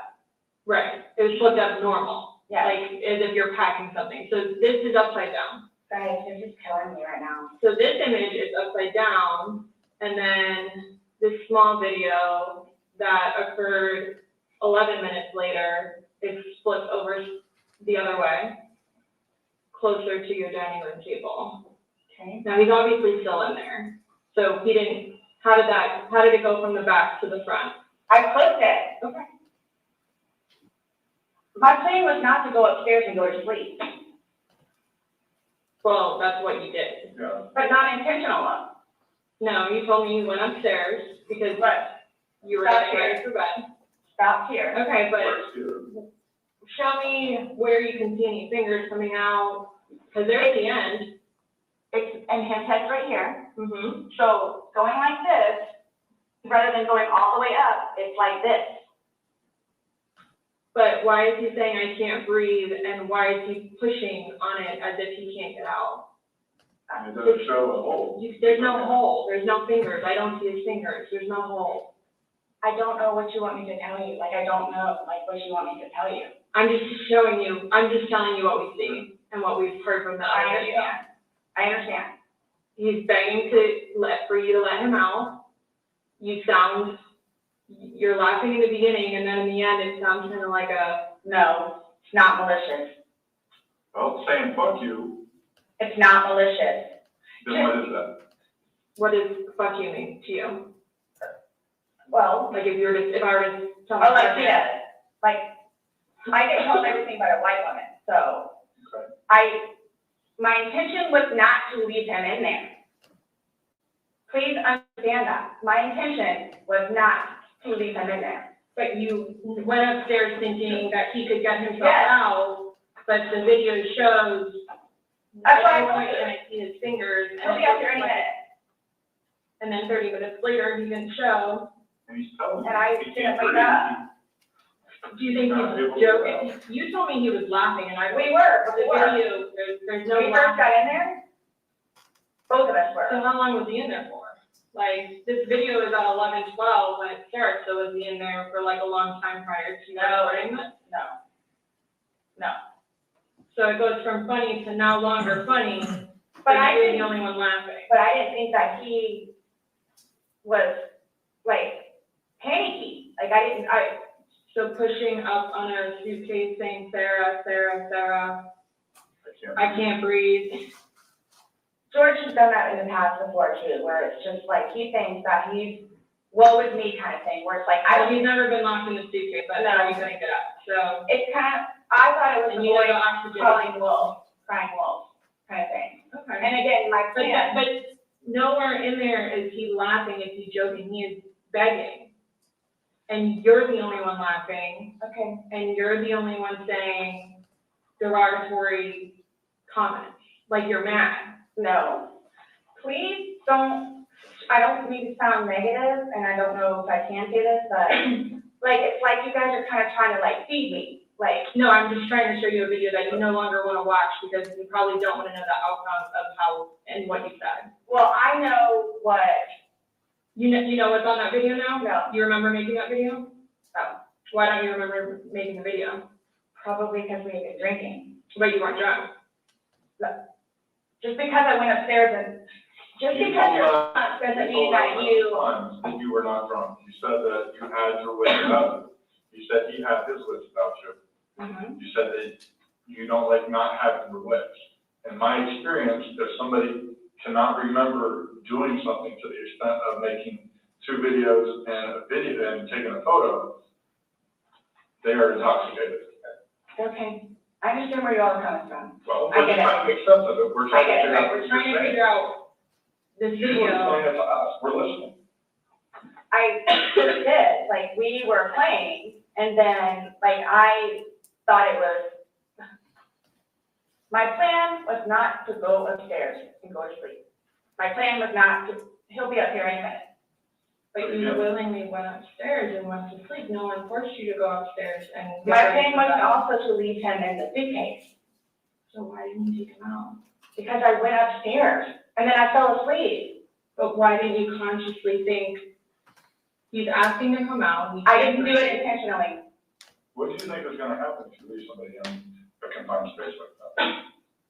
Well, I thought by not giving it up all the way, it would be okay. My plan was not to leave him in the And what was suitcase, your plan? waiting for him to come upstairs. And then when you did it? I fell asleep. You said you were up there 30 minutes. After 30 minutes, somebody not coming up. Knowing that the last time you saw him was in the suitcase, 30 minutes later, you're like, maybe I should go check on him, maybe I shouldn't? No. When you, that didn't cross your mind, because That's it like, didn't happen. that's like an assumption, like that's what you all are thinking, just, We're asking. it's the You whole, tell us. it's the drinking. That's what it is. It's the drinking. I thought it was like, I thought he was okay, like I didn't, that, you He's all. telling you he's not. He's telling you, Sarah, I can't breathe. He's saying your name and you're like, that's my name, don't wear it out. Guys, that's how we are with each other. Like nobody understands our relationship. This whole suitcase thing never happened before. Would you leave someone else in the suitcase? Would you leave Lucas in the suitcase jokingly? Because it was a joking matter, you put him in there jokingly. Would you leave Lucas jokingly in there? And you love Lucas, right? And you I love wouldn't do Jorge. that to him either. I wouldn't do that to him. So, I just. Well, it's not like, again, I don't think you all understand, like, that was not my intention. Well, You all don't have any idea what I said. But by your action, that's exactly right.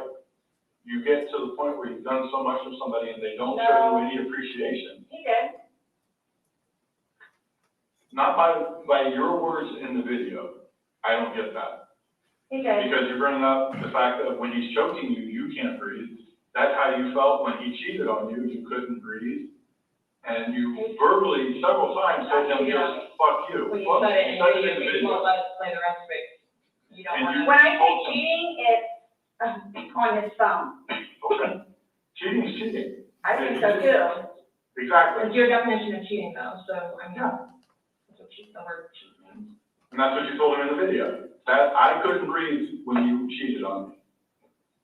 No. That's how I felt when he said, Sarah, I can't breathe. And you told me. I don't know, Jewel. This is. What would you say if somebody told you that they had done this? So much. You said somebody in a suitcase and went up and went to bed. Do you all not think, so you all said it's like, oh good, I got him in there, now I'm gonna go to sleep? Is that what you guys are trying to assume? Or trying to The video is very portraying of the opposite of what you told us. No. It is not leading up, it is not matching what statement you gave us in the car. So. And that's why we wanna know. And the I don't remember injuries- doing that. The injuries are not consistent with what you told us. So we have a lot of inconsistencies, and this video explains itself. It really truly does. You don't think that I have thought about that? Thought about the video or thought about? But no, again, if you don't mind, please. So you all are assuming that it's like, oh good, I got him in there, now I'm gonna go to sleep? Is that what you all are assuming? Well, it's not an assumption when that's what you told us that happened. That's what happened. And the video. Yeah, I mean. But I'm not gonna say. You thought he could No, get out on his yes. own. But the video shows that he can knock it out on his own. But when I unzipped it with one finger. From the outside. But it had the hole in it. And you're claiming that it had a paper clip, so that's what assisted you in doing it. No. That's what you told us. When I had my sweatshirt, I thought it had a paper clip on it. It's got. But the zipper part is broken, Yeah, which is why we were gonna zip it. I just, You were able to unzip it from the outside very easily. That's the way they're designed. but you could on the inside too. I don't know how. Well, why wouldn't he have gotten killed out if he could? I don't know, like, I don't know if you saw, like, where the hole was. I don't know. No, I didn't see no fingers you're the sticking only out. one that. That's what I'm saying, like, he's in one position, and where his head would be, we should be able to see fingers. And then when it flipped over onto this right side, again, his head is closer to us, facing the video, so we should be able to see fingers, and we don't see anything. We see no movement of him trying to unzip it, or physically unzipping it. All we see is pushing up, trying to push out of it. Please do not assume. I'm not assuming. I haven't assumed anything. I follow evidence. But my intention was not, again, oh, good, I got him in there, now I'm just gonna go to sleep. What do you think someone that knows nothing about this, or hears just a little bit, like, oh, they were playing around in a suitcase, and then watch Probably it, went to sleep. That's what happened. but you let him out before, I mean, you put him in, so why didn't you take him out? Because I was upstairs and I fell asleep. No, before you got upstairs. You like consciously had to walk upstairs. I mean, you obviously remember going to bed because you were giving me a time frame on that. And you specifically told me that you I went don't- upstairs. My intention is not for this to happen. I am sick about it. I've never done anything like this before in the past. I'm sick. Especially with that. I thought I couldn't sleep last night. I don't know. Well, here's the thing. You tell us the last night, you vividly remember this when you told us last night, that he was laughing, you were laughing, you put him in the suitcase, he has two fingers sticking out, and you go to bed. Now we see something totally different, and it actually shows you upset, and again, using, derogatory terms to him when he's begging for his life to get out of that suitcase. So, but my thing is, Say we're assuming, we're not assuming. but the we're thing telling you is, something. but so it just happened to be that whenever I was videotaping or doing whatever else it was, just happened to not have that in it. And you also, in the video, you can't see any holes. There's nowhere in that where the zipper separates and you can see a hole. If there's a hole, he's pushing on it, begging you to get out. We should probably see that hole. that He you're eventually talking would have about. been able to get out. Alcohol. Based on what you're telling us, he should have been able to get out. But the video shows him attempting to get out, begging to get out, and he can't. So that's just what we're trying to figure out. I don't know if maybe you had too much to drink, you dipped it up all the way, and then, I did not zip it up all the way. I did not zip it up all the way. This is horrific, okay? Horrific. It is terrible. Horrific. I don't think I'll ever be right because of this, ever be right. Dealing with everything else that I have in my life, personally, and then this, whom I love,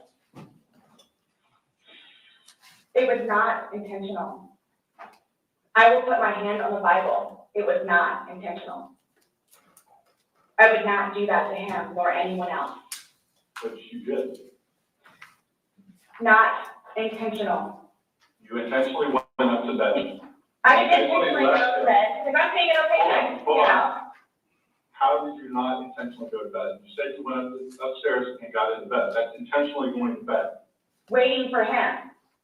And he doesn't come, but you don't go down to check on him. So I happen to go to sleep. When I say go to sleep, And what do you it's going normally do on when you whatever go you to bed? do. What do you normally do when you go to bed?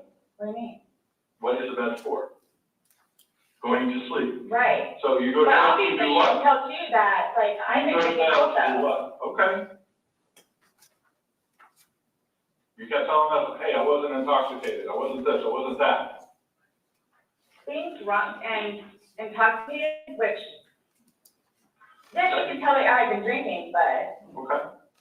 So if you weren't intoxicated, then why would you ever leave somebody in a suitcase that's begging to get out, that's telling you they can't if breathe? if I hadn't been drinking, you still think it would be the same thing? Where it's like, hop in, I'm gonna go to sleep. Is that what you all are trying to do, to portray I'm not here? trying to do anything. I'm simply asking you to explain to me what happened. Everything was fine and dandy. I don't know. Everything. Fine and dandy. Was fine and dandy.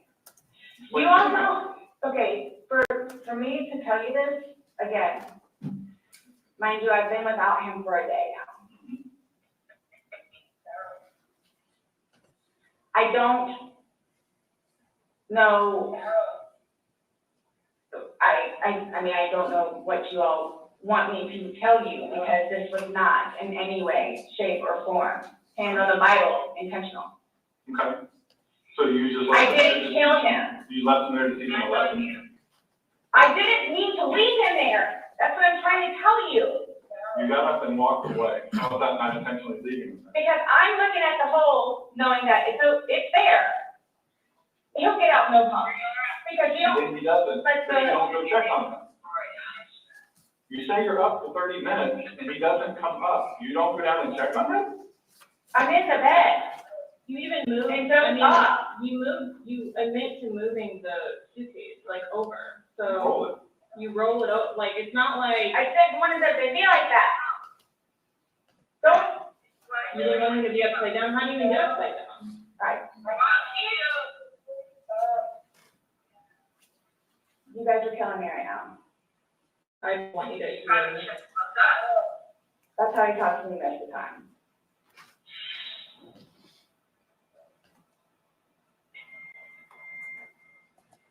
I don't know how you want me to say it. I'm just trying to figure out what you would expect to happen to somebody when you leave them in a suitcase. I didn't mean to leave him in there. What's your reasoning for, not calling 911 sooner? Because I didn't know what to do and how horrific it was. I called Brian, and like, what, 5 minutes later I called you guys? Not even 5 minutes. Nonetheless, that I had to like I was trying to do CPR. I had to get him out and try to do CPR and then call you guys. And it was continually doing CPR with the dispatch on the phone, where he had me count out loud to help me focus on what I was doing.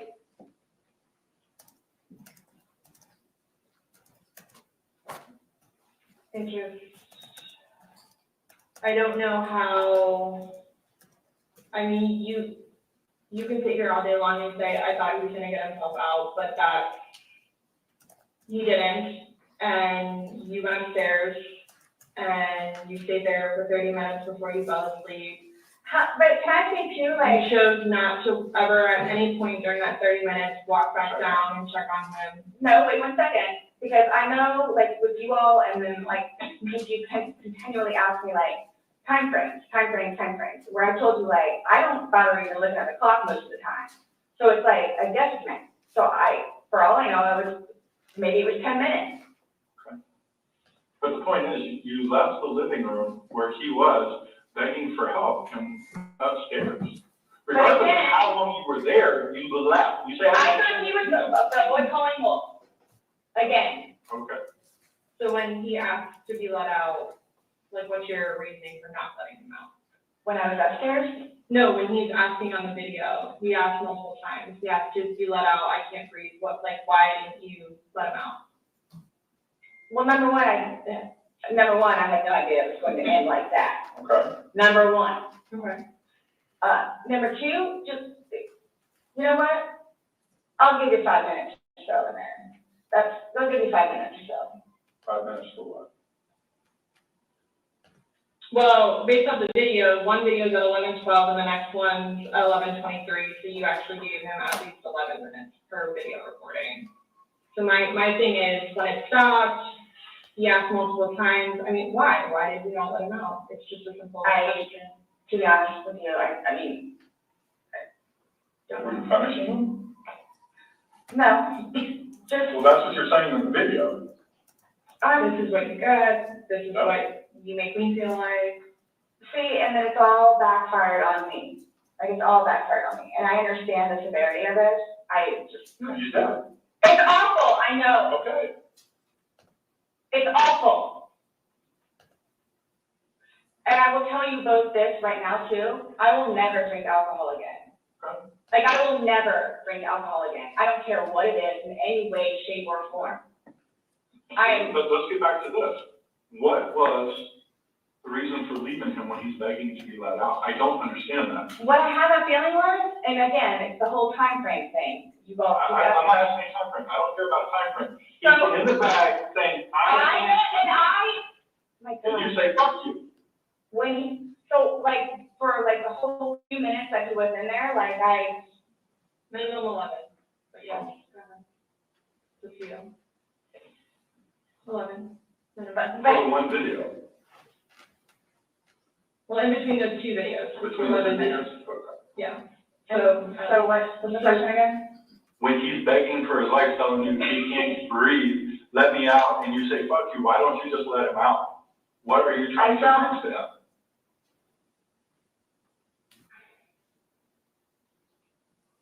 There was obviously something in your head that you were thinking of when he was asking to be let out. You were like, Again, it's the boy calling wolf.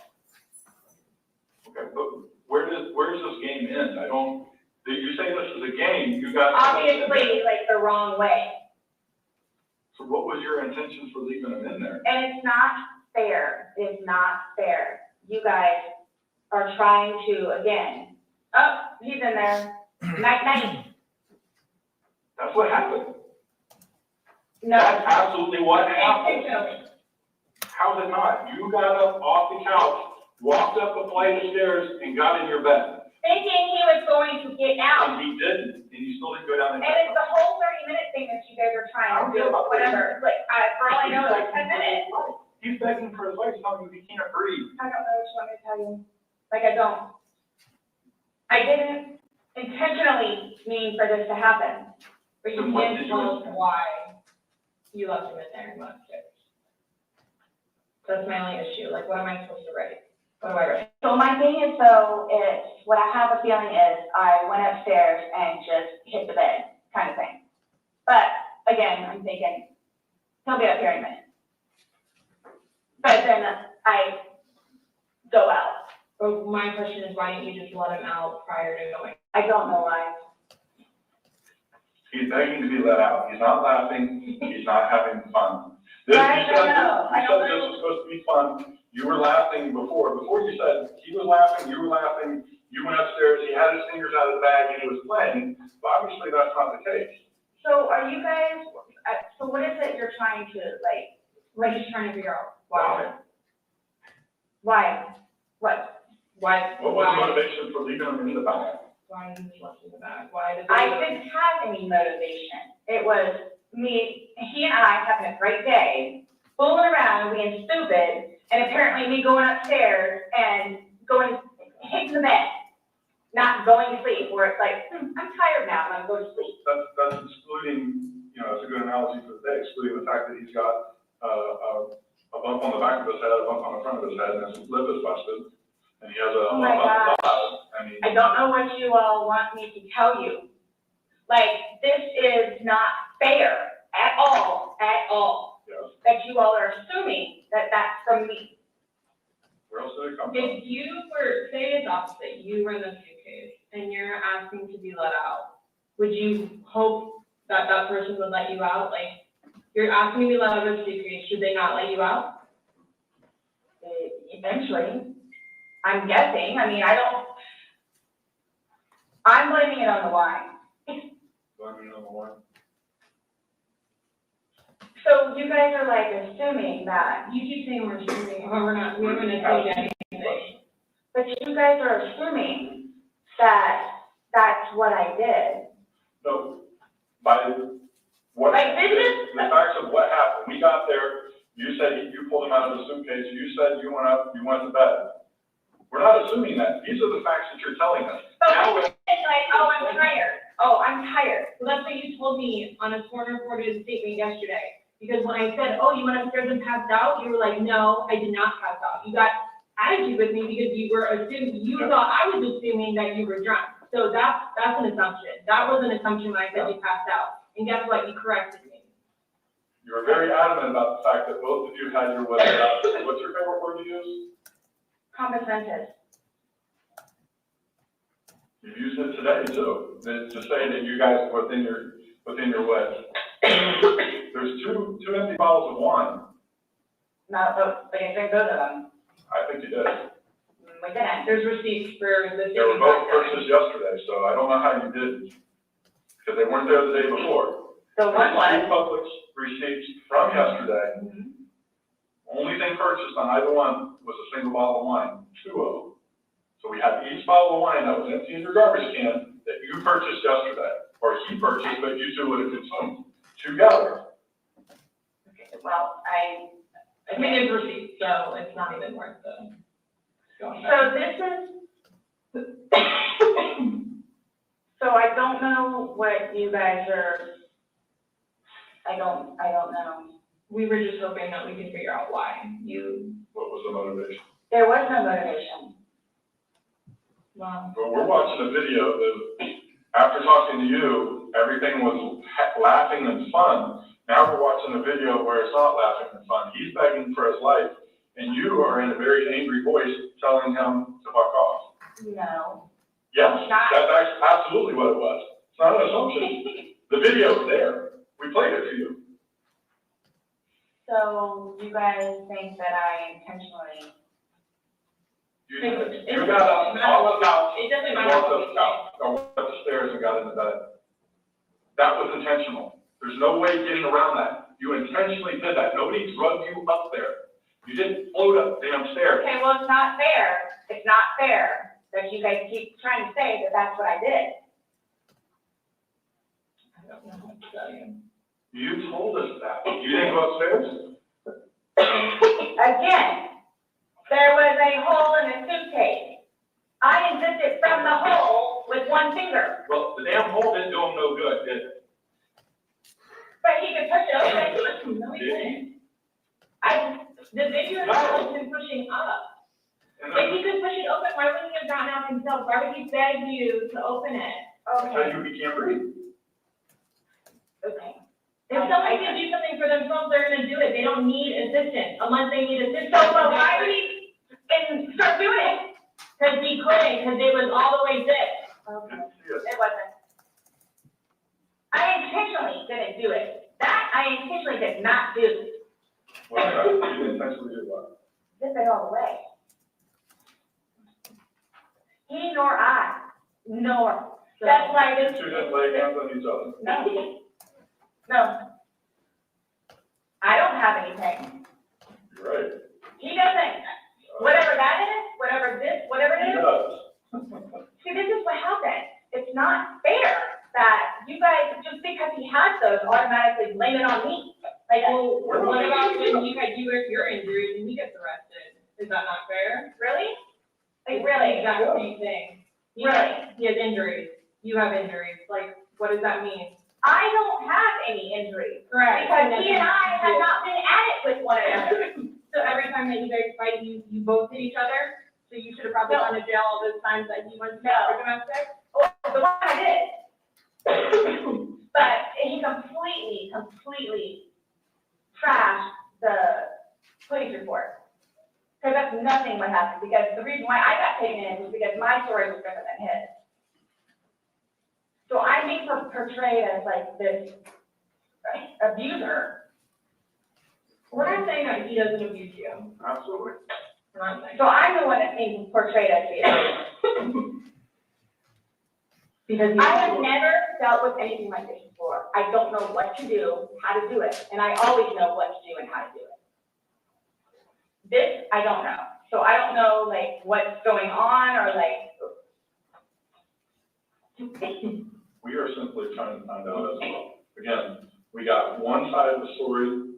You're telling us, we're going with what you're saying, but then we find stuff that negates what you're telling us. And I don't even remember doing that. Okay. You're telling us that we're assuming stuff, but what we're simply doing is telling you what we saw in the video and I repeating what understand. you told us. I understand. Because I don't remember that. Okay?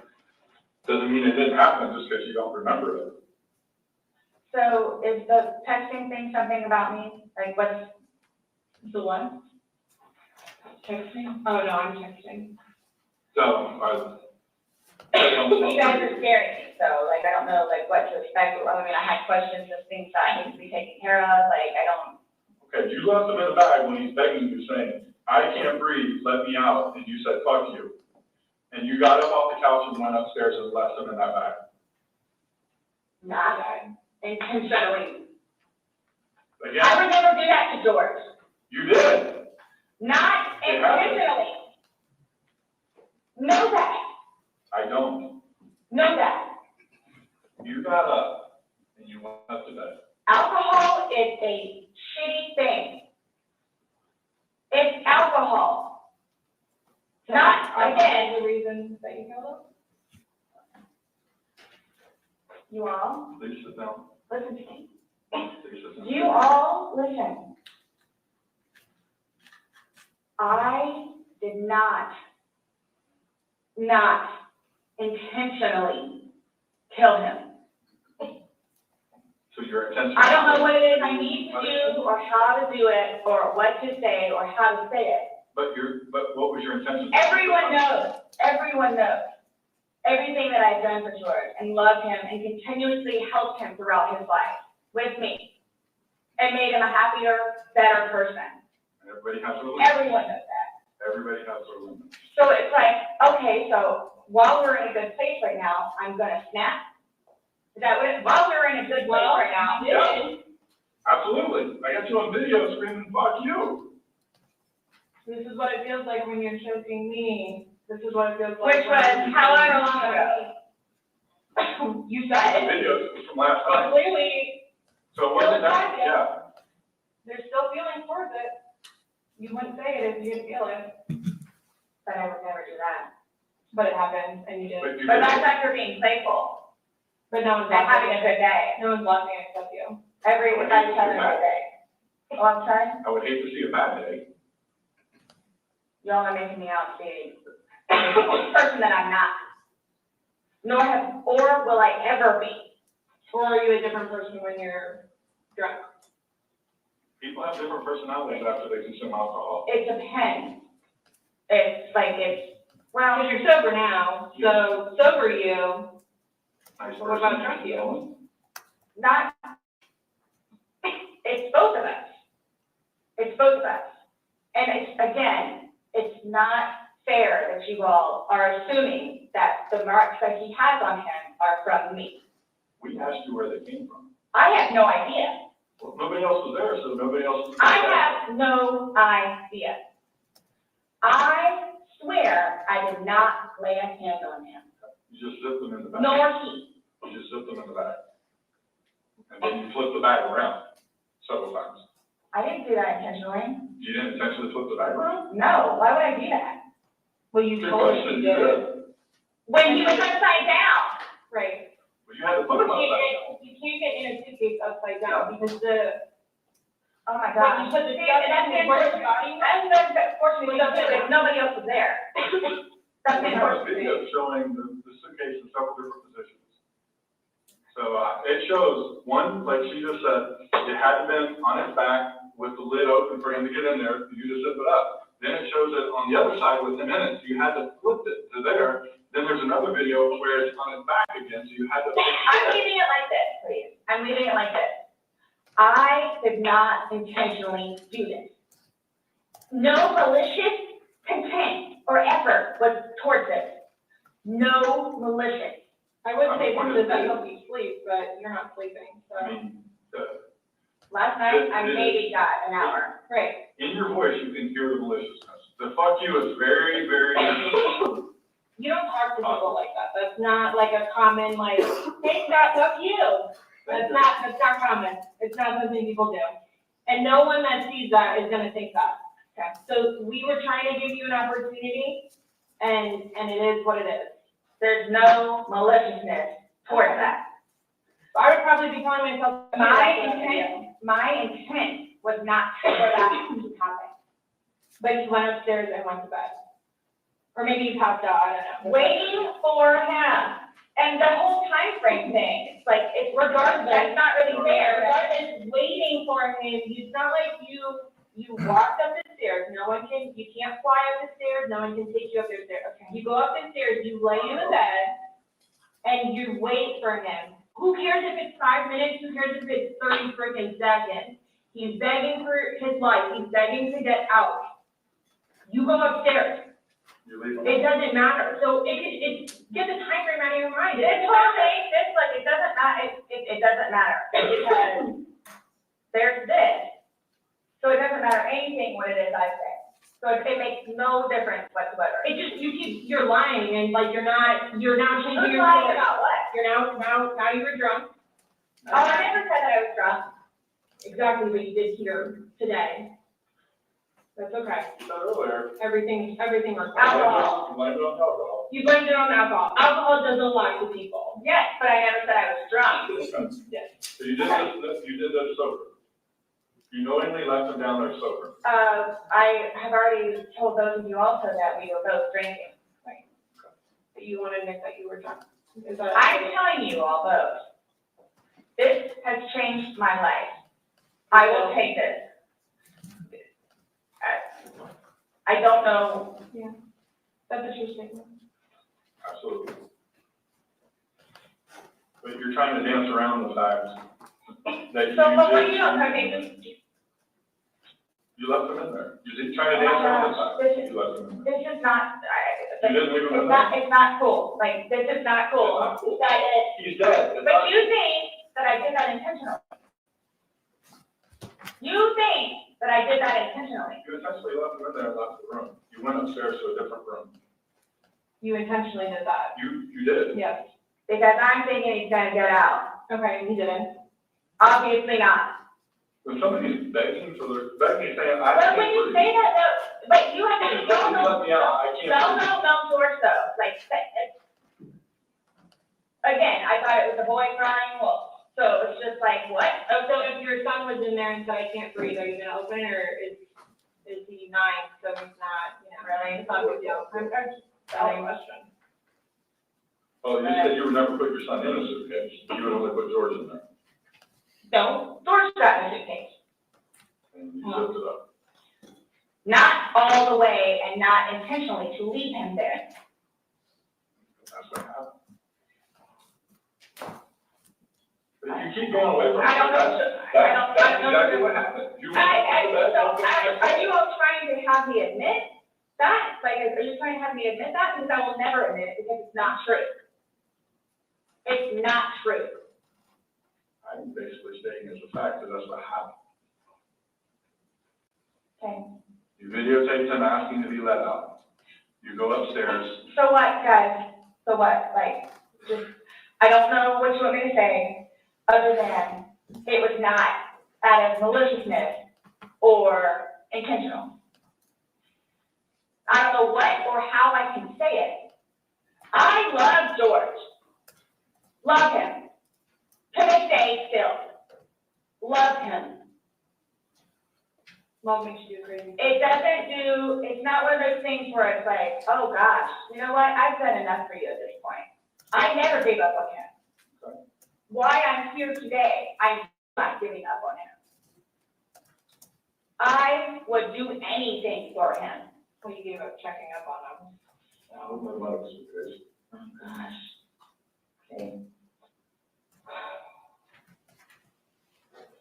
We're simply just trying to go through, I mean, again, you gave us a completely different story that you churched up to, this was such a lasting matter. It was fun. Not by that All video. day, Not by that video, that- all day. Anybody look at it, I don't think anybody will look at that video and go, George is having fun right now. So why is it you all think that y'all don't know me, you know, would do something like that, especially having a 9-year-old son? I don't know. Like, why? 9-year-old son. Like, why are you so like caught on what we think Yeah. when? Because you should be more concerned about what you told us.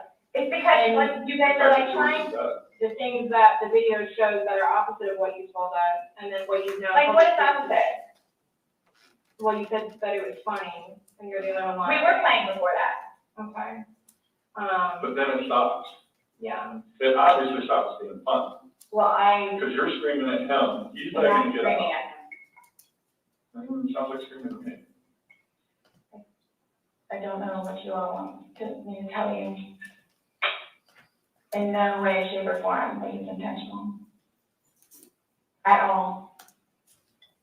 Ever. whatever.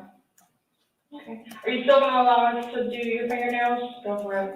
Go for it. Okay, cool. All right, I'm gonna get that set up.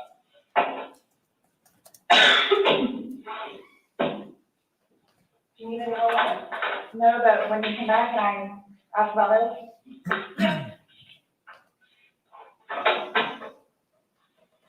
So what? Just don't understand.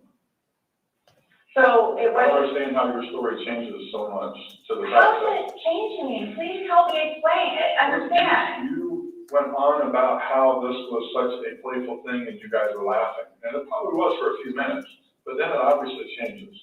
The whole demeanor of this whole situation completely changes. It's not the funny, laughing matter. He's not laughing at all. I didn't think he was being serious. You absolutely sound serious. I You're didn't think answering. so. Like, just, You don't think your voice, you sounded serious? it's, okay. I don't know what you want me to tell you. It was a great day. Okay. It didn't end well, obviously. I was gonna say that, I mean, I can't explain to you how horrific it was okay, to find him. Horrific. Because I don't remember seeing this video. okay. How horrific. I'm thinking he's in the bathroom. I'm thinking he's downstairs in the laptop. I can't find him. So what's gonna happen? Like, Here's what gets me though, is you don't remember taking videos, you don't know where he is, you don't remember him being in the suitcase, and you're still telling me that you had your wits about you. How does somebody have their wits about him when? See, that's the thing too, but you can clearly tell that I had been drinking some. You can clearly tell. I had several people that came up to me in that apartment complex that you were drunk on a daily basis. Oh my gosh, right, Regularly. right. Really? Right. Talk to the property manager. Talk to the property manager. Okay. Because it's not, These are your neighbors, the ones that live next to you. Your property manager does not live next to you. They see you every day. How many? my person. What are your questions? Yep. Who's coming? Did you do fingernails? Yeah, you said that we said. And you don't have to allow us to do it, just so you know, so don't take that. I don't have a problem. Okay, just make sure. So, am I getting my phone back? No. Absolutely. What about losing his laptop? No. Absolutely. What does that mean? We're still going through everything. Oh, that's fine. You're the one just telling us there's videos that we need to see on it, so we need to That's do our fine. due diligence that we go through everything. See, and that backfires on me now too, because now you all think that I had even more, in quotes, intent to do what I did then, which was not intentional. In that, is that correct? You're asking about your timing. No, but I'm asking if that's correct. No, I'm not gonna agree with what you're saying, I'm not, that you're. So, his person's not here. Do you all inform her or do I need to call her? We don't have to inform her, so if you'd like to call her, you can. Are you saying because he's on probation? No, but because of the nice lady that she is and all that she's done for him, I thought I didn't know how it was. Legally, we just have to tell his parents and we don't go telling. We don't, I didn't even know who his probation officer was, so no, I wouldn't go. So the same thing for classes. I need to do that too. Classes. You need to do what? Substance abuse class and his battery intervention. Yeah, something else I should carry that. So, other than this, so initially, what was the cause of that? She is still pending because she wants to hold the body for an additional day to see if more of those bruises turn into something bigger. And she's doing some other tests that she's gotta do. So she's pending it for now. So, and that couldn't have been of him being in the suitcase. Or y'all saying that I physically did it. That's what she's determining. So. The ones on the head, I asked her, because I had been from the suitcase, and she said she didn't think so. I didn't touch him, nor did he touch me. I'm leaving it at that.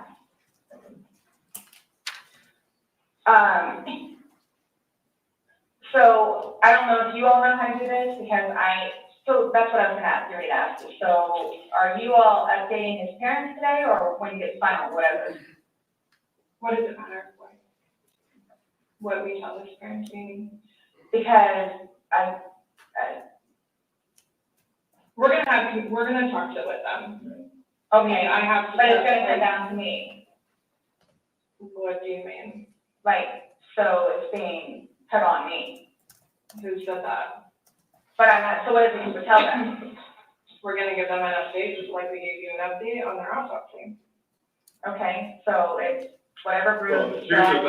here's the thing. Whatever on the head. We had to deliver news to them last night, their son was dead. There was not a whole lot of conversation that goes on after that. It's not a very easy thing. Was it yesterday or Sunday? Sunday. Today's Tuesday, right? Did we not meet you yesterday? We met you yesterday. Yeah. I'm just asking. Right? Did you not meet yesterday? So that was a question. Really? Yes, on. Okay.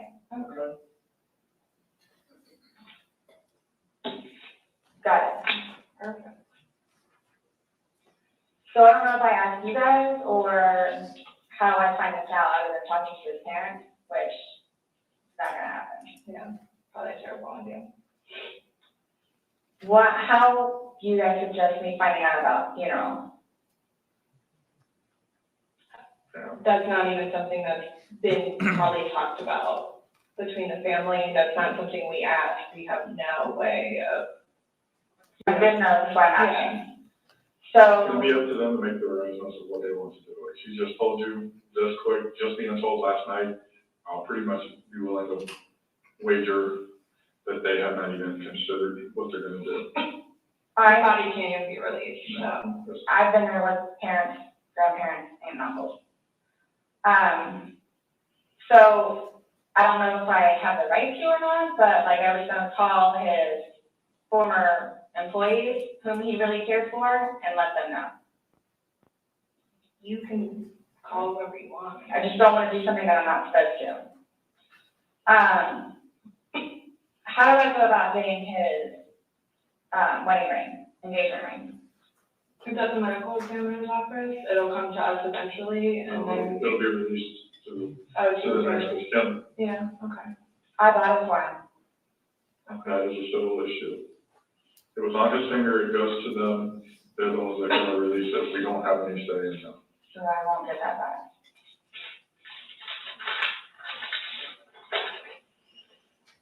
So for all of this, like, how do I find out what's what, how many, like, what's been found?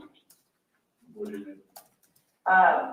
Pillow with stain, swab of stain from pillow, suitcase. That will all be sent off to FDLE. FDLE, Florida Department of Law Enforcement, they do their testing. So, and then like whatever white can with blood and necktie with blood was from the suitcase. Okay. Why would you guys, you'll see it in there, the baseball bat for Lucas and the feet. And this is just his phone, my phone, and the laptop. Yeah, when anything can be released, we will release it, but we are very early in this investigation, and it's not an overnight process, unfortunately. So what's next? They're gonna come and swab your fingers.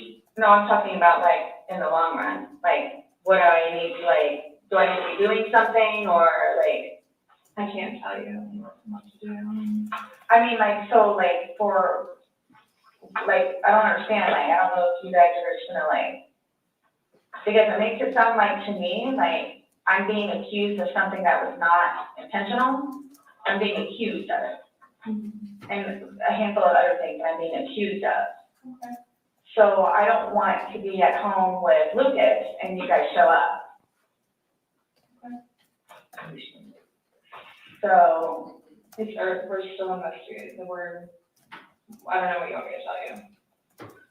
So is there going to be concrete whatever it is, and then it's like, okay, this is what it is kind of thing, or like, because I've done the whole court thing. I've done the whole attorney thing. I've done whatever. So if I'm not admitting anything about being intentional and I killed George, that's not the situation, but it's trying to depend on me. That was not my intent. But it's trying to depend on me. So however, or whatever it is I need to do in order for that to be proven, then I need to do stuff, which is why I'm trying to get my ducks in a row. So that's why I'm asking what the next step is, other than me getting my nails swabbed. I mean, you want me to tell you how to not be accused of a crime? Is that what you're asking? Like, I don't know what you. I'm trying to prepare myself for whatever may need to be done so I can, I guess, stick up for myself. I mean, I think you're doing just fine. You came, you talked. I just don't want you guys to, again, show up and Lucy's in the house. Well, we did tell you yesterday that we don't want to do anything around your son, hence why you came to us. So I don't know why you think that's gonna change. That and or me not just show up back home. I'm sorry, what? That or what? Me just not show up back home. That's what, oh, he's so happy that I'm staying over at the house, so that, like, so happy. And I'm not going back to the house, to my house, for however long I can stay over here because of whatever to blow over. Mm-hmm. And again, if you don't mind me asking, so for whatever it is you all are claiming from the videos, which, yeah, is that what you're gonna tell him? Like his parents? It's like, oh yeah, and by the way, she did. Do what? I mean, what would you tell him? I don't think it really matters what we're gonna tell the parents. Oh yeah, it is, it's fuel to the fire. Well, we can't hide things, and I don't know, I'm not saying we're gonna go, I'm not saying that we're gonna go and tell them every single thing we have. But again, this is the Orange County Sheriff's Office as public record, so eventually, like, this all will come out. So it's just like, you're making it sound like we're gonna tell them something, so then your life is in danger, and I don't like that accusation. So let's just nip that in the butt right now. Well, that's what's going to happen. I cannot choose. But we can't even, but so technically there's no concrete report yet even.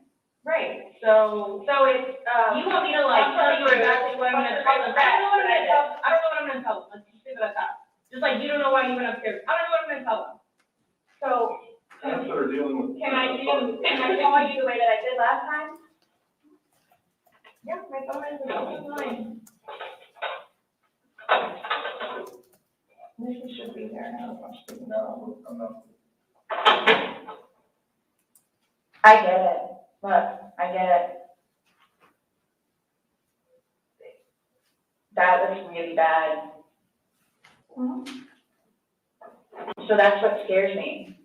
Like, what do I need to plan on? Like, what do I need to plan on?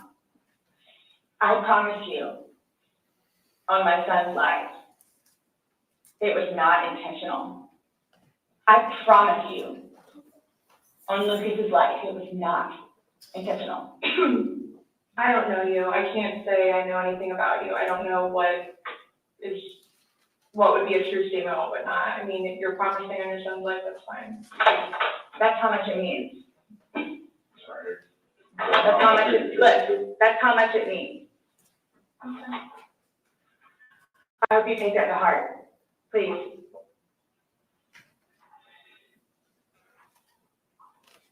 It's documented that you said that, yeah, I get it.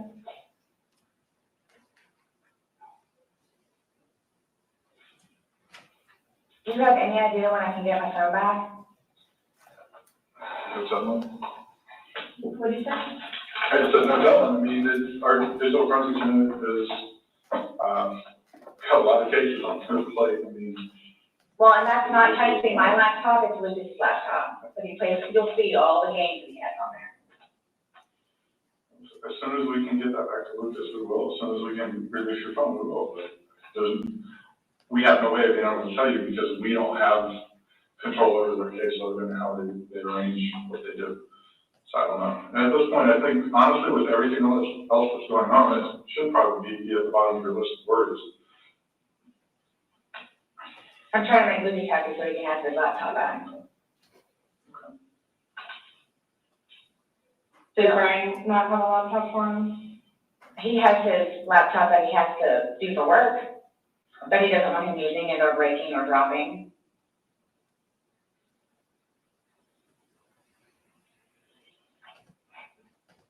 It's not a big deal, there's nothing on the laptop anyway.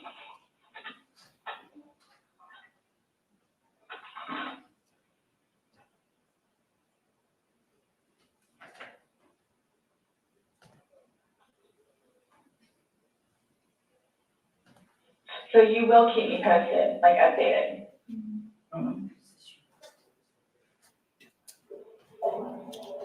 That's my thing, is I'm trying to figure out what I need to do in the meantime. I don't know, I can't, like, I don't know what to tell you though. Like, but you all have more information than I do, where it's like, yeah, you might want it, or yeah, you might want it. Like, we have more information on what? Like, We told you everything that we have. You know everything that we know. And most of it we got from you. but, like I was telling her, like, yeah, that's bad, like, which I swore on my son's life was not intentional. So that's why I'm trying to figure out what I need to do for myself going forward with it, nonetheless, with his family. And are you all just showing up with Lucas now? We've already both told you that we would be mindful in any situations.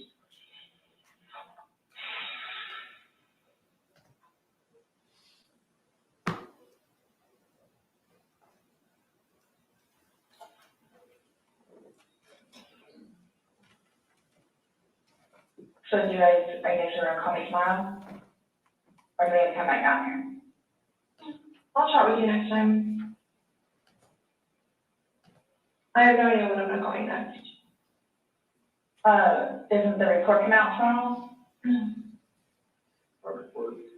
I'm just saying the report is generated through us, and the sheriff's office is a public entity. So if someone were to come request something, then. No, I'm talking about, his autopsy. She's waiting and doing more follow-up, but. She's looking at him. Yeah. But she won't be finished with him because she's pending further stuff.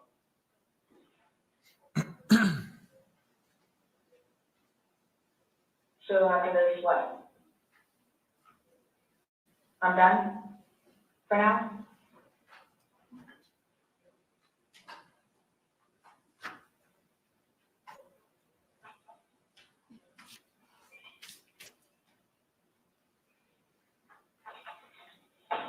How long does this stuff take to get back?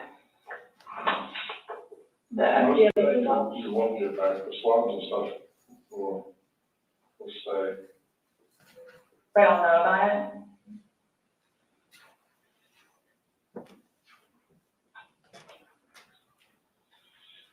Our dispatch center keeps calling my phone. I keep having to have other people call them to see what they need.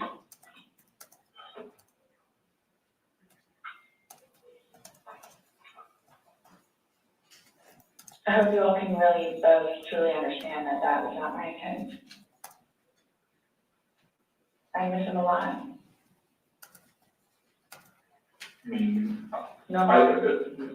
But my question has remained the same. What do you expect to happen to somebody when you leave them in a position like that? Yes, but you have to understand too, Just what would you expect to happen to somebody when you leave them in a position? I have no idea because I've never done it before. Why have you never done it before? Why would I? Exactly. Why did I do it before? Why did you do it now? I clearly have said why. Why? No, you don't know why. You just know that it's not intentional, but you don't know why. But that's okay. Really? I'm not trying to force you to say something that you don't know.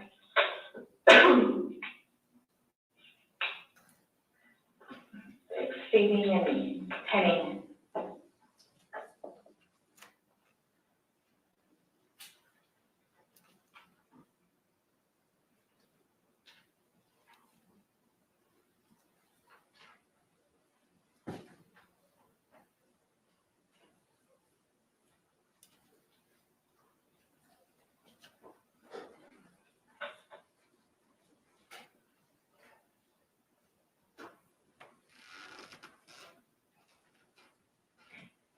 The fact that you guys would assume that I'm that kind of person.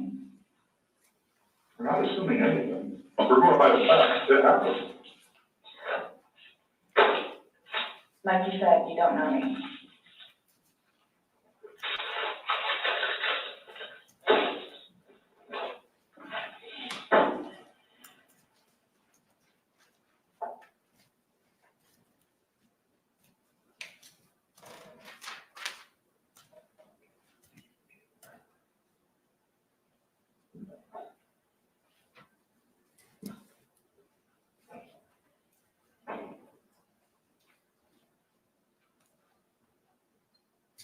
What time is it, please?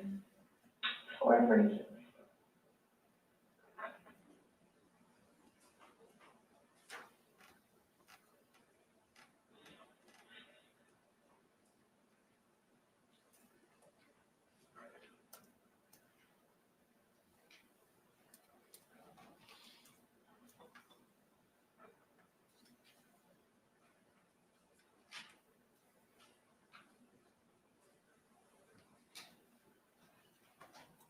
And so, for me to have to live with getting him out and doing what I did is punishment enough.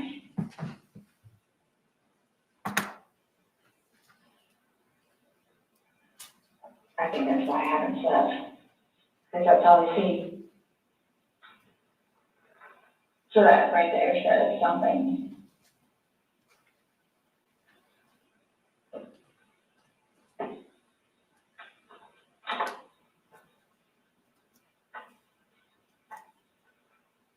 Not my intention.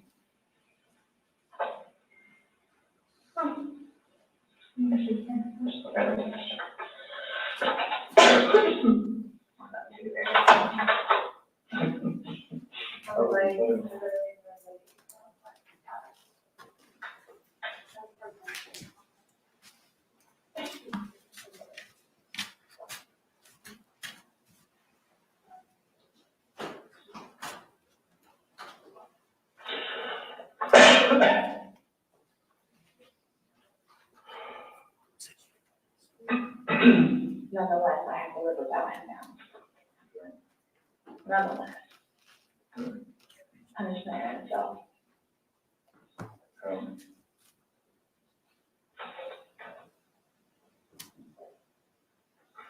Definitely a tragic situation. I'm very wrong. It's unfortunate that stupid things like this happen. Absolutely.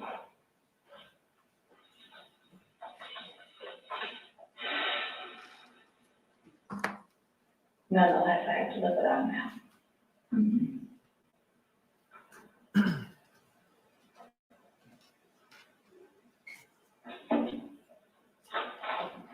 His daughters too. Are you trying to make it worse? Sorry, what? Are you trying to make it worse? Make what worse? How I feel? There's no comment. I mean, She is fine. That was there yesterday. I think she took your photos.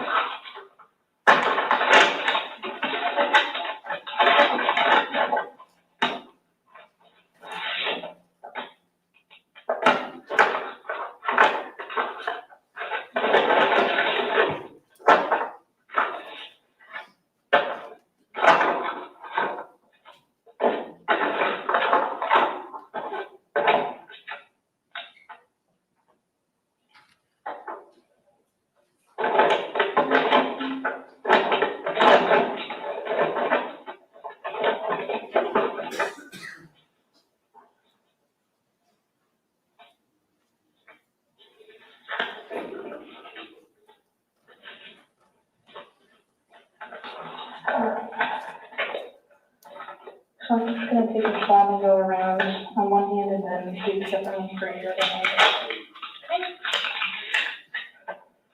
Okay.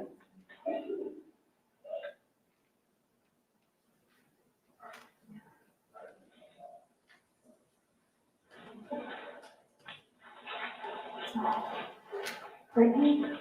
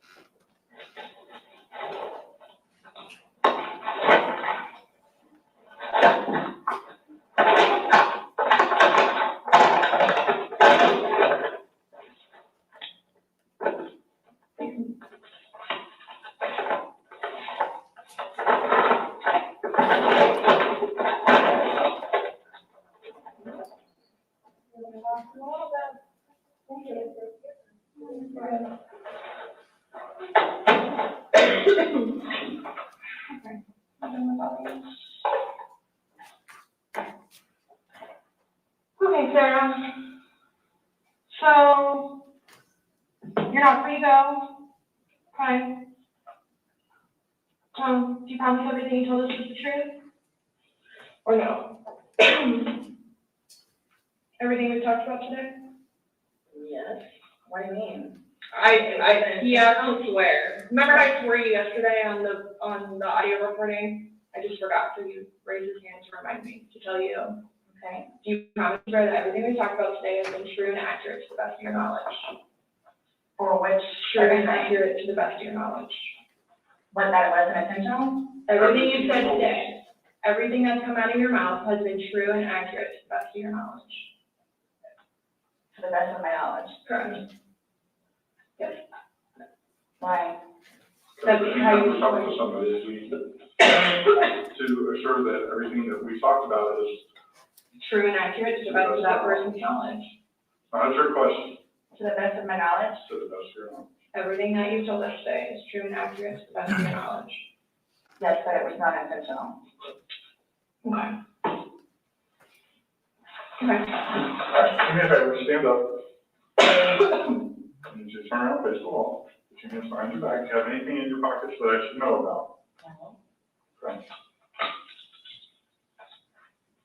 Why is this happening? Because George is dead. Not intentionally. We understand that. He's still dead. Well, we don't. Someone needs to call Brian, please. Okay. Or can I not make a phone call? You'll be able to make a phone call when you get down to the jail. So why is this happening? So this was a trick. No, it's not. No, How's it yeah. a trick? I'm sitting here to ask you to explain a few things to us. And You were right, you're right. your response to everything was basically, I didn't do it. Intentionally. Doesn't matter. It's still there. Do me a favor. Have a seat.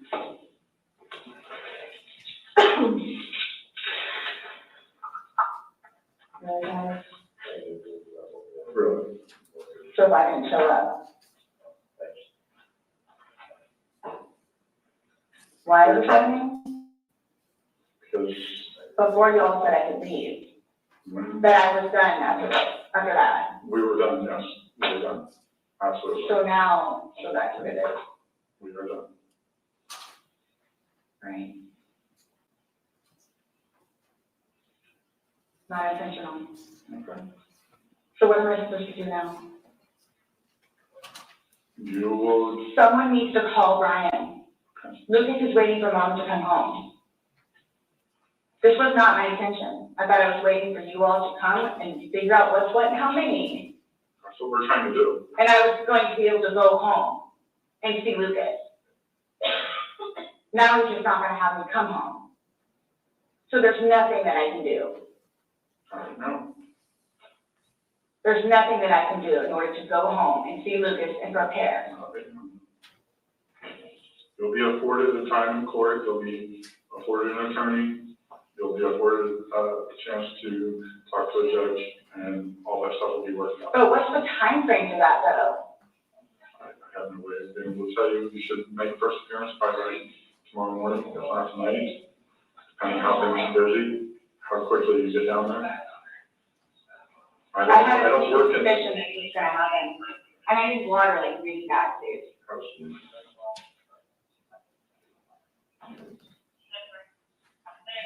You all check me down. Absolutely did not.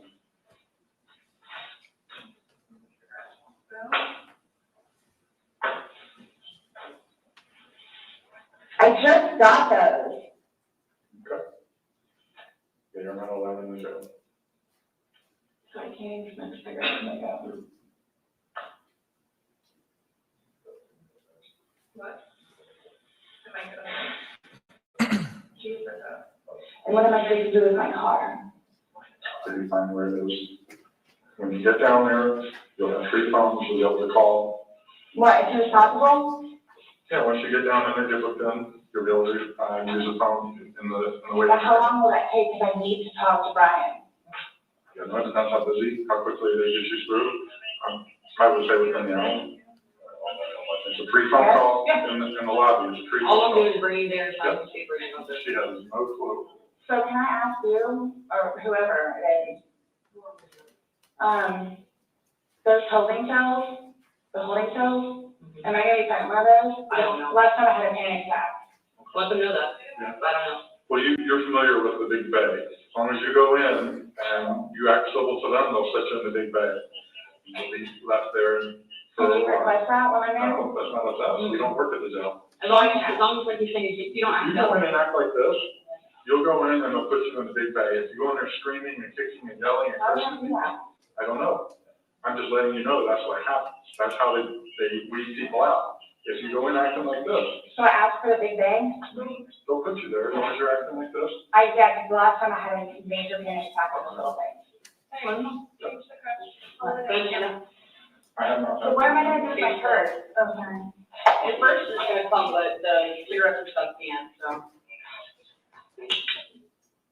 I put it like up too, my bad. Oh, that's okay, mine are not, so. What made you all decide to do this? Made us decide to do this. Uh-huh. Georgia said. You guys, I knew this was gonna happen. You did? So I came down to the village. Yes, absolutely. We were trying to figure out what's going on. We're still trying to figure out. Unintentionally. Don't forget, I have my, I don't know if it's able to see or not. I apologize. I have things in my car that I need to. What kind of stuff you have in your car that you're worried about? Well, I have my medication. Okay, they have a pharmacy there, so if there's something that you have to have right away, you'll be seeing a nurse. It can be packed up. Again, when you get checked in, you're gonna be seeing a nurse. And that they have a pharmacy there, so they'll be able to take care of any kind of that stuff. That protocol is out of my realm. I don't work down there, so I don't know, but I do know they do have a pharmacy. And that you will be afforded to see somebody. Got it? Hold on. Yes, sir. I can put it in. Yeah. All right. No.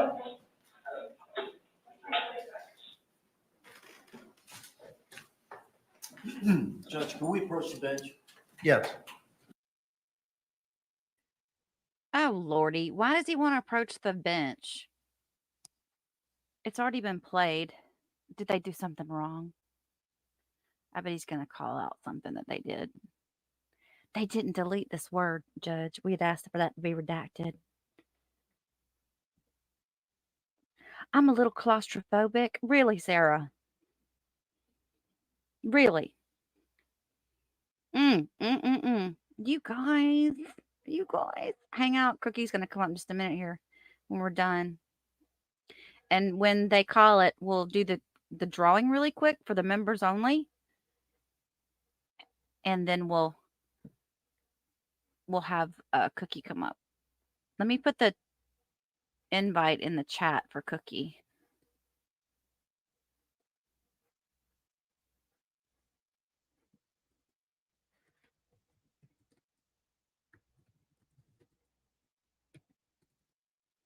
Just hang out till we get done with this. I think they're going to close out for the day here very soon. She does look satisfied. I think she's feeling good about it, I guess. Did she look at the jury when she was answering questions? I didn't notice.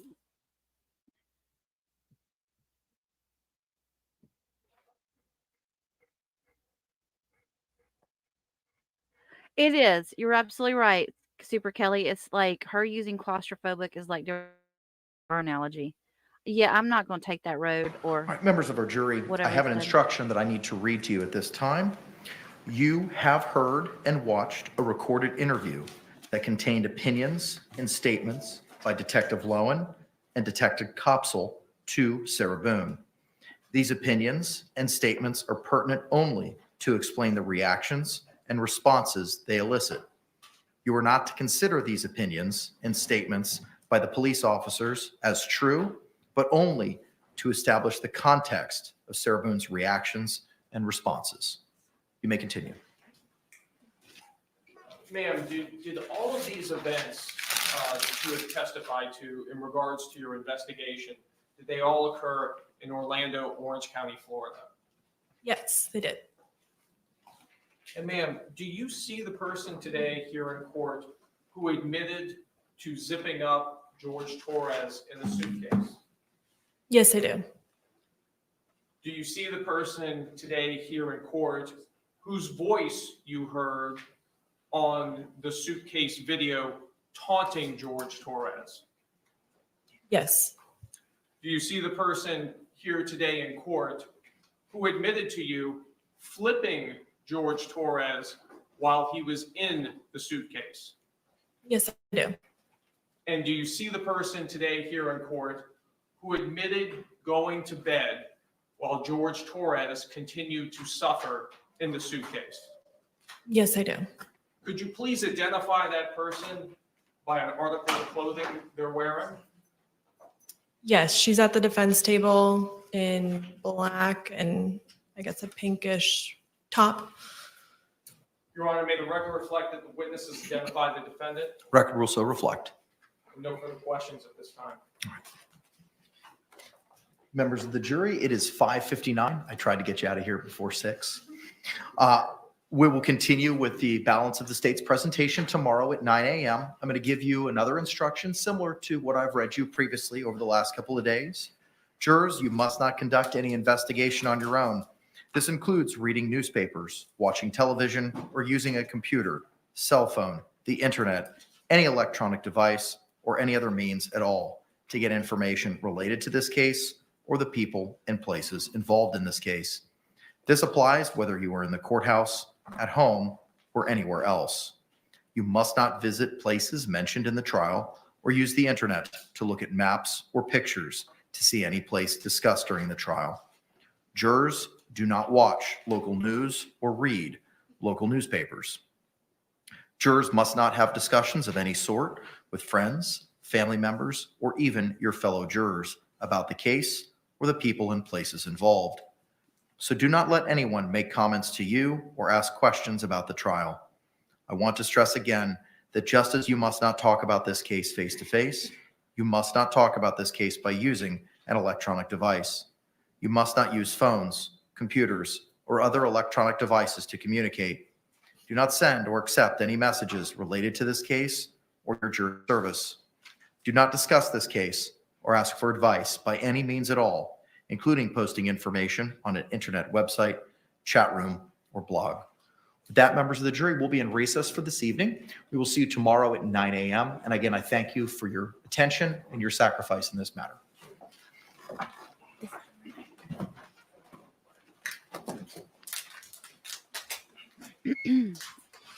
Jury exiting. Just to remind everybody, we will be back again in the morning, 8:45 a.m. Eastern Standard Time.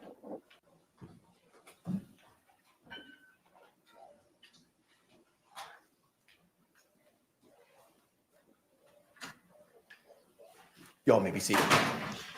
State, anything else we need to discuss this evening?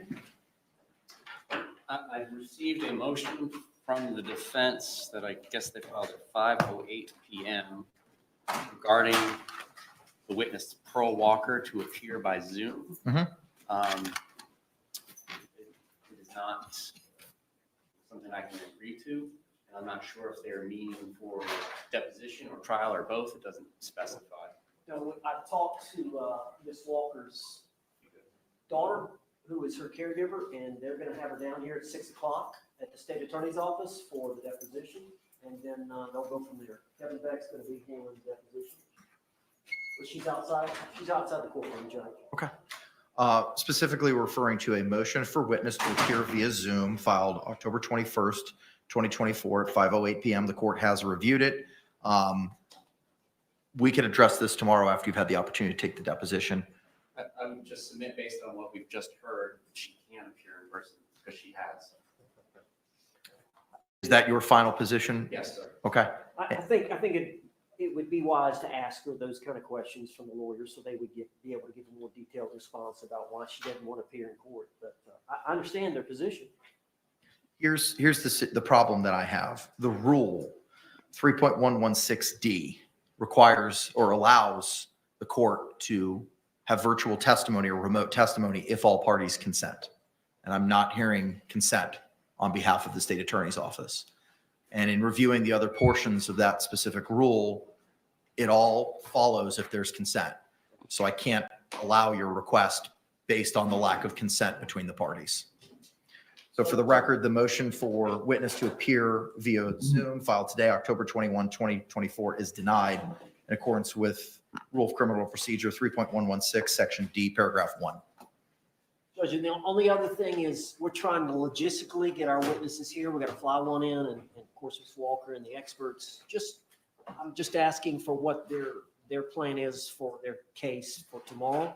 Judge, we covered it up at the bench. I thought this is our last witness. It's up to them on how long they cross her. I thought we anticipated Ms. Boone taking the stand at 10 a.m. My understanding. He mentioned 10:30. And my understanding was that Mr. Mr. Cacciatore had no further questions for Detective Koepsell, and that we would tender her for cross tomorrow morning at 9 a.m. Mr. Henderson had advised it would be 30 to 45 minutes. Taking the worst case scenario, that would be 9:45, built in 15 minutes for redirect. I don't know if it's going to take that long. We will then remove the jury. Once the state rests, we will address any motions. I will colloquy your client on a couple of different matters, and then I will turn it over to you. So I would say that the start time, a good range would be between 10 and 10:30. I hope we don't have the same delays we had this morning with access. It's Tuesday, not Monday. There may be less jurors, so it may allow better efficiency in moving our panel in. But as soon as the state rests, I intend on moving to motion, colloquying your client, and turning the ball over to you, sir, for you to call your first witness. Prior to Sarah Boone testifying, I am going to want to view with her the suitcase in the back. Understood. Okay. Anything else, state? No, Your Honor. Defense? No, sir. All right. We'll see you tomorrow morning at 9 a.m. Thank you very much. Did he say he wants to review the suitcase? Is that what he said? I want to review the suitcase. Let me do this drawing real quick, you guys, for those who have hung around. This is our members only drawing. Here we go. I almost forgot to share it.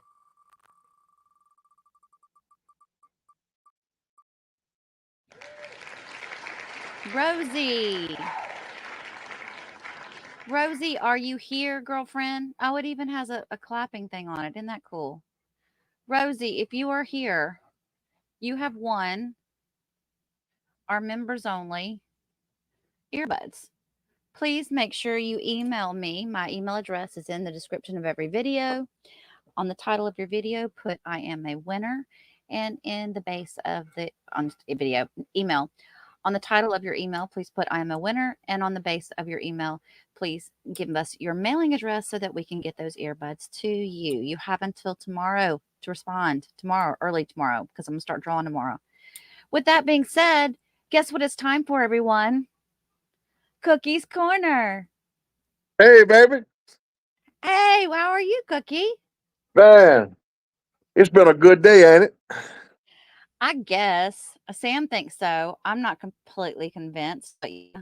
Look, I think the state has done a marvelous job, Carrie.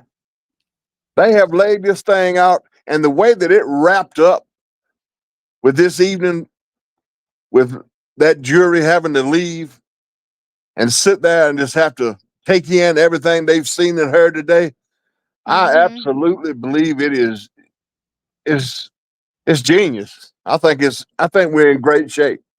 And I think, been some discussion in the chat today, and once again, the chat has been on fire today. But there's been some discussion. You know, we've sort of talked about that. If those 6 jurors are feeling, if they're struck the same way the entire rest of the world has been, in which I don't see any reason why they wouldn't. Right. I mean, she has been exposed as a total, complete fraud from the ground up. And I did not know she was going to be in that Publix video. Oh, you didn't know she was going to be in the one of them? No, ma'am. Yeah. I did not know. And so there is nothing that she has told the truth about. Not nothing. And she gets caught every time. She has been, and I can't imagine how they are going to try to come back and come. I can't wait to. I can't wait to see how they're going to come back and try to combat this. Because when they come up, and if that's all they're going to claim is that his 2 fingers were sticking out and that's the overt act, I could really see the jury just getting up, walking out, and just handing the guilty verdict right to the judge and going home. I know, but see, here's the thing. James Owens, as much as he plays games and he acts like he doesn't know what he's doing, he's slick. He puts he slides stuff in there. He gets stuff around the corner. Right. And look, I get the point too that you were making earlier. I was real, and I am still confused as to why they didn't press the medical examiner a little hard on a lot of issues. I felt like they missed an opportunity to really. I really wanted to know, and I wanted the jury to hear whether or not they thought that any CPR had ever been performed on George. Exactly. That's what I was fired up about. But, And I mean, not but even a little bit more questioning, follow-up questioning. She has been caught in just so many. She's been caught in so many lies now. Her credibility is now I mean, it's negative. There's nothing that she has told the truth about other than her birthday and name, and I'm not sure about that. And I'm hoping that all these contradictions that we've caught her in here, just in trial today or just in trial this week, maybe, they've got those listed and that he's going to list them all off. I'm praying, you guys pray that he has a wonderful closing. His closing has got to be strong. It's got to be strong. And I'll tell you, this morning, and this morning was tough. Watching that video and listening to the explanation that medical examiner gave about his last moments in that suitcase, I really, really struggled with that this morning. I did not take into account how, and I saw that Bama and you and several others, Lee, Mandy, Judy, Mel, a lot of them had made sure to tell everybody, Ginger, to take care of themselves. And 6 months ago, I would have, if I had just happened to pop in and seen something like that, I would have probably laughed under my breath and wouldn't have thought nothing about it. But after being so involved in this and watching, yeah, it's important that people take care of themselves. And Saturday night, I'll sit here and I watch Georgia and Texas play. And as big as that game was to us and to me, I was back and forth with my boys texting and that kind of stuff. But I kept having Sarah Boone pop up in my mind. And I could not get it off my mind, and I still hadn't been able to get it off my mind. And I get to thinking, that I can't understand what went so wrong in her life that it got to where it is. You know, what was, and then, Well, and it's then a, I made I sent a message a little while ago on chat and I really have to believe in this. I think it's hard for people to realize sometimes. It's hard for us to understand it and look at that when we see true evil that's been captured, it does not come in the form that we are taught to recognize. mm-hmm. True evil comes in all different forms, all colors, all races, all genders, everything. And so when we finally see true evil, just because it's being presented in a petite, younger, white female, that's no different than it being in a 7-foot tall gorilla. I mean, evil is evil. Mm-hmm. I think it's a combo of her personality and her alcoholism. I don't know if she'd have been so bad. Of course, she's been sober all these years that she's been a pain in the neck in the jail. So And I I don't know. and I hope, and I talked to my son about this too. Cases like this case here especially, it needs to serve as an extreme example of a textbook example of a cautionary tale. This is what can happen when you allow substances such as alcohol or drugs or whatever it may be to take over your world, to take over your life. And I think that a lot of times when we become close to someone, when we fall in love with someone, or we get married, or we date for a long time, or we live together, I think that it's human nature. We start dropping certain guards. We start not paying attention to certain rules of humanity. Just, like we forget to be kind and thoughtful of the little things like we might if we just meet somebody on the street. I've heard a lot of women throughout the years say, I wanted to leave him because he didn't do so many of the things that he did when we were dating. And when you get to where you don't pay attention to the little things, then things like this build up and something like this happens.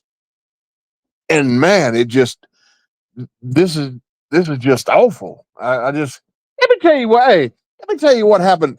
So look, I met this woman, right? And she said, I want to go somewhere Saturday morning. So we went to a local park, right? And so we're there, and this woman comes walking up out of nowhere, and she starts talking to the woman I'm with. And she says, you know what? She said, it ain't very, very nice. And it's really, it ain't very thoughtful at all that, that people come here and would walk around without a bra on in front of young people and everything. And the woman I'm with said, well, it is National No Bra Week or National No Bra Day. She said, well, that don't make it right. I looked at it just sort of funny, and the lady I was with, she grabbed me by the hand. She said, come on, let's go. But I think what really got to me is when we left, she grabbed my girl by the arm. She looked at her and she said, and you need to wear one too. I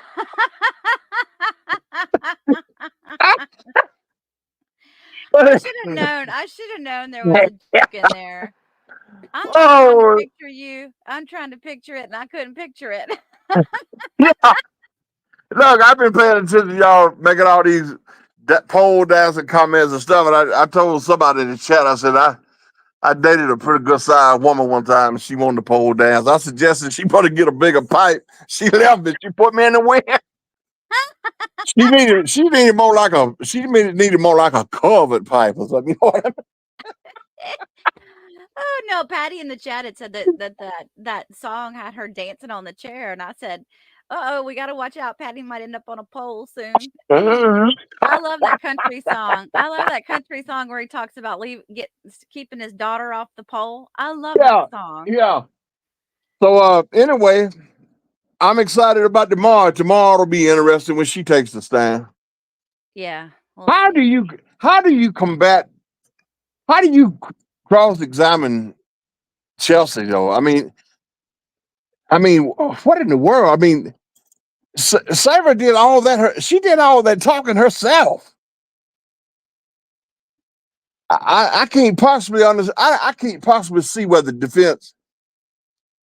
I don't know. I don't possibly see any way they can defend any of this in any kind of way that Sarah would even stand a chance. I don't know what they're going to be able to cross her on either. I mean, Chelsey just. I mean, yeah, they obviously they asked questions and stuff, but Sarah provided 80% of that, you know. And I said earlier, I have not seen anything from the state yet that comes across even remotely shady. I don't see where the state has hid anything. I don't, you know, I just don't understand. Surely there's something there that's got to come out that's going to catch us all by complete surprise. But just like them wanting to bring up something about whose phone it really is, or all that stuff is irrelevant now. You have the act of her zipping that suitcase up, and you have those injuries that she has admitted to taking a bat and beating that man. So anything else now, there's like y'all said earlier, you can't put the toothpaste back in the tube. And somebody said, well, the whole bathroom counter's full of toothpaste now. They're right. Yeah. You need a shovel and a front end loader to put all that back in there. It's done. It's a wrap. I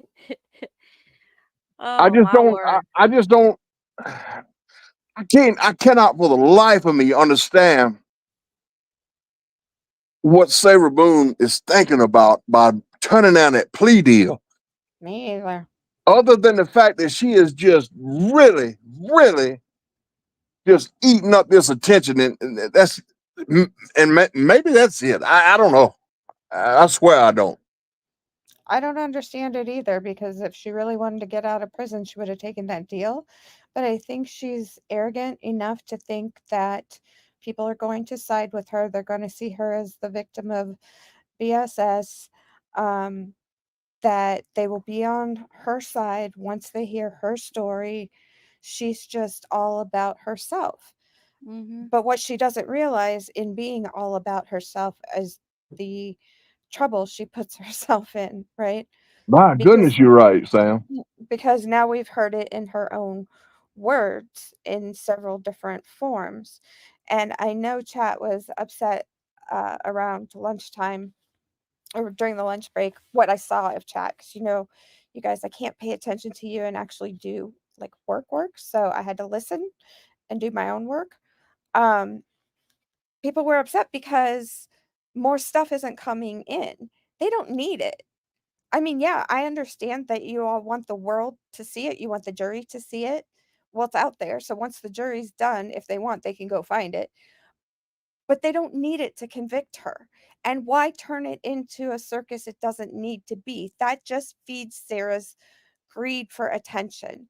So by keeping it short, by keeping it direct and to the point, they have made their case very tight. And they don't have to go on for weeks with witness after witness after witness to get the jury to get what they're trying to say, because Sarah said it for them. And that'll be fine. If she gets convicted, I'll be fine with that. I'll be My fine guess with is that. she But if will she be doesn't get convicted. convicted, I'm going to be pissed. That's all I'm saying. That's all Hey, I'm saying. Miss, I got to explain something too. When you had the first drawing today, and Miss Miss Linda, I forget her last name, won the drawing. Yeah. I had put WTF in the chat, and that wasn't because I didn't win. It was because I thought that was the same Linda that had accused you of Oh. taking the money from the charity donation. And I was like, and I had just sit here and thought, I said, it'll be a hell of a thing if that woman wins. And I'd be dadgum if a Linda didn't win. And I thought it was her. And I was like, oh, hell no. I saw chat saying that. That's crazy, isn't it? No, it's a different one. I think the other one, her last name started with a P. And this You one know, was Linda Gala. I don't, I do my extreme best not to, I don't get involved in, we know who, we recognize each other in the chat and I recognize right off the bat, I'm very new here. I'm a newcomer here. And so, but even I recognize people in the chat from time to time that are just popping in and mouth off. And you could tell after the first message or two usually. But they don't that know where woman, they're at. yeah, and that woman really was way out of place saying that, man. It got to me. I don't know. I was all in a. I was. It got to me too, obviously.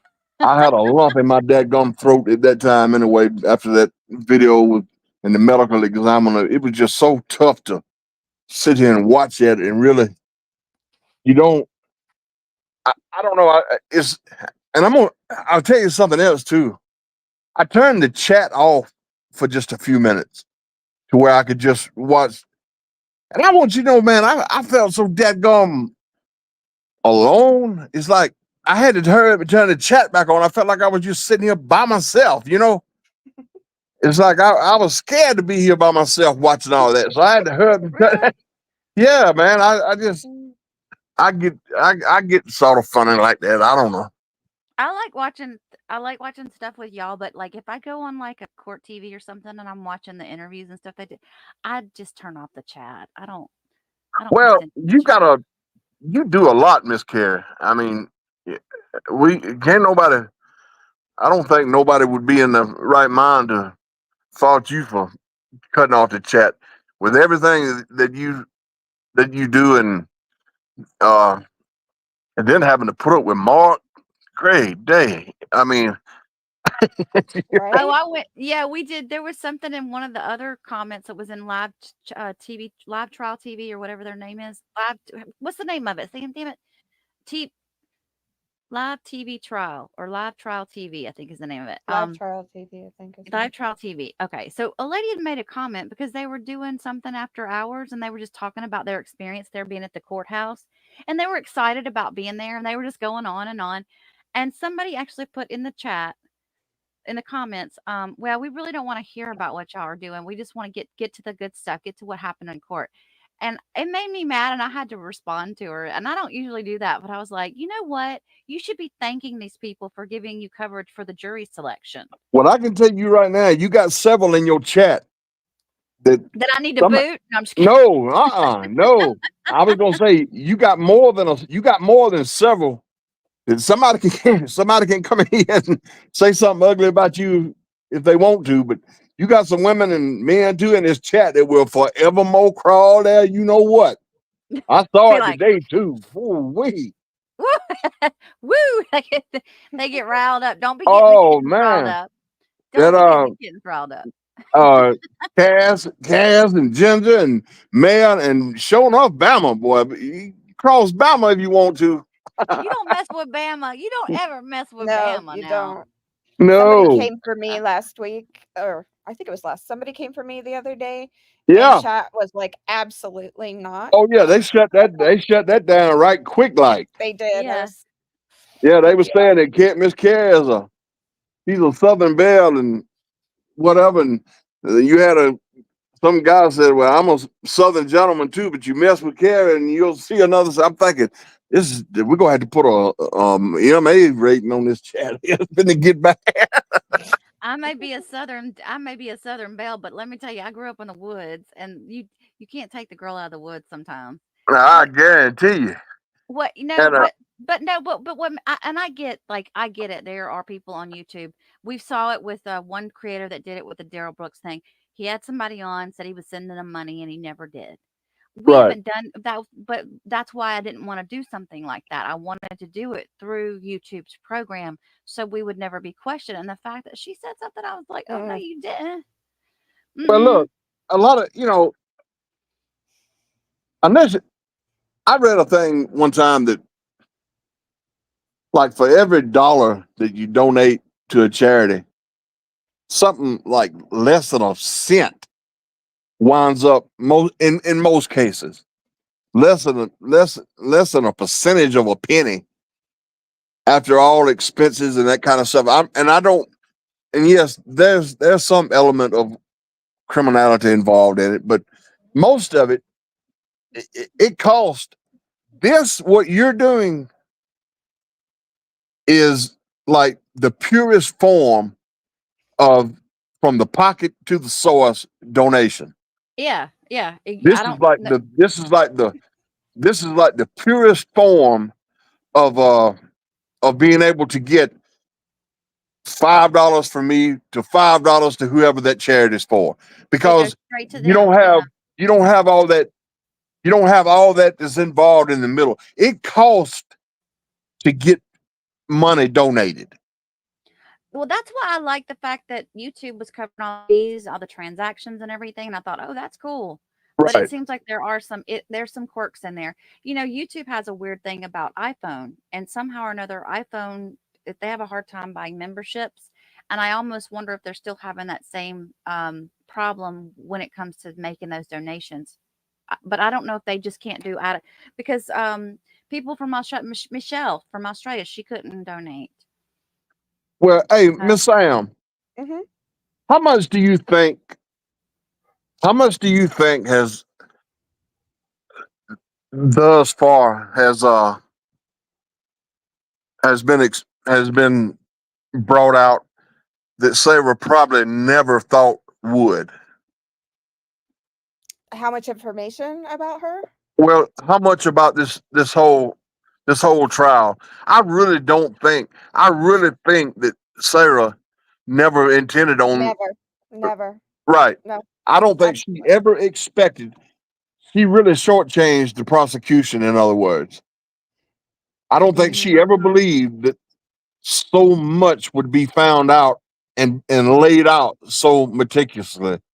Uh-uh.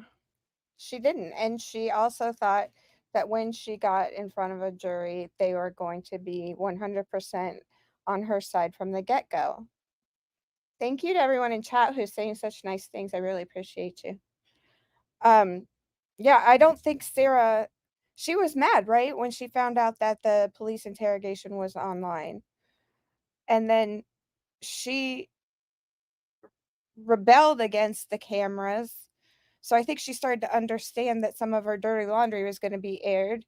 And then she seemed to sort of embrace it and be like, okay, well, I'm going to be a celebrity now. I don't know that woman. And I had another just another quick thought too. It really did irk me in the beginning about her having this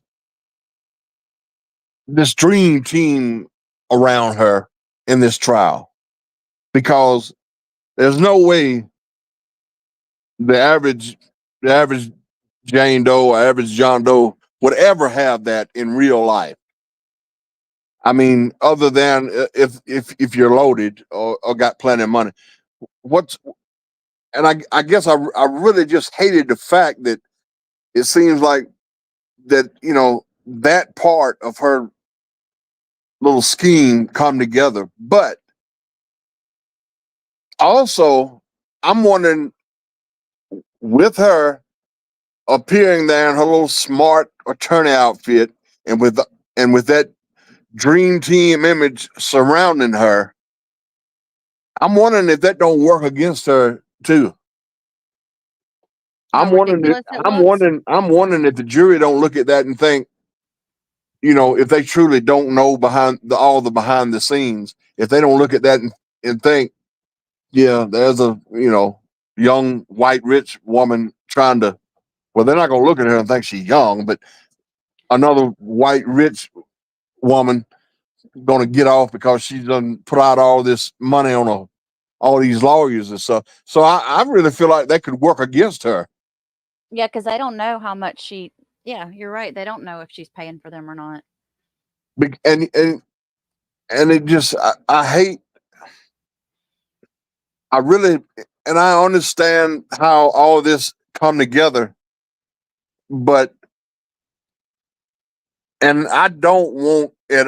I don't ever want in any kind of way to make it about race or anything of the sort. But look at the poor defendants sitting in prison and sitting in jail right now that really, really could have used something like this. Some of them will get it because that's how my job exists. Is that right? Yeah. Did you watch the interviews Carrie did with me the first time I was ever on the channel? I don't think I did, but since you've said that, now I will go back and watch it. Well, so it'll explain how private defense attorneys.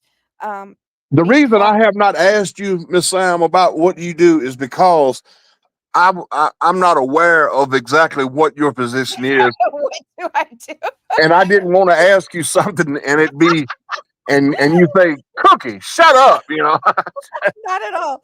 Not at all. And that's what that lady in the chat was saying the other day. She's like, this is a lie. Who is this? You can't have a PI in court. No, but this doesn't happen. I'm like, yeah, can you watch the video that we made? And see, somebody today in the chat said was talking to pink pajamas, and I don't think it was anybody that belonged to our chat, but they was, you know, who made you queen of the suitcase or something. And I'm thinking, what in the world? You know, you could just tell that some people just don't get it. Right. And what really gets me, now I'm glad they're here too, and I'm glad they're hitting the like button if that's what they're doing. But don't show up at 3 o'clock in the trial and ask who's George. What? Who's George? Oh God. Or you know, have they played the video yet? Man, leave. Just YouTube has speeds. You can speed through things, you know, to catch yourself up. But Cookie, to answer your question and anybody else in the chat, there is a video. It is the very first one that I ever made. It says conversation with Florida private investigator answers JAC and more, something to that effect. It's in the Sarah list. And it's long, but you can listen to parts of it or speed it up if you want. It explains exactly what I do, how Sarah had the lawyer she had, and why people like me exist, our jobs. And it explains what they call the JAC and how it pays for people that can't afford to have their own all the attorney. way down the line. It pays for public defenders in the state of Florida, all the way down to. I firmly believe that what y'all do, Miss Sam, is angelic. I can't help but just, my heart goes out to y'all for doing what you do. I mean, and you know, I hate the stigma that gets put on defense team. Right. On people on defense teams that represent indigent, you know, defendants or whatever. Well, because defense in general, and I'm not saying something that you don't already know, but I know 100%. You know how people, you know, talk down about public defenders or that kind of stuff. The joke's on them, right? Because if they get to me, then they're getting a private defense attorney who has been in practice for 40 freaking years. They get, you know, investigation, they get mitigation, they get all the things. So all the people who are cracking on about public defenders being bad, they're not. And some of them are young and straight out of law school. They're hungry and they're knowledgeable. They know all the new stuff. And with the age of the defendants we are seeing today, the younger lawyers are a better fit for the defendants. And one of my closest friends is been a lawyer for a year. He is kicking butt and taking names as a criminal defense attorney.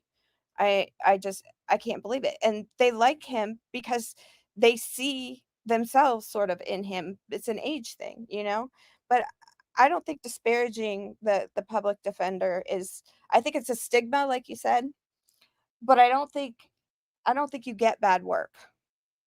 I don't. had I just feel like that what you all do is just is absolutely wonderful. I am more than thankful that I've never been in a position to where I've had to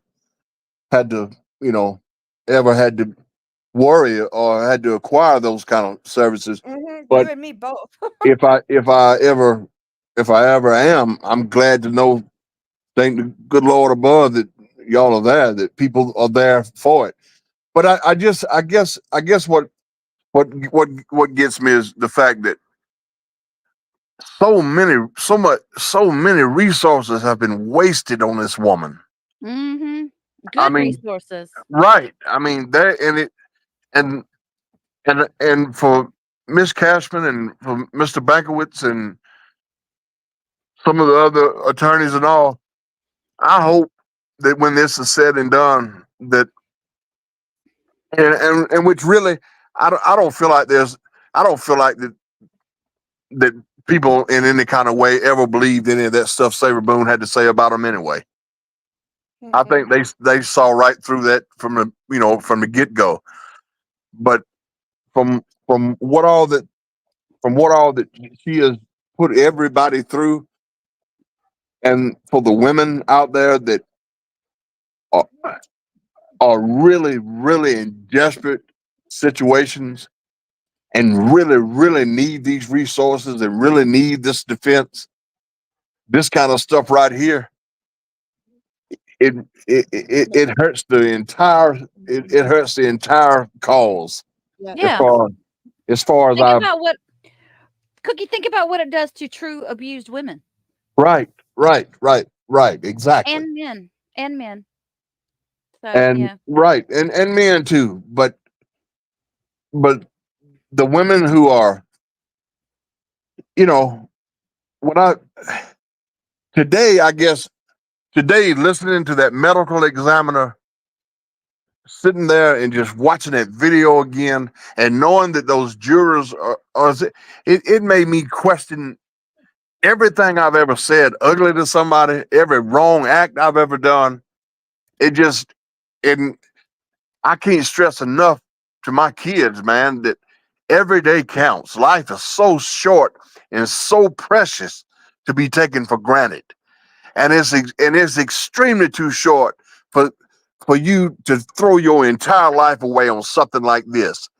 And that's why I say what I do about you can't take days for granted. You can't take kind acts and kind words for granted. You have to say them.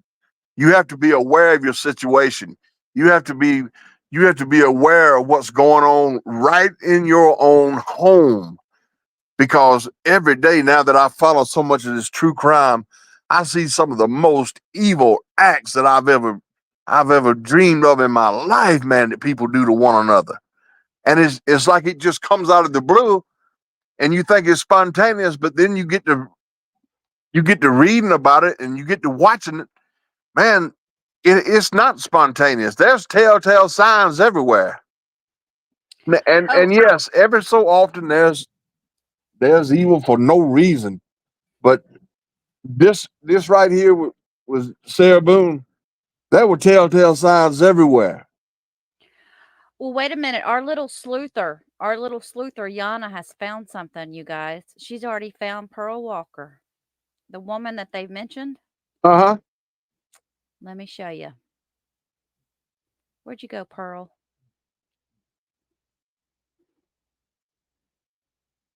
He thought he'd find his own way. She zipped her boyfriend into a suitcase and left him there to die. Channel 9's Steve Barrett has been digging into this bizarre story today. He joins us now live. And Steve, she told investigators they were just playing around. Well, those investigators, Greg, said that she admitted to zipping him inside that suitcase, leaving him there for hours, even falling asleep here at the Tealwood Park apartments where the two lived together. But she told investigators they were just playing a game. That's the devil. And it's just so sad. They was good people. and they was drink. Neighbors say Sarah Boone and her boyfriend were known to drink inside their East Orange County apartment, but no one expected what happened.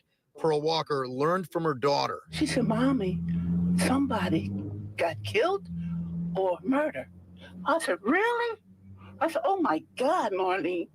And so she said, that's what happened. I said, it's them two people that drinks all the time. And an arrest affidavit says Boone admitted to drinking and zipping the suitcase as a game of hide and seek. She says she went to bed and woke to find 42-year-old Jorge Torres dead. She reportedly said that she thought he'd find his own way out of the suitcase. But investigators say they have video from her phone where she is taunting him as he begs to be released, unable to breathe. The state asked the court to consider all the facts in the arrest affidavit, including the cell phone videos obtained by the digital forensics investigators, and which document the events that occurred and the statements made by defendant during those events. And we should point out that we did some research today and found out that both of these individuals, the victim and the suspect, have been arrested before for domestic violence inside that same apartment over the last 2 years. Reporting live in Orange County, Steve Barrett, Channel 9 Eyewitness News. So this is the witness they got coming in tomorrow. Yes, but here, listen to this though, you guys. This is my first thought about this. We had a lady that growing up. We had a lady that was an alcoholic, lived across the street from us. She was the sweetest lady though, and she stayed inside of her house. She didn't bother nobody. You never heard from her. Did you hear what that woman said? She goes, "Oh, that's those people over there drunk all the time." It just blows my mind that all these neighbors knew who they were and that they were always out and about causing all kinds of problems. Well, you know what, to Miss Carey, did you know you saw the look on that lady's face just then in that interview? Yeah. That is the way that I hope, and we have to believe that she is, by all accounts, a normal person. And so those are the type people that are filling those juror chairs. Hope so. And so why would the defense call this woman in for them? I have no idea. Yeah, Yana is super awesome. Thank you for finding that, Yana. They're going to call in. It's like Daryl Brooks did. It's like the people that the state didn't want. They're going to call them and bring them up.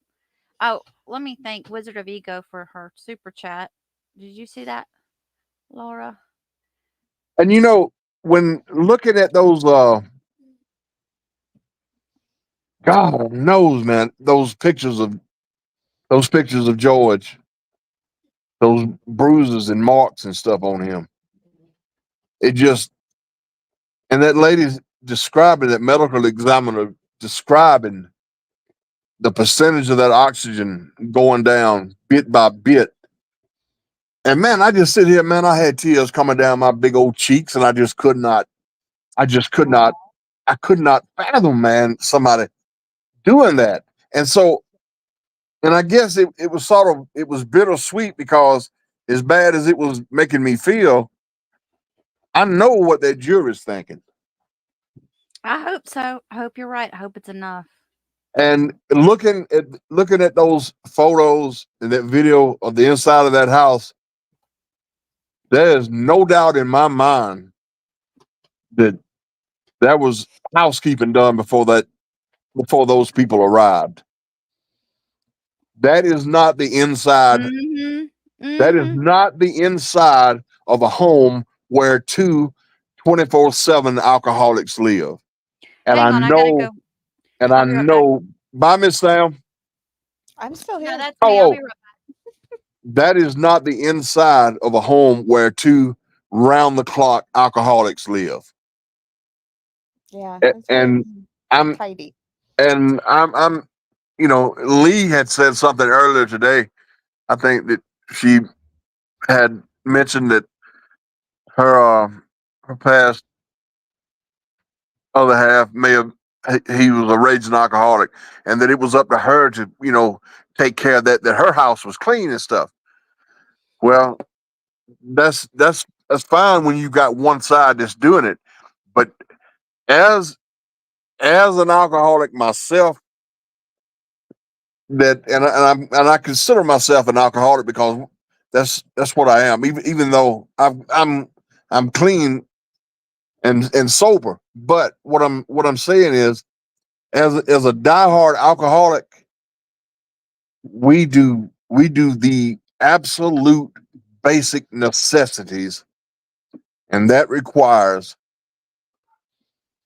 obtaining, Alcohol. drinking, obtaining it, drinking it, making sure, and then repeat. Yeah. You don't your entire world revolves around it. And this is what I try to explain to my boys, and I tell them, thank God, that you all were fortunate enough to see the sick side of what there's no wonder young people want to drift towards alcohol and stuff. Every country song, every rap song, every hip hop song is talking about alcohol. It's talking about smoking weed. I mean, and the two most addictive substances in the world are sold on every damn street corner. Hell, the top three: alcohol, caffeine, and nicotine. Right. And we glamorize. I don't even know if that's a word, but we shine a light on alcohol consumption in a way that makes it seem cool, to drink. Yeah. Young people think, and I watch these beautiful young girls, come up, and they just cannot wait to get them a Michelob Ultra, and they've got that glow about them, like they're on top of the world. And same with young guys, but they don't show the sick side of alcoholism. They don't show the part where you sit, or either you fall in your own waste because you can't get to a bathroom, or you're so malnourished, because when you drink like that, it's not that you don't want to eat, but you can't eat. Yeah. You want nothing but alcohol. And then, you're not concerned with dust building up. You're not concerned with dirty dishes. You start eating out of cans if you have canned food. And before you know it, it don't take just in my apartment, me and Cloudy, I have a Nebulan cat, and she's the absolute love of my life. But just me and Cloudy here in my apartment. You go 1 or 2 days and you don't take care of things every single day, things start to pile up. And looking at the inside of Sarah's house, nah, she spent time. She spent time because she is so concerned. She is so concerned about her image.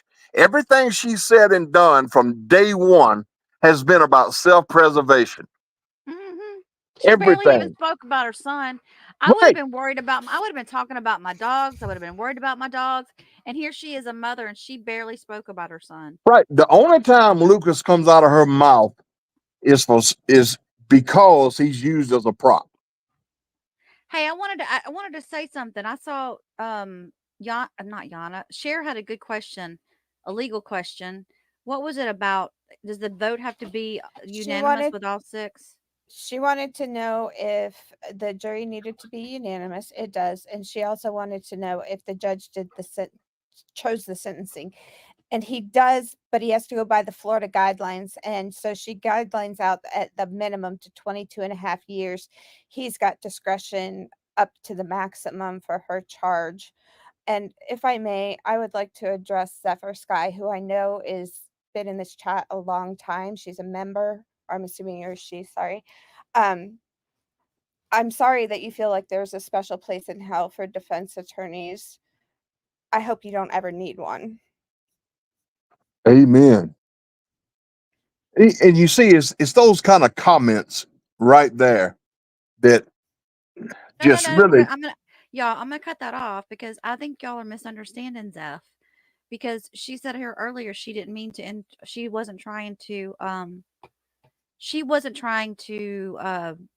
offend anybody the other day. So I don't think She just so. said it today. It's in the chat. She says there's a special place in hell for defense attorney. Wow. And even James Owens, and yeah, we get caught up in, we don't like James Owens because he's representing Sarah Boone. But I mean, I all would lawyers hope, don't have to be likable. I would really hope that, God forbid, I ever wind up in Sarah Boone's shoes, that James Owens or someone like him would do the same for me.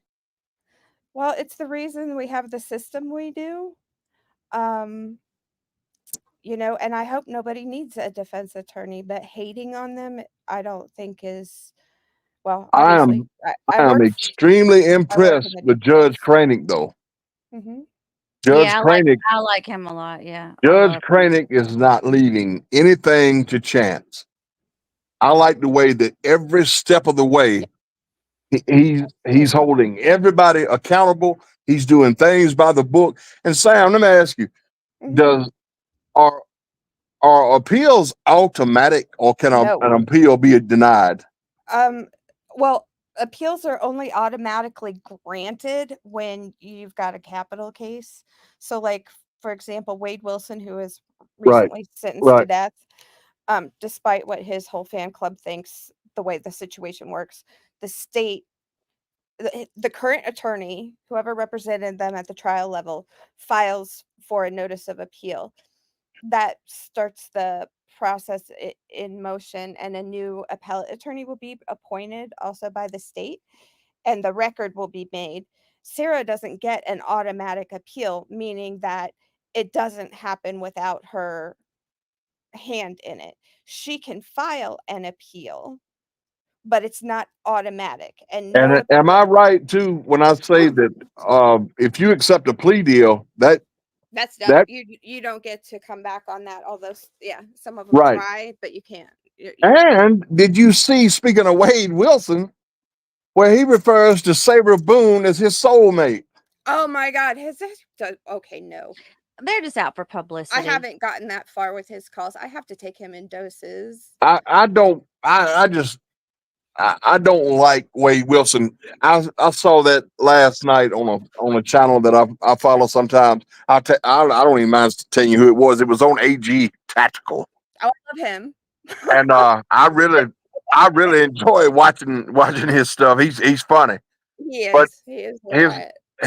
He refers to Sarah Boone as his soulmate, and I'm thinking, there you go. I saw that he had done some Sarah stuff, but I hadn't watched it. Thank you, Alicia Ocker. Thank you, Alicia Ocker, for your super chat, and thank you, Linger1234, for your super chat. I appreciate you guys. You guys, I have been on for over 10 hours now, and I might have to call it a day at this point. I don't blame you. Early in the morning, it's at 7:45. Miss Sam, thank you for all you do for everybody. Thank you. Thank Miss you, Carrie. guys. Miss Carrie, you know you are number one chick. Oh, thank you, darling. You do so much. You do so much. You and your moderators on this channel. I can't imagine. I don't know how much time in a day. I don't know when you cheat. Whenever I don't know when you sleep, youngin. I swear I don't. I haven't been getting much lately. Well, Thank you so much. make sure you take care of yourself. And I will, y'all too. And I'll you see y'all tell. in the morning. I want to. Hey, you tell allegedly, Elise, go get her some sleep. I think she's here as much as you is. Elise. Yeah. All right, baby. All right. Love y'all. I'll see Love y'all in the y'all too, morning. baby. Okay. Bye-bye. Bye.